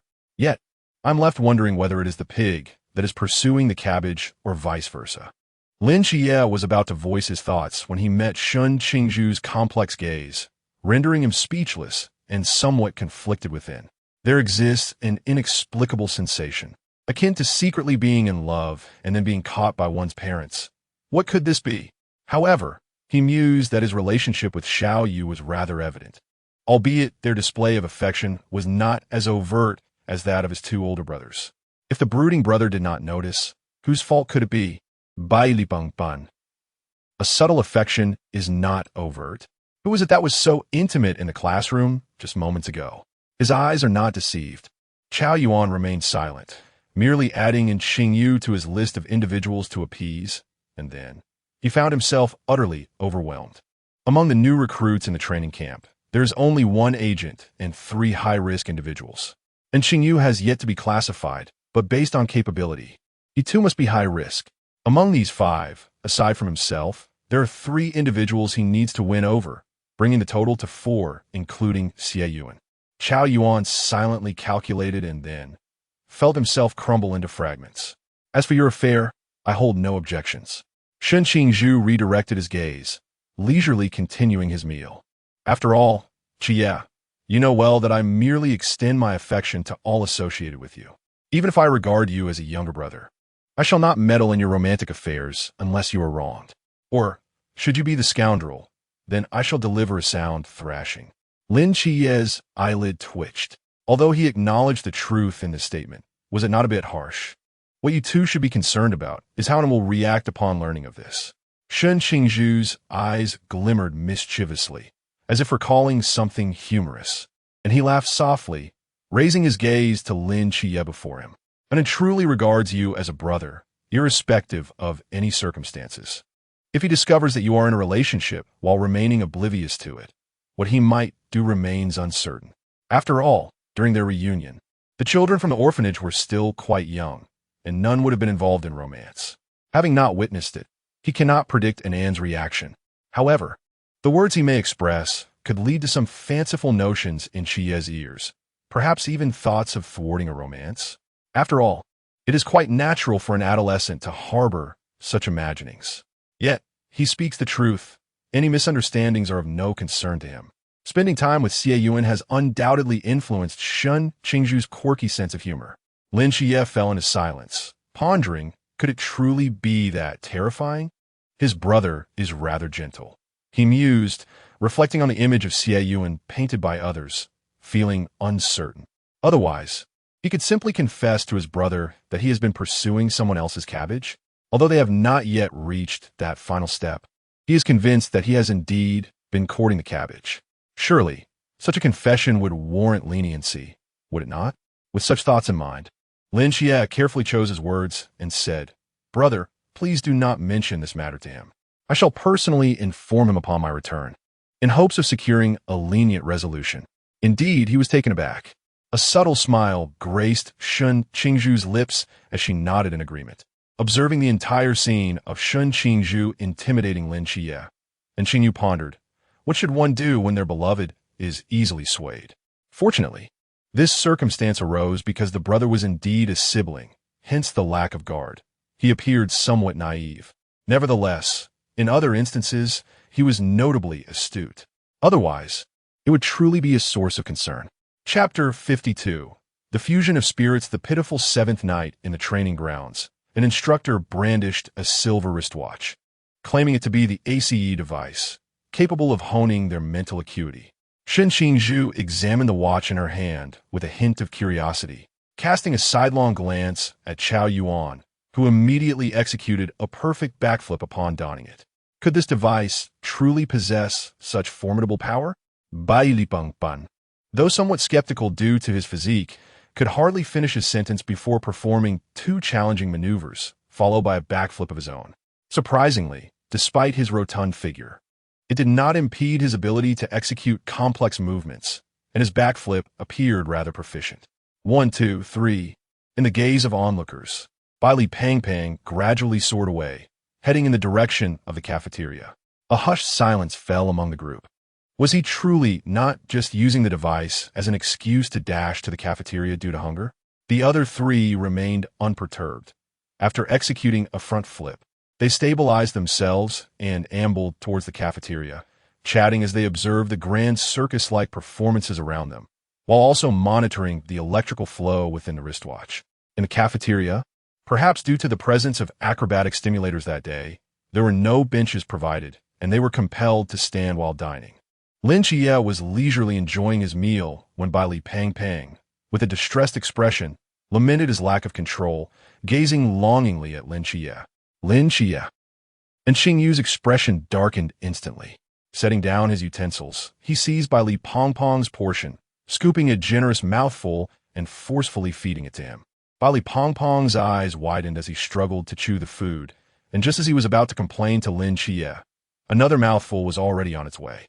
Observing in Xingyu's stern countenance, Bai Li Pang Pang trembled as he swallowed, tears brimming in his heart. Had he known, he would have never called for Chie. If only he had sought out the cool brother instead, surely he would not have been treated as roughly as he was by Xingyu. As if sensing Bai Li Pongpong's thoughts, after shoving in a third bite, and Qingyu gestured for him to gaze at Shen Qingzhu, his eyes glinting with mischief. If you desire the cool brother to feed you, feel free to approach him. I, for one, have no inclination to continue this. Bai Li Pangpang lifted his gaze, only to find Shen Qingzhu exuding impatience, holding a bowl while being besieged by his 3 eager underlings. Each one received a mouthful in rapid succession, with Shen Qingzhu never pausing in his endeavor, although he maintained a careful pace to avoid choking them. Swallowing the food was still a challenge, akin to Qingyu feeding Bai Li Pangpang. However, Bai Li Pangpang knew that while Qingyu would not scold him for chewing slowly, those 3 underlings would face a kick from Shen Qingzhu for any delay. Bai Li Pangpang witnessed one of them stumble backward, barely managing to stay upright after receiving a swift kick from Shen Qingzhu. A moment of terror swept across the chubby face of Bai Li, and he suddenly felt that Qingyu was far more gentle than Zhuangge. He was grateful that Zhuangge had so many younger brothers. This gratitude would remain etched in his heart. Shen Qingzhu glanced at the time, then at the younger brother before him, his expression devoid of emotion. It seemed that soon he would have to make a call to an inn. It was all their fault for meddling and becoming younger brothers, which left him unable to be carefree. How infuriating! That night, through the transmission ability of the sticky ball, Shen Qingzhu arrived in the companion world and recounted the events of the day to Xie Yunan. Xie Yunan, who opened his eyes right on time, gazed at him tenderly, nodding in response from time to time. When Shen Qingzhu complained about having too many younger brothers, he nodded in agreement.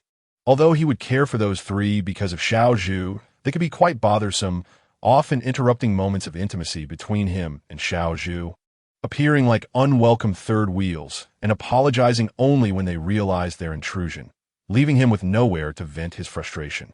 By the way, there was one more thing you probably don't know. A hint of mischief gleamed in Shen Qingzhu's eyes as he anticipated the expression of his beloved Yunan. He composed himself, though his tone could not conceal the laughter beneath. Yesterday, when I returned home, I had already missed dinner, and they brought me food. As I was eating, Qi, out of sympathy for the chubby one, placed his hand on the latter's shoulder. And Qingyu became jealous. And Qi actually tried to comfort him right in front of me, thinking I couldn't see. Qi and Qingyu? How did they end up together? Is Jialan still in the coffin? Xie Yuan's first thought was whether the Nightfall team would be short-handed, as Jialan's immortality had proven quite useful. He had once saved Lin Chiye's life in the fishing village. Then he pondered when his younger brother had started dating. How had he not known? When had this happened? Hadn't Qi been avoiding Qingyu before? As Xie Yunan questioned while reminiscing, he was bewildered as to when these 2 had become a couple. During the class he taught, he had sensed something unusual between them, but he never imagined they had actually gotten together. Yet, it certainly wasn't at the very beginning of their relationship, where Qi wouldn't have been so intimate in front of Xiao Zhu. That Qingyu fellow, impressive. How quickly he managed to move Qi, who had always been so wooden. If Jialan from the original story knew their progress was so swift, would he feign the restroom? You think an elder brother would know everything? How would I know? Shen Qingzhu felt a twinge of disappointment at Xie Yuan's reaction, but quickly rallied his spirits. It was fine. There was still someone anxious in the training camp, and he could still enjoy the show. I frightened Qi during the day. He said he wanted to tell you in person, so you must cooperate well. Xie Yuan nodded, amused that Xiao Zhu had taken to teasing others. Of course, he would cooperate. What? Qi is my younger brother? So what? Younger brothers are meant for fun. Shen Qingzhu felt satisfied and looked up at the leaves above, curiously asking, how tall can this ginseng fruit tree grow? The ginseng fruit tree now stands tall and lush, its branches heavy with ripe, golden fruits that resemble cherubic figures. Had one not known these were fruits, one might have thought some negligent parents had hung their children upon the branches. Wait, wasn't it just yesterday that they appeared so unripe? How could they have ripened so quickly? Have you transcended? Shen Qingzhu turned to inquire, her eyes sparkling with delight and determination. Indeed, after a day and night of contemplation, I have achieved a breakthrough. I am now at the mid-stage of the sea realm. Xie Yunan smiled gently as he gazed into Shen Qingzhu's eyes, believing that her ambition was commendable, as long as she did not become ensnared in self-doubt. Little bamboo, shortly I will cleanse your body with the principles of chaos. Remember not to resist, Xie Yunan said earnestly, grasping Shen Qingzhu's hand. Shen Qingzhu nodded, and then Xie Yunan guided her to sit cross-legged on the ground. She watched as he closed his eyes, a radiant white light emanating from him, flowing through their interlocked hands and into her being. Almost immediately, she sensed a new presence in her sea of consciousness, a mental force imbued with Xie Yuan's essence. It seemed to cower in a corner of her mind, as if startled by its own awakening. Shen Qingzhu quickly shut her eyes and relaxed her spirit, allowing this mental force to glide smoothly to the center of her consciousness, intertwining joyfully with her own. The phrase spiritual fusion inexplicably surfaced in her mind. Yet, could this mental force truly be considered spiritual? Perhaps it can be, came Xie Yuan's teasing voice in her thoughts. Before Shen Qingzhu could ponder further, the two mental forces coalesced, guided by Xie Yunan as they coursed through her meridians, traversing her body. Some pathways were clear, while others seemed to present obstacles that momentarily halted the energy. It swiftly surged past. Strangely, throughout this process, Shen Qingzhu felt no pain. Was this akin to the unblocking of meridians often described in novels? Aside from a sense of overall ease and a deeper connection with Xie Yunan, she felt nothing akin to the agony depicted in stories. I hope I won't awaken to any unpleasant odors, Shen Qingzhu mused. As the mental force navigated her body twice, it returned to her sea of consciousness.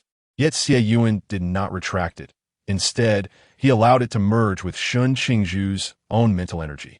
Upon opening her eyes and detecting no foul scent, she sighed in relief and asked, "What was that?"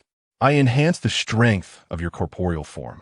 The mental force remaining in your sea of consciousness serves as a protective layer, shielding you from the soul contract of murmurs," Xie Yunan replied, his eyelashes fluttering to conceal his expression. Had he spoken the truth, little Bamboo would surely have been displeased. However, it was not a lie, merely a partial concealment, and thus she would surely understand. Shen Qingzhu comprehended. This was preparation for her undercover work. After a rigorous 3-month seclusion, Xie Yunan finally transcended into the realm of limitless potential. In high spirits, he decided to take a brief glance at the training camp, only to discover that, astonishingly, the camp was still conducting additional training late into the night. What on earth was happening? Shouldn't they be resting at this hour? Who had made such an error? Xie Yunan was utterly bewildered, feeling a tinge of regret. Having finally achieved this breakthrough, he could not share his joy with Xiaozhu at the earliest opportunity. Yet, after spending 3 months in the accompanying world, he was eager to leave, especially since he had not seen his mother in quite some time. Thus, he resolved to visit the Divine Hospital. He also wondered how Merlin in the second ward was faring. "Stop! Don't run away! Ah, octopus brother! Octopus brother! You cannot catch me! Ha ha ha!" Upon entering the hospital, he was greeted by the sight of pink starfish darting around chaotically, alongside the exhausted Li Yifei. Meanwhile, Nikes, leisurely seated on a chair, seemed to believe the two were merely playing and did not intervene, wearing a benevolent smile on her face. As Li Yifei chased after the starfish, upon spotting Xie Yunan, he shouted as if he had found a savior. "Xie Yunan! Quick, help me catch him!" Before Xie Yunan could respond, Nike's demeanor shifted. She frowned and reprimanded, "Grandson, how do you speak to your uncle?" Clearly, even though Xie Yunan had not accompanied her in a long while, he still held a higher status in Nike's eyes than Li Yifei, who was always coaxing her to take her medicine.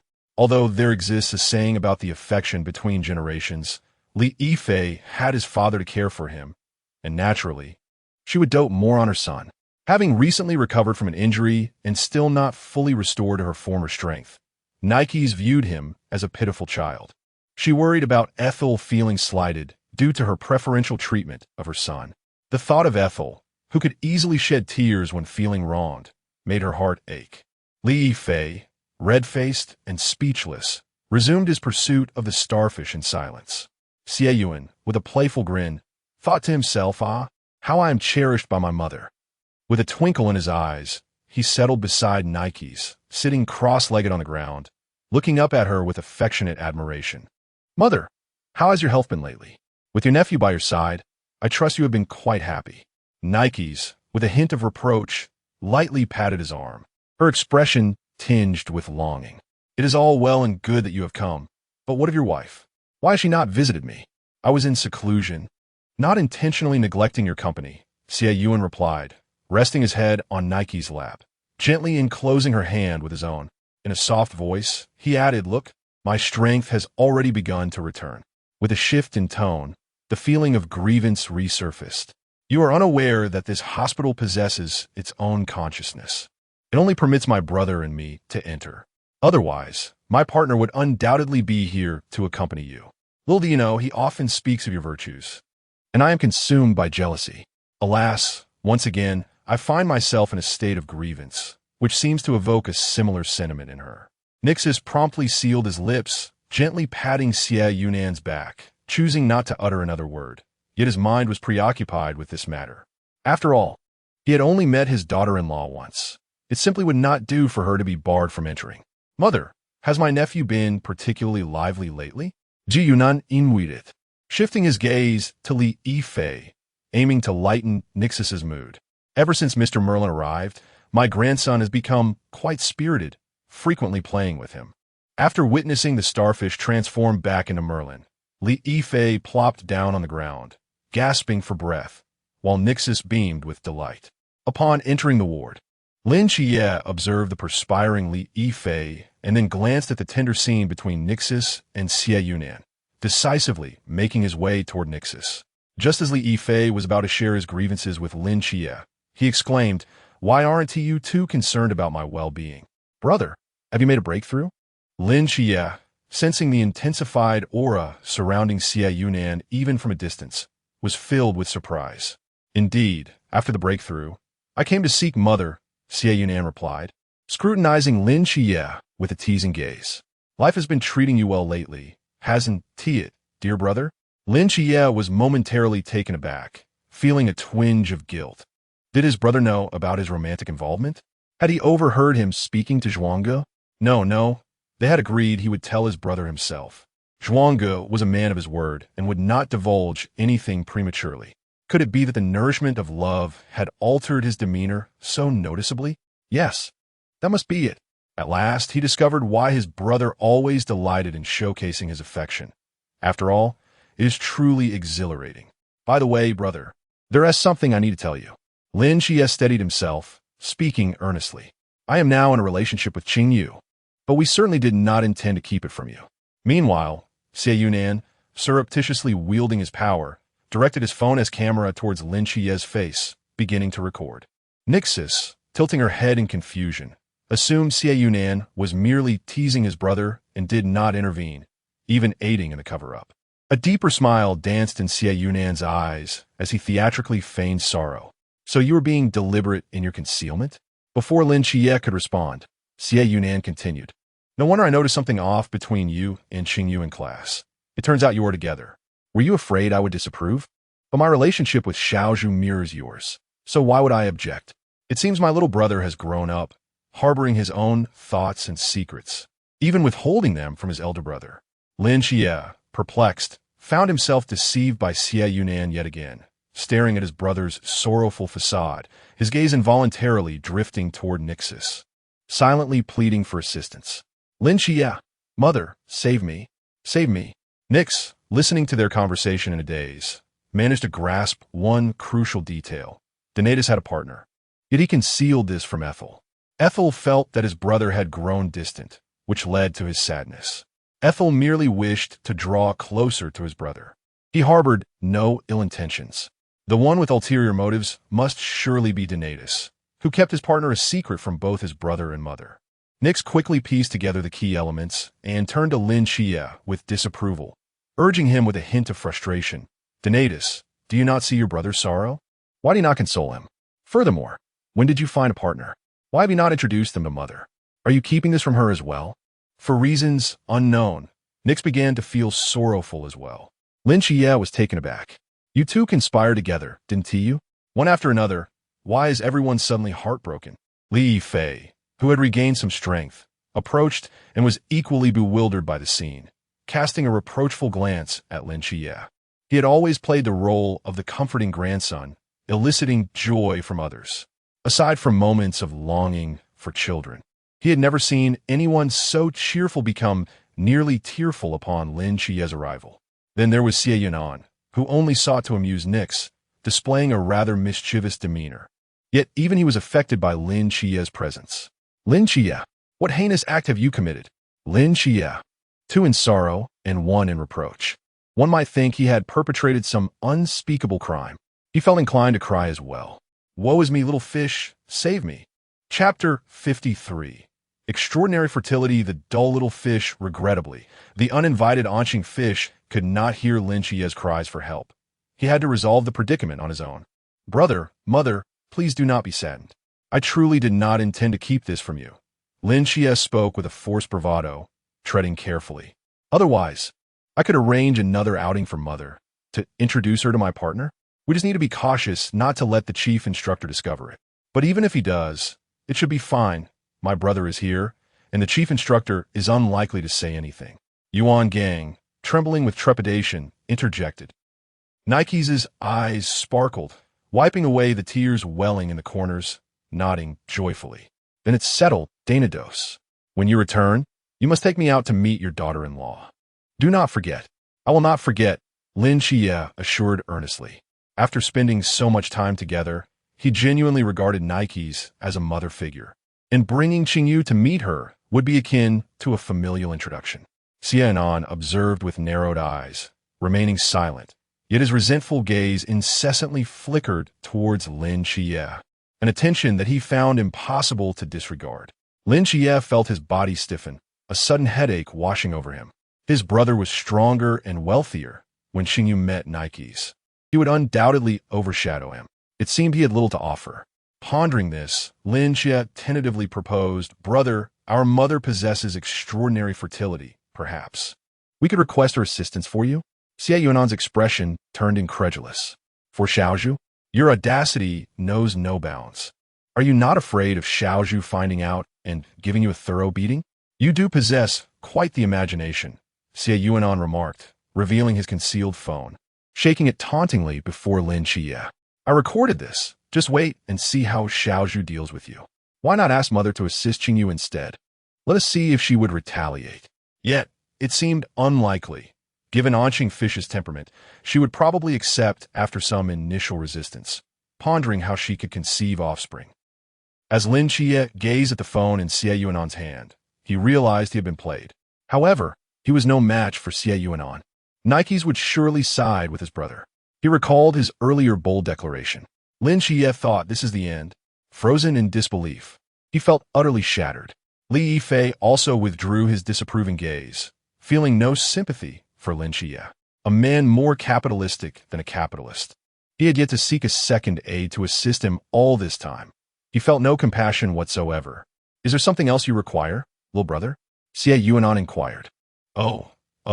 Lin Xie, whose brain had momentarily short-circuited, finally regained his senses and remembered the purpose of his visit. I have devised a method to treat Mei Lin. I came here intending to discuss it with her.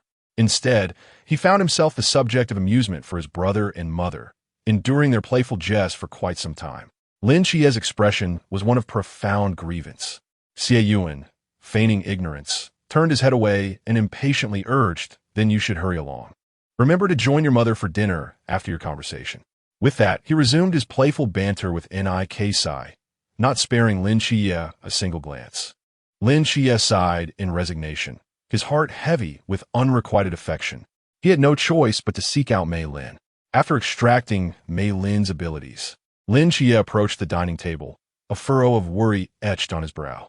He caught Xie Yuan's eye as he was serving food to Niki. Xie Yuan set down his chopsticks and inquired, What is troubling you?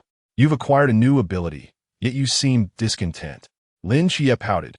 How would you feel if you were the one being teased? However, his discontent indeed stemmed from a new ability. Lin Xie elaborated on Mei Lin's capabilities, stating, There are 3 summoning methods. Only the first 2 are reliable. Yet, one comes with restrictions while the other demands a significant and valuable sacrifice. I'm at a loss. Do you know what items could be deemed worthy for the sacrifice? Mysterious corpses? But how many would I need? Regarding the mysterious corpses, he recalled that Qingzhu had some, alleviating his concern slightly.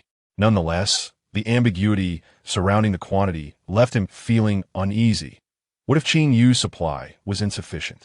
The mention of sacrifices reminded Xie Yunan of an incident from Lin Xie's original story, where he summoned a plethora of useless entities using a rather plump item from Bai Li, inadvertently defaming Chao Yuan in the process. Xie Yunan struggled to suppress a smile, though he couldn't entirely conceal the upturn of his lips. I can't say for certain, but do not covet the mysterious corpses from Qingzhu. Before your graduation, there will be a scoring assessment. I will speak to Yuan Gang and persuade him to allow you to use the corpses. By then, Qingzhu's experiments should be nearing completion, and you may exchange with him. Though Lin Xie felt a twinge of disappointment at the lack of a definitive answer, he nodded earnestly in agreement. You're right.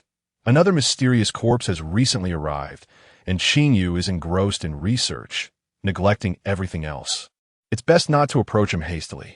Days later, Lin Xie, as promised, summoned Qingzhu and Qingzhu to Yuan Gang's office, subsequently escorting Xie away from the hospital. When asked why they were at the chief instructor's office, he simply replied, "Don't ask. Xie Yunan arranged it, borrowing a night. Otherwise, I fear the chief instructor's heart might not withstand it." Yuan Gang quipped, "Do I owe you my gratitude?" The familiar divine aura enveloped the room, causing Yuan Gang, who was working in the dormitory, to twitch at the corner of his eye. He had indicated that Xie's appearance was no mere coincidence, such a troublesome child. Upon seeing Shen Qingzhu, Xie's eyes sparkled with affection as he approached, gently ruffling her hair, his gaze filled with warmth.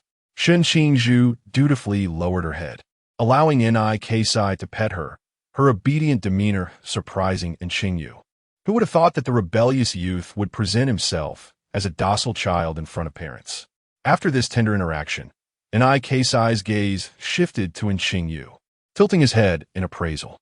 Meeting in Qingzhu's eyes, he stepped forward to embrace him momentarily before releasing him, his expression softening as he playfully complained. "You must be Donatus's partner, right? That child never brings his partner home to show his mother.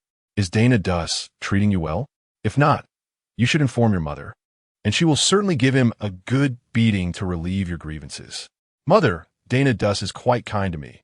He would never bully me." Qingzhu was aware that Lin Xie had divulged their matters to Nix and immediately adopted Shen Qingzhu's demeanor, smiling shyly, not taking Nix's words too seriously. He could discern that although Nix spoke of punishing Xie, she was surrounded only by these two children, and how could she bear to inflict harm? At most, it would be mere verbal admonishment. Furthermore, it was said that Brother Zhuang pretended to be a good boy. Well, Qingzhu, you're not far behind, for you mimic him even more convincingly. Xie Yunan was also present, firmly holding Shen Qingzhu's hand, smiling as he watched Nix express her concern for each of them, before they coaxed him back to the mental hospital.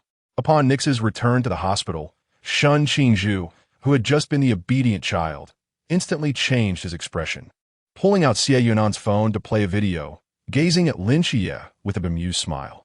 "Xie, shouldn't you provide me with an explanation?" Initially, when watching, his morbid curiosity was piqued, and he found it quite amusing, until he heard Lin Xie mention wanting his mother to grant him some extraordinary reproductive ability. Connecting this to the fact that his mother had so many children, he quickly grasped the implications of such a power, and his face darkened immediately. After all, he was a male. What on earth would he need reproductive capabilities for? Moreover, did he even appear as someone who could bear children? If he desired a child, could he not simply adopt one? If all else failed, Shen Qingzhu envisioned Xie Yunan in a state of pregnancy and abruptly shook his head, hesitating. If it truly came to that, he could perhaps entertain the notion. Observing Shen Qingzhu's initial fury transform into uncertainty and then into conflict, Xie Yunan's expression turned dark. "No, you genuinely wish to have children?" Xie Yunan imagined Shen Qingzhu radiating maternal love, and shook his head vigorously, forcefully dismissing that imagery from his mind. The notion was simply too beautiful to contemplate. "Little Zhu, stop indulging in such fanciful thoughts. Do you not have enough younger siblings to care for? Otherwise, shall I ask Grandpa Lu to fetch a few more children? Xie Yunan smiled kindly. Having children? That is utterly impossible in this lifetime. The younger siblings are well-behaved and obedient. Who can say whether biological offspring would be as compliant? If a troublesome child were to appear, causing little Zhu to shout in frustration daily, that would be disastrous. Moreover, little Zhu is still a child. Why should he take on the role of a parent? Having younger siblings is more than sufficient. Qingzhu turned his head away uncomfortably, unwilling to admit that the desire to have children had surprisingly crossed his mind. After composing himself, he suddenly turned and glared ominously at Lin Xie. If your explanation is unsatisfactory, we shall practice tomorrow. As the older brother, it is time to educate the disobedient younger sibling, allowing him to experience the affection from his elder brother and sister-in-law. Lin Xie was taken aback. Wait, was it not you who was just entertaining such thoughts? But why does it feel as if you are placing this burden upon me? Brother Zhuang, you cannot do this. You must reason with me. Lin Xie retreated in fear, exclaiming in distress. Qingzhu raised an eyebrow, a hint of a smile gracing her lips, yet her tone was subtly charged. Reason? I find it quite reasonable.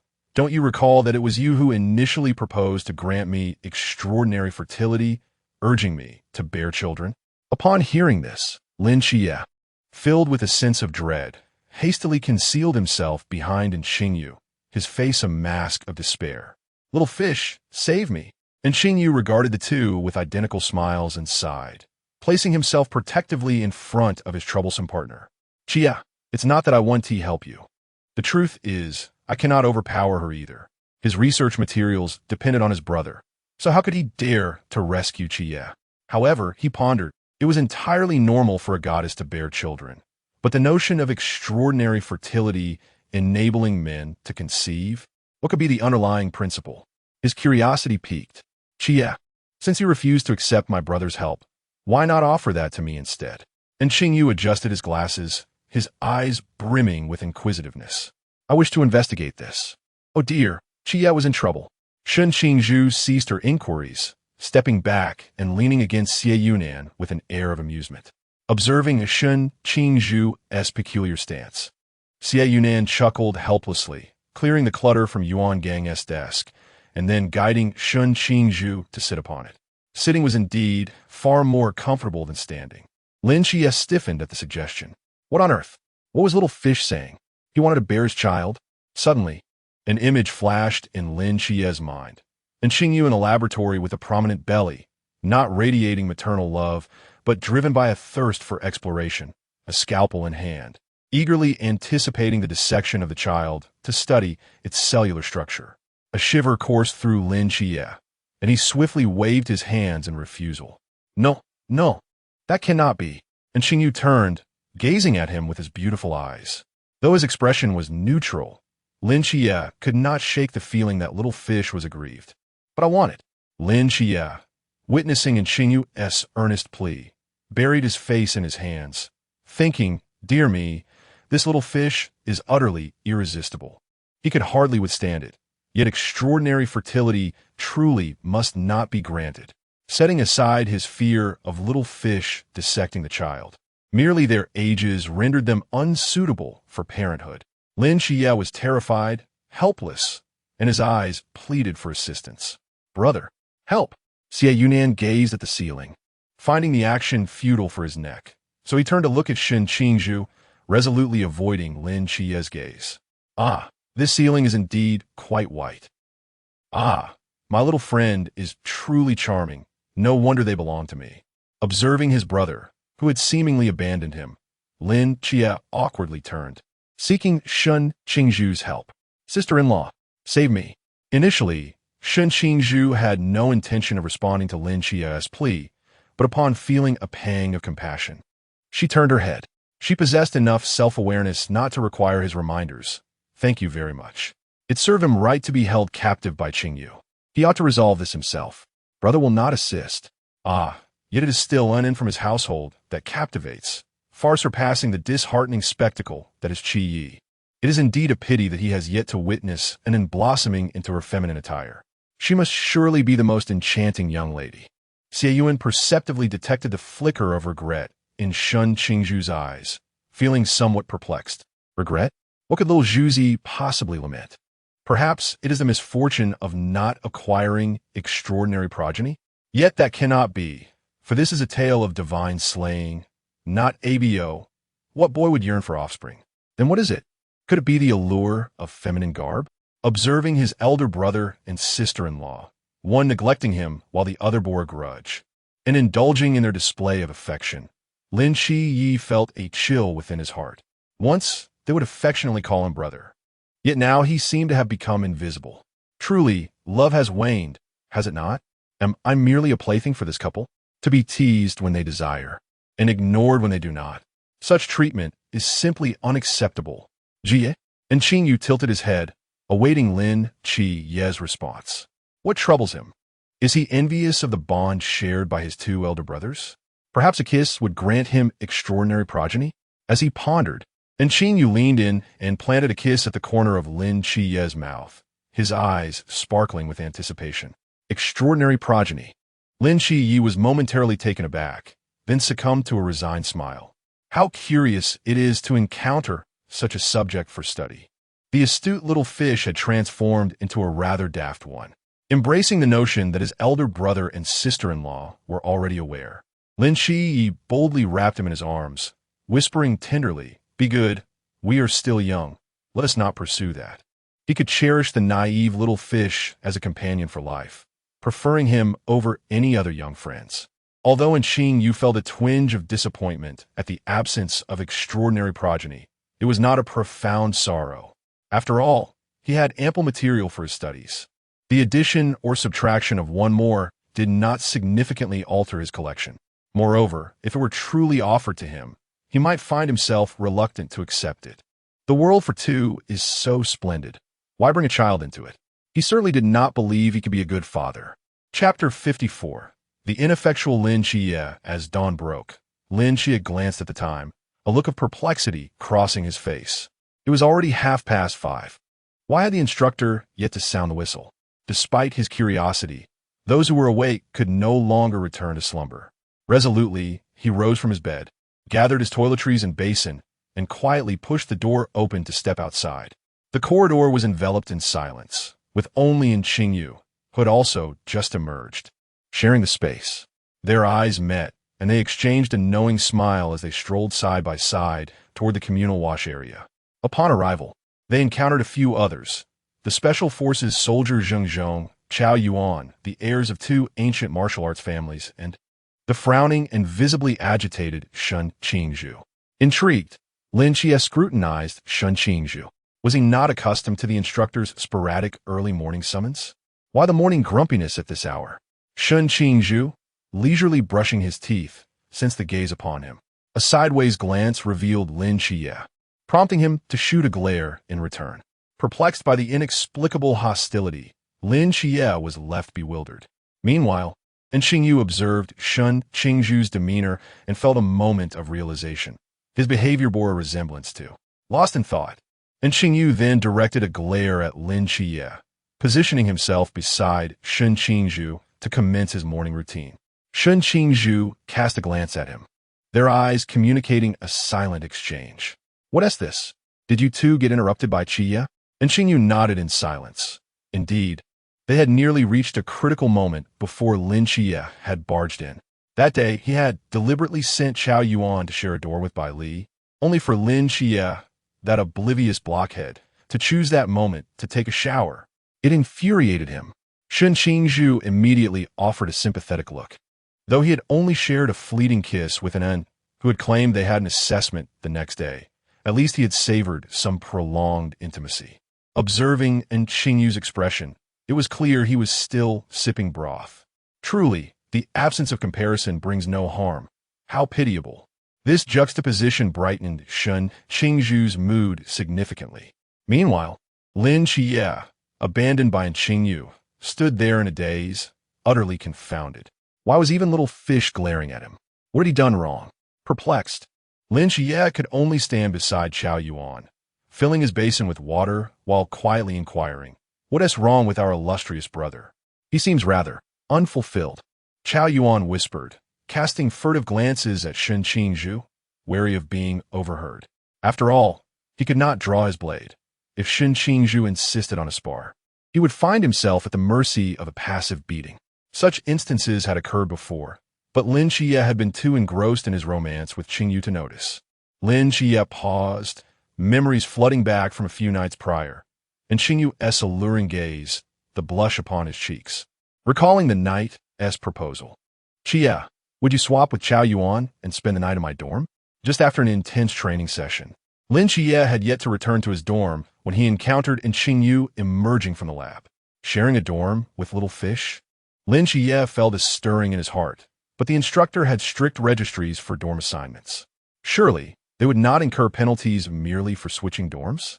Hearing Xie Yunan mention that graduation scores were linked to allocation, Lin Xie couldn't help but worry about being unable to be assigned to the same place as Xiao Yu due to any deducted points. Sensing Lin Xie's unease, and Qingyu smiled reassuringly. "Do not fret. I have asked my brother to make the necessary arrangements. It is merely for one night, and the chief instructor has agreed." Upon hearing this, Lin Xie looked at Qingyu's smile, which seemed to harbor ulterior motives. However, given the limited time they had at the training camp and the assurance that points would not be deducted, he naturally consented. Initially, Lin Xie intended to simply bring a change of clothes, but Qingyu insisted otherwise, firmly putting away Lin Xie's bedding before leading him back to the dormitory. Gao Duan, who had been waiting by the side with his bedding, was left speechless by the situation. "Is this how you treat me? Is it too much to ask for basic courtesy?" he thought, realizing the necessity of bringing his bedding along. However, without Lin Xie's bedding, where would he sleep? This felt rather scheming. In the shower, Qingyu washed while casting a resentful glare at the section obscured by a curtain. How unfair of Xie to use embarrassment as an excuse to draw the curtain. Though it was true that individuals from the southern regions felt shy about bathing in communal spaces, could he not be considered anything but other? Qingyu muttered quietly, chastising Lin Xie for his lack of understanding. Nevertheless, the thin curtain could not obscure the view of Lin Xie, who possessed a realm of mortal understanding. He keenly observed Qingyu's expressions and subtle movements, while her whispered grievances reached his ears. Lin Xie's face flushed, feeling both embarrassed by Qingyu's thoughts and charmed by her adorably sulky demeanor. It was evident he was hopelessly smitten. Upon returning to the dormitory after their wash, Lin Xie noticed Xiao Yuan's empty bed and suddenly recalled that Xiao Yuan had taken his bedding when he moved rooms. Now that the two had settled down, it would be awkward for him to return and retrieve his own bedding. Furthermore, as Lin Xie looked at the smiling Qingyu blocking the door, he swallowed hard. It was clear she had planned this all along. There was no way she would let him go back for his bedding. Qingyu silently locked the door, climbed on her bed, and sat beneath the covers, her eyes sparkling as she gazed at Lin Xie. Under her intense scrutiny, Lin Xie felt a surge of nervousness, ultimately closing his eyes in confusion. Resolutely, he carefully sat beside Qingyu, lying stiffly still, so much so that if it weren't for his breathing, Qingyu might have thought he had perished. However, with his eyes closed, Lin Xie's other senses heightened, allowing him to distinctly feel a hand gradually creeping up his leg from beneath the covers. Another hand also quietly joined, and under the realm of mortal understanding. Lin Xie could clearly see Qingyu slowly kneeling on his lap, her hands resting on his shoulders, and she was half-clothed. Goodness! If he allowed this to continue, he would no longer be a man. Lin Xie abruptly opened his eyes, instinctively pressing down on Qingyu's head. As if savoring a delectable treat, he was reluctant to let go. Gasping for breath, Lin Xie glanced at Qingyu, whose cheeks were flushed and who was equally breathless. He muttered a quiet curse under his breath, his face etched with remorse as he said, "Little fish. The dormitory lacks soundproofing. Perhaps we should wait until the training camp concludes." And then, to Qingyu's astonishment, he fled. He actually ran away, and Qingyu fell silent. Meanwhile, at the instructor's dormitory, Yuan Gang, who had been observing the new recruits' quarters, also found himself at a loss for words as he witnessed Lin Xie nearly bearing it all. Was it not for the special permission granted, even invoking the god of wealth, only for Lin Xie to abscond? Soon after, Yuan gang erupted into laughter, the kind laced with derision. Who would have thought, Lin Xie, that when presented with an opportunity, you would prove so ineffectual? The memory faded. Lin Xie cleared his throat. That night, he had braked abruptly, which was rather inappropriate. He decided he should make amends soon, lest little fish choose to ignore him. He genuinely felt the lack of sound insulation made such activities awkward, and it was not his intention. Chapter 55. The misfortunate Qiao Yuan, after completing his morning routine and adopting a demeanor intended to appease. Lin Xie arrived at the entrance of Qingzhu's dormitory. With a decisive kick, he propelled Qiao Yuan into his own dormitory next door, swiftly ushering in Qingzhu inside and shutting the door behind them. Bang! Qiao Yuan stood before the closed door, glancing at the slumbering Bai Li, who remained blissfully unaware. Startled, he dropped the basin he was holding, which clattered to the floor with a cacophony of noise. What on earth? Was this truly happening? To placate his boyfriend, they had unceremoniously thrust him aside? Whose dormitory was this, anyway? Last time it was in Qingzhu who kicked him out, and now it was Lin Xie doing the same for Qingzhu. Truly, they were a perfect pair. Gritting teeth. JPG. At that moment, Shen Qingzhu happened upon this scene, raising an eyebrow in sympathy as he patted Qiao Yuan on the shoulder. He was aware of the previous incident. Being caught between the two was undoubtedly a trial for Qiao Yuan. However, one could speculate that Lin Xie, who had once refused a dormitory due to Qingzhu's anatomical curiosity, must now harbor some regrets. Alas, regret was a luxury he could not afford. Unlike him, who had already indulged in his desires, leaving no room for remorse. With a slight sense of satisfaction, Shen Qingzhu tossed aside the towel in his hand and returned to his own dormitory. The towel brushed against Qiao Yuan's face, leaving him exasperated. I may be an outlier, but I'm still a person. Could they not treat me as such? Inside the dormitory, Lin Xie neatly arranged their toiletries before embracing his little fish, softening his tone to plead. Little fish, I acknowledge my error, but the dormitory's soundproofing is truly inadequate. I did not intend for this to happen.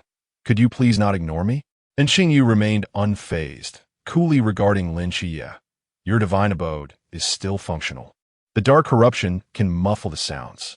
However, I lack healing capabilities. What will you do for training tomorrow? Do you intend to face punishment? Lin Xie retorted confidently. I have already requested leave from the instructor, and it was personally approved by my brother. And Qingzhu maintained a stoic expression. No wonder he had sensed unusual glances from the instructors the following day. Could it be they doubted his capabilities? Nevertheless, the pressing concern was to placate the person in his arms. I don't know. Lin Xie pondered how Shen Qingzhu had managed to charm someone, and began to mimic him, releasing his hold around in Qingzhu's waist to grasp his hand instead, gently swaying it. Little fish, please forgive me. Once we return, you can dictate the days, all right? Ugh, I can't take it anymore. He felt a slight flush creeping into his cheeks, incredulous at how he had uttered such words.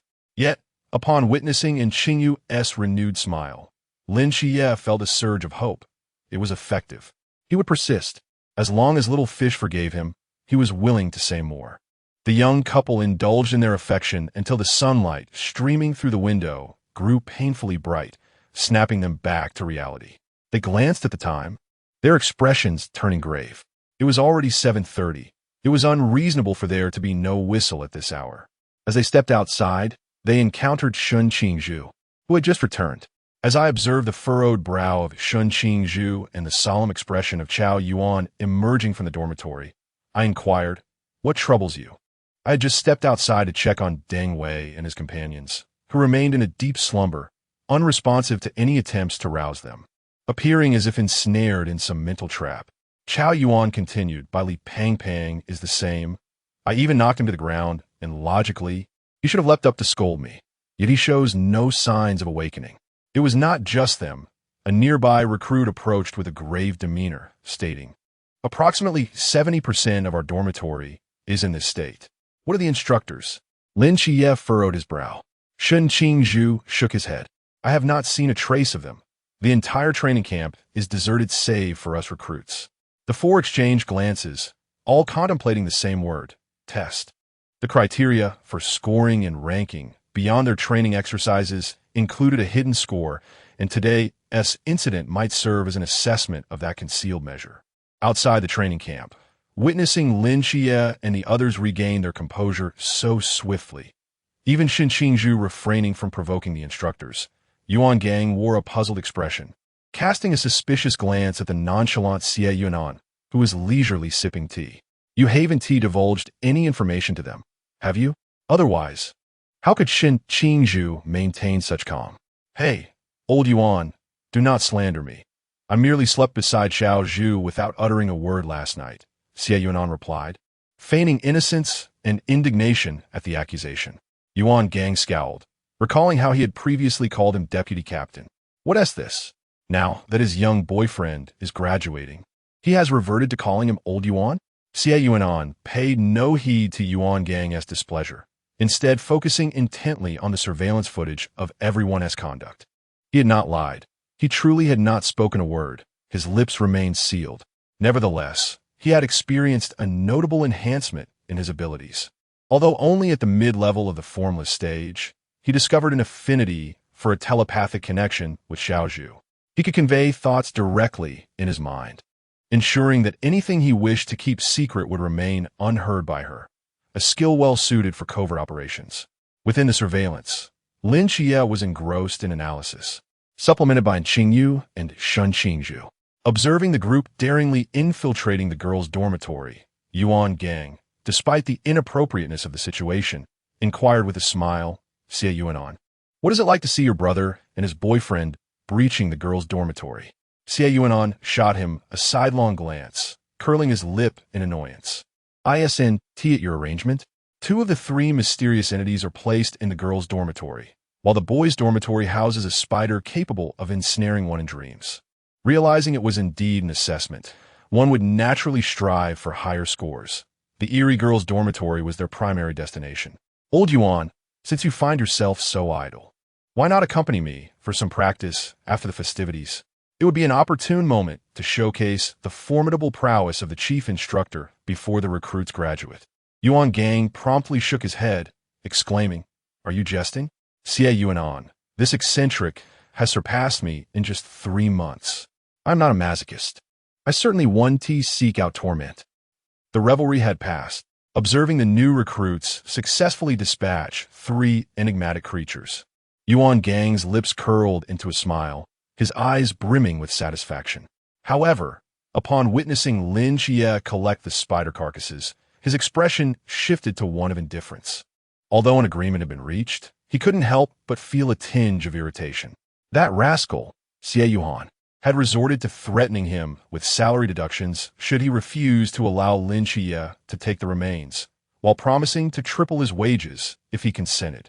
How utterly infuriating to be tempted by monetary gain. What leader could withstand such a trial? Chapter 56. Doubts of existence outside the new recruits' dormitory. The instructor stood before the trainees. Among them was Xie Yuan. I hereby declare that the carnival day drill has come to an end. Upon hearing the word drill, most of the recruits were taken aback, particularly the female soldiers, who had never anticipated this to be a mere exercise. They had approached it with a resolute determination to seek vengeance against the headless man. Rest assured, the sacrifices made during this drill posed no real danger to life, Xie Yuan reassured, gazing at the spirited female soldiers with a gentle smile while giving them a thumbs up. We have all witnessed your commendable performance. Your prowess rivals that of your male counterparts. The female soldiers stood tall with pride, affirming that they were indeed no less capable than the men. All instructors will evaluate your performances, and the results will be posted on the bulletin board by tomorrow morning for you to review. All training for today and tomorrow is canceled, so take this time to rest. Dismissed. Moreover, just as the crowd was about to erupt in cheers, Xie Yuan interjected with a smile. As the training camp is nearing its conclusion, you will soon be assigned to different squads in various cities. Therefore, after discussions with Old Sun, we have organized a gathering for you to be held in the open space beside the cafeteria. Since you have just completed the drill, the event is scheduled for tomorrow evening, so do not miss out on the delicious food. Upon hearing this, an enthusiastic cheer resonated through the air. In the instructor's meeting room, The previously relaxed instructors were now embroiled in a heated debate regarding the individual scores. Xie Yuan and Yuan Gang sat at the opposite end of the conference table, observing Yuan Gang's score sheet for Lin Xie, which bore the number 19. Xie Yuan's eye twitched. Hey, old Yuan. It was just 2 mysterious corpses you received from me, and I even doubled your pay. Surely, you can consider it a favor to Qingzhu. Must you be so stringent? Yuan Gang remained unfazed. No way. A deal is a deal. If it were truly for Qingzhu, would you need to compensate me? With Xie Yuan around, and Qingzhu could acquire any mystery she desired. The Phoenix Squad, the Mass Squad, Team 136. Even the Spirit Medium Squad, which was currently pursuing the Murmuring Spectre, would seize any useful mysterious entity that crossed their path without hindering their mission, ensuring the corpse was delivered to Qingzhu. All 4 special squads, excluding the enigmatic Heroic Spirit Squad, had become acquainted with this unique prodigy from the Forbidden Ruins, for whom Xie Yuan had gone out of his way to procure experimental materials. With such connections, how could Qingzhu possibly lack for mysterious corpses? In the recruit's dormitory, as Xie Yuan stepped inside, the door barely closed before he was abruptly pinned against the wall by a small figure that had evidently been lurking for quite some time. Thud! Dust from the wall clung to his clothes. Gently embracing the person, Xie Yuan's first thought was about his attire. What's the matter? You look as if you might devour me, he chuckled, noticing Shen Qingzhu's fierce glare. And what if I do? Shen Qingzhu raised an eyebrow. Someone promised to make it up to me today. What? Have you turned your back on your word? At last, Shen Qingzhu gazed deeply into Xie Yuan's eyes, her desires ablaze, as if she wished to consume him entirely. Xie Yuan, momentarily taken aback, summoned a flicker of mental energy from his fingertips to close the wide-open door, and then smiled. Why wouldn't I acknowledge it? Little Zhuzi, what do you wish to indulge in? Clearing her throat in a bid to gather her courage, Shen Qingzhu hesitated, her gaze flitting about, her voice barely above a whisper. Well, the sticky ball tricked me into showing you what I have in the system space. Shall we get a try? Try? What do you mean by try? Does little Zhuzi even comprehend what she is implying? Xie Yuan regarded her with suspicion, cautiously probing. Are you referring to the items given by the sticky ball's predecessor? Do you even know their purpose? You simply wish to experiment? The sticky ball had provided a brief introduction, so she had some understanding. Shen Qingzhu's ears flushed crimson, and she dared not meet Xie Yuan's gaze any longer. You know, and yet you still wish to try? Xie Yuan's pupils dilated in disbelief, and he swallowed hard, struggling to articulate his thoughts. Then, which one do you wish to try? As he questioned her, he silently cursed the sticky ball for being an unreliable novice, having misled Shen Qingzhu into revealing such things and corrupting his dear little friend. There's the bell. Shen Qingzhu pondered seriously, finding it within an acceptable realm. Xie Yuan's expression was one of utter dismay. I regard you as my beloved, as someone I cherish and protect, and you wish to become my dog? His world crumbled. Who had led his little friend astray? Little Zhuzi, do you truly comprehend the circumstances under which such items are employed? Do you genuinely grasp how they are meant to be used? Aren't you supposed to be the cool one? Even after being pampered by me, you remain that same cool individual. Have I perhaps employed the wrong approach? Otherwise, why would you desire to engage with such things? In that moment, Xie Yuan began to question everything he had done during this time. Where had his innocent little friend gone? Even if accustomed to flaunting affection in front of others, she still retained her bashfulness. Had he led her astray? Was he truly so unreliable as a guardian? Not hearing Xie Yuan's response, Shen Qingzhu glanced over, only to find him in a daze, appearing as if he were questioning the very essence of life, which instantly caused her to feel anxious. And then? What's wrong? Is there something amiss with those items? Of course there is. They are utterly inappropriate. Xie Yuan rubbed his temples, exasperated. How did the sticky ball introduce them to you? If it's the sticky ball's fault, I'm going to have a serious talk with that director. Shen Qingzhu, who had been earnestly explaining, was abruptly silenced by Xie Yuan's hand over her mouth, her eyes wide with confusion. Weren't you the one who wanted to ask? Why are you covering my mouth now? Because that last item does not pass scrutiny.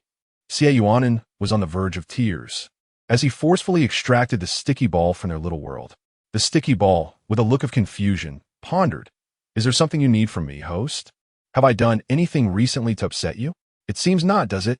How do you explain those items in the space to little Zhu? Xie Yunan remained expressionless. Shen Qingzhu reflected. So those items are not merely as the sticky ball described? Just provide a normal explanation. If you don't believe me, I can show the host what I can see from my end. The sticky ball grew even more perplexed. It had recited the introduction verbatim, without alteration, nor had it conveyed anything else to Shen Qingzhu. Why would the host be angry? Xie Yuan's gaze fell upon the panel that the sticky ball had ejected, and he precisely noted the small text at the bottom. This is an introduction suitable for novices. Experienced hosts are requested not to mislead novices. So, it seemed he had wronged the sticky ball. However, was that small text to be taken seriously? He recalled that when he first acquired these items, the sticky ball had been warm and red, unlike an uninformed system. Was this notation penned by that director? Such a thick filter? In the future, he resolved not to show these items to little Zhu. Why won't you let me see? Shen Qingzhu inquired. Having also glimpsed the panel moments ago, and naturally noticing the small text below, and then understood the utility of these items. So, she was considered experienced? How did she come to know this? Xie Yunan sighed and detailed to Shen Qingzhu the circumstances under which these items are typically employed. In the affluent circles, there are many who utilize such items. For instance, the Li family, whom I dispatched in Linjiang. The items in that basement were far more terrifying than these. Xie Yunan gently stroked Shen Qingzhu's back. When he first obtained these items, he had contemplated using them to enhance intimacy, yet ultimately held back. In certain scenarios, that bell could be seen as an insult. Little Zhu would be better off wearing the black crystal necklace. What need was there for a bell? However, regarding the string, cough. Perhaps it could be worth a try? Chapter 57. BT's brother is also BT. Upon hearing Xie Yuan's words, Shen Qingzhu's face flushed a deep shade of crimson. Yet he quickly transformed his expression into one of mirth. This was due to the compensation he had received, which, despite a minor hiccup, left him largely satisfied. As night fell, a series of barbecue grills had been set up in the open space adjacent to the cafeteria. The chef, specially dispatched by Xie Yunan, was busily grilling meat and vegetables. The charcoal burned quietly, emitting a subtle fragrance of fruitwood, enhancing the flavor of the grilled items, while the rich aroma wafted through the air, enticing the new recruits who were still some distance away. Beside the barbecue grills stood numerous buckets of ice, filled with a variety of beverages. To accommodate any potential needs of the female soldiers, there were also drinks at room temperature and warm water placed on the tables. A short distance from the grills lay several tables, though it was anticipated that many would prefer to sit on the ground. Consequently, there were more picnic blankets than tables. Some tables were separated by makeshift screens, as Xie Yunan remarked, to cater to those with social anxiety. The female soldiers had forged sisterly bonds through their shared training experiences, so their camaraderie was established. However, there were male soldiers present as well, and those with social anxiety might feel hesitant to sit among them. Ultimately, seating arrangements were flexible. Everyone could choose where to sit, but if a space designated for those with social anxiety was occupied, it was advisable to avoid intruding. One by one, the new recruits arrived, their eyes drawn to the chef's grilling and the enticing beverages nearby, collectively swallowing their saliva. Although Old Sun was an excellent cook, he had never attempted barbecuing. Who could resist such delectable offerings? Who could not crave them? The beverages, too, had not graced their lips in quite some time. With no indication that their superiors intended to deliver a speech, the new recruits wasted no time in forming a line to select their desired dishes, observing as the new recruits chose their favorite items. A few socially anxious female soldiers gathered their courage and took their selections to the designated area for those with social anxiety, accompanied by other female soldiers. Witnessing this, Shen Qingzhu glanced at Xie Yunan beside him and playfully teased, "How thoughtful, Xie. Who knew your little boyfriend was so considerate?" Xie Yunan refrained from engaging, instead retorting with a playful jab of his own. Here we go again, making it seem as if only the two of them were in a relationship. Lin Xie, trailing behind, rolled her eyes and promptly pulled in Qingyu past the couple who seemed unable to resist flaunting their affection in order to indulge in the delectable offerings. Xie Yunan and Shen Qingzhu continued their conversation, unperturbed by Lin Chie's gaze, leisurely trailing behind. Meanwhile, Bai Li Pang Pang and Chao Yuan, who found themselves at the back of the group, lamented, "Is no one concerned about the plight of single dogs? Is our existence not worthy of consideration?" They sighed. "How we yearn for a relationship." In the spacious area, the new recruits laughed and chatted as they enjoyed their food, envisioning the kinds of teammates they might encounter in the future. The instructors at the training camp, separated from the recruits, engaged in their own merriment, sipping drinks in a celebratory manner, while some even initiated drinking games. As the evening progressed, the audacious new recruits ventured into the instructor's territory, mingling and engaging in playful antics. It was a rare moment of leisure, and the instructors, engrossed in a game of drinking rules, found their competitive spirits ignited by the new recruits, leading to a series of spirited rounds. The lively gathering continued into the late hours of the night before finally coming to an end. After several days of rigorous training, the training regimen officially concluded, and the recruits received their mobile phones back. However, for a select few who had hidden their devices, the return seemed inconsequential. Take, for instance, our dear show-off, Shen Qingzhu. His phone was personally returned to him by Xie Yunan while he was still using a spare device, seemingly engrossed in conversation, only to hastily black out the screen upon noticing Xie Yuan's entrance. Yet, Xie Yunan caught a fleeting glimpse of the words master. Xie Yunan mused, "So, the purpose of keeping a spare phone is to seek advice on matters of the heart? Why not just ask him directly?" He relished the prospect of playing the role of a professor, particularly for his exclusive student, Xiao Zhu. Shen Qingzhu, wishing to keep his intentions hidden from Xie Yunan, feigned ignorance as Xie Yunan handed him his phone with a smile, congratulating him. "Congratulations, a total score of 93, ranking second." "Second?" Shen Qingzhu inquired, a hint of surprise in his voice.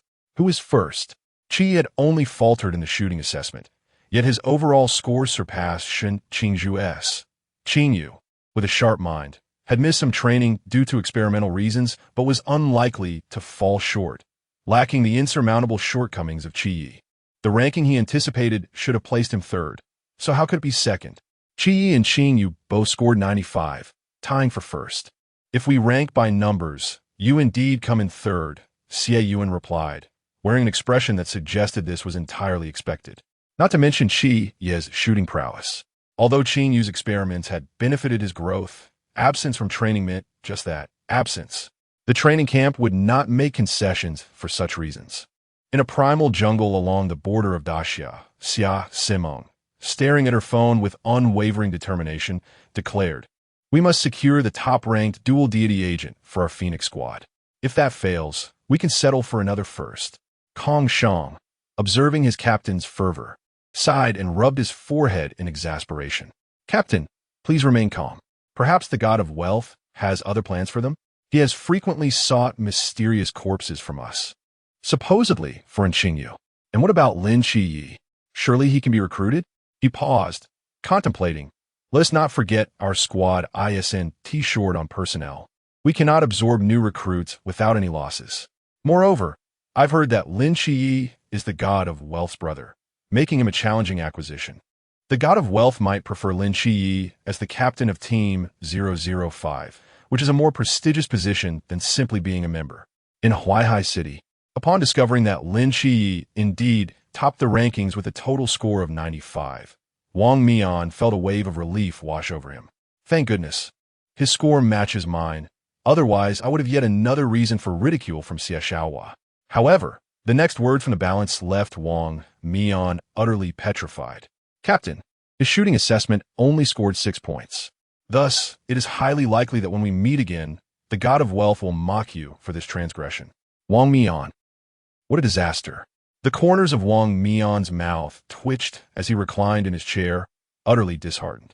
As for that fellow, Xie Shaohua, his absurdity could be forgiven, but how could he have a younger brother who is equally ridiculous? Where could he possibly find a brother more absurd than Lin Qiyi?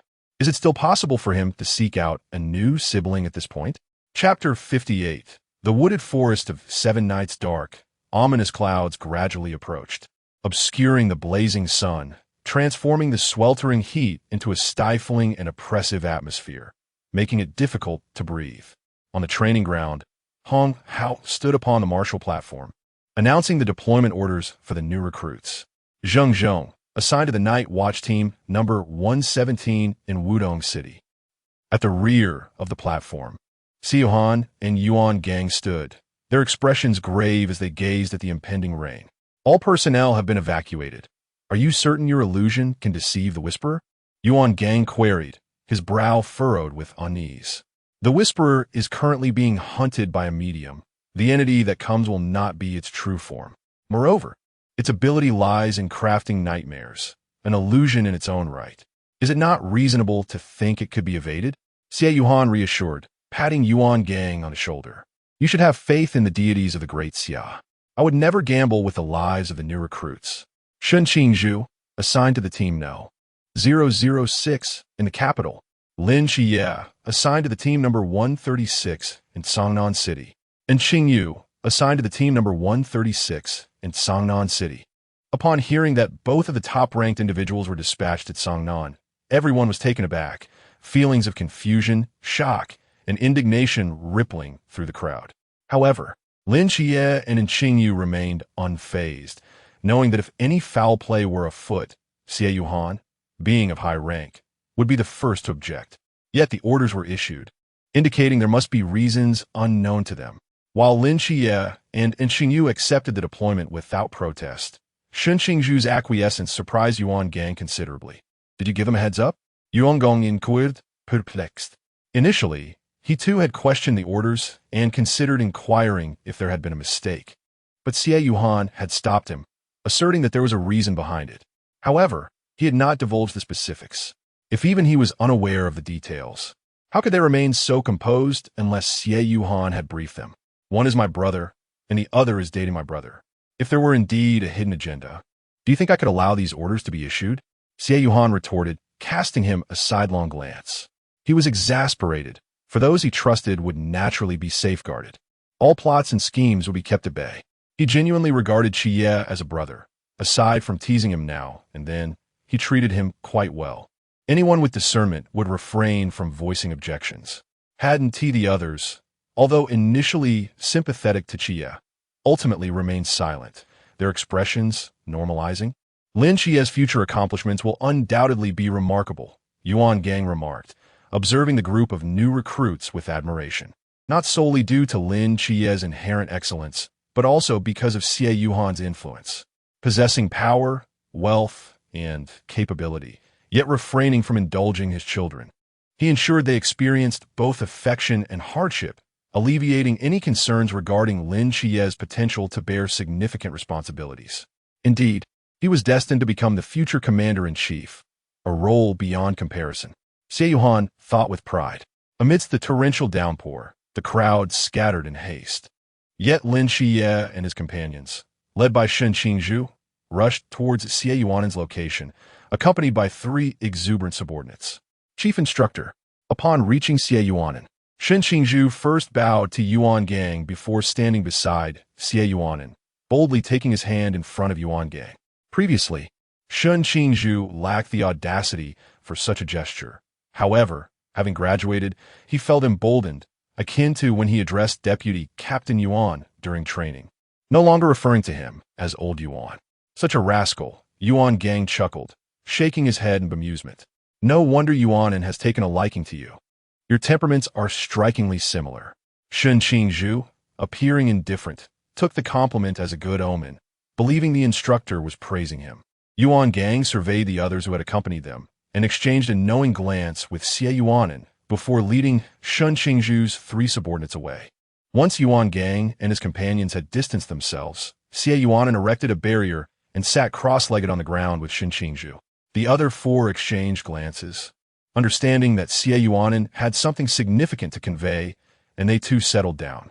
I believe Lin Xie deserves to know about the matters concerning Songnan, Xie Yuan stated, succinctly recounting the divine war that transpired a decade ago. Observing Lin Xie's pale countenance, he quickly added, "Rest assured, only structures will vanish. No harm will come to the people." Lin Xie nodded silently, trusting his brother's words. though he found it hard to digest the revelation that Songnan was merely a mirage. A home he had inhabited for years was nothing but an illusion. At that moment, he recalled what Ni said about Songnan being his divine realm, likely due to the mortal realm of gods. However, after the training camp, you must spend more time with your aunt. The higher-ups will not permit you to remain in Songnan indefinitely. What about Xiao Yu? Why is she staying in Songnan? Xie Yunan regarded him with a peculiar expression, his tone tinged with disbelief and astonishment. Do you enjoy long-distance relationships? Upon learning of her assignment, Xiao Yu sought me out, expressing her desire to join your squad. And yet you still inquire as to why? You blockhead, can you not be so absurd? Haven't you had your epiphany? He observed Lin Xie, who seemed unchanged from before. At this, Lin Xie cast a furtive glance at Qingzhu, who regarded him with a gaze that sent shivers down his spine, causing his heart to flutter. There's one more matter. Xie Yunan tightened his grip on Qingzhu's hand. The ancient God Church intends to exploit this deluge to create chaos today, and shortly you will be summoned to assist in disaster relief. Xiao Zhu will infiltrate the ancient God Church, and, after the rescue efforts, you will hear news of his sacrifice. Your task is to assist me in staging a performance while keeping a close watch on Xiao Zhu's 3 subordinates, ensuring they do not erect a mausoleum for him. The gravity of his words left the 4 momentarily stunned, nodding in dazed agreement. Upon hearing the term mausoleum by Li, the portly one burst into laughter. To be fair, with those 3's personalities, it certainly seems like something they would do. Qingzhu wore a frown, feeling quite displeased with the situation. However, in a certain light, it was evident that the 3 of them truly regarded him as their elder brother. He found himself at a loss for words, unable to express his frustration. The thought of unleashing his anger was futile, leaving him feeling stifled. Fatty, he reiterated, refrain from discussing the training camp with your father. It suffices that he knows of your good rapport with Xie Yunan need not elaborate further. For by Li, Fatty would inevitably interpret it as a matter of business, rendering any additional explanation unnecessary. By Li, Fatty was indeed a man of his word. The other 4 exchanged glances, sensing that the matter was not as straightforward as it appeared. If it were merely a business-related issue, one would not have felt compelled to offer such repeated admonitions. Could it be that Fatty's father was entangled in something problematic? As a high-ranking member of the Night Watch, wielding considerable power, more than even Xie Yunan, yet still providing substantial funding to the organization, the notion of him being an undercover operative seemed implausible. What, then, could be the underlying reason? Chapter 59. Cross-dressing at the temporary command post at the foot of Jinan Mountain, Yuan Gang gazed at the mumbling figure of EU, lost in his own illusions. With a look of disgust, turning his attention towards the mountains, he anxiously inquired, can those little ones truly contend with the flame-vein Earth Dragon? Not to mention that the base level of the Chuanjing Earth Dragon itself is formidable, but there are also members of the ancient god sect within. Even with Hong Hao accompanying them, it remains uncertain if they can withstand such a challenge. At that moment, Xie Yunan was intently gazing into a mirror, meticulously altering his features to appear more feminine, completely oblivious to Yuan Gang's concerns. Yuan Gang, witnessing Xie Yunan transform from a robust man into a girl, exclaimed, "When did you acquire such a skill to alter your gender?"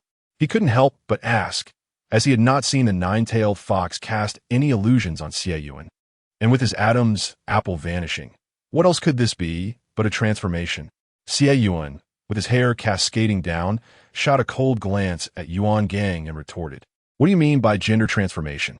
If you cannot articulate properly, then kindly remain silent." In mythological tales, the Monkey King, Sun Wukong, could undergo 72 transformations. It was not an exceptionally profound sorcery. Other deities could do so as well, albeit rarely. If you lack understanding, refrain from speaking recklessly. Do you wish to see a true transformation? The veiled threat in Xie Yunan's words made Yuan Gang instinctively take a step back, almost protectively covering himself, awkwardly chuckling. "It's not my first time witnessing such a thing." He continued, "By the way, you've really gone all out this time, dressing as a woman just to accompany Qingzhu?" Xie Yunan dismissed the notion, recalling that he had worn women's clothing during his childhood. "It's merely attire. It signifies nothing. I should be on my way, Xie Yunan declared, shutting his eyes. In a fleeting moment, an original version of Xie Yunan materialized beside the feminine version. This is my doppelganger. Remember to coordinate your performance, he instructed. Yuan Gang nodded, watching the female Xie Yunan depart. In the cavern created by the Earth Dragon's upheaval, Xie Yunan accurately teleported to Shen Qingzhu's side. At that moment, Shen Qingzhu appeared disheveled, splattered with enemy blood, yet his spirit remained intact. Upon seeing Xie Yunan, a flicker of astonishment crossed his eyes. However, the spiritual energy within his consciousness assured him that this was indeed his Yunan. Last time, I regretted not witnessing Yunan in women's clothing, and today here you are? Shen Qingzhu exclaimed. Why are you dressed this way? Moreover, at first glance, one could hardly discern that you are a man in disguise. Bai Li Pang Pang, who had fallen alongside Shen Qingzhu, stuttered in disbelief, staring at Xie Yunan. The strikingly beautiful figure before him, with skin like cream and eyes like autumn waters, was none other than the god of wealth. This world is truly fantastical. Isn't it? Xie Yunan quipped, shaking his hair and casting a barrier. It's a spell that transformed me. What do you think? Do I look good? Though it was said to be a transformation, Xie Yunan merely softened his facial features slightly, then donned a fade upon his chest. Upon closer inspection, one could still discern a trace of his former masculine essence, albeit only to the discerning eye. Quite handsome, Shen Qingzhu remarked without a moment's hesitation, though his gaze uncontrollably drifted downward, pondering whether everything had truly changed. Xie Yunan, with a frown, playfully struck him on the head, exclaiming, "What absurd thoughts are you entertaining? Do you wish to part with your waist?" It appeared that it remained unchanged, evoking a faint sense of regret within Shen Qingzhu. How splendid it would have been had everything transformed. That way, all could be reversed. Is the god of wealth going undercover? Bai Li Pang Pang mused, producing a piece of azure jade and offering it to Xie Yunan, his face reflecting a pang of pain, yet resolutely pressing it into Xie Yunan's hand. This is the returning heaven jade, imbued with the power of the Forbidden Ruins Sequence 040. Besides nurturing souls, it can also nullify one soul attack regardless of rank. Alas, this is the only piece we possess, otherwise, each of you would have one. Bai Li Pang Pang frowned, troubled by the malevolent soul contract of the ancient god cult. What would happen to the other person? Xie Yunan declined, gently pushing the returning heaven jade back. With a serene smile, he said, "I appreciate your kindness, but I have alternative means. You should keep this jade for yourself." Bai Li Pang Pang scrutinized Xie Yunan with suspicion, and only after ensuring he indeed had a plan did he pocket the jade. "By the way, what is the situation here?" Bai Li Pang Pang asked, illuminating the surroundings with his flashlight. Beneath Xie Yunan Mountain, a sea realm fire vein earth dragon lurked, and this cavern was a result of its shifting. As Xie Yunan sensed the movements around him, his gaze fell upon the bend ahead, his aura gradually retracting, transforming him into a mere rookie of the pool realm. With the murmurs and the earth dragon ahead, and Xie Yi behind them, they would soon proceed directly to the earth dragon. At that moment, Lin Xie Yi and Qingzhu appeared behind them. Observing that they were unscathed, Xie Yunan averted his gaze. However, upon seeing Xie Yunan, both were taken aback. "Brother, when did you learn magic from Uncle Mei Lin?" Lin Xie Yi asked, finally snapping back to reality. "Not at all," Xie Yunan replied, shaking his head. "What magic? I still have some formations to comprehend. Why would I learn magic? This is the divine art of our own deity," he added. Lin Xie Yi pondered for a moment before inquiring, "Are you going to accompany brother in this guise? What about your name? Your real name seems rather unsuitable." "Xie Yunan is likely a name known to all," he mused. "Soon will suffice." After a brief silence, he smiled and continued. "Once we resolve the murmurs and the earth dragon, you should return directly. Do not forget to act." Lin Xie Yi and Qingzhu nodded in agreement. Beside the earth dragon, the murmurs that had tamed it stroked its head, thoroughly pleased with its docility. Noticing the presence of Xie Yunan and the others, the murmurs lightly patted the earth dragon's head, saying, "Please escort those esteemed guests here. This pace is indeed rather slow. Arrive early, so he can resolve their matters swiftly." The flame-pulsed dragon let out a low growl, and in an instant, 5 individuals were transported before the whisper. Additionally, Hong Hao, from another direction, was also brought to this location. The whisper regarded the group with an elegant demeanor, and upon noticing Xie Yunan, a flicker of surprise crossed his face. This girl. Why does she seem so familiar? Xie Yunan scrutinized him discreetly, while behind her, a small fox's eyes glimmered with an unusual light, its 9 large tails curling up in a display of grievance. Chapter 60. Acting, We Are Professionals, the Murmurs of the Ancient God Church? Hong Hao instantly recognized the identity of the murmurs. However, the murmurs paid no heed to Hong Hao, fixating instead on Xie Yunan, as if intent on gazing her into a state of bewilderment. Qingzhu frowned, positioning himself protectively in front of Xie Yunan, casting a wary glance at the murmurs. Old fool, she's mine. What are you staring at? After a prolonged gaze, the murmurs finally unearthed a fragment of memory, realizing why Xie Yunan appeared increasingly familiar. Wasn't she strikingly similar to a former lover? With a furrowed brow, the murmurs relayed this revelation to his true self, urging them to investigate, only to observe a highly dangerous individual scowling while blocking Xie Yuan's path. The murmurs mused, what? He merely gazed a moment longer, and this fellow bears such hostility. TSK. Could it be that he harbors affections for this young lady? With the unsettling thought that this young girl might be his daughter, the murmurs immediately became vigilant, scrutinizing Shen Qingzhu with a discerning gaze. The young man's aggressive appearance suggested he was not one to care for others. How dare this yellow-haired brat think to court his daughter?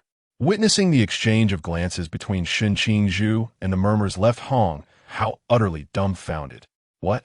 Shen Qingzhu, you have a connection with the murmurs?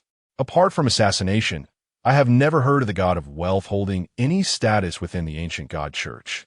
In this day and age, can one truly develop feelings through assassination? Lin Xie and in Qingyu, spotting the little fox, discerned that Xie Yunan had stirred something, exchanging knowing glances and sharing a subtle smile before quietly stepping back to observe the unfolding drama. An agent of dual gods, a highly dangerous individual, 2 unknown forbidden ruins, and a young master from the Bailey family.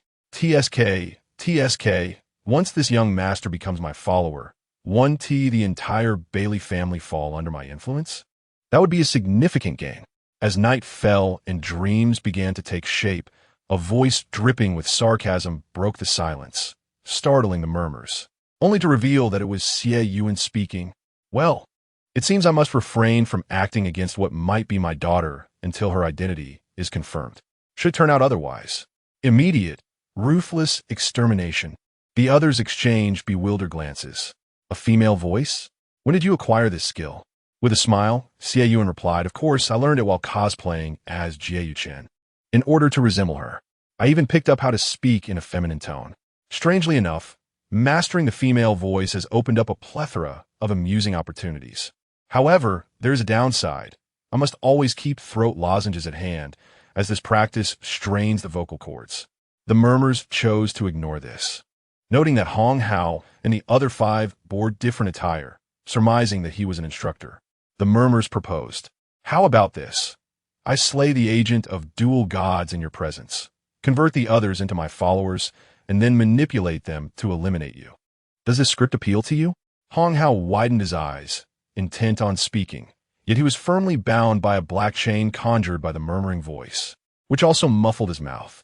Subsequently, driven by curiosity, the voice entered Lin Xie's sea of consciousness, but with the intent to harm Lin Xie. The psychiatric hospital opened its gates, allowing Lin Xie to thrust the intruder inside. Upon witnessing the complete incapacitation of the voice's avatar, Xie Yuan's aura finally erupted, and with a flick of his butterfly knife, he swiftly dispatched Ma Yiqian, who was immobilized under the weight of overwhelming realms. When Lin Xie opened his eyes, Xie Yunan pointed at the flame-vein earth dragon, restrained by the oppressive forces, and commanded, kill the earth dragon, give its corpse to Qingyu, and then leave. Whatever transpires in Jinan Mountain, do not return. The flame-vein earth dragon, understanding the command, let out a low growl and struggled in vain. The suppression of 2 realms rendered its escape impossible, and it was ultimately beheaded by Lin Xie. The dragon's soul, entered the psychiatric hospital, while its body was collected by Xie Yunan from the storage ring, procured from the sticky ball, and tossed to Qingzhu, along with a ring for Lin Xie to wear as a couple's token. After securing their belongings, Xie Yuan sent them away and settled down, with Shen Qingzhu obediently lying across Xie Yuan's lap, pretending to be injured. A barrier was set, and a beast resembling a goat, but with 4 horns, known as the Earth Lu, emerged, wielding the power to manipulate soil. The Earth Lu unleashed its ability, overturning the entire mountain, while the calamity stirred once more, spewing flames and causing explosions that transformed the area into a desolate battlefield. By the time the voice sensed the projection's disappearance and arrived, it beheld the ruins, where a girl in military attire stood in a daze, cradling a figure charred nearly beyond recognition. Miraculously, the scorched being still clung to life. The projection relayed messages to the voice, and coupled with Xie Yuan's visage, the voice concluded that this girl might indeed be his suspected daughter. He had already dispatched individuals to investigate, confirming that he indeed had another daughter lost to the world.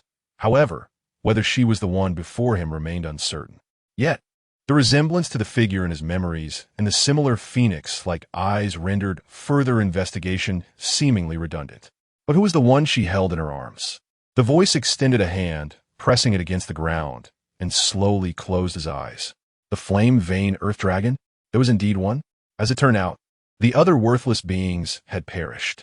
However, the voice opened his eyes, frowning at the two before him. A young man with yellow hair? They appear to be a pair of affectionate lovers. How could this rebellious lad possibly be worthy of his well-mannered and beautiful daughter? Never mind. It was best to take the individuals back first. The voice approached, disregarding Xie Yuan's wary gaze, and spoke softly. Young man, I know you can still hear me. Though your talent is remarkable, I believe you are still unworthy of my daughter. Upon hearing the words, Xie Yunan's expression morphed from one of vigilance to astonishment, disbelief, and a subtle hint of joy, before shifting into disdain and skepticism. In the eyes of Yu, this was the surprise of learning about his father, the joy of their reunion, the resentment for his abandonment of her and her mother, and the doubt regarding his identity.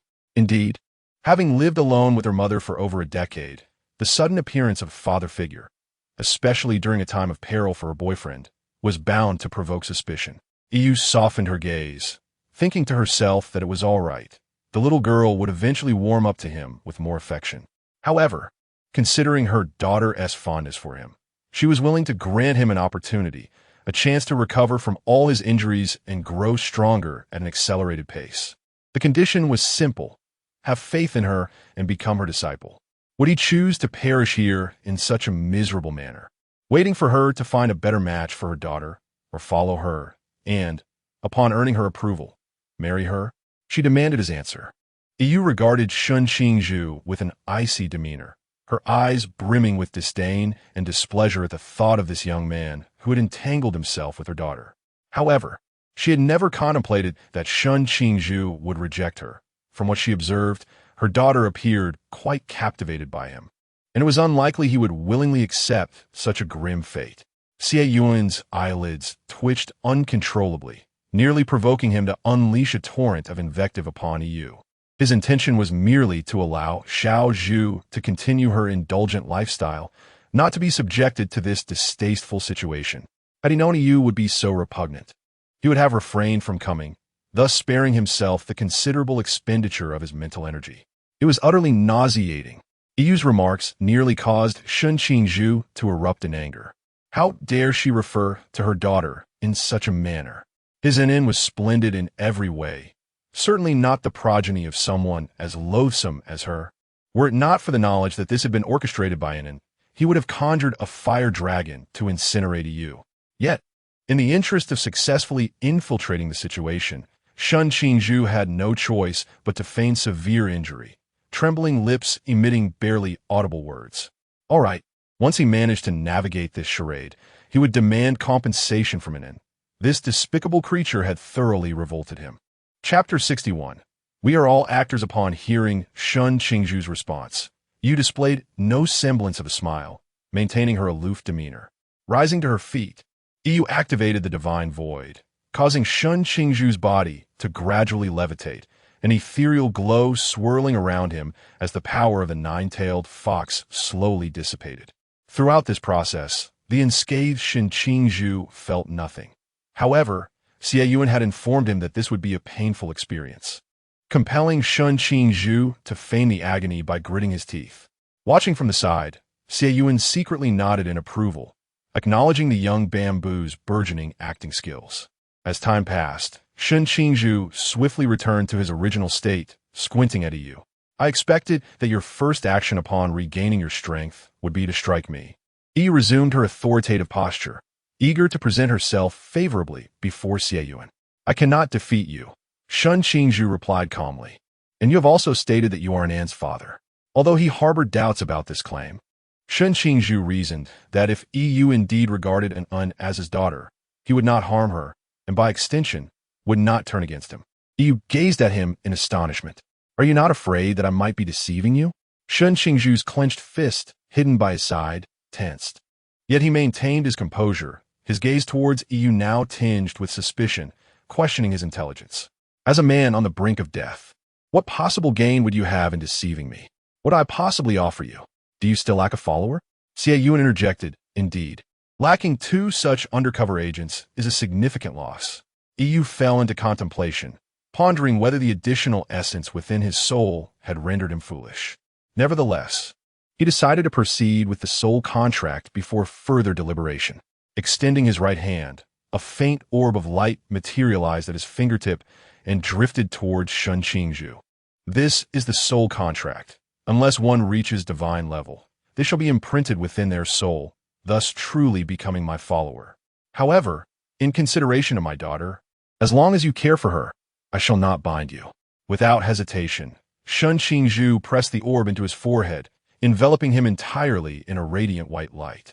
Xie Yunan, somewhat taken aback, pondered the implications of Yu's words. Did this mean that as long as Shen Qingzhu looked after her, he could prioritize her over his tasks? Was this Chun Yu genuinely so benevolent toward his daughter? Surely, it couldn't be a mere faade. Yu turned her gaze towards Xie Yunan, her previously cold demeanor softening, warmth and affection glimmering in her eyes as she carefully chose her words. Your name isn't In, is it not? Xie Yunan glanced at the obscured Shen Qingzhu, hesitating briefly before nodding. Soon internally cursing Shen Qingzhu for bewitching his daughter, Yu maintained an impassive exterior. And then, now that you have reunited with your father, why not return with him? You have lingered here with this young man for quite some time, and given the conspicuousness of your position, it is evident that the Night Watchers do not regard you highly. Would it not be better to join your father at the ancient god church? Whispers lured him in, and to him, Xie Yunan was merely a young girl, having just stepped into adulthood. Upon learning that her father was still alive, a few sweet words would surely soften her heart. He had sought many women, yet none had borne him a child. Although this one was merely a daughter, she was better than nothing. At least he had an heir. A girl was no less capable than a boy. With diligent teaching and her earnest learning, wielding power would be within reach. Are you going to bind me with a soul contract as well? Xie Yunan's gaze sharpened, her face tinged with sorrow. Hurt that this father she barely knew would not trust her.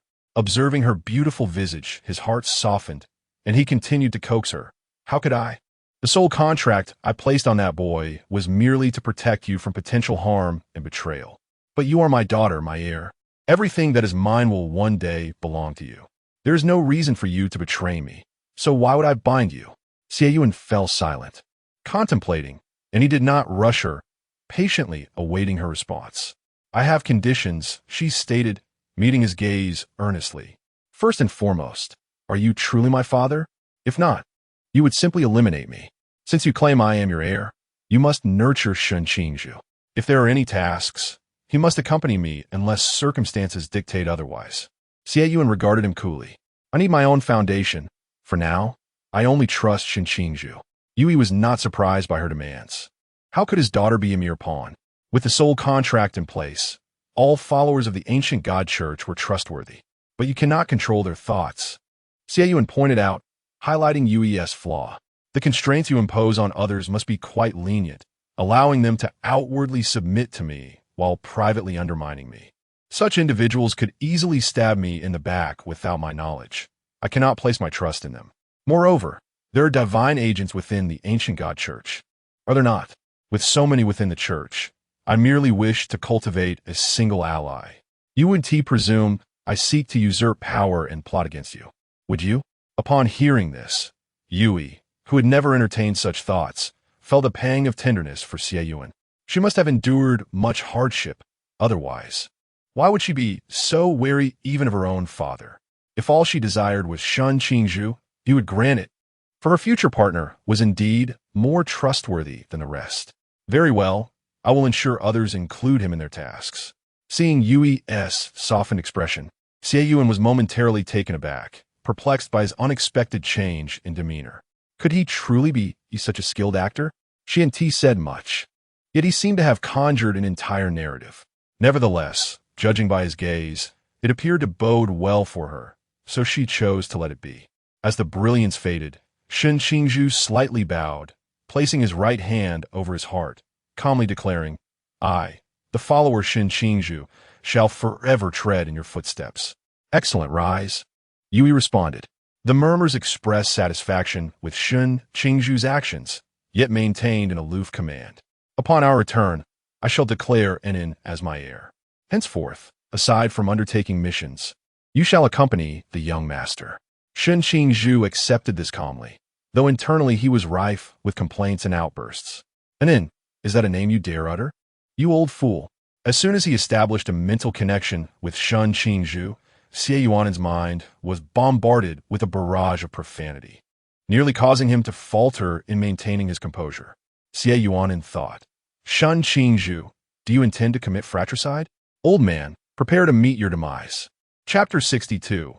Another day of contemplating violence against the underlings. The undercover journey of Xie Yunan and Shen Qingzhu proceeded smoothly, while Lin Xie and his companions also excelled in their performance. Upon arriving at the foot of Jinan Mountain, the group found themselves momentarily stunned by the sight of Yuan Gang and the nearby Xie Yunan. After a brief pause, they quickly regained their composure, some feigning unconsciousness, while others continued their charade. The situation was dire, with enemies lurking everywhere. Lin Xie could only manage to preserve his life, while Shen Qingzhu heroically sacrificed himself to ensure their escape. Commander, the primary responsibility lies with me. As an instructor, I fail to safeguard my students, allowing them to perish before my eyes. This is my dereliction of duty. Hong Haoxing, with a serious demeanor filled with self-reproach, lamented the loss of a promising talent and requested punishment from his superior. Though unaware of the precise circumstances, he could discern from the expressions of the others that they had undertaken a significant mission, prompting him to engage in the act himself, earning silent admiration from his companions for his perceptiveness. Impressive, they thought, surprised that someone who usually appeared so upright and serious possessed such an innate talent for theatrics. Yuan Gang glanced at the still and silent Xie Yunan, who seemed lost in the sorrow of his beloved's demise. Xie Yunan's gaze was cast downward, his silence betraying profound grief as he neglected to even glance at Lin Xie, revealing the depths of his sorrow. In truth, however, Xie Yunan was striving to sever the connection between his avatar and true self, unwilling to endure the barrage of obscenities from Little Bamboo while his physical self was bombarded. It was far too noisy. Let's return. Little Bamboo is gone. I cannot allow them to meet the same fate. Without acknowledging the others, Xie Yunan spoke and departed. As he passed by, they could faintly see glimmering tears at the corners of his eyes. Had not those present known the truth, they might have been deceived by Xie Yunan's fade. The group thought, how rash. The true MVP here is undoubtedly Xie Yunan. Upon returning to the training camp, Shen Qingzhu's 3 underlings approached, their eyes still red from prolonged weeping. Sister-in-law, is it true that Brother Shen? Xie Yunan gazed silently at the trio, his lips trembling, yet he could not utter a single word, his eyes betraying unbearable sorrow.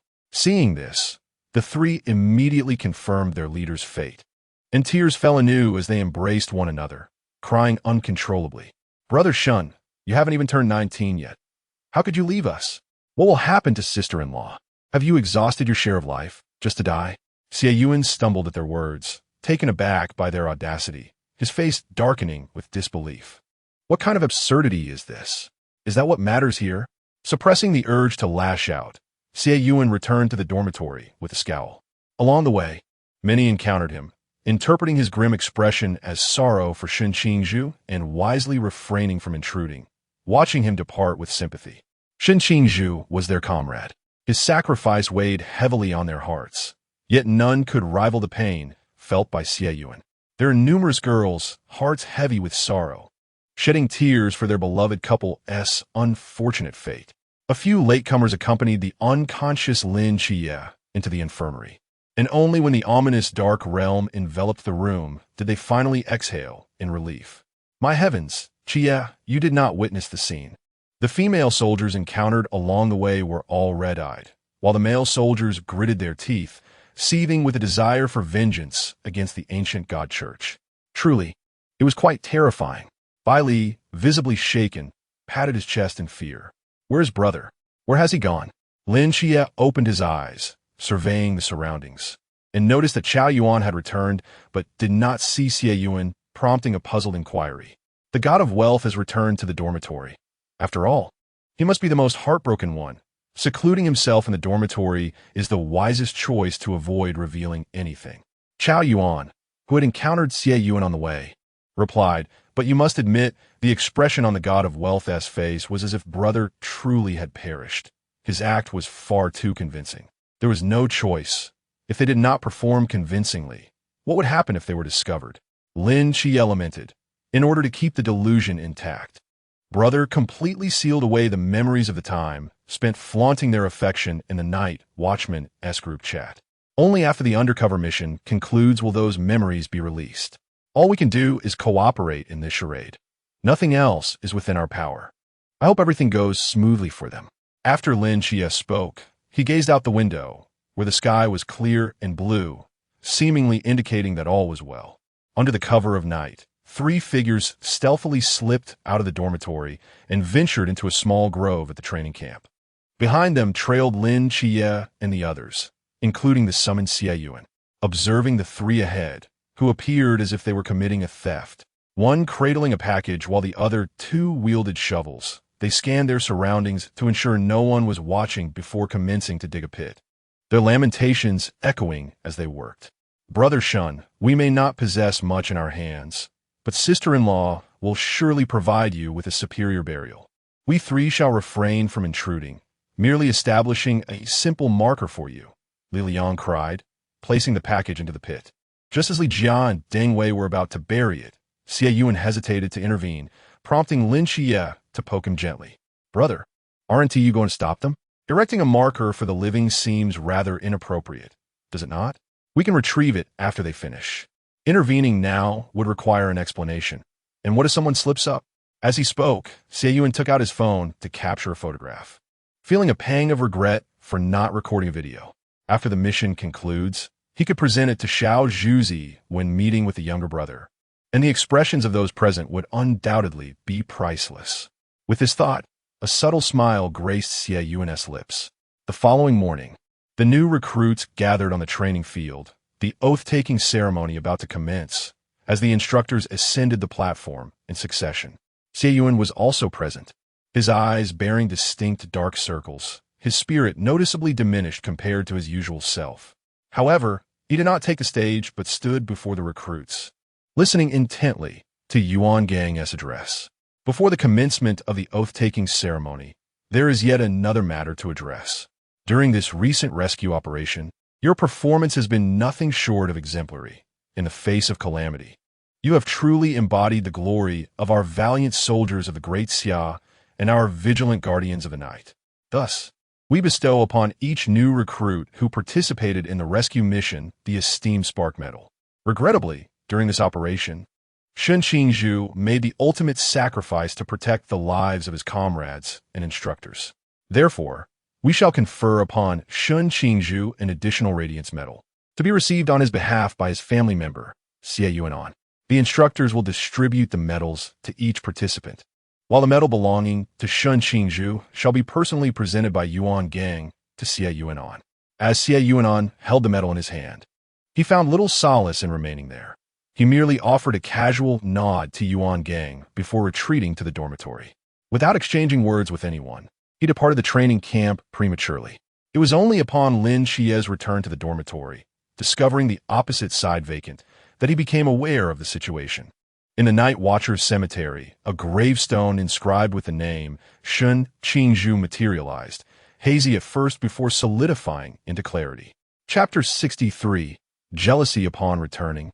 The oracle immediately summoned all of his followers to announce the identity of Xie Yunan as the young master, as well as the fact that although Shen Qingzhu was a devotee, he was under Xie Yunan's command. The crowd remained indifferent to the news of the oracle's newfound daughter, but the revelation of the young master was a different matter altogether. It signified that Xie Yunan had been confirmed as the oracle's heir, a figure whose commands they were obliged to obey. Instantly, the way they regarded Xie Yunan transformed, imbued with jealousy and flattery. Yet, Xie Yunan posed little threat to them. In terms of relationships, his demise would not significantly benefit them, nor would their animosity towards him be particularly strong. However, the situation was markedly different for Shen Qingzhu, the young master's confidant, whose status was destined to rise. The initial followers exchanged wary glances with Shen Qingzhu, their eyes reflecting palpable hostility. Among them, one gaze stood out distinctly, filled with a glimmer of malice, unwaveringly fixated on Shen Qingzhu. This individual was the Serpent Woman.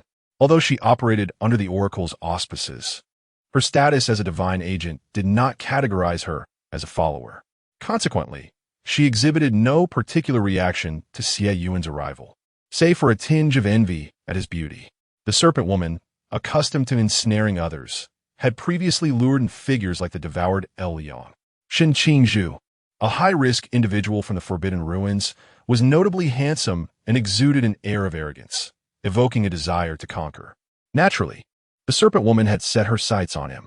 However, from the moment the oracle began to speak, Shen Qingzhu remained steadfastly by Xie Yunan's side. Despite his seemingly rebellious demeanor, when his gaze met Xie Yunan's, it transformed, resembling that of a lone wolf, suddenly brimming with tenderness. It was evident that Shen Qingzhu held a special affection for Xie Yunan. Yet, the Serpent Woman appeared oblivious, or perhaps she believed her allure surpassed that of Xie Yunan. In any case, she was clearly attempting to undermine him in his presence. Xie Yunan regarded the Serpent Woman with an impassive expression, perceiving her intentions with clarity. A flicker of disdain crossed his mind as he felt an impulse. A green luminescence danced at his fingertips, and a vine materialized from the ground, striking the Serpent Woman with a resounding slap. "If you cannot control your eyes, I can assist in removing them," he intoned, his voice low and magnetic, laden with an icy edge, a tone he had not even employed when questioning the oracle's identity earlier. The oracle, witnessing his beloved daughter's uncharacteristic display of anger, turned his gaze to the Serpent Woman, catching the lingering, brazen look in her eyes, along with a hint of animosity and discontent towards Xie Yunan. Discontent? How dare she harbor dissatisfaction towards him? The oracle's expression darkened as he warned the Serpent Woman, "While I do not interfere with your usual liaisons, Shen Qingzhu is my future son-in-law, and I will not tolerate your covetousness. Consider yourself fortunate to be a divine agent. Otherwise, I would end your life this very moment." Though berating the Serpent Woman, the oracle harbored a tinge of dissatisfaction towards Shen Qingzhu as well, pondering why he had to be so extraordinarily handsome, attracting all manner of pests. However, turning the conversation, if she found him unappealing, his daughter would certainly not take notice of him. Regardless, it is all the fault of Shen Qingzhu. The Serpent Woman was startled by the ramblings, shivering slightly as she lowered her gaze, concealing her dissatisfaction, and meekly bowed her head, her right hand resting on her chest. "Yes, I shall not err again." With her left hand still covering the side of her face that had been struck by the vines, her posture of respect appeared rather peculiar. "Is everything all right?" Xie Yunan inquired, though he was already preparing to lead Shen Qingzhu away, answering himself, "Since all is well, I shall retreat with my boyfriend for some rest. Let no one disturb us this evening." The Serpent Woman paused, likely surmising what the couple intended to do that night. After all, they had narrowly escaped a brush with death, It was only natural for young lovers to indulge in their affection. Now that the child was grown, he could not intervene, though such matters should still be approached with moderation. Allow me to have someone escort you to the quarters prepared for you. Rest well, as it will be tasked for you in a few days. The father did not wish to obstruct their desires, merely reminding the youth to exercise some restraint. To soften the admonition, the serpent woman even attempted a playful demeanor at the end. Oh, how rather unpleasant. Xie Yunan paused, casting a curious glance at Qingzhu, noticing a hint of crimson on her cheeks, stirring something within him. He casually replied, "All right," and took Qingzhu away with the escort arranged by the serpent woman. The treatment afforded by the ancient god cult. Was it truly this generous? Observing the modest yet adequately furnished villa before him, Xie Yunan felt a twinge of surprise. Though the ancient god cult was regarded as a sinister sect, its numbers were substantial. If each member were granted a villa, it would entail a staggering expenditure. He mentally calculated, realizing it equated to the bonuses he had awarded the night watchman of Daxia over 2 years, a considerable sum indeed. How affluent was the ancient god cult? Perhaps, he mused, if he were to exert himself and eliminate the other 2 ancient gods, he could inherit the position of the serpent woman. The wealth held by the ancient god cult would then rightfully belong to him. Merely contemplating this prospect ignited a spark of excitement within him. This is specially prepared for you by Lord Yui. Our accommodation comprises a 2-bedroom suite, 1 hall, 1 restroom, and 1 bath. Such luxury is not afforded to others. The guide regarded the villa with envy. However, this did not deter Xie Yunan from his calculations, as this arrangement was orchestrated by the ancient god cult, with newcomers contributing nothing financially. It was said that expenses incurred during missions would also be reimbursed by the cult, which, when totaled, amounted to a significant sum. Upon entering, Xie Yunan tidied up his bedroom briefly before stepping outside the kitchen. Leaning against the doorframe to admire the homely aura surrounding Qingzhu for a moment before entering. "What shall we prepare?" he inquired, rolling up his sleeves, his gaze sweeping over the ingredients in the kitchen. To his surprise, the serpent woman had been quite considerate, providing a plethora of ingredients, whatever they wished to eat. They could simply prepare. Let us stir-fry some minced eggplant, make sweet and sour ribs, and boil an egg drop soup, Qingzhu replied, listing the dishes with familiarity. After finishing with the eggplant, Qingzhu was about to attend to the pork and ribs when he noticed Xie Yunan reaching for the ribs. Frowning, he quickly grasped Xie Yunan's hand. "Go play somewhere else.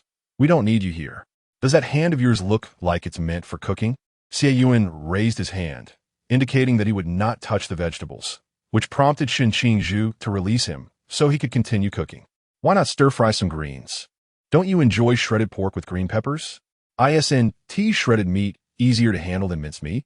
Qingzhu shot him a look, irritated by his picky nature, questioning him despite knowing the answer, clearly taking advantage of Shen's good temperament. Xie Yunan smiled subtly, refraining from further teasing Qingzhu, and rummaged through the refrigerator, discovering a box of white fungus, which he washed and set aside for later. As Qingzhu had just finished cutting the vegetables and was about to switch to minced meat, he was halted by Xie Yunan. "All right, if we're not using green peppers, that's fine. I'm not averse to meat." Xie Yunan ruffled Qingzhu's hair affectionately, coaxing him. "You, a carnivore, could never forsake meat. Otherwise, you wouldn't start cooking the moment you enter the house, even though it's still an hour until mealtime," Qingzhu silently complained. However, he couldn't deny that he was also contemplating the absence of the snake woman today. He would have had to push Xie Yunan to take action. It had been quite some time, and he wondered if Xie Yunan was losing interest in him. As these thoughts swirled in his mind, Qingzhu hastened his movements. Xie Yunan chose not to disturb him, standing by without causing any chaos, calculating how much longer it would be until he could enjoy the meat. Though the snake woman's gaze had been quite unpleasant, he felt a tinge of jealousy over the fact that there seemed to be admirers of Xiaozhu everywhere. Nonetheless, jealousy aside, one must not toy with their health. Perhaps it was best to wait until after the meal to indulge in meat, allowing time for digestion. After a flurry of cooking sounds, a feast that was visually and aromatically appealing was presented on the table. The 2 chairs were pushed together, and they finished their meal in a sticky state of feeding each other. The dirty dishes were unceremoniously tossed into the sink, and Qingzhu was promptly pulled into the bathroom by Xie Yunan. Once inside, Xie Yunan took his time, leisurely unbuttoning the military training uniform Qingzhu wore, tearing the inner short sleeve in half while leaving the neckline intact. The spray from the shower soaked Qingzhu's clothes, making him uncomfortable. He wished to take them off, but was halted by Xie Yunan. "You are the jealous one, so you must listen to me." Qingzhu, feeling helpless, protested. "Wearing that clothes is uncomfortable." Xie Yunan remained silent, simply reverting to his handsome self, gazing intently at Qingzhu. Qingzhu muttered, "Excessive, isn't it? Yet, who could resist such a charm?" Wiping the water from his face, he ceased to resist, allowing Xie Yunan to have his way. Satisfied, Xie Yuan's fingers traced Qingzhu's abs, gliding gently along the midline up to his chest, covering it with a firm grip. Qingzhu found himself retreating against the cool tiled wall. With an empty hand supporting the back of Qingzhu's head, Xie Yunan leaned down and kissed him. The movements of his hands remained unceasing, gently caressing Qingzhu's collarbone, occasionally applying pressure. He lifted his leg, with a touch neither too light nor too heavy. Qingzhu's breathing suddenly intensified, a faint flush appearing in her eyes. She yearned to resist, but held back, tugging at Xie Yuan's clothing, her tear-brimmed eyes pleading as she gazed at him, now released. Though no words were spoken, the emotional impact was as potent as Xie Yuan's previous aggression. Taking a deep breath, Xie Yunan discarded his already soaked attire. The subtle movements persisted for 2 hours, after which Xie Yunan, wearing a satisfied expression, carried Qingzhu out of the bathroom. However, a jealous man is not easily placated. The night was still young, and as darkness deepened, the sounds of sobbing continued unabated. Perhaps the commotion disturbed the creatures within the earth's tomes, causing them to toss and turn restlessly, muttering curses. Chapter 64. The Four Loves on the following day. Yu had no intention of disturbing the repose of the young couple. However, the thought of his daughter being bullied by Qingzhu the previous night stirred a sense of agitation within him. His daughter, whom he had only recently reunited with, was accompanied by a brash young man, and he felt powerless to send him away. What if his daughter discovered his actions and became distant? Yet, she was his daughter. He had yet to establish a close bond with her, and thus he could only grant the couple their privacy. Nevertheless, this left him feeling quite frustrated.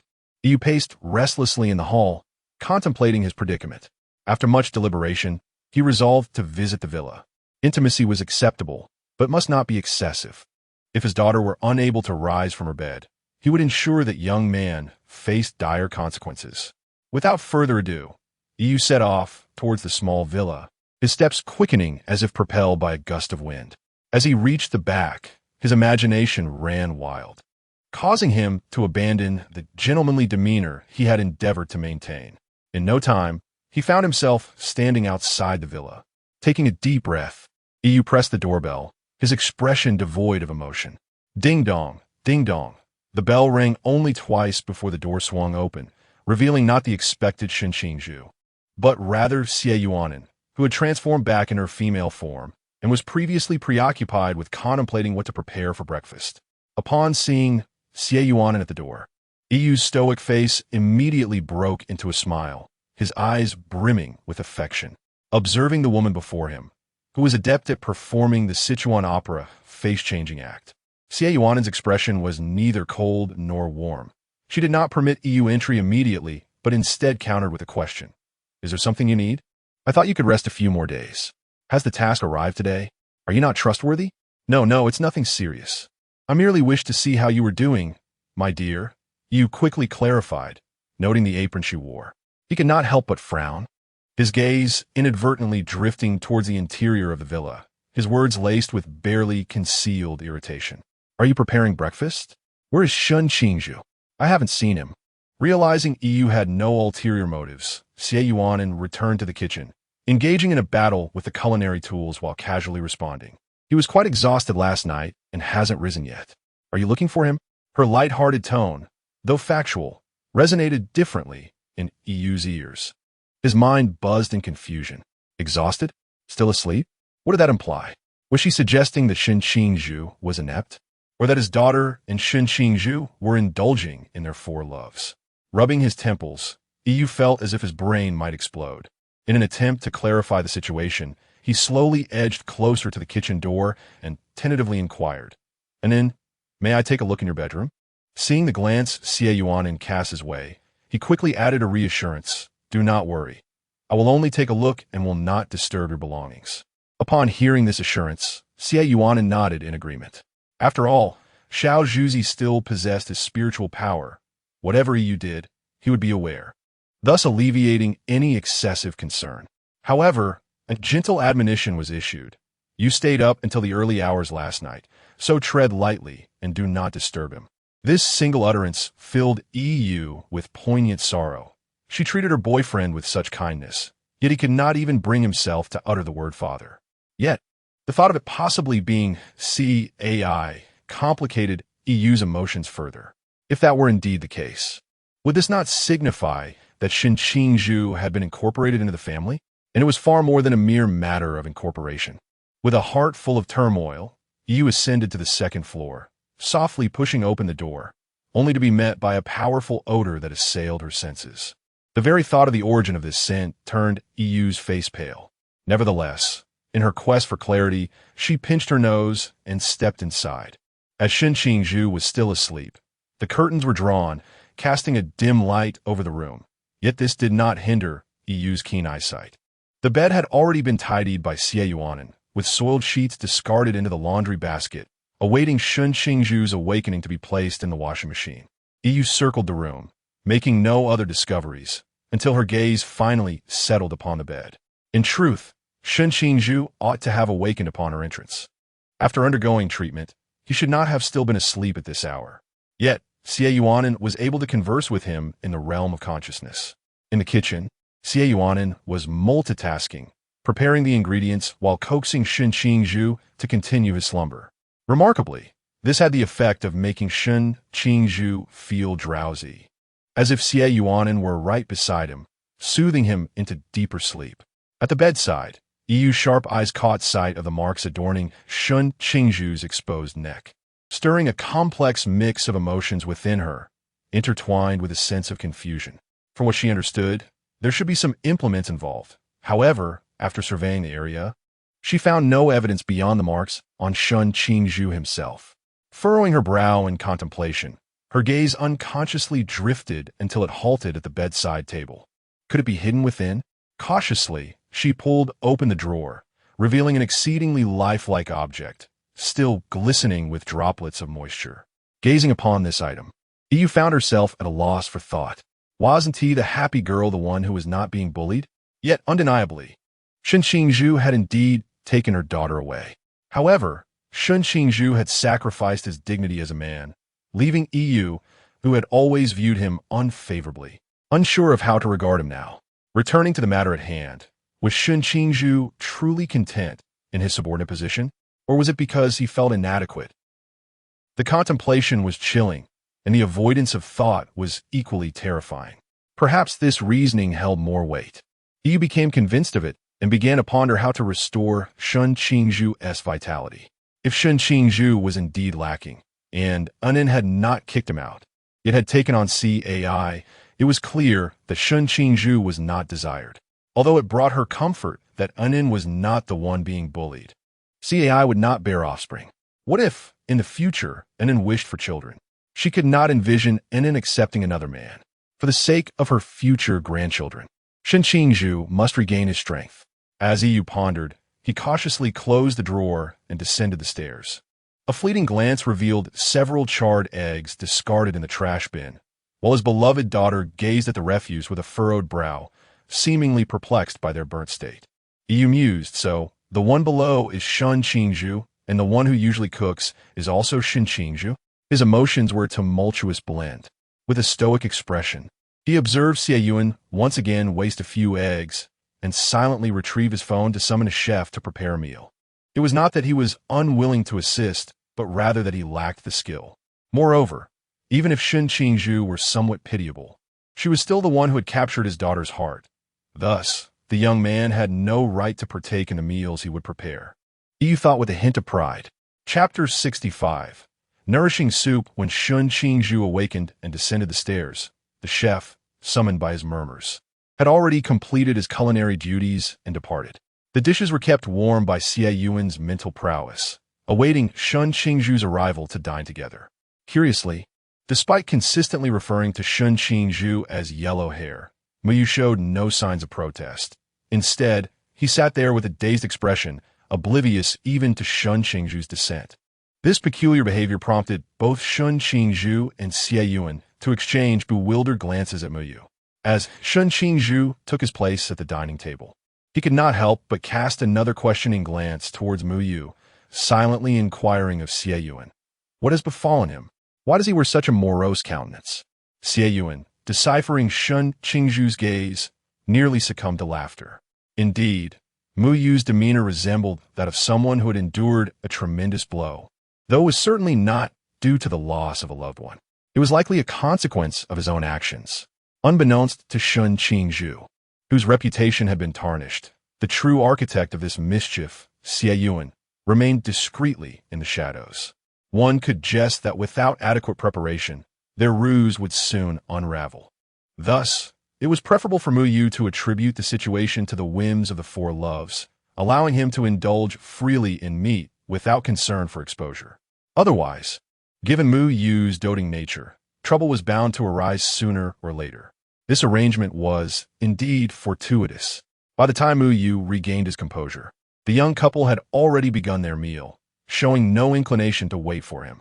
Unfazed, Mu took a seat beside them, observing the affectionate couple. His words caught in his throat before he finally spoke. "Anin, I shall have someone bring over some food shortly, especially for Qingzhu. You must ensure he consumes it all."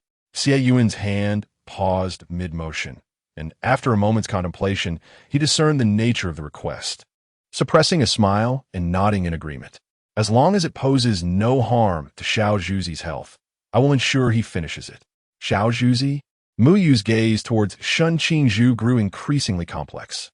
Qingzhu, perplexed, interjected, "Could you possibly speak in a manner he can comprehend? What is happening? Why must you send him food and insist he finish it? And then, you're not going to intervene either? What is this madness? Can the things he provides be consumed?" Mu, unable to eat amidst the couple's affectionate display, saw Xie Yunan acquiesce and departed. Qingzhu began to press for answers, sensing a cryptic game between Xie Yunan and Mu. What an unfathomable injustice. On the sofa, Xie Yunan reclined, hands positioned behind his head, adopting a gesture of surrender while dramatically exclaiming, "I merely took a stroll through our bedroom. How was I to know what kind of frenzy he was in, or what fantasies he concocted? Regardless, even if there were poison involved, we would detect it. We can confront whatever comes our way." Perched atop Xie Yuan's waist, Qingzhu scrutinized the exaggerated expression of the man beneath him. Why was he so incredulous? There was certainly something amiss. Xie Yunan lowered his hands, resting them gently on Qingzhu's waist, caressing it tenderly, a knowing smile playing on his lips. The sixth sense of a swaggering brother proved remarkably accurate. During dinner, the young couple received a delivery from EU, a bowl of brown soup, perhaps concerned that Qingzhu might feel embarrassed to drink it. The soup was remarkably plain, devoid of any discernible ingredients that would reveal its nature. It arrived just as they finished their meal, a perfectly timed gesture. With a sense of intrigue, Xie Yunan gently pushed the soup towards Qingzhu, assuring him, "Rest assured, I checked. It's merely a normal soup, no issues at all. Would you care to take a sip?" A sip? If it was indeed fine, why not let him finish it? Yet if it were problematic, and Wu and Ti have encouraged him to taste it. What exactly was in this soup? Filled with curiosity, Qingzhu poured the soup into a bowl and took a small taste. It was savory and rich, lacking any other discernible flavors. If one were to articulate a critique, they could only say it was delicious. A simple soup, deliberately prepared and delivered. Wan insisted he finish it. What game was he playing? After seeing Qingzhu take a sip, Xie Yunan promptly took the bowl away and discarded its contents, smiling as he inquired, "How does it taste?" "It's quite good," Qingzhu replied, dabbing his lips with a napkin before leaning back in his chair, casting a scrutinizing glance at Xie Yunan. "What exactly was in that soup? Speak plainly." Shen Qingzhu possessed his own pride, yet in the presence of Xie Yunan, he had never adopted such a haughty demeanor before. Today was a first, leaving Xie Yunan utterly enchanted. With a light chuckle, Xie Yunan leaned in and placed a gentle kiss on the corner of Shen Qingzhu's lips before slowly explaining what he had placed in the bedroom, which Yu had whimsically interpreted. Upon hearing the term "four loves," Shen Qingzhu, well-versed in the lexicon of romantic relationships thanks to the emotional master, immediately deduced the contents of his soup. His face turned a shade of green in an instant. With a composed expression, Shen Qingzhu stood up and pressed Xie Yunan against the wall, mimicking the posture Xie Yunan had taken the previous night his leg. Still, listening to Xie Yunan's muffled groans, Shen Qingzhu smiled with satisfaction, his gaze provocative. "I've always followed your lead. Do you think of me as just a little kitten? You claim I'm incapable? Perhaps tonight, you can test that theory and see for yourself." "Oh, little darling is getting feisty. How delightful," Xie Yunan remarked innocently, but a glimmer of mischief sparkled in his eyes as he retorted. "You want me to test it? Very well. Let us see if you succeed tonight."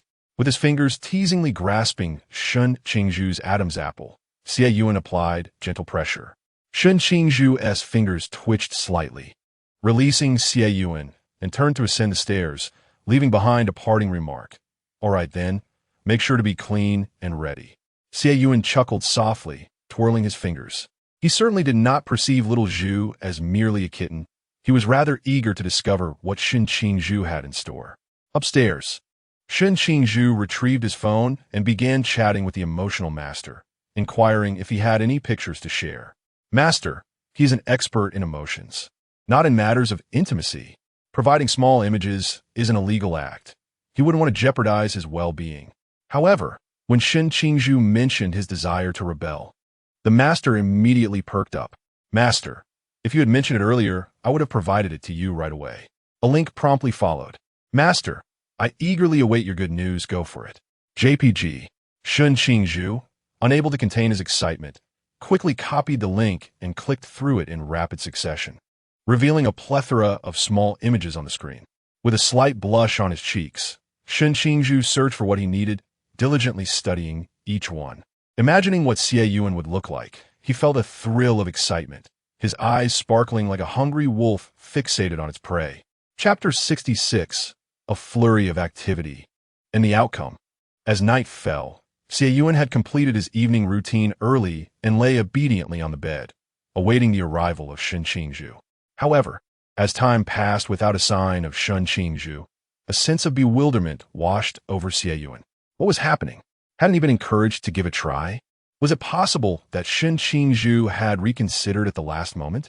Just as Xie Yunan's impatience grew and he contemplated seeking out Shen Qingzhu, the latter finally sauntered in, his demeanor betraying an unnatural flush on his cheeks even before anything had begun.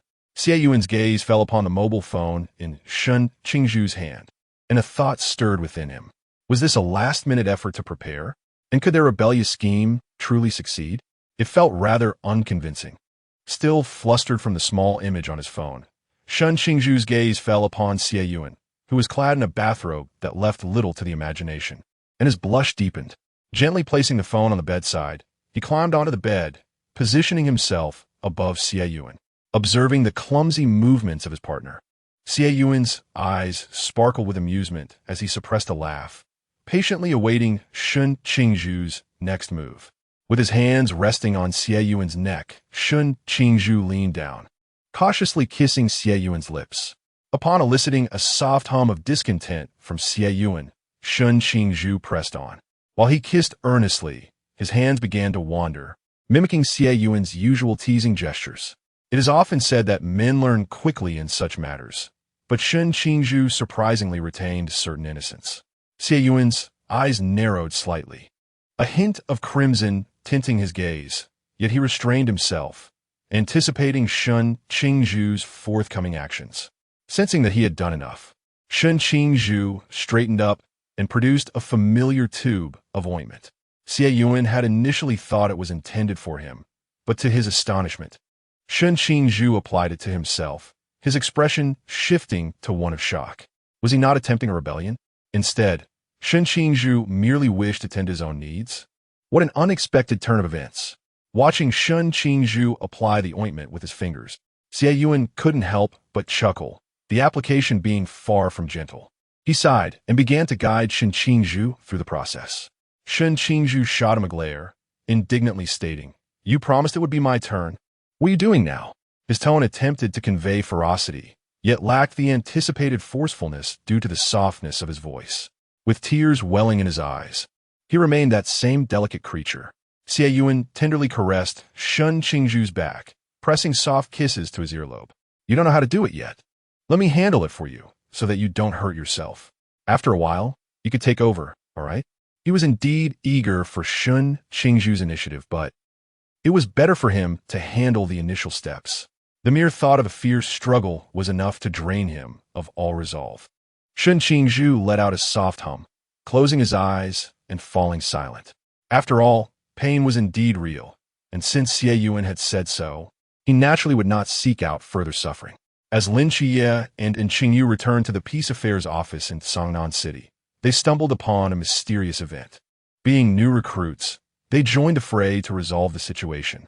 In the original narrative, such matters were resolved without difficulty, so it was perplexing that they faced challenges now. Xie Yunan, who had been anxious about being detected, had already departed Songnan before their return.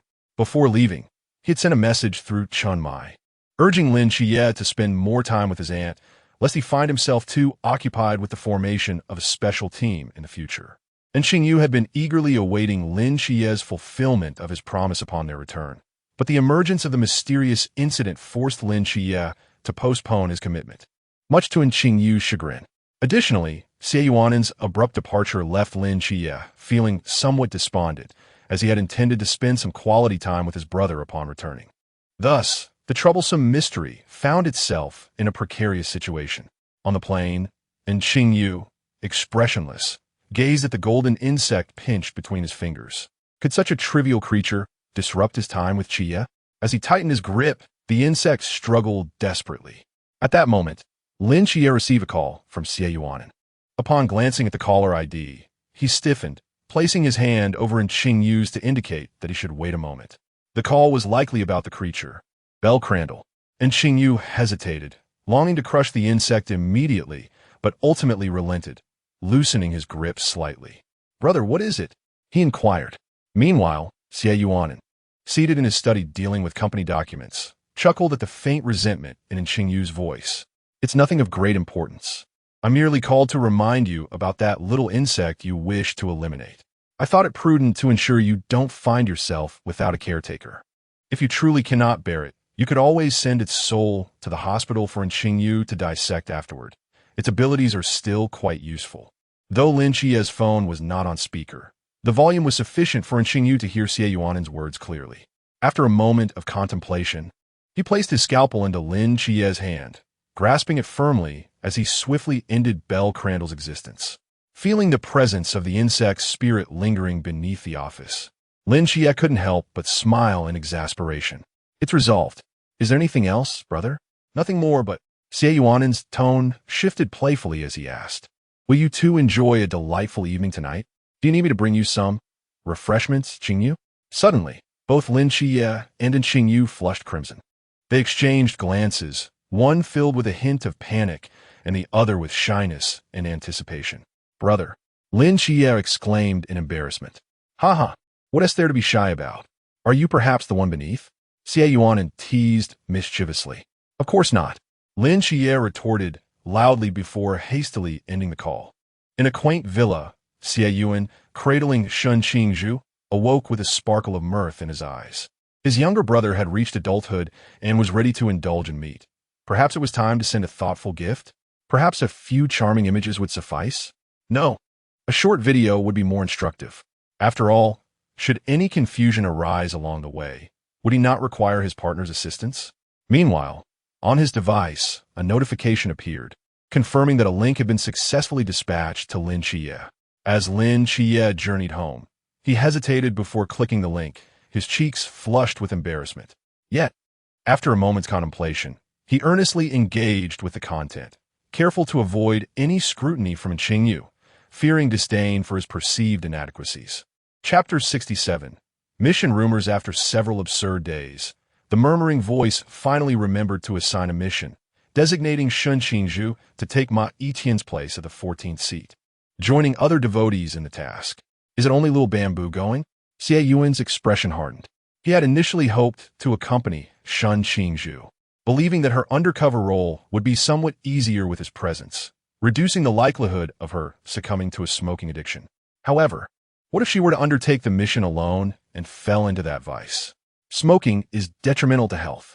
The murmuring voice, misinterpreting Xie Yuan's concerns as worries for Shen Qingzhu's safety, inwardly cursed her for being a source of trouble, but still reassured him disingenuously for the sake of his obedient daughter. There will be other devotees accompanying her, and this outing is merely for Shen Qingzhu to familiarize herself with the surroundings. She is not the main force in the mission and will not encounter any peril. Though you may have your reservations, one must acknowledge that Shen Qingzhu is a man and should not perpetually dwell under your protection. If Shen Qingzhu were truly so inept, it would only be a matter of time before he was cast aside. After contemplating, Xie Yunan turned to Shen Qingzhu and ultimately acquiesced. If she were to develop a smoking addiction, he would simply accompany her through the process of quitting. After all, she would still remain his fragrant little bamboo. The murmuring voice smiled. We depart in the afternoon. If you two become too enamored with one another, be mindful of your boundaries. Anin, you will familiarize yourself with the affairs of the ancient deity church alongside me, and I'll also introduce you to Qianma and Yuehui. Although it was not her intention to enforce boundaries, the one who would truly suffer was Shen Qingzhu. If this situation were to impede her performance, it would bring disgrace upon his daughter. His own reputation could be sacrificed, but her honor must not be tarnished. For a young lady, her dignity is of utmost importance. Once the murmuring voice departed, Xie Yunan turned and embraced Shen Qingzhu tightly, displaying an unusual clinginess. Even during the training camp, when Xie Yunan secluded himself, Shen Qingzhu had never witnessed such affection. Do not worry. Did the murmuring voice not say, I am not the main force? At least I will return safely. Shen Qingzhu reassured, patting his waist. It's different. I am acutely aware of your capabilities. Even when facing formidable foes, I have left you with spiritual energy to safeguard your life, not to mention the possibility of encountering familiar faces. Xie Yunan buried his face in Shen Qingzhu's neck, his voice muffled. It's acceptable for your first mission, as it serves to test your abilities. However, I'm concerned about you undertaking missions alone in the future when we agreed I would accompany you. Moreover, the pressure of going solo is significant. What if you succumb to a smoking addiction? Is your health to be disregarded? Surprisingly, Xie Yunan displayed a degree of vulnerability towards Shen Qingzhu, prompted by concern for her well-being. Shen Qingzhu felt both touched and exasperated. Who was it that once compelled him to call him brother and husband in bed, proclaiming he would always pamper him? How had the tables turned so swiftly? Yet, regarding smoking, he could not make any guarantees. Though he currently abstained, the stress could indeed lead him to seek solace in cigarettes. Then think of a method to alleviate stress that surpasses smoking. That way, I won't resort to it, Shen Qingzhu suggested. That's a splendid idea. But what could possibly relieve stress more effectively than smoking? Xie Yuan continued to nuzzle against Shen Qingzhu's neck, his eyelids drooping in contemplation. Perhaps I should discuss with EU about granting you a few days off after each mission. Is there anything more soothing than indulging in the company of a beloved? Certainly not. In any case, he could never refuse the intimacy with Xiao Zhu. If it weren't for the necessity of enhancing his abilities in the training camp to protect Xiao Zhu in the future, he would prefer never to part from her. Now that they were together, it was only natural to be close every day. As this thought crossed his mind, Xie Yuntian's eyes sparkled with delight, finding no better idea than this.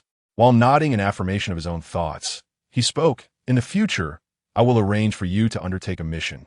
While I remain at the ancient divine church, I will tell EU that tasks require at least 2 or 3 days, as I must indulge in your company. Otherwise, I would lack the good spirits necessary for work, which would impair my efficiency. Shen Qingzhu chuckled softly, yet he too endorsed Xie Yuantian's notion, feeling fortunate that EU is indeed a doting figure.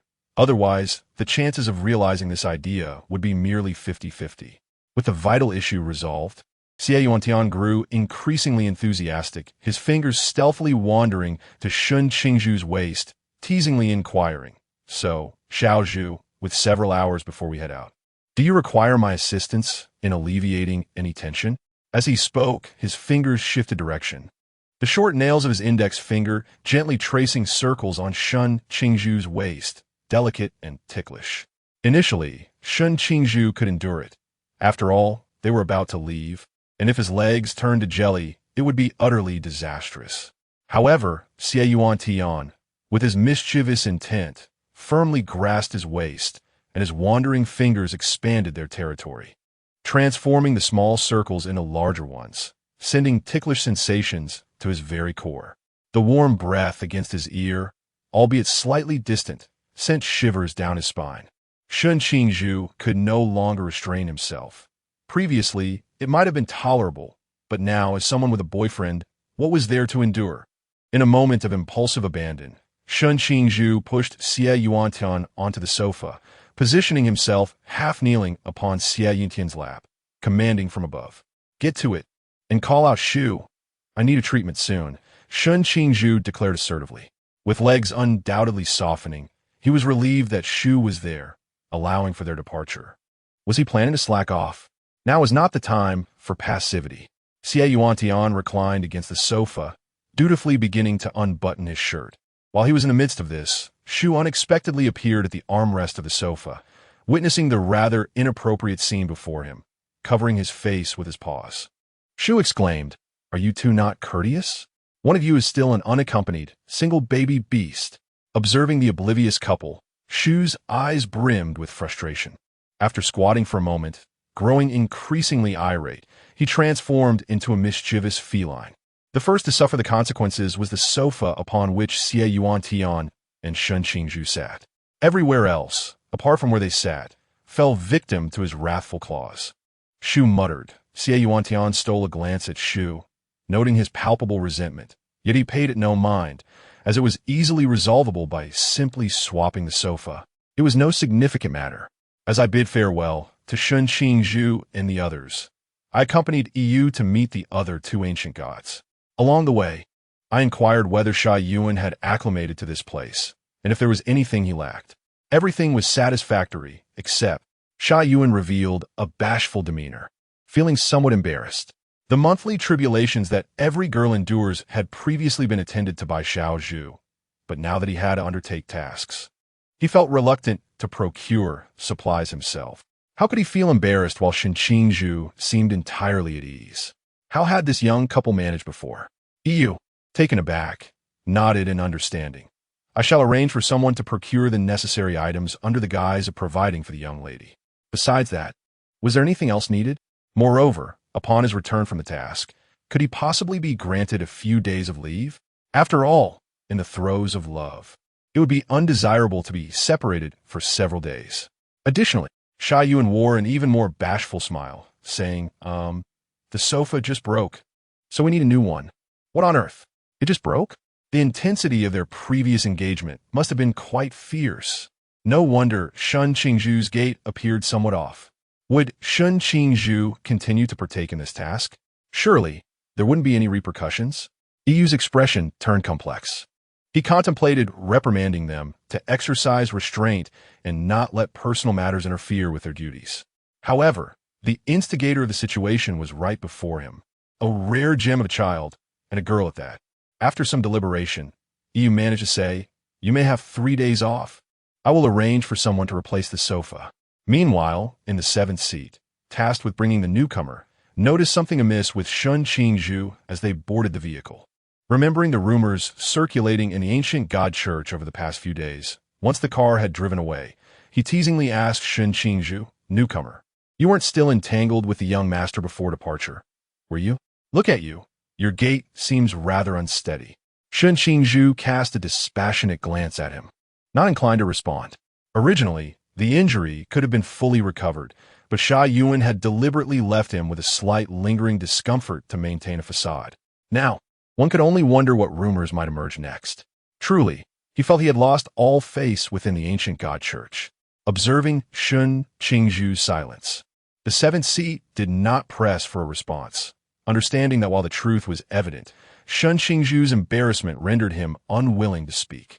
In truth, a multitude of devotees within the ancient God Church envied and resented Qingzhu, a newcomer who had secured a place in the 14th seat merely by being with the young master before his return, had stirred discontent among many. However, when Xie began providing Qingzhu with supplements for her health, and the matter of their affection became widely known, all envy and resentment dissipated, replaced instead with sympathy. The dignity of a man exchanged for such a meager position. How lamentable. This was the collective sentiment of all who had once envied Qingzhu. Chapter 68. The reading of the Daughter of Whispers in the Grand Hall of the Ancient God Church. Yu Huai and Qianmo, summoned by whispers, sat patiently awaiting the arrival of two individuals. The pair had little interest in the Daughter of Whispers. After all, she was not their own child. As long as the girl truly belonged to Whispers and could benefit the development of the Ancient God Church, her lineage mattered little to them. However, upon hearing that Whispers seemingly had not bound Xie Yunan with a soul contract, they immediately returned. They were not divine agents, and even if she were her biological daughter, a soul contract would provide an added layer of security. After all these years, who could ascertain whether she was an undercover agent? Moreover, Whispers had brought her back before confirming Xie Yunan's true parentage. What good was it that Qingzhu had a contract? It was truly reckless. Individuals like them were the least inclined to believe in love.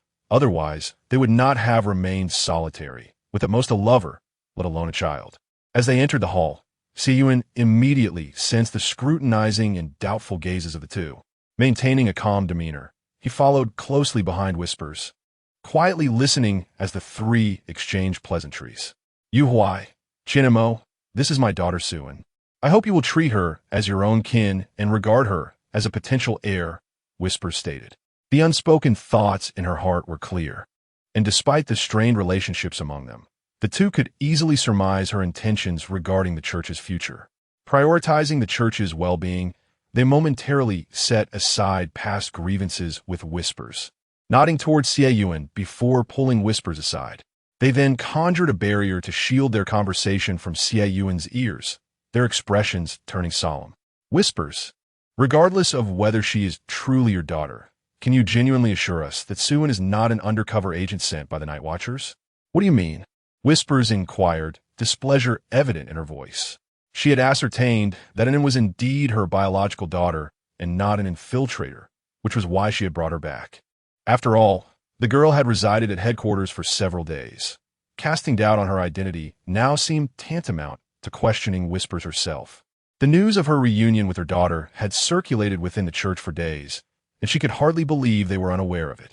Why, of all times, did they choose to express their suspicions when she intended to present her as an heir? Whispers did not shy away from her motives. What was wrong with wanting to secure more for her daughter? What harm was there in eyeing the followers of the other two? She merely harbored such thoughts without imposing them. Why should they doubt her? Her gaze shifted to Xie Yunan, who stood patiently awaiting their discussion, his expression devoid of impatience, which only fueled her dissatisfaction with Yu Huai and Qianmo. Look over there. See how well-behaved mine is. You two have no children of your own. Why not treat her as your own? Who knows how long we have left to live? Perhaps Xie will always remain the little mistress of our legacy. If you cannot embrace a sweet and obedient girl, it seems you two are regressing. Yu Huai and Qianmo. They merely asked a single question. Yet how many responses have been exchanged in such a short span of days? Has she really become a devoted daughter already? However, it seems that there is indeed some merit to the words of EU. The two individuals observed the girl over there, their eyes darting with curiosity, yet she remained immobile. The girl, though not younger than EU, had not encountered a child of her own in many years, save for Xie Yunan, whom EU had brought back. EU had simply bestowed upon the little girl a title and a modicum of authority, with only Qingzhu as her follower, bound by EU's contract. This was hardly different from merely playing with a child. Furthermore, the child's forbidden ground consisted solely of high-risk, non-aggressive vines, easily subdued by fire. Upon this reflection, the two exchanged glances and ultimately acquiesced. What does it matter to grant her the title of a three-god heir? If that girl acknowledges us as her godfathers, we shall agree. Yu Huai proposed, only to have Yu promptly refuse without a moment's hesitation. No way. Yu Huai's expression immediately darkened. What do you mean? He has relented. Yet you refuse even this? Are you seeking to take advantage? The daughter he just found hasn't he even called me father. So why should she address you first? Yu appeared quite displeased. Yu Huai was taken aback, but soon both of them chuckled, their appreciation for Xie Yu noticeably deepening. They found Yu unappealing. Since Xie Yunan did not call him father, he was aligned with their camp. Well done. Let us publicly declare her as our goddaughter while allowing her the freedom to act as she pleases internally, shall we? Qian Mo suggested. The name itself is inconsequential. As long as Yu finds himself in a bind, they would be pleased. Yu seemed to have reservations, but was swiftly interrupted by Qian Mo. Do not forget, she is your daughter, not ours.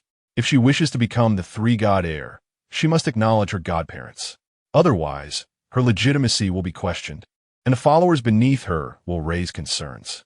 Their subordinates have no soul contracts. This matter must not disrupt the unity of the church. Upon hearing this, Yu seemed to regain his composure and nodded. Very well, for the sake of his daughter's freedom within the church, he would concede to the notion of godparents. While Yu engaged in conversation with the two, Xie Yunan stood idly, surveying his surroundings, completely unaware of the discussions taking place among Yu and the others. He only realized that after their clandestine dialogue, Yu Huai and Qian Mo's suspicions had dissipated, and they had grown considerably more cordial, inquiring about his experiences within the church, whether he was adapting well, and if he lacked anything. Xie Yunan?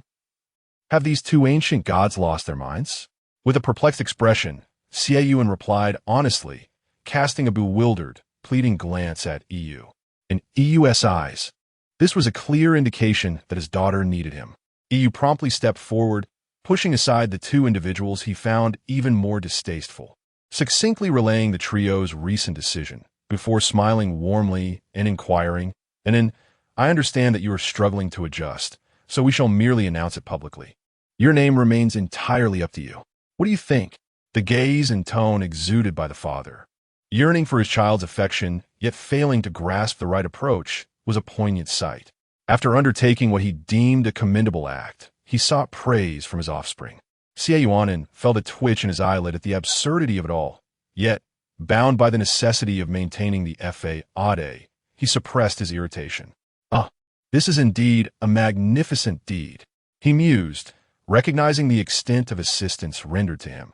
He needed to play his role perfectly, for the promise of a brilliant future could not be jeopardized here. He could already envision the wealth of the ancient deity church beckoning to him. What unfolded before Yu was the sight of his daughter, having accepted his goodwill, yet remaining silent due to her awkwardness. Yu understood. Since she had acquiesced, the matter was settled. As he spoke, he contemplated the significance of this breakthrough, determined to exert further effort to ensure Inan would soon call him father. He glanced at Xie Yunan's face, which bore a complex expression, and then at Yu, who was visibly pleased, while Yu Huai and Qian Mo were left in a state of bewilderment. Are you truly reading your daughter's mind? She hasn't uttered a word. Her expression is so intricate it could serve as a palette, and yet you believe she has consented? Nevertheless, the outcome was favorable. Xie Yunan neither nodded nor opposed Yu's words, which implied agreement. The two were disinclined to pursue the matter further. After all, it would be prudent to keep a distance from someone whose mental state was questionable. They resolved not to engage with an individual of such peculiar disposition. Chapter 69. Meet the parents. Upon returning from his mission, Shen Qingzhu learned the news that Xie Yunan had acquired two godfathers. In terms of relationships, his dear Anan had already secured a significant portion of the ancient divine church.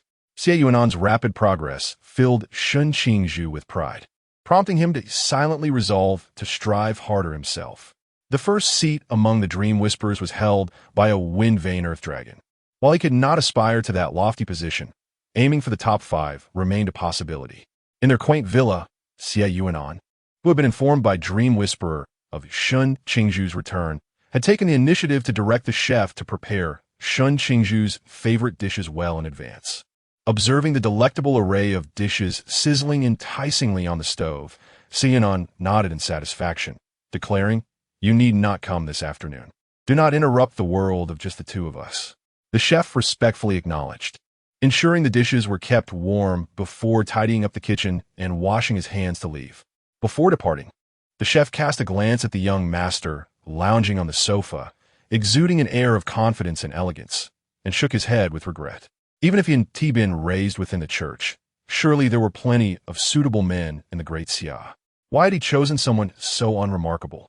However, such thoughts remained unvoiced. The chef understood that should the young master catch wind of his musings, his fate would be sealed. Xie Yunan glanced at the departing chef, idly swinging his crossed legs while staring blankly at the mobile phone on the coffee table. He pondered how Shen Qingzhu had fared these past few days. He had no concerns regarding food and drink. Dream Whisperer would ensure those needs were met. Yet, he worried whether Shen Qingzhu was adjusting well. Being an undercover agent was mentally taxing, and he hoped the seventh seat had refrained from testing Shen Qingzhu. At the entrance, a visibly fatigued Shen Qingzhu pushed open the door.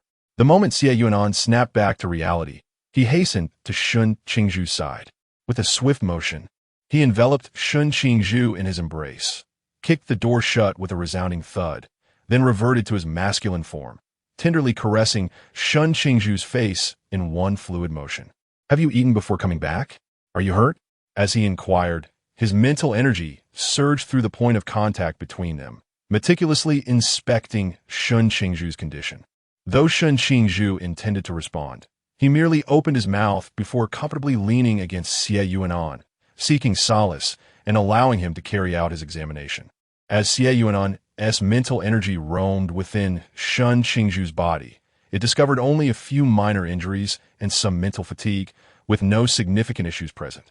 Only then did he withdraw his mental energy. "I had someone prepare a meal. Would you like to eat a little, or would you prefer to rest first?" Shen Qingzhu, eyes closed and nestled against Xie Yunan's neck, appeared on the brink of slumber. "I ate before returning. I want to sleep first, but I do not wish to move." It seemed Dream Whisperer had issued an order to the seventh seat.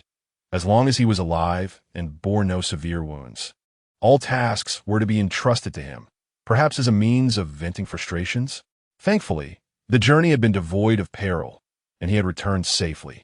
At that moment, Shen Qingzhu's voice resembled that of a feeble kitten, evoking an instinctive pang of sympathy. Xie Yunan gently patted Shen Qingzhu's back, lifting him effortlessly and placing him into the bathtub after filling it with water. He supported Shen Qingzhu's head with one hand while the other hand tenderly washed him. The once tense Shen Qingzhu relaxed, leaning his head against Xie Yunan and soon drifting into a deep slumber. Xie Yunan then softened his movements significantly. After quickly finishing the wash, he wrapped a towel around Shen Qingzhu, cocooning him like a spring roll before carrying him to the bed. When Shen Qingzhu awoke from his slumber, the first sight that greeted him was Xie Yuan's chest, enveloped in a shirt. As he lifted his head slightly, he beheld Xie Yunan sleeping peacefully. The gentle sounds of soft pats came from behind him, feeling the rhythm of the pats. Shen Qingzhu couldn't help but marvel at Xie Yuan's remarkable ability to maintain such a soothing cadence even while asleep. Choosing not to awaken his beloved, Shen Qingzhu wrapped his arms around Xie Yuan's waist, resting his face against his chest, eyes closed, intending to lie beside him a little longer. However, after being apart for half a month, Shen Qingzhu found it impossible to simply remain still when the object of his longing was right before him. After merely 3 breaths, he could no longer contain himself. Stealing a glance at his seemingly slumbering partner, he let his fingers wander, playfully exploring. Xie Yuan stirred awake, his eyelashes fluttering, a smile curving at the corners of his mouth. He adjusted the blanket around Shen Qingzhu to protect him from the air conditioning. As for Shen Qingzhu's wandering hand, Xie Yuan paid it no mind, even as his breathing grew heavier, allowing Shen Qingzhu to indulge in his playful antics. Returning to the office for half a month, Lin Xie finally came back home to visit his aunt, this time accompanied by Qingyu. Standing outside the small building, and Qingyu's fingers curled around the gift he was holding, a rare feeling of nervousness settling in. He knew that Xie's aunt was a truly wonderful person, but that did not guarantee her acceptance of Xie's relationship with a man. Acceptance was inconsequential to him, yet he believed that gaining his aunt's approval would bring more joy to Xie. Knock, knock, knock. After 3 knocks, they heard Ms. Wang Feng's voice from inside, calling for Yang Jin to open the door. When the door opened, Yang Jin's face lit up with surprise, quickly assessing Qingzhu. Before their arrival, Lin Xie had called his aunt, deliberately timing their visit for dinner to avoid raising suspicion. He explained that they were late due to the long journey. Lin Xie had also mentioned Qingzhu's presence during the call, so Yang Jin was not surprised by his arrival, merely curious about the kind of partner her brother had chosen. Upon seeing Qingzhu's appearance, she immediately felt that her brother was indeed fortunate. Noticing Qingzhu's nervousness, Yang Jin took the gift bag from his hands, making an effort to convey her warm welcome. So, you're the boyfriend my brother mentioned on the phone. Should I call you sister-in-law or brother's partner? For Yang Jin, since Qingzhu was introduced to the family by his own brother, it was evident that the matter was settled and marriage was in their future. He accepted this rather well, judging by the phone call last night. His mother also seemed to have a favorable impression of Qingzhu. Thus, all he needed to do was ensure that Qingzhu felt welcomed in their home. From the bustling kitchen, his aunt peeked out, her face alight with a smile, and called out, "What gifts have you brought home? This feels rather formal. Little Xie's boyfriend. May I call you little fish? Come in and make yourself comfortable." Observing the warm welcome from the two, he noticed a small black dog tugging at his pant leg, leading him toward the sofa, its large, bright eyes gazing up at him. Qingzhu's initial nervousness dissipated instantly, replaced by a gentle smile as he bent down to scoop up the little black dog, settling onto the sofa beside the inquisitive Yang Jin. While Lin Xie went to assist their aunt in the kitchen, gently stroking the dog's head, Qingzhu chuckled, "You can call me whatever you like. It's merely a title." Not having managed to extract any significant information, Yang Jin remained undeterred. "Then I shall call you brother." It felt somewhat disrespectful to address someone as sister-in-law upon their first meeting without consent, particularly since he was a boy. However, if he were to call him brother-in-law, he risked provoking an irate older brother, which would not bode well for him. With a soft patter of footsteps, Yang Jin shuffled into his room, showcasing his new toy to Qingzhu. "Brother Qingzhu, look at my new toy. Since dinner isn't ready yet, let's play together." Qingzhu, finding no trace of childishness in the request, patiently engaged with Yang Jin. While they played, Yang Jin's gaze inadvertently flickered to Qingzhu's neck, where he spotted a faint red mark. His hands hesitated momentarily before he brushed it aside, returning to their game. In the kitchen, Lin Xie responded to his aunt's concerned inquiries while chopping vegetables, his eyes occasionally darting toward the living room where the two were engrossed in play, a smile gracing his features. During this time, his aunt cast a curious glance at Qingzhu, noting the well-mannered and fair-skinned youth, and began to admonish Lin Xie.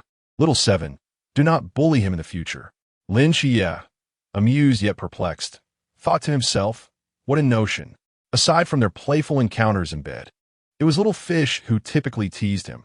He could never be the one to bully Qingzhu. Nevertheless, he assured her, "Rest assured, Auntie, little fish and I share a wonderful bond, and I would never mistreat him." With Lin Xie's involvement, dinner was swiftly prepared, and they gathered around the table to enjoy a lively reunion meal, a joyous occasion after a year apart. Chapter 70. Epilogue. Xie Xiaohua and Wang Tzu initially. Wang Mian was unaware of Xie Yuan's existence.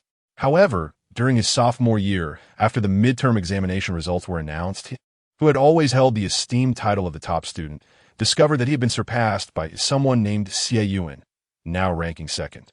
Pondering over the name Xie Yuan, Wang Mian, perplexed, inquired of a nearby classmate, "Who is Xie Yuan? I don't recall seeing him during our freshman year. How could someone achieve such remarkable scores without even breaking into the top 100 previously?" He learned that Xie was a wealthy heir preoccupied with his family's business, and had been self-studying at home until he recently transferred to their school. Understanding that Xie was a privileged individual who likely had access to esteemed tutors, Wang Mian felt a surge of competitive spirit. Determined to reclaim his top position, he returned to his studies with renewed vigor. Yet, after the final exams, Xie Yuan still held the #1 spot. Not only had Wang Mian failed to regain his title, but he had also never even encountered Xie in person, having only seen his name on the scoreboards during the midterms and finals. Frustrated, Wang Mian felt a swell of resentment and began to immerse himself in academic rivalry, prompting his peers to engage in similar competitive fervor. However, despite his relentless efforts, he remained overshadowed by Xie, who seemed to possess an innate talent that surpassed mere diligence. As the second semester of their sophomore year progressed, Wang Mian's discontent deepened, particularly after he continued to rank second in the 2 major assessments.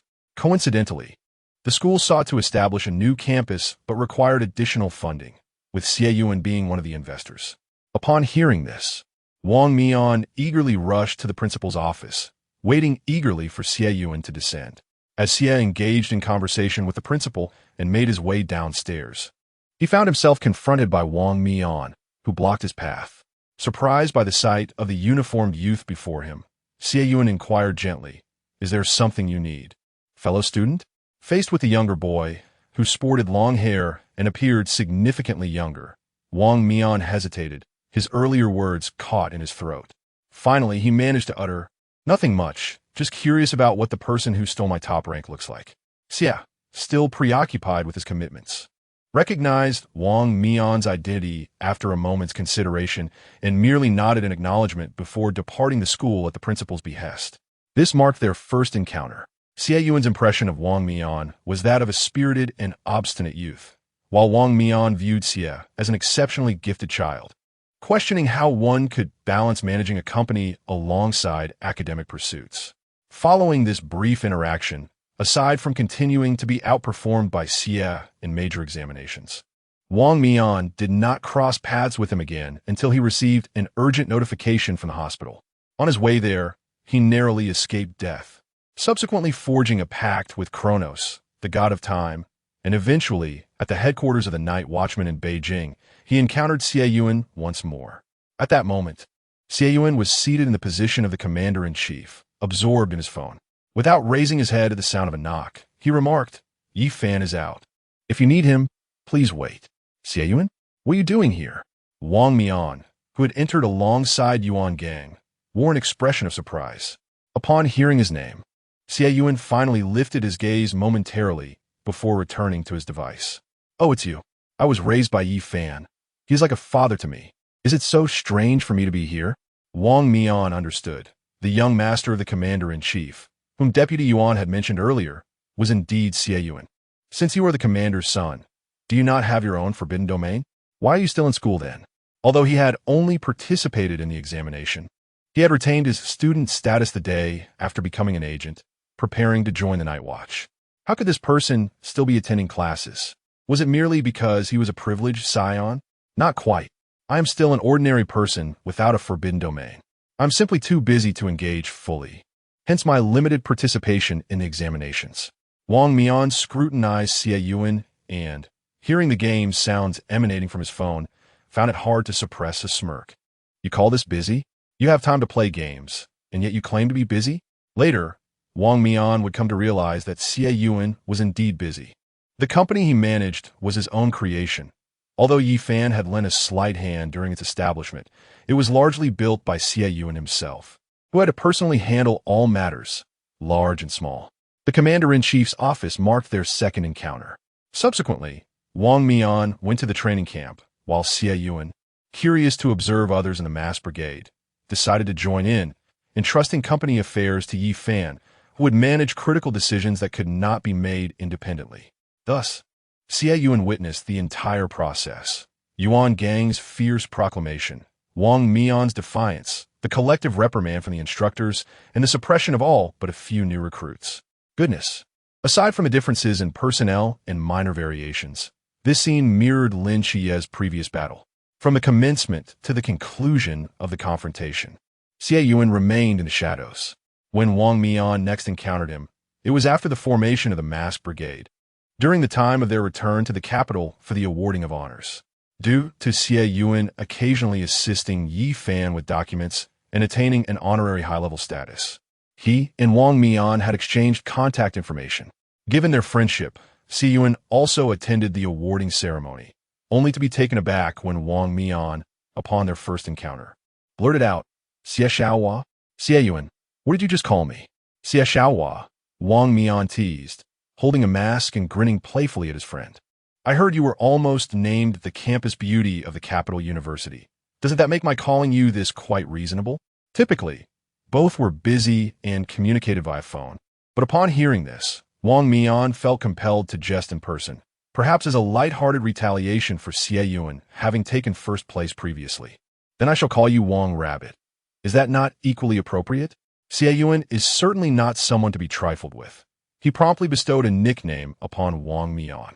The crux of the matter is that if Wang Mian wishes to avoid a salary deduction, he cannot retort, leaving him quite vexed. Initially, he intended to mock Xie Yunan for nearly becoming the school beauty, yet instead, he found himself the fool. The other members of the Faceless Squad were taken aback, particularly Xinghin and Tan Xiang, who had joined later. They were astonished to witness their captain and the god of wealth interacting like playful adversaries, revealing a more juvenile side to their usually mature and composed leader. It is truly hard to believe. However, upon reflecting on Wang Mian's age, it seems entirely reasonable. Wang Mian is 4 years older than Xie Yunan and is merely 20 this year. Both are in the exuberant phase of youth, where banter is utterly commonplace. Chapter 71. Side Story. Happy birthday to the Sword Immortal. This is a short epilogue following the grand conclusion, according to reliable sources, shortly after the May Day holiday. It is the birthday of the Sword Immortal, Zhou Ping. The Nightfall team had prepared early, purchasing supplies and settling in West Jin City, eagerly awaiting the day when Xie Yunan would discreetly send Zhou Ping away, allowing them to set up in the Sanjiu restaurant. Early in the morning, Xie Yunan was awakened by Shen Qingzhu, who urged him to get moving promptly so they would have ample time for arrangements. With a resigned smile at the swiftly closing door, Xie Yunan sauntered toward the Sanjiu restaurant. On this May Day holiday, many were enjoying a day off, causing the already bustling restaurant to overflow with patrons. Upon his arrival, he found Sanjiu engrossed in the kitchen, while Zhou Ping was clearing tables after guests had departed, and a newly hired waitress was taking orders from new arrivals. As Zhou Ping finished cleaning the dishes and prepared to head to the kitchen, he glanced up and spotted Xie Yunan standing at the entrance. Despite having endured much, Zhou Ping remained the socially anxious person he had always been, though he was somewhat more at ease in the presence of familiar faces. After placing the dishes in the kitchen and washing his greasy hands, he emerged and quietly inquired, "Yuan, is there something you need?" At this point, aside from a few elusive threats, the safety of the Great Xia was no longer in jeopardy. If it weren't for Xie Yunan continuing to provide salaries for the Special Task Force, they would be facing unemployment. What could possibly require Zhou Ping's attention? "I simply felt the urge to find you for a sparring session during this May Day holiday," Xie Yunan replied, maintaining an impassive facade while uttering a fib. "An urge? A sparring session? Does the Nightfall team still lack sparring partners?" Zhou Ping pondered, hesitating to ask, "Did Shen Qingzhu refuse to spar with you?" He recalled how, when Yifan had instructed him to teach the Nightfall team, Xie Yunan had trained them rather sternly, showing no leniency even to Shen Qingzhu. Given the years that had passed, Shen Qingzhu should have become capable of holding her own against Xie Yunan. Oh, the strict training was for his own good. With his temperament, I feared he might suffer a beating if his combat skills didn't improve, Xie Yunan remarked, his eyes sparkling with amusement at the mention of Shen Qingzhu. In this peaceful era, even if danger were to arise again someday, little Zhu would possess the ability to protect herself, so how could I possibly hold back? This was quintessential Xie Yunan, perpetually indulging in affectionate banter. Zhou Ping felt a pang of disappointment, wishing to engage Xie Yunan in a spar right then, to prevent him from flaunting his affection simply because Guan was absent. However, the restaurant was exceptionally busy that day. He had already taken on the task of clearing tables instead of just washing dishes, while the new waitress struggled to manage the orders and assist with the cleanup. If he were to leave now, would the establishment even remain operational? Aware that the team was planning a birthday celebration for Zhou Ping, Sanjiu was multitasking, cooking while keeping an eye on the entrance. Noticing Zhou Ping and Xie Yunan engaged in conversation, he hesitated for a moment before stepping out and declaring, Xiaoping. Since your friend has come to visit, go ahead and enjoy yourself. I'll grant you a day off. There is no need to worry about the shop. When noon arrives, I too shall close for a respite. My uncle's culinary skills are exceptional, and currently, he primarily earns from the takeout orders of the night watchman and the employees of Xie Yunan. A day off from the shop is of little consequence. Had it not been for the fear of raising Zhou Ping's suspicions, my uncle would not have intended to open today. In previous years, we have operated, yet this year, we have chosen not to. It is indeed too suspicious.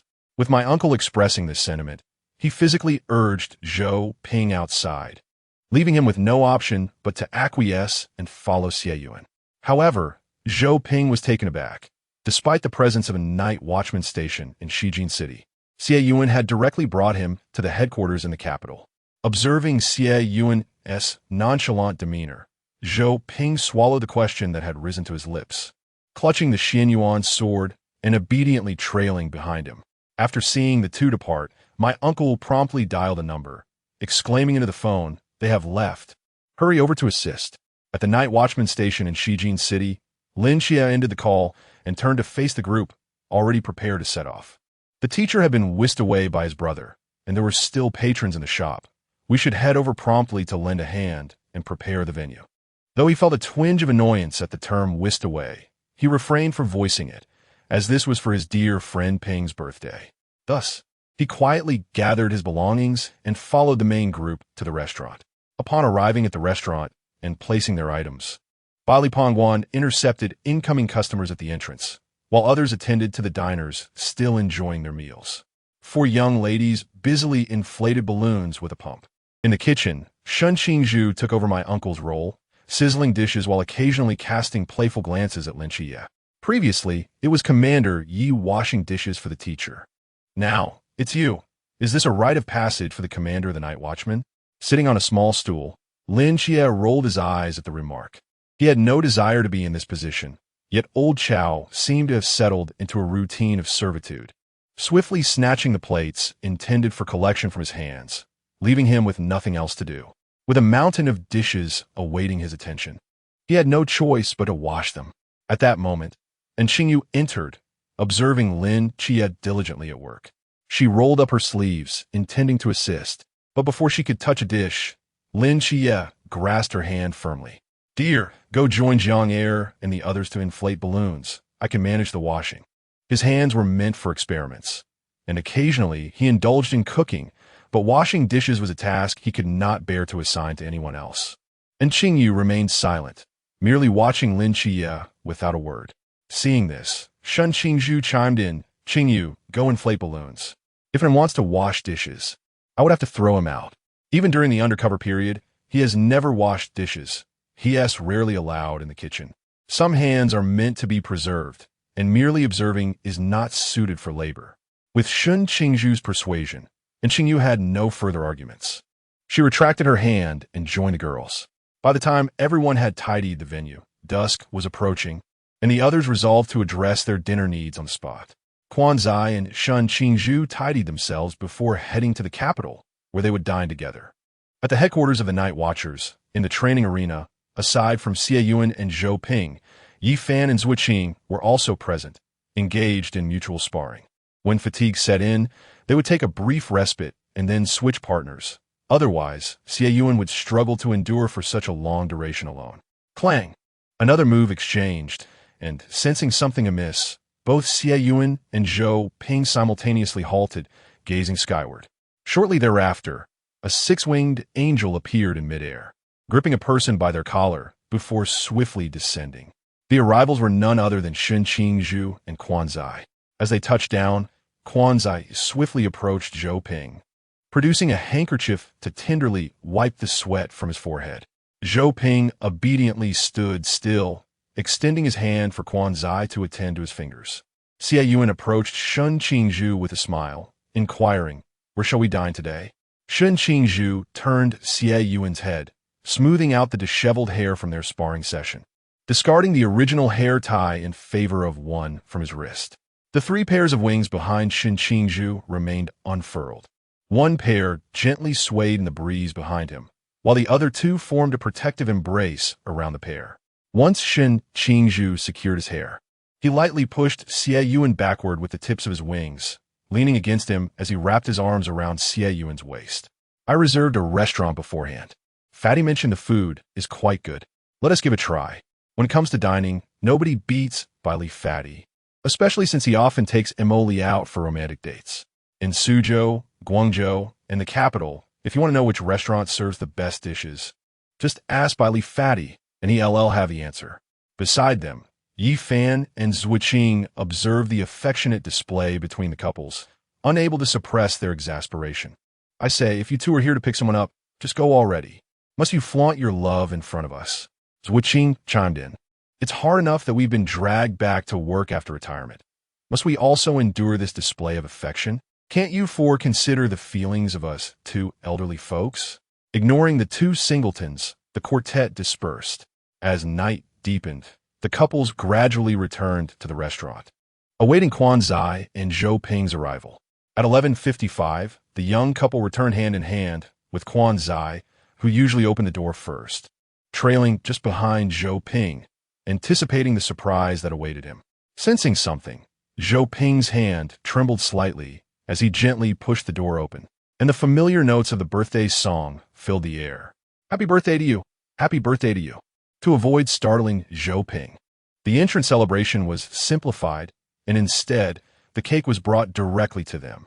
The person pushing the cake was Shen Qingzhu's uncle, accompanied by Zhou Ping's teacher, Wang Shang, and Wang Mian. On the occasion of Zhou Ping's birthday, aside from the heroic spirit squad, which remained steadfast in safeguarding the nation's fortunes, all other special teams were present.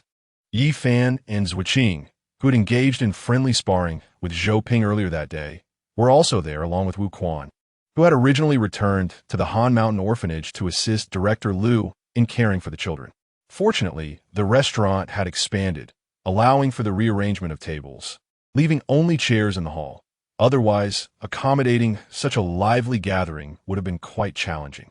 Zhou Ping stood there in a daze, seemingly taken aback that today was his birthday, appearing somewhat out of sorts. Initially, we had planned to celebrate with you tomorrow, as your birthday officially begins after midnight. Wang Shang cast a helpless glance at Guanzai, but someone mentioned wanting to take you out for an outing tomorrow, hence the celebration was arranged for this evening. It is permissible to celebrate a birthday in advance, but not to postpone it, as that would bring misfortune.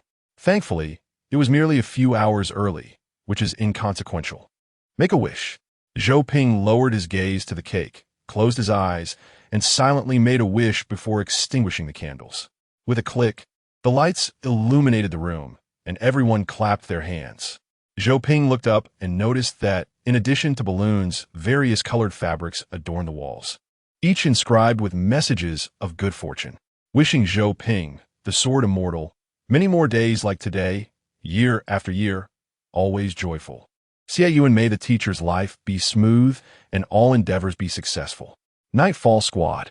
On the wall facing Zhou Ping, there hung but a single blessing, penned by Guanzai, wishing Xiao Ping a bright future, forever a sword immortal devoted solely to the art of swordsmanship. Upon noticing the blessing written by Guanzai, Bailey Pang sprang forward, thrusting a small knife into Zhou Ping's hand. Teacher, this cake before you is the result of Guanzai's labor over several days, a creation meant solely for you. Just a token cut will suffice. You needn't share it with us, as we have other cakes to enjoy. Bailey Pang gestured for Zhou Ping to look at the others who were clamoring for the other cakes, and after exchanging knowing glances with Guanzai, he joined the fray. Hey, while you're all fighting for cake, at least leave a whole one for the girls. Shen Qingzhu and Xie Yunan, who were not particularly fond of sweets, snagged a less sugary piece to share and opted out of the chaos. The more composed individuals helped their partners secure a slice, while those still caught in youthful exuberance commenced a cake battle. The older crowd and those not participating sat on chairs, observing the ruckus, as the more boisterous participants dared not drag them into the fray, and the birthday star was even less likely to be involved, instead reveling in the merriment. In a small corner, Zhou Ping diligently finished off a piece of cake, while the two remained in the small cart, and Guanzai sat beside Zhou Ping, gazing at him with a gentle expression. Chapter 72. Toys. The heavy breaths were palpable, yet he showed no signs of restraint. How remarkably tolerant he was. Qingzhu, with a resigned expression, finally released his grip, allowing Xie Yunan to exhale in relief. His voice, tinged with hoarseness, inquired, "Is it amusing?"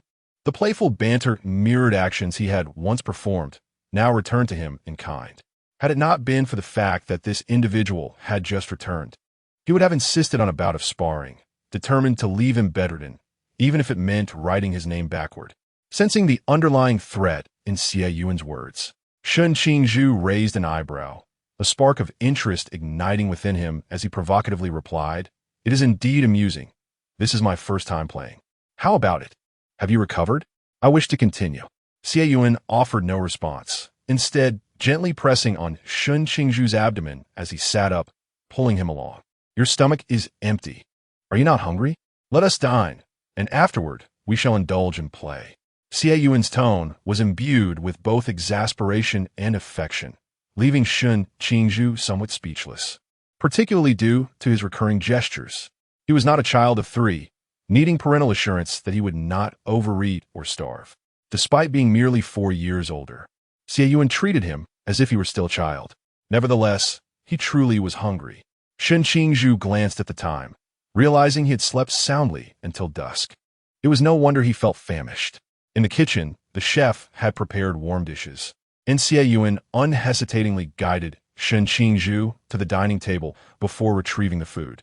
He had attempted cooking himself, but found it lacking. Washing dishes was out of the question since little Zhu did not allow it, even enlisting the help of the sticky ball to supervise. Thus, serving the dishes was his rightful duty. Household chores should not rest solely on little Zhu's shoulders. With this in mind, Qingzhu dutifully seated himself at the table, awaiting the meal. How was the mission? After Qingzhu finished eating, Xie Yunan finally inquired about his recent endeavors and any discoveries made. "Continuing, are we?" Wiping his mouth, Qingzhu chose to ignore Xie Yuan's question and instead raised an eyebrow, returning to their previous topic. Xie Yunan smiled, not disputing. As he pulled Qingzhu back to the bedroom, he settled onto the bed while Qingzhu straddled his legs, one of his hands guided by Xie Yunan to rest on his toy.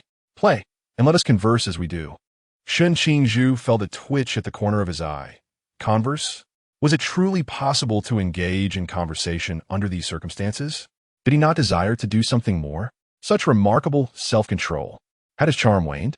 Just as this thought crossed Qingzhu's mind, Xie Yunan interrupted his contemplation, lifting a hand to gently tug at his face, playfully threatening, "If you persist in such thoughts, I shall ensure you remain bedridden for half a month, enduring the mockery of the ancient deity's followers for 3 to 4 months.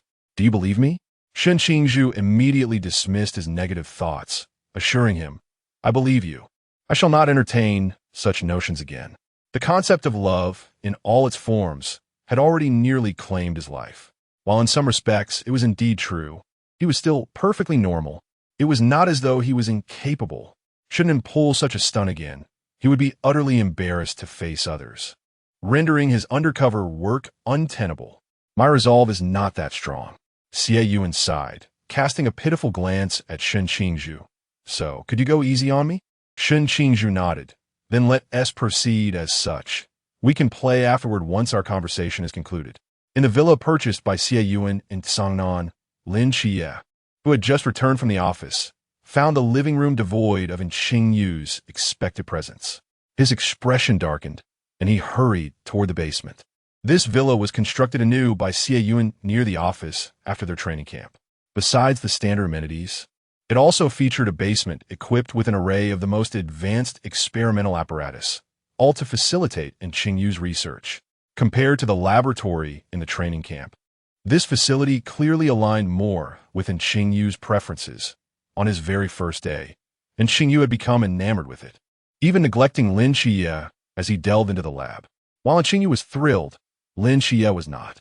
The dissections were beneficial for the little fish's growth, which was a good thing. It was natural for him to be overlooked, and he bore no jealousy over it.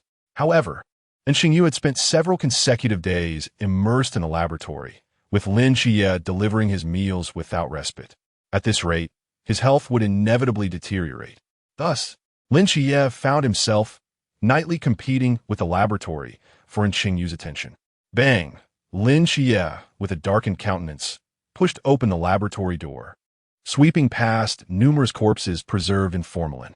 At the dissection table, he unsurprisingly found his beloved Qingzhu. Xie? Upon seeing Lin Xie, Qingzhu was momentarily taken aback. A glance at the wall clock made him realize he had once again lost track of time. No wonder Lin Xie had come looking for him. Without a second thought for the nearly concluded dissection, Qingzhu removed his gloves, washed his hands once more, and approached the patiently waiting Lin Xie, contritely acknowledging his oversight. Though playfully tugging at Lin Xie's sleeve, "I'm sorry, Xie. I thought I could finish by the afternoon. But a medium sent over a mysterious corpse from the Klein realm, and I became engrossed in the dissection, losing track of time." To outsiders, this might seem like an excuse, but for Qingzhu, it was merely his customary update. Lin Xie sighed. With the little fish acknowledging his fault and displaying such a positive attitude, what more could he say? No more next time. Lin Xie took Qingzhu's hand, and they ascended in the elevator. "Have you eaten dinner? Would you like a late-night snack? We haven't visited Mother in several days. Shall we go see her today? Brother just called, saying he and Zhuanggu are heading to the hospital, and we should join them for a gathering." Indeed, now Qingzhu and Shen Qingzhu could also enter the hospital. It was unclear how Nikes had managed this, but Lin Xie felt a momentary tremor in the hospital, followed by a call from Xie Yunan, informing him that the two could also gain entry. And Qingzhu listened with bright, crescent-shaped eyes, responding eagerly to each suggestion. "I have eaten, yet I could indulge in another meal. Indeed, I find myself yearning for my mother as well. It will be delightful to hear how my brother fares at the ancient God Church." Observing the docile and charming Onqing fish, Lin Xie felt utterly exasperated. Noticing that Xie Yunan and Shen Qingzhu had yet to enter the hospital, he began to prepare a late-night snack. With several hours still remaining until dinner, the little fish must surely be hungry.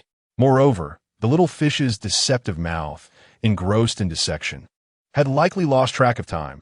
Perhaps it had dined as early as 1 or 2 in the afternoon and merely counted it as dinner when conversing with him. Truly, there is nothing to be done about him. Chapter 73. The worker Yi Fan at the Asylum of the Gods today. Nix was in high spirits, not solely due to the visitation of her children, but more significantly because her daughters-in-law had finally come to see her. Her efforts in dismantling the hospital had not been in vain. "Children, how have you been faring outside? Ethel and Danaeus haven't been bullying you, have they?" Upon spotting Qingzhu and Shen Qingzhu, Nix's eyes sparkled with concern. Lin Xie, accustomed to being overlooked, glanced at Xie Yunan, anticipating his reaction. It was the first instance where their mother's attention had been solely on their elder brother, without so much as a glance in his direction. Xie Yunan, aware of Lin Xie's thoughts without needing to look, felt a twinge of regret. The affection of their mother was claimed by his beloved, and he had no intention of participating in any rivalry for her affection. Moreover, little Zhuzi was too tender-hearted to monopolize their mother. As expected, the seemingly obedient Shen Qingzhu merely replied that Xie Yunan had not bullied him, then promptly drew him closer, anxious that Xie Yunan might feel neglected. Xie Yunan gently clasped Shen Qingzhu's hand, holding onto his waist without letting go, and turned to cast a challenging glance at Lin Xie. Lin Xie remained silent, silently critiquing Xie Yunan's immaturity while raising a middle finger in response. Xie Yunan grinned and, releasing Shen Qingzhu, scampered over to Nix, playfully urging her to observe what Lin Xie was up to. Feeling a surge of panic, Lin Xie quickly withdrew his hand. But the perceptive Nix had already discerned the nature of his actions. Before Xie Yunan could voice any grievances, Nix, with a serious expression, confronted Lin Xie. "Danaeus, what did that gesture signify?" Lin Xie stammered, "No, mother, that's not right." And Qingzhu, observing the scene, let out a soft sigh. It was perplexing. Lin Xie was usually quite astute, yet he consistently fell short in competing for their mother's affection against his brother. The pressure of kinship seemed to weigh heavier than any blood ties. Lin Xie cast a resentful glance at Xie Yunan and, in a submissive tone, admitted, "I was wrong. Mother, your daughter-in-law had dinner too early and may still be hungry. Allow my nephew to keep you company." I shall take them to eat. Xie Yunan, simply seeking to tease his brother, swiftly redirected the conversation. Upon hearing that her daughter-in-law was still hungry, Nix promptly urged them to eat, insisting, "You must go quickly. You cannot allow your health to deteriorate." Though gods do not require sustenance, this was how Li Yifei often persuaded her to eat. And now she echoed those sentiments to encourage them. Xie Yunan entrusted Nix to Li Yifei's care and then led the three of them toward Lin Xie's office. Along the way, Lin Xie cast several peculiar glances at Qingzhu. The latter, unable to endure the scrutiny, looked back at Lin Xie in exasperation. "Xie, what exactly are you trying to do? Is there something on my face that warrants such a stare without a word?" "I'm simply a bit curious," Lin Xie replied. Lin Xie glanced at Xie Yunan and remarked, "Weren't you the one cooking? How is it that you still find yourself hungry? Is it because you can't get out of bed? But with the way you flaunt your charm, how could you possibly let yourself go hungry? You thought I was referring to Xiaozhu?" Xie Yunan rolled his eyes, somewhat exasperated. "I was talking about Qingzhu, who is so engrossed in dissection that he has forgotten to eat." "Oh, it seems there was a misunderstanding. I just had to forcibly make him eat," Lin Xie responded, feeling helpless. He had caught Xiaoyu several times in the act, but Xiaoyu's obsession was so profound that no amount of persuasion would sway him. "I asked Li Yifei to prepare some snacks. We can nibble on them while chatting. They won't spoil if left alone, and the hospital's climate is consistent, unlike the sweltering heat outside."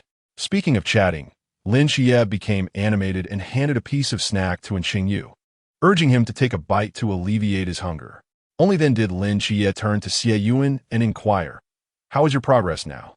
When will it conclude?" "What? After just a month? You're already missing your brother?" Xie Yunan teased Lin Xie, clearly enjoying himself. Lin Xie fell silent, shifting his gaze towards Qingzhu.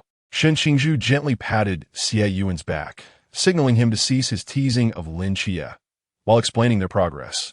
"Right now, and as the heir to the three gods and the young master of the ancient god church, I have also gained the trust of the Whisperer, which means we have completed about half of our mission." "Wow, so you're going to be the daughter of the Whisperer?" Lin Xie quipped, looking at Xie Yunan with a smirk.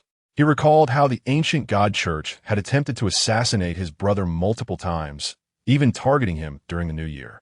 Now, the undercover situation had turned him into the Whisperer's daughter. The thought was thrilling, and he eagerly anticipated the expression on the Whisperer's face when the truth would be revealed. Leaning back in his chair, Xie Yunan regarded Lin Xie, without revealing the expression Lin Xie had expected. "It's merely an undercover operation. The fabricated identities cannot be taken seriously. Moreover, I have never referred to the Whisperer as my father, so it doesn't count as a dark history. In the following period, we will discreetly eliminate the followers. The three gods likely cannot deal with them all, but the Whisperer must be handled. We should be able to return in about 2 months." 2 months? With the divine beasts around, it shouldn't take that long. "That's because I have my sights set on the wealth of the ancient god church," Xie Yunan replied nonchalantly. "I have compromised and agreed to be the Whisperer's daughter, and I have also acknowledged 2 foster fathers as the young master of the ancient god church. So, when I say that the ancient god church's wealth is mine, what is the issue? I merely wish to obtain my belongings in advance. What is wrong with that? Taking both food and wealth while stirring the pot.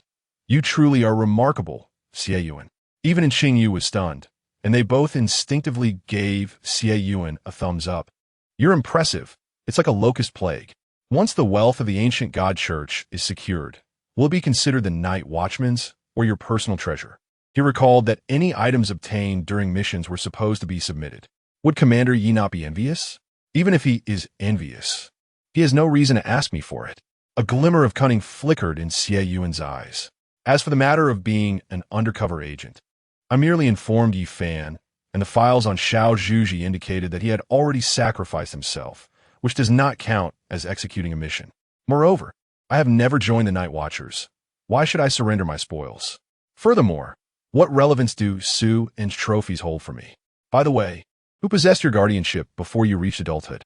Recalling that Xie Yuan's parents had passed away when he was merely 8, Lin Xie felt compelled to pour a bucket of cold water on the conversation. He remembered that Commander Yi had no children, and could easily request the funds under the pretense of pension. Although Yi Fan had control over the matter, it did not pose an issue. Xie Yunan comprehended that Lin Qie was referring to the pension dilemma. Immediately, Xie Yunan regarded Lin Qie with an expression akin to that of a fool. Not only would Yi Fan not be foolish enough to allocate pension funds to the Night Watchers, but even if he were, he would surely lose any legal battle. He was still working, drawing a salary that I provided, and had yet to reach retirement age. Merely a guardian. How could one possibly think of providing for retirement so soon? In other words, Commander Yi is your subordinate, working for you?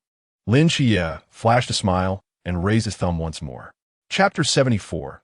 Profiteering and Cowardice. In truth, the 2-month time frame proposed by Xie Yunan was somewhat conservative. The headquarters of the ancient god sect was not heavily staffed. Most of their combat forces had been deployed elsewhere, making the prospect of seizing the headquarters remarkably straightforward. The Night Watchers bore the brunt of blame for the unknown location. Otherwise, with the presence of the 5 formidable pillars, the headquarters of the ancient god sect would have been utterly annihilated. Such was the sect's remarkable ability to conceal itself. Having discerned the location of the ancient god sect, Xie Yunan found it relatively simple to intend destruction upon the headquarters. However, he was more captivated by the sect's wealth. The transfer of assets, however, necessitated a considerable amount of time. Until this transfer was successfully completed, it would afford Shen Qingzhu a chance to revel in the situation.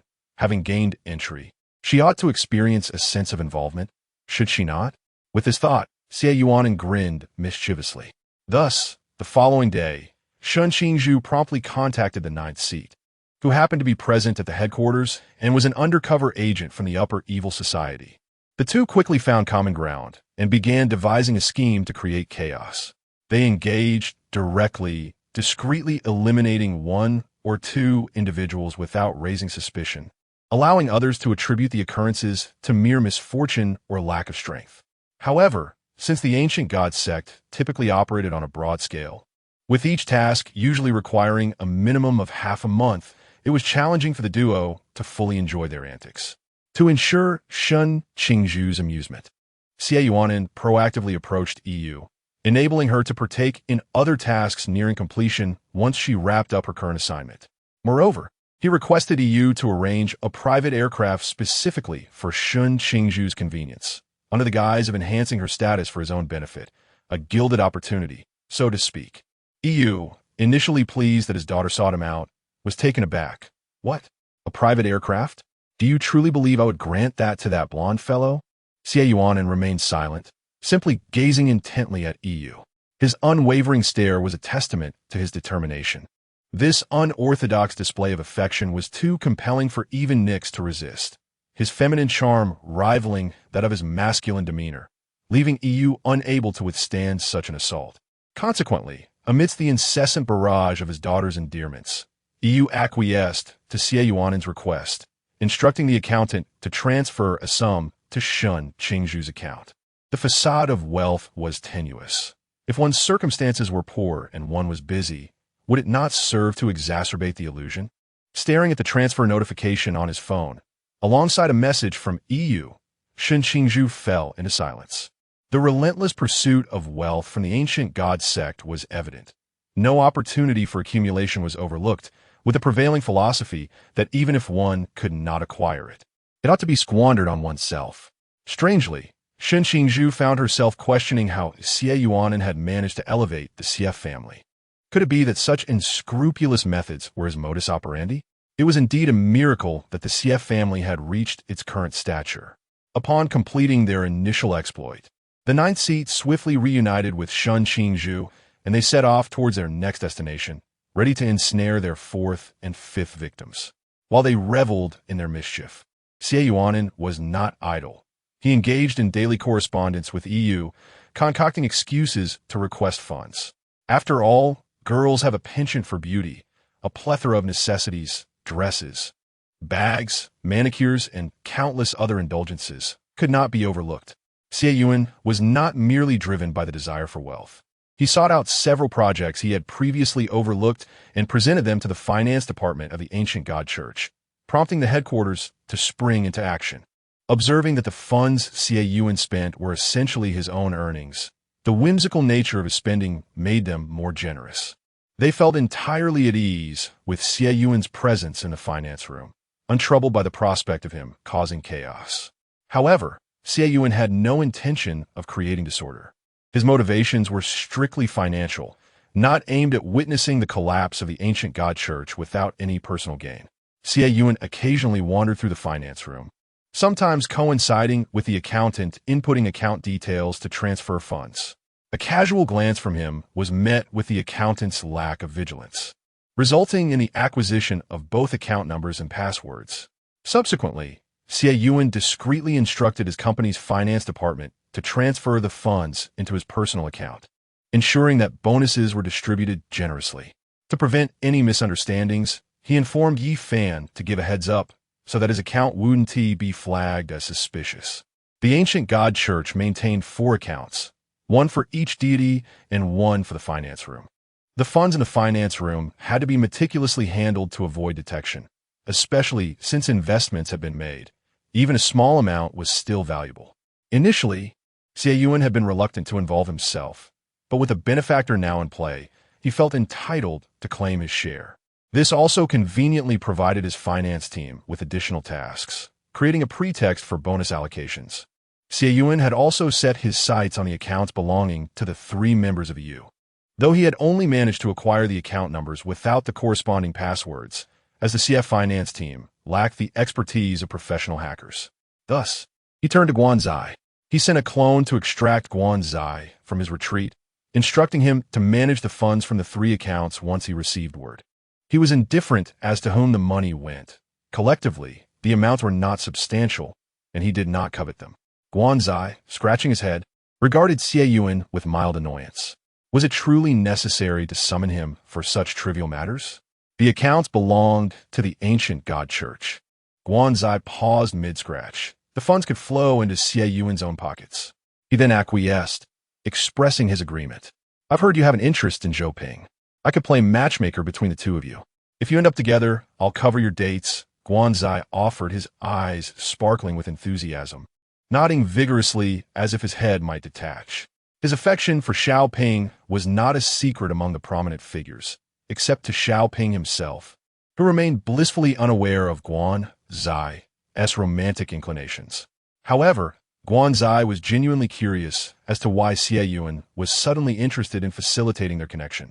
There was no suspicion in his tone, just a sincere intrigue. Xie Yuan had always treated Xiao Ping well, initially intending to financially support him. But Xiao Ping seemed uncertain of his path, resulting in his continued employment washing dishes at his uncle's restaurant.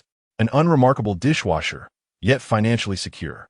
Xie Yuan had ambitions to expand the restaurant and hire new staff, but his uncle had declined the proposition.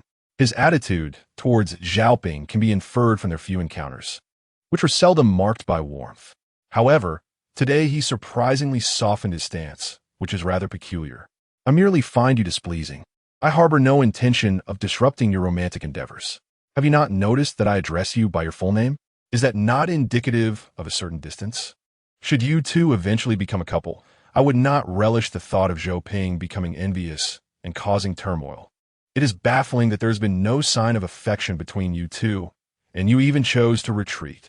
The one who wishes to pursue has already fled. It is indeed the first time he has met you, causing Xie Yuan to question the sincerity of a certain individual. Were it not for a pressing matter to discuss with you today, I would have been disinclined to come. If he did not perceive potential between you two, he would not have offered his assistance. He and Xiao Zhuji simply delight in their ambiguous relationship, and they have been together for a year. This fellow, however, fled without even daring to confess, under the pretense of fearing Zhou Ping's entanglement. Zhou Ping is merely innocent, unaware that his feelings for Guanzai are somewhat unusual. He is not foolish. Why not simply admit to being cowardly? This is what Xie Yuan thinks and subsequently expresses, which causes Guanzai to lower his head. Guanzai, please stop scolding me. Please stop. Chapter 75. Another suffering singleton, another task has been accomplished. This time, Shen Qingzhu and He Lin showed no mercy. Those they could defeat were dealt with personally, while those beyond their capabilities were dispatched by the beasts sent over by Xie Yuan. In the astonished and soon despondent eyes of the onlookers, every participant, save for the two, was eliminated without exception. He Lin wiped the blood from his dagger and cast a glance at the white cat nestled against Shun Qingzhu's shoulder, incessantly rubbing against his neck. A flicker of envy and blessing evident in his eyes. The god of wealth had no need for an elaborate scheme to dismantle the ancient god church. He merely wished for Shun Qingzhu to enjoy himself thoroughly, and the projects allocated to the church would naturally take about a month to complete. Yet this was all justified under the pretense of earning Shun Qingzhu some pocket money. Shun Qingzhu, still uneasy, insisted on having the divine beasts accompany him. Previously unseen by other followers, they made their debut today before those on the brink of death. When would he also find such a considerate companion? Not that he expected to possess the prowess of the god of wealth. All he desired was a partner who was thoughtful and attentive. Shun Qingzhu withdrew a tissue to wipe his soiled hands, gently stroking the fur of the little creature. Initially, he had no intention of bringing the cat, but due to Yunnan's concerns about his potential emotional downswings leading to a craving for cigarettes, she insisted he take it. He could not fathom why Yunan believed he would succumb to such an addiction. The cat was merely an adept emotional support, not limited to that role, as it was a divine beast capable of effortlessly eliminating followers at the highest level of the immeasurable realm. Yunan had even contemplated giving him the nine-tailed fox, believing its presence would alleviate any psychological pressure he faced. However, she needed the fox's abilities herself, and he had declined. Lost in thought, Shun Qingzhu noticed He Lin's gaze and glanced back, discreetly shielding the cat from view. The little creature, submissive and compliant, retreated slightly behind Shun Qingzhu's neck, ensuring He Lin could not behold a single hair of it. "My cat," Shun Qingzhu stated with an indifferent expression and a calm tone. Yet He Lin discerned the veiled threat within. He Lin felt somewhat speechless. Was he envious of Shun Qingzhu for having a cat to pet? Perhaps a little. But this was no ordinary cat. It was a divine beast, both formidable and adorable. Who wouldn't desire to touch it? Yet, he hadn't even laid a hand on it. So why the hostility? Knowing this was a gift from Shun Qingzhu's boyfriend for protection only heightened his sense of possessiveness. Truly, they were a couple in every sense of the word. Not long after Shun Qingzhu sought him out, Xie Yunan arrived at his doorstep, requesting he keep an eye on Shun Qingzhu to prevent any vile creatures like the snake woman from fixating on him. Once the task was concluded, all expenses incurred during his absence from the upper evil society would be covered. Even now, He Lin gritted his teeth at the memory. Such a couple, with their overwhelming possessiveness, why not just keep him close at all times? Instead, they chose to flaunt their affection right before him. Bah, the audacity of capitalists. To avoid exposing Xie Yunan, the cat concealed its presence while near Shun Qingzhu. Aside from Shun Qingzhu and He Lin, no one else could see it. This, however, meant that only He Lin bore the brunt of the couple's affectionate onslaught. Despite the absence of Xie Yunan, Shun Qingzhu's diligent care for Fei Fei alone felt as if he were inundating the creature with an abundance of affection. When Xie Yunan was present, Shun Qingzhu would occupy a single room during their rest periods, and whenever He Lin visited, he would invariably witness Shun Qingzhu's meticulous attention to Fei Fei. Whenever hunger struck, home-cooked meals awaited, and the water was served in specially purchased cups, with the fur of the creature glossy and well-groomed. Furthermore, Shun Qingzhu had procured an array of products beneficial for Fei Fei's coat and had even mastered specific massage techniques. To be honest, when He Lin first encountered the scene, he thought he had stumbled upon a ghost. Shun Qingzhu, who typically exhibited a rather irritable demeanor, appeared to soften only in Xie Yunan's presence. He rarely interacted with other followers during missions. Most cat owners of his ilk might delegate such responsibilities to pet care services or hire a caretaker. Yet Shun Qingzhu personally attended to Fei Fei. One might easily mistake the creature for his own offspring reincarnated. Was this affection for the creature not a tad excessive? After observing this camaraderie for quite some time, He Lin felt a twinge of helplessness as Shun Qingzhu still seemed wary of him attempting to usurp Fei Fei's affection. Donning gloves, he cautiously applied the corpse-dissolving solution graciously provided by Xie Yunan onto the follower's remains, leaving no trace behind. Everyone teaches me to be as docile as they are, to follow blindly without a second thought. Just then, the phone rang. It was a song chosen by Shen Qingzhu, reflecting his temper. And in Shen Qingzhu shielded Fei Fei with one hand while answering the call with the other, his previously aloof expression blooming into a serene warmth, his voice imbued with a hint of joy. "Are you finished? Ready to head home?" Upon learning that the project had concluded, Xie Yunan, having sent a message, immediately called Shen Qingzhu. Standing in the hall, he cast a cold glance at the chaotic headquarters of the ancient deity cult, which was in disarray due to the inexplicable disappearance of assets. Yet when conversing with Shen Qingzhu, his tone was laden with genuine concern. "We've wrapped things up and will return promptly." A sudden incident at the headquarters had stirred the cult, prompting EU to order all operatives in the field to return immediately. A plane had been arranged for Shen Qingzhu and his companion, waiting nearby for their arrival. The flight attendants, observing the two boarding, wondered why only they had returned but thought little of it. This aircraft had been arranged by EU for his son-in-law. He Lin was permitted to board solely due to Shen Qingzhu's presence. Even with EU's directive for a return, others lacked the privilege to board without Shen Qingzhu's consent. Listening to the concerned voice of the attendant on the other end of the line, Xie Yunan's expression softened.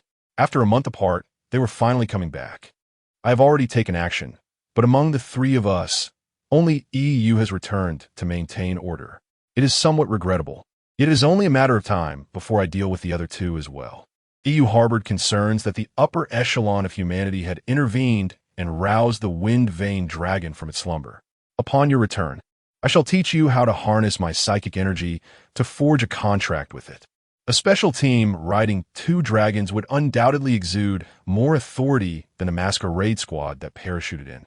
Once aboard the aircraft, Fei Fei nestled against Shen Qingzhu's lap, reveling in her gentle caresses while pricking up an ear to eavesdrop on the conversation between Shen Qingzhu and Xie Yunan. The curious expression on Fei Fei's face left Shen Qingzhu both amused and exasperated. When next they encountered the masked figure, she would have much to boast about. Shen Qingzhu was well aware of the history between Xie Yunan and Wang Mian. They were merely two childish beings engaging in playful banter. "Murmur has arrived. I must take my leave. You won't be back so soon, so I shall catch some rest on the plane," she said. "All right," came the response. Was Shen Qingzhu on the phone? Just moments ago, Murmur had been in a fit of fury, yet now spoke with such gentleness.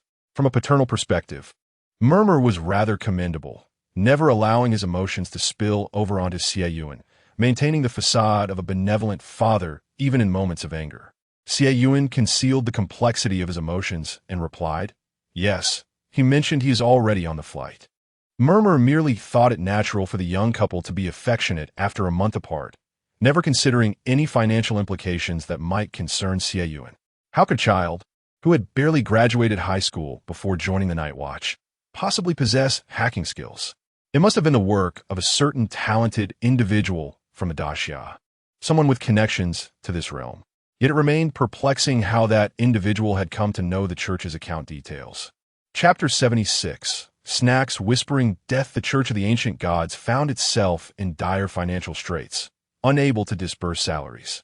Whispering, in a moment of desperation, sought to use his own funds as a temporary solution, only to discover that his savings had inexplicably vanished. Just moments before his return, he had verified the account, which held nearly $1 million, enough to sustain them for a few days. How could it disappear in mere minutes, with the finance office unable to trace its whereabouts? Infuriated, Whispering unleashed a torrent of vitriol upon the incompetent staff. As the personnel returned, it became evident that a significant portion of the faithful was missing, prompting Whispering to furrow his brow in concern. Had there truly been such a substantial attrition of followers during this period? Particularly alarming was the sight of only Qingzhu and He Lin returning, with none of the others in sight, intensifying his frown. Though Shen Qingzhu's cultivation was somewhat lacking, his rank in the Forbidden Ruins was commendable, and He Lin was nearing the realm of infinity. How could they have lost so many? Were the Night Watchers now so formidable? Or were they merely idling away, targeting Shen Qingzhu and his companions? Or perhaps, among his followers, there lay a traitor? With such thoughts swirling in his mind, Whispering cast a scrutinizing glance across the hall. Shen Qingzhu and He Lin remained composed, and aside from the undercover agent Xie Yunan, Whispering could discern nothing amiss. Lowering his gaze to conceal his fury, he spoke vehemently about the recent turmoil within the church. However, the funds had been diverted by the human apex, and reclaiming them was beyond their reach. They could only seek out the individual who had divulged the apex's card number. Without the card number, even the human apex could not easily transfer funds. What if the transaction went awry? The Night Watchers still held their citizens in high regard. There must be a traitor. Casting a disdainful glance at Xie Yunan, who stood beside Whispering, a voice dripped with insinuation broke the tension. Lord Whispering. Could this undercover agent not be the young master? The statement drew the attention of all present, and seeing that it was the serpent woman, who had previously been struck by Xie Yunan, they dismissed her words as irrelevant. Whispering's countenance darkened.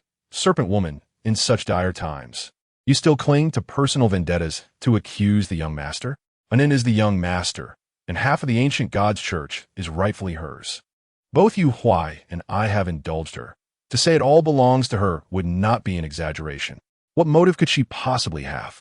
Yet, the recent spike in personnel loss was indeed alarming. The serpent woman, sharpening her nails, glanced at the furious Qingzhu and licked her lips. The young master was only recognized after reaching adulthood. None can guarantee that she harbors no resentment towards you. The fact she won't even address you as father is something we all have witnessed. Upon learning that the collaboration orchestrated by the young master had just concluded, followed by the financial debacle where funds had vanished, could this not illuminate the issue? Whispering's eyes blazed with anger, ready to chastise the serpent woman, when he heard a light chuckle from his own daughter. Whispering, how can one laugh in the face of such accusations? Hasn't Anin lost her senses? In that moment, he witnessed his beloved daughter stride confidently towards the serpent woman, delivering a swift kick that sent her crashing against the wall. The serpent woman, caught off guard, cried out in pain, blood trickling from her mouth as she glared at Xie Yunan with a cold sneer. What? Have you been exposed and are now ashamed? Xie Yunan did not refute. The butterfly knife appeared in his hand as he strode toward the serpent woman. I recall having stated that if one cannot control their gaze, I shall assist in plucking it away. The serpent woman gazed at the approaching figure, attempting to rise, but was pinned to the ground by an overwhelming aura, paralyzed with fear as her pupils dilated. She trembled and inquired, "You're not at the pool realm, are you?" Fresh from the training camp, all new recruits are at the pool realm. Since entering the church, she hadn't witnessed Suen engage in any cultivation. Logically, she should be at that level. Now, at the pinnacle of the pool realm, on the verge of the river realm, how could she be subdued by someone who was merely at the mid-pool realm? Who informed you that I am at the pool realm? The blade sliced through the air before the serpent woman, stained with droplets of blood. The agent of Medusa instantaneously lost her sole advantage in battle, her eyes. Ever since Xie Yunan brandished the butterfly knife, Yu's expression had darkened. Yet he did not impede Xie Yunan's actions, nor did he allow anyone to seize Qingzhu. Perhaps he was confident in his contract to dismantle the ancient god's church. He even went so far as to disguise himself as my daughter. The Night Watchers of Daxia truly possess remarkable audacity. Xie Yunan approached Qingzhu, shedding his disguise, retracting the powers of the nine-tailed fox, revealing his true visage, and gazing calmly at Yu. Yifan was reluctant, but alas, I surmised he could not intervene. Yu chuckled, a flicker of pain evident in his eyes, quickly masked. That deity possesses great bravery, even willing to send his boyfriend here. He bears my sole contract. Are you not concerned that I could control him? I dare to allow him here, naturally, because I possess a solution. The aura surrounding Xie Yunan surged progressively. Pool realm, river realm, sea realm, boundless. He then broke through to the Klein realm. The long-absent Earth book appeared before Xie Yunan, its pages turning as Tao Tai emerged. Gazing hungrily at the plethora of food in the hall, drool trickling from the corners of its mouth, Xie Yunan gently patted Tao Ye's head, advising, "All of this is for you, but do not let anyone escape. Otherwise, you cannot blame me for the shortage of food." The Earth book is replete with myriad exotic beasts, and one who dares to rear a gluttonous creature like Tao Tai naturally ensures an ample supply of sustenance. Though it was a reminder to Tao Ye's ears, it sounded more like a threat. Should any escape, its rations would diminish, leaving it hungry. Upon hearing this, Tao Tai protested. How can that be? There are merely a handful of tiny morsels here, at best a mere snack. How could I forego a meal for the sake of trifles? Instantly, the divine beast's aura manifested. Aside from Shen Qingzhu and Lin, only Yu, whom Xie Yunan intended to deal with personally, remained unaffected by this pressure, while the others were pressed to the ground. The diminutive Tao Tai swelled in size, growing to half a human's height, and began to joyfully consume the snacks, each morsel eliciting a wag of its tail. In that moment, it resembled not a divine beast, but rather a jubilant dog. Perched lazily atop Shen Qingzhu's head, Fei cast a disdainful glance at Tao Tai, filled with contempt, then quickly closed its eyes, fearful of being tainted by Tao Ye's gluttony. When the gluttonous beast emerged, the murmurs became clear. Xie Yunan was well prepared, undoubtedly possessing a means to inflict harm upon his true self through his doppelganger. This time, there was no escape for him. The murmurs paid no heed to the wails at his side, fixing a complex gaze upon Xie Yunan, and inquired, "What else do you desire? Are you hesitating to act for some reason?" The wind-vane earth dragon. Xie Yunan and the murmurs exchanged glances. The latter's fingertips trembled slightly, falling silent.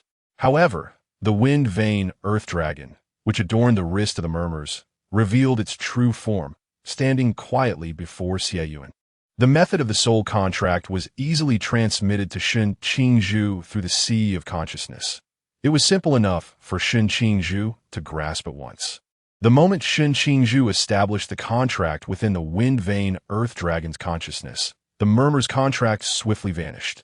Following this, Xie Yunan instantaneously dispatched the doppelganger, pinpointing the location of the true self through it. The calamity, still inscribed in the earth script, was brought before the true form of the murmurs. And under Bu Li's astonished gaze, it reduced the murmurs to ash. Chapter 77. Yi Fan's concerns. The mission of the psychic team has been deemed accomplished with the demise of the Whispering Death, prompting their return to the capital to report back and, incidentally, to catch a glimpse of Xie Yunan. Having vanquished the Whispering Death, his prowess must have reached considerable heights. Upon the collapse of the ancient deity church, Xie Yunan returned to the capital alongside Shen Qingzhu and Lin. The former was to escort Lin to meet Yi Fan, to relay information regarding the undercover operations halt in Daxia while awaiting Jin Yin's arrival. Meanwhile, Shen Qingzhu, having been assigned to the night watchman's team in the capital, was to report back after his early return from the undercover mission. At the base of the 006 team in the capital, Yi Fan, Xiaopinga, and Yuan Gang had been waiting for some time. Yi Fan was taken aback to see Guan, who had previously claimed to be in seclusion, present there. Was it not said that the seclusion would last at least 2 years? How had he emerged so swiftly? Had he reached some sort of epiphany? Lost in thought, a vortex appeared before the quartet, from which Xie Yunan and Shen Qingzhu emerged hand in hand, followed closely by Lin. Upon spotting Yi Fan, Xie Yunan displayed no surprise and inquired, "Have those individuals been dealt with?" Prior to the undercover mission, he had sealed any memories related to Shen Qingzhu being his partner. Now that the seal was lifted post the Whispering Death's demise, those individuals would undoubtedly act with ulterior motives. If Yi Fan failed to take action in this regard, he would seriously reconsider appointing Zuiqing as commander sooner rather than later. They have been dealt with, though it is possible some have not revealed their true colors. Yi Fan replied, rubbing his temples.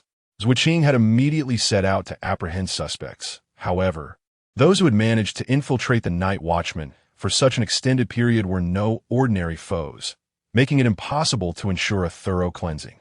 Aside from Yu Huai Qianma, no survivors remained from the ancient deity church, and even if some had escaped detection, they posed no significant threat. As long as they did not target the special teams and merely attempted to disrupt them, they could be left to their own devices. No one could guarantee that, after a complete purge, new pests wouldn't arise. Releasing Shen Qingzhu's hand, Xie Yunan gently nudged him forward. Shen Qingzhu stepped out, raising his hand in a military salute. Night watchman Shen Qingzhu, applying for re-enlistment. Xiaoping scrutinized Shen Qingzhu, who was markedly different from the person in the photographs taken during his rookie days, his gaze not particularly warm. So, it was this insufferably arrogant individual who had captivated their treasury's guardian? Clearing his throat, Xiaoping shot a glance at the coughing Xie Yunan. He had yet to voice his thoughts, yet he was already defending him. However, as Shen Qingzhu was addressing him as a new team member, it was not his place to create difficulties. Xiaoping, for once, assumed a serious demeanor and returned the salute. Captain of Team 006, Xiaoping, welcome to the team. He then reverted to his usual, laid-back demeanor. Yuan Gang chuckled lightly, amused by Xiaoping's apparent lack of authority in front of Xie Yunan, and raised his hand in greeting. Vice Captain of Team 006, welcome aboard. The captain tends to be quite lenient due to his mental prowess encompassing the entire capital. He means no offense, so do not take it to heart. Before their return, Xie Yunan had taken the time to discuss the matters of Team 006 with Shen Qingzhu, who, rather than being concerned, found himself filled with admiration. The city of Shangjing ranks third in area among all cities, and to maintain such a level of spiritual fortitude in suppressing the mysterious for many years requires considerable resilience. And then, do you intend to stay in Shangjing or travel to Sangnan? Yi Fan's face brimmed with anticipation, hoping that Xie Yunan would remain in Shangjing. Recent events had been overwhelming, and without Xie Yuan's assistance, he feared he would be unable to manage everything. Let us stay in Shangjing for now. You must be quite busy. I will handle the Xie family documents, and Xiao Zhu needs to familiarize himself with his teammates. Seeing Yi Fan's immediate relief, Xie Yunan smiled softly. The medium has passed away. They will likely return to report to you. Instruct them not to stray too far, as they must participate in the forthcoming divine war in Sangnan. Medium? Yi Fan was taken aback and asked curiously, did you not previously mention having a solution? Does this solution necessitate the medium's involvement? Should we release Wu Tongxian? Xie Yunan pondered briefly before responding, I intend to take Xiao Zhu to meet Master shortly. I will bring him along. After all these years, he must yearn to fight alongside his comrades. This statement illuminated Yi Fan's eyes. Thus, the medium's participation in the divine war was aimed at reviving them, was it not? The demise of the medium had always been a source of anguish for Captain Bu Li and Wu Tongxian. In fact, to ensure the medium could leave behind a legacy, Wu Tongxian had feigned madness in the psychiatric facility for many years following Bu Li's death, were it not for Li Yangwang's presence, who confirmed that Wu Tongxian was merely trapped in the past when his comrades were still alive.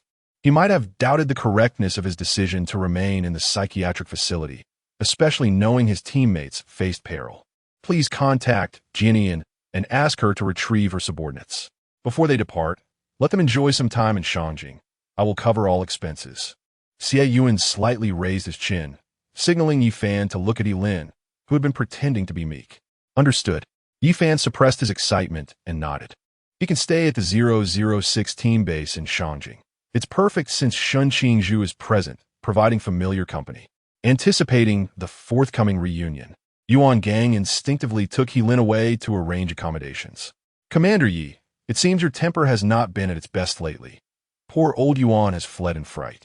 Observing Yuan Gang's evident trepidation, Xie Yunan teased him. Yi Fan allowed a soft hum, scrutinizing Shen Qingzhu.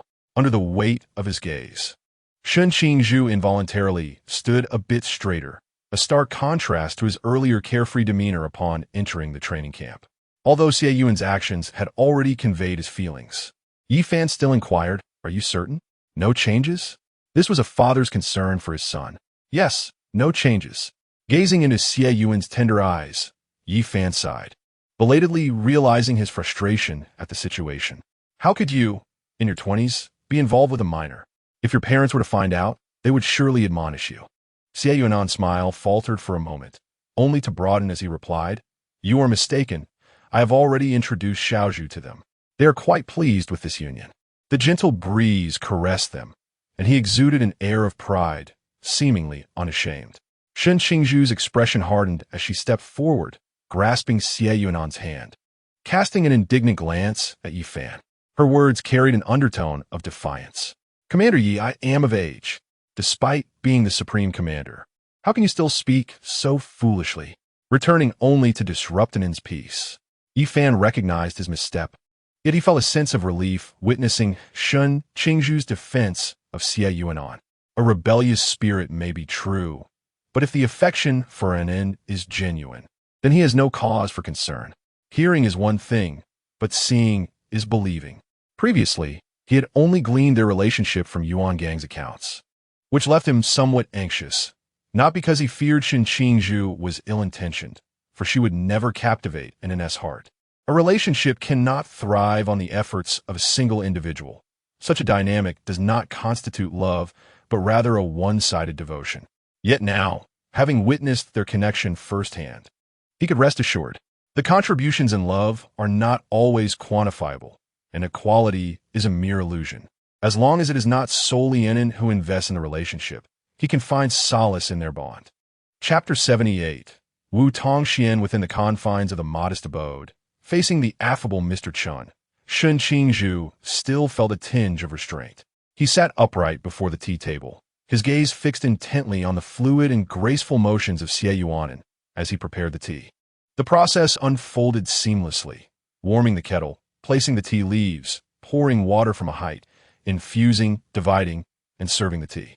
As the hot water bubbled, Xie Yunan appeared oblivious to the heat, maintaining his composure and charm throughout the ritual, all the while attentively observing Shen Qingzhu's expressions, inching closer. Relax. It's been a while since we last met. My master merely craved some tea. Typically he is not so particular, he remarked, filling Shen Qingzhu's cup and nudging it towards him. Meanwhile, Xie Yunan silently mused, otherwise with Mr. Chen's fervent desire to cradle the teapot. One could hardly sip much from such a technique. Shen Qingzhu lifted the cup to his lips, experiencing an initial bitterness, swiftly followed by a gentle sweetness. Regrettably, he could not appreciate the flavor. To him, it paled in comparison to a cup of matcha mochi. He refrained from taking a second sip and set the cup down, only to be surprised by the quiet appearance of a cup of milk tea at the edge of the table. It was Chun Tong, the child adopted by Mr. Chen. Shen Qingzhu stared in astonishment as Xie Yunan took the milk tea from Chun Tong's hands, deftly inserting a straw and placing it in Shen Qingzhu's grasp while softly expressing gratitude to Chun Tong, thanking him for making the trip. Chun Tong simply smiled, sipping his own milk tea intermittently, his curious eyes fixed on Shen Qingzhu. Shen Qingzhu hesitated, glancing at Mr. Chen, and upon seeing no adverse reaction, took a sip. Mr. Chen, feeling somewhat helpless, was not a stern individual by nature.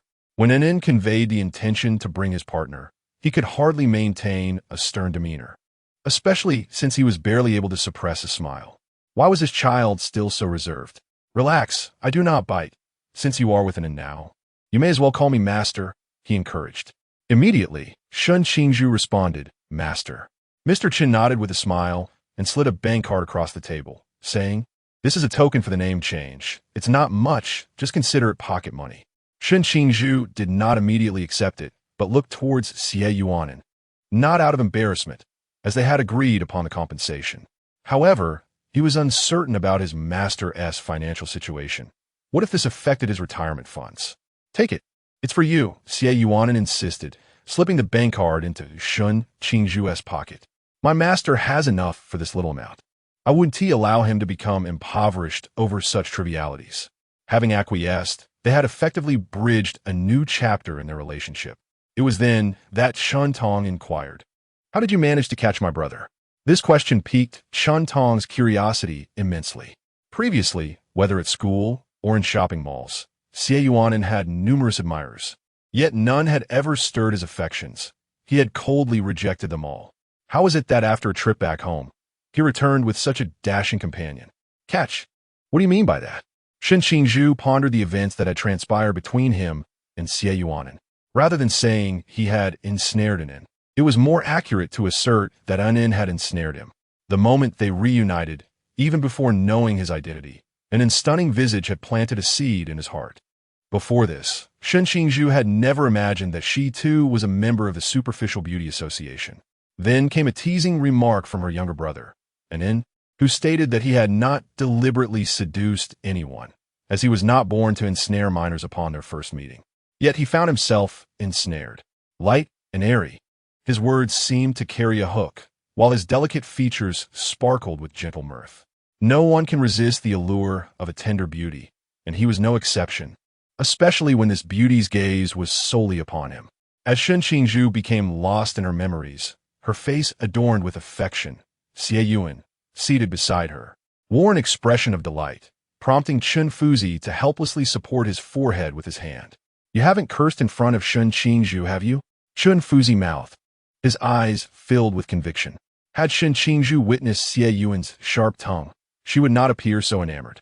Among Xie Yuan's numerous admirers, many had been deterred by his biting remarks.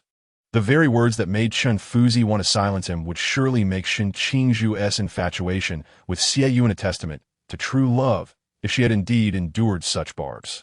Xie Yuan proudly held his head high, his arm wrapped tightly around Qingzhu's waist, boasting, "I've confronted others right in front of him. But you see, Little Bamboo really loves me. Doesn't Team Master envy that? Hee hee. Go ahead and envy." Qingzhu could only respond with a silent expression of disbelief.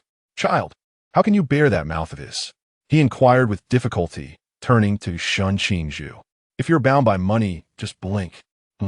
Qingzhu, still somewhat dazed by Qingzhu's question, instinctively replied, "And it has never cursed at me. The one who curses is not him, and I have nothing to endure." Qingzhu, rendered speechless, could only raise his thumb in admiration. However, he had not considered that while Xie Yuan had been notoriously sharp-tongued throughout the capital, there was a time when he, too, had maintained an air of indifference when spared from such scorn. Upon hearing of others who had been berated by Xie Yuan, he had felt an unmistakable pride. Truly, it was a case of not being of one family. One cannot enter the same door. After spending some time with Qingzhu, the two accompanied him, tossing a sticky ball for his amusement, before arriving at the Sunshine Mental Hospital. Inside the ward, a disheveled middle-aged man, with hair resembling a bird's nest, squatted in the corner, his gaze fixated on the floor. Observing Wu Tongxian's state, Qingzhu felt a tremor in her fingertips, a pang of sadness washing over her. Who could have anticipated that, as members of a special team meant to confront the unknown, one would be confined in a mental hospital due to the peculiarities of the Forbidden Ruins? Xie Yuan silently summoned Fei Fei, administering a simple treatment, and inquired, "Wu Tongxian, would you like to meet your teammates?" Wu Tongxian shivered the question, but remained silent. The future held a divine battle for Cangnan, and the spirit medium team would venture forth to utilize the power of the outer gods to resurrect their comrades. "Do you not wish to personally bring them home?" Wu Tongxian raised his head, recognizing before him the disciple of Master Chun. His eyes gleamed with a mixture of anticipation and caution. Could they truly be revived? Indeed, Xie Yunan smiled, a glimmer of malice hidden within that smile. The vitality of the outer gods was robust. Reviving a few souls for a bit of interest was certainly within reach. "Very well, I shall accompany you outside."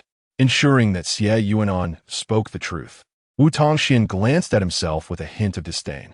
"Give me a moment to prepare." It had been many years since he had seen his comrades, and he could not present himself in such a manner. He wished to greet them radiant and resplendent as they returned home. Chapter 79.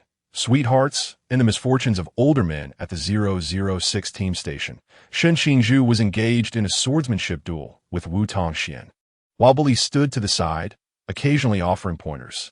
Once their sparring session reached a natural conclusion, the two took a seat to rest. "How did you and the God of Wealth come together?" Wu Tongxian, feeling rejuvenated now that his teammates could be revived, was in a more cheerful mood and curious about the gossip surrounding Qingzhu and Xie Yuan. Just before entering the shrine, he had heard that Xie Yuan had dealt with another persistent suitor rather harshly, showing no mercy. How could it be that, in the blink of an eye, he suddenly had a boyfriend? "It was simply mutual affection that brought us together," Qingzhu replied, taking a long sip of water and slumping in his chair. Just as he was about to relax, he sensed something and promptly shifted his chair aside. A book flew in from behind and landed precisely where he had been sitting moments before. Had he not moved, it would have struck him squarely on the back. The one who resorted to such underhanded tactics was Xiaopinga. He had been observing the training session with Bu Li and Wu Tongxian when the latter inquired about matters of the heart. Xiaopinga was curious, but surprised that Shen Qingzhu brushed them off with such a simplistic explanation. If you two aren't truly in love, then you shouldn't be together. Wu Tongxian rolled his eyes in dissatisfaction at Shen Qingzhu's response. If Xie Yunan were not interested, he wouldn't even spare a glance at you. Shen Qingzhu certainly did not appear to be forcing himself into anything. I met him when we were children, Wu Tongxian nodded, recognizing their childhood connection.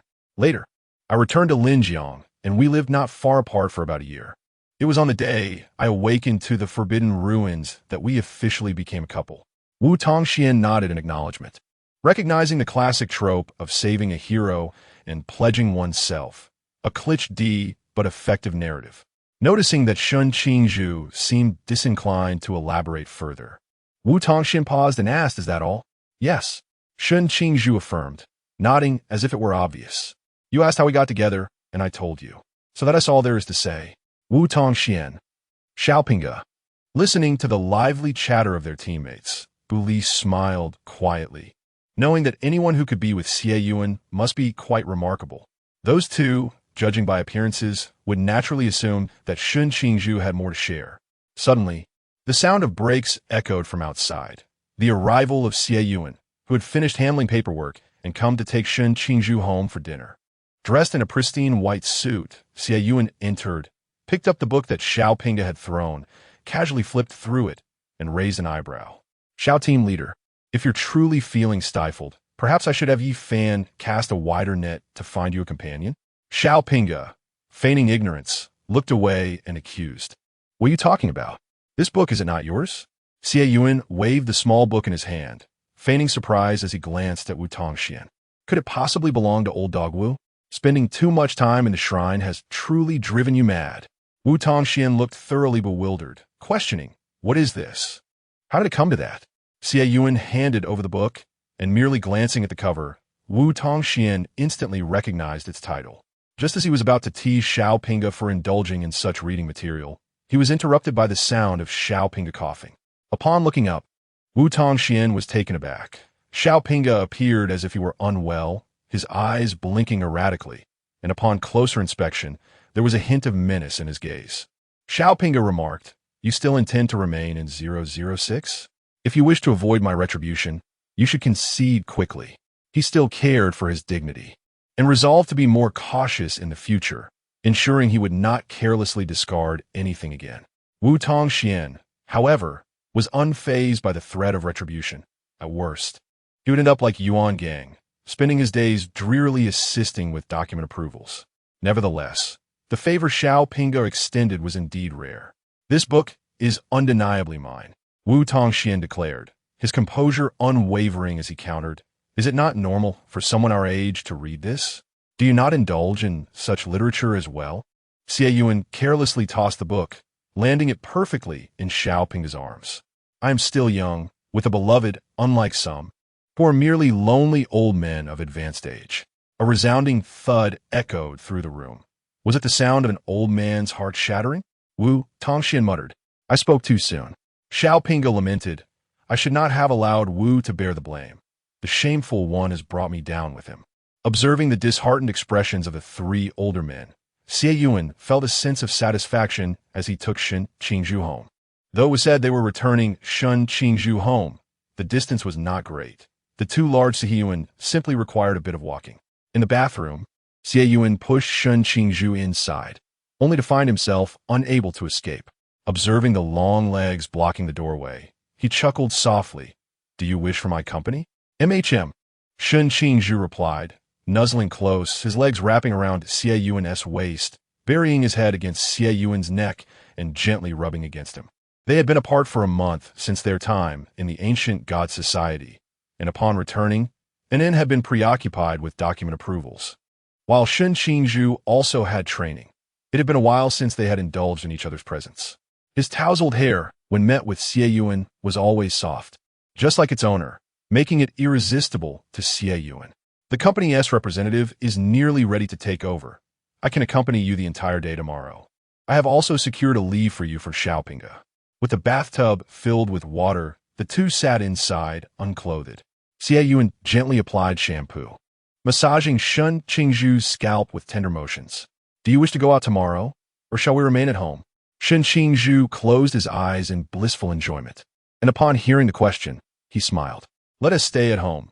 Many tourists flock to the capital, and it's simply too crowded. If we lack anything, you can just make a call. It's quite convenient. No one will come looking for you to sign documents tomorrow, right? Suddenly alert, Shen Qingzhu opened his eyes, recalling how Yi Fan had come knocking late at night a few days prior, seeking his assistance. It's rare for you to have a day off. Surely they won't disturb us again? They still depend on me for their salaries. They wouldn't dare. Xie Yunan reassured him. After washing away the foam, Xie Yunan lowered his head to kiss Shen Qingzhu's eyes, then trailed down to taste the corner of her mouth. Shen Qingzhu sat up, shook the droplets from her hair, and pressed her lips against Xie Yuan's. If they were to kiss, why prolong the anticipation? Xie Yunan smiled slyly, exchanging a sticky, sweet kiss with Shen Qingzhu. Once the kiss concluded, Shen Qingzhu smacked her lips, savoring the flavor. What did you eat? There's a distinct taste of matcha. Wasn't he particularly fond of matcha mochi? She knew that his affection stemmed from the fact that it was matcha mochi he had paid for, and she had made herself that day. Yet Xie Yunan could not help but tease her about it. Before picking you up, I had a slice of matcha cake. It was quite delightful. So I requested the recipe from the head chef. Xie Yunan leaned in closer, his face nearly touching hers, resembling a clingy cat. I have the tools at home. I shall prepare it for you shortly. Perhaps he could indulge himself as well, for the matcha-flavored bamboo deserted taste. Feeling the warmth beneath his hand, a glint of mischief flickered in Xie Yuan's eyes. Chapter 80. Madness in the Kitchen. Xie Yunan was meticulously comparing recipes to create a cake, particularly focused on the precise amount of sugar, for an excess could render it cloyingly sweet. By the time Shen Qingzhu descended the stairs, dressed and ready, he found Xie Yunan delicately decorating a cake with a piping bag. Wasn't that cake a bit excessive? Observing the 6-inch creation, Shen Qingzhu's eyes involuntarily twitched. No matter how intense his training was, he wouldn't indulge in such a hefty midnight snack, for he wasn't particularly fond of sweets. Xie Yunan cut a piece of cake and placed it before Shen Qingzhu. Why not taste it?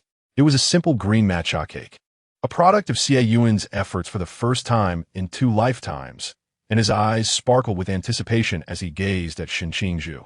A tentative bite revealed a balanced sweetness in the cream. Perhaps the cake had been baked slightly too long, imparting a faint burnt flavor. It did not detract from the overall experience. To Shen Qingzhu's surprise, what he assumed to be a single layer of cake was instead filled with a layer of fruit, a delightful mix of strawberries and cream. Although he had no culinary talent, he excelled in desserts. Are you planning to eat such a large cake as a meal? Shen Qingzhu teased. If you like it, eat it.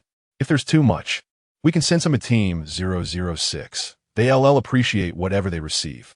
Xie Yunan remained unfazed, leaning in to lick the cream from the corner of Shen Qingzhu's mouth, his gaze shimmering. Shen Qingzhu felt a shiver run down his spine, pondering the mischief that might be brewing in Xie Yuan's mind. Shall we engage in something entertaining tonight? Xie Yuan's bright, intense eyes bore into Shen Qingzhu's, their depths profound yet dazzling, all the while maintaining a facade of gentleness. Pausing momentarily, Shen Qingzhu leisurely continued to eat, subtly probing what kind of entertainment. It was the first time Xie Yunan had used the wordplay, and Shen Qingzhu couldn't help but wonder if this would lead to something troublesome. Fear not, it merely involves a touch of affection between lovers. Xie Yunan brandished a pre-prepared piping bag filled with matcha-flavored cream, a mischievous smile gracing his lips. The gentle demeanor of Xie Yunan, now tinged with a hint of devilish charm, only deepened Shen Qingzhu's infatuation. Silently, Shen Qingzhu hastened his consumption of the cake, his mind swirling with thoughts of how cream might be involved in their evening's amusement. Poor Shen Qingzhu, lacking sufficient knowledge, could only submit to the whims of Xie Yunan, the cunning wolf in their playful scenario. In the bedroom, Xie Yunan hummed cheerfully, squeezing the piping bag with a leisurely grace as he adorned the cake. The large confection boasted an array of fruits, vivid red strawberries and petite cherries, arranged in a somewhat peculiar manner, yet this did not hinder Xie Yuan's enjoyment of the culinary delight. Ah, this strawberry is quite delectable, sweet, and truly delightful, he mused, savoring the taste while struggling to create aesthetically pleasing designs on the cake, aiming for something that at least didn't look unattractive. Finally, the moment for speech arrived. Qingzhu's eyes glistened with unshed tears, his low voice laced with discontent. You agreed to accompany me in this endeavor, yet the cake remains undecorated. We cannot abandon it midway. Xie Yunan blinked innocently, but eventually halted, gently kissing Qingzhu's face in a soothing manner, softly coaxing, "It will be finished soon. Could you please wait a little longer? Next time, whatever you wish to play, I shall accompany you." Qingzhu nearly leapt up, propping himself up with disbelief, his eyes wide open as he exclaimed, "Are you out of your mind?" Xie Yunan blinked innocently, responding, "How can you say such a thing? If I am indeed mad, then aren't you also afflicted for playing along with me?" Qingzhu lay back down, seemingly bereft of all means, feeling a sense of desolation. "Yes, I am indeed unwell." He truly must have a few screws loose to indulge in such trivial games. His long fingers gripped the bed sheets, veins protruding, his healthy complexion tinged with a hint of pink. At one moment, his fingers relaxed helplessly, Qingzhu's mind blank, uncertain of the time or place, unaware of when his other hand had also loosened its grip. After a brief wash, upon noticing Qingzhu's dazed expression, Xie Yunan leaned in to plant a kiss on his flushed earlobe. When Qingzhu regained his senses and looked over in confusion, concern flickered in his eyes. "Can we continue, or will you assist me?" Xie Yunan teased. "You do it yourself. I have no desire to move," Qingzhu retorted with a sideways glance. This was not the way to command him. Tonight's supper consisted solely of cake, yet it sufficed to satiate Xie Yunan, especially with the reappearance of the former Shen Jiao. Reflecting on his lover's tear-filled eyes and the hoarse tone with which he would playfully whine, Xie Yunan's gaze brimmed with mirth. He suddenly felt a twinge of guilt. Indeed, he had been infected by that rascal Qingzhu, yet this sensation was rather pleasant, and the little games could be played several times over. Qingzhu, deeply immersed in restorative slumber, seemed to sense something, shivering slightly. Chapter 81. The adorable baby in the morning. Xie Yunan awoke and brought the breakfast prepared by the aunt into the bedroom, setting it down gently. He took a towel, dampened it with water, and approached the bed. The warm, moist cloth lightly brushed against Qingzhu's still reddened eyes, causing him to turn his head uncomfortably, still in a state of slumber. Upon witnessing this, Xie Yunan could not bear to rouse him, so he used his mental energy to keep the breakfast warm and climbed back onto the bed, enveloping Qingzhu in his embrace to accompany him in sleep. Sensing the familiar presence, Qingzhu turned towards Xie Yunan, wrapped his arms around him tightly, and nuzzled closer. Suddenly, a small head emerged from the ground book, revealing Fei. A green glow passed over Qingzhu before it retreated back. Fei jumped out of the book, nudging Qingzhu gently with its nose. Seeing that he remained asleep, Fei cast a disdainful glance at Xie Yunan with its beautiful cat-like eyes, then curled up beside them, channeling its mental energy into Qingzhu's consciousness to alleviate his mental fatigue. Fei muttered, "While the master revels in joy, we are left to clean up the mess. Is it reasonable for our abilities to be used for such trivial matters?" Xie Yunan, unfazed, gently stroked Fei's fur, covering it with the blanket, and then bestowed a tender kiss on Qingzhu's cheek before closing his eyes and drifting back into slumber. When Qingzhu finally awakened, it was already noon. Blinking his now rested eyes, he felt a lingering drowsiness, but the hunger in his stomach compelled him to wake. He gently patted Xie Yunan's arm. Instantly, Xie Yunan awoke, sitting up with Qingzhu in his arms and commencing the task of feeding him, observing his beloved with closed eyes. Seemingly on the verge of drifting off with each bite, Xie Yunan could not resist planting a kiss on him. How adorable! As the blanket shifted, Fei emerged, strutting gracefully towards them. It fixed its gaze on Qingzhu for a moment before placing its fluffy tail in the palm of his hand.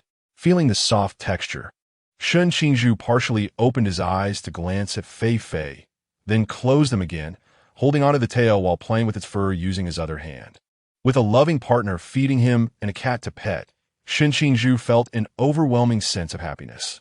Of course, it would have been even better if he weren't so sleepy. After finishing breakfast, Qingzhu wished to lie down again, but Xie Yunan stopped him, pulling him back into his embrace and also placing Fei into Qingzhu's arms. It's not good for the body to lie down right after eating. Whose fault is it that I want to sleep? Qingzhu lightly huffed, but with the fluffy creature in his hand, he said nothing more. Burying his head into Xie Yuan's neck, fatigue and drowsiness began to overtake him, and he soon closed his eyes, his soft breaths lightly brushing against Xie Yunan. Xie Yunan lowered his gaze, gently caressing Qingzhu's chin, scratching it lightly as one would soothe a small kitten.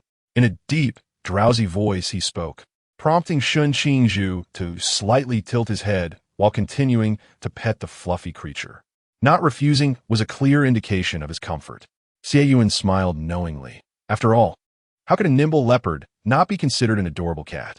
After a fierce battle last night, and Qingyu was utterly exhausted and slept the entire day, with breakfast prepared and fed to him by Lin Xie. When will brother return? He asked, his voice still somewhat hoarse from lack of proper care, leaning against Lin Xie. It had been 2 months, yet there seemed to be no news. After finishing a conversation with Xie Yunan, Lin Xie set down his phone and embraced Qingyu. Brother is currently in the capital, having taken the initiative to report to Team 006. He also has company matters to attend to. I heard that the headquarters has apprehended quite a few infiltrators from the ancient god church, so he is rather busy. However, he should be wrapping things up soon and will visit in a few days. He plans to stop by my aunt's house. My aunt's house? Why? And Qingyu inquired. It's been so long since he acknowledged me as his younger brother, yet he has not paid his respects to the elders, which is quite impolite. He means to rectify that. Lin Xie had a sense that it was not merely a visit to the elders, but could not discern the deeper reasons. As long as it was not something sinister, he would not dwell on it. And Qingyu nodded. After all, brother would not harm them. This reasoning seemed quite reasonable. So he chose to let it be, content that both of them had returned safely. In the bedroom, Qingzhu finally awoke from his slumber, only to find Xie Yunan absent.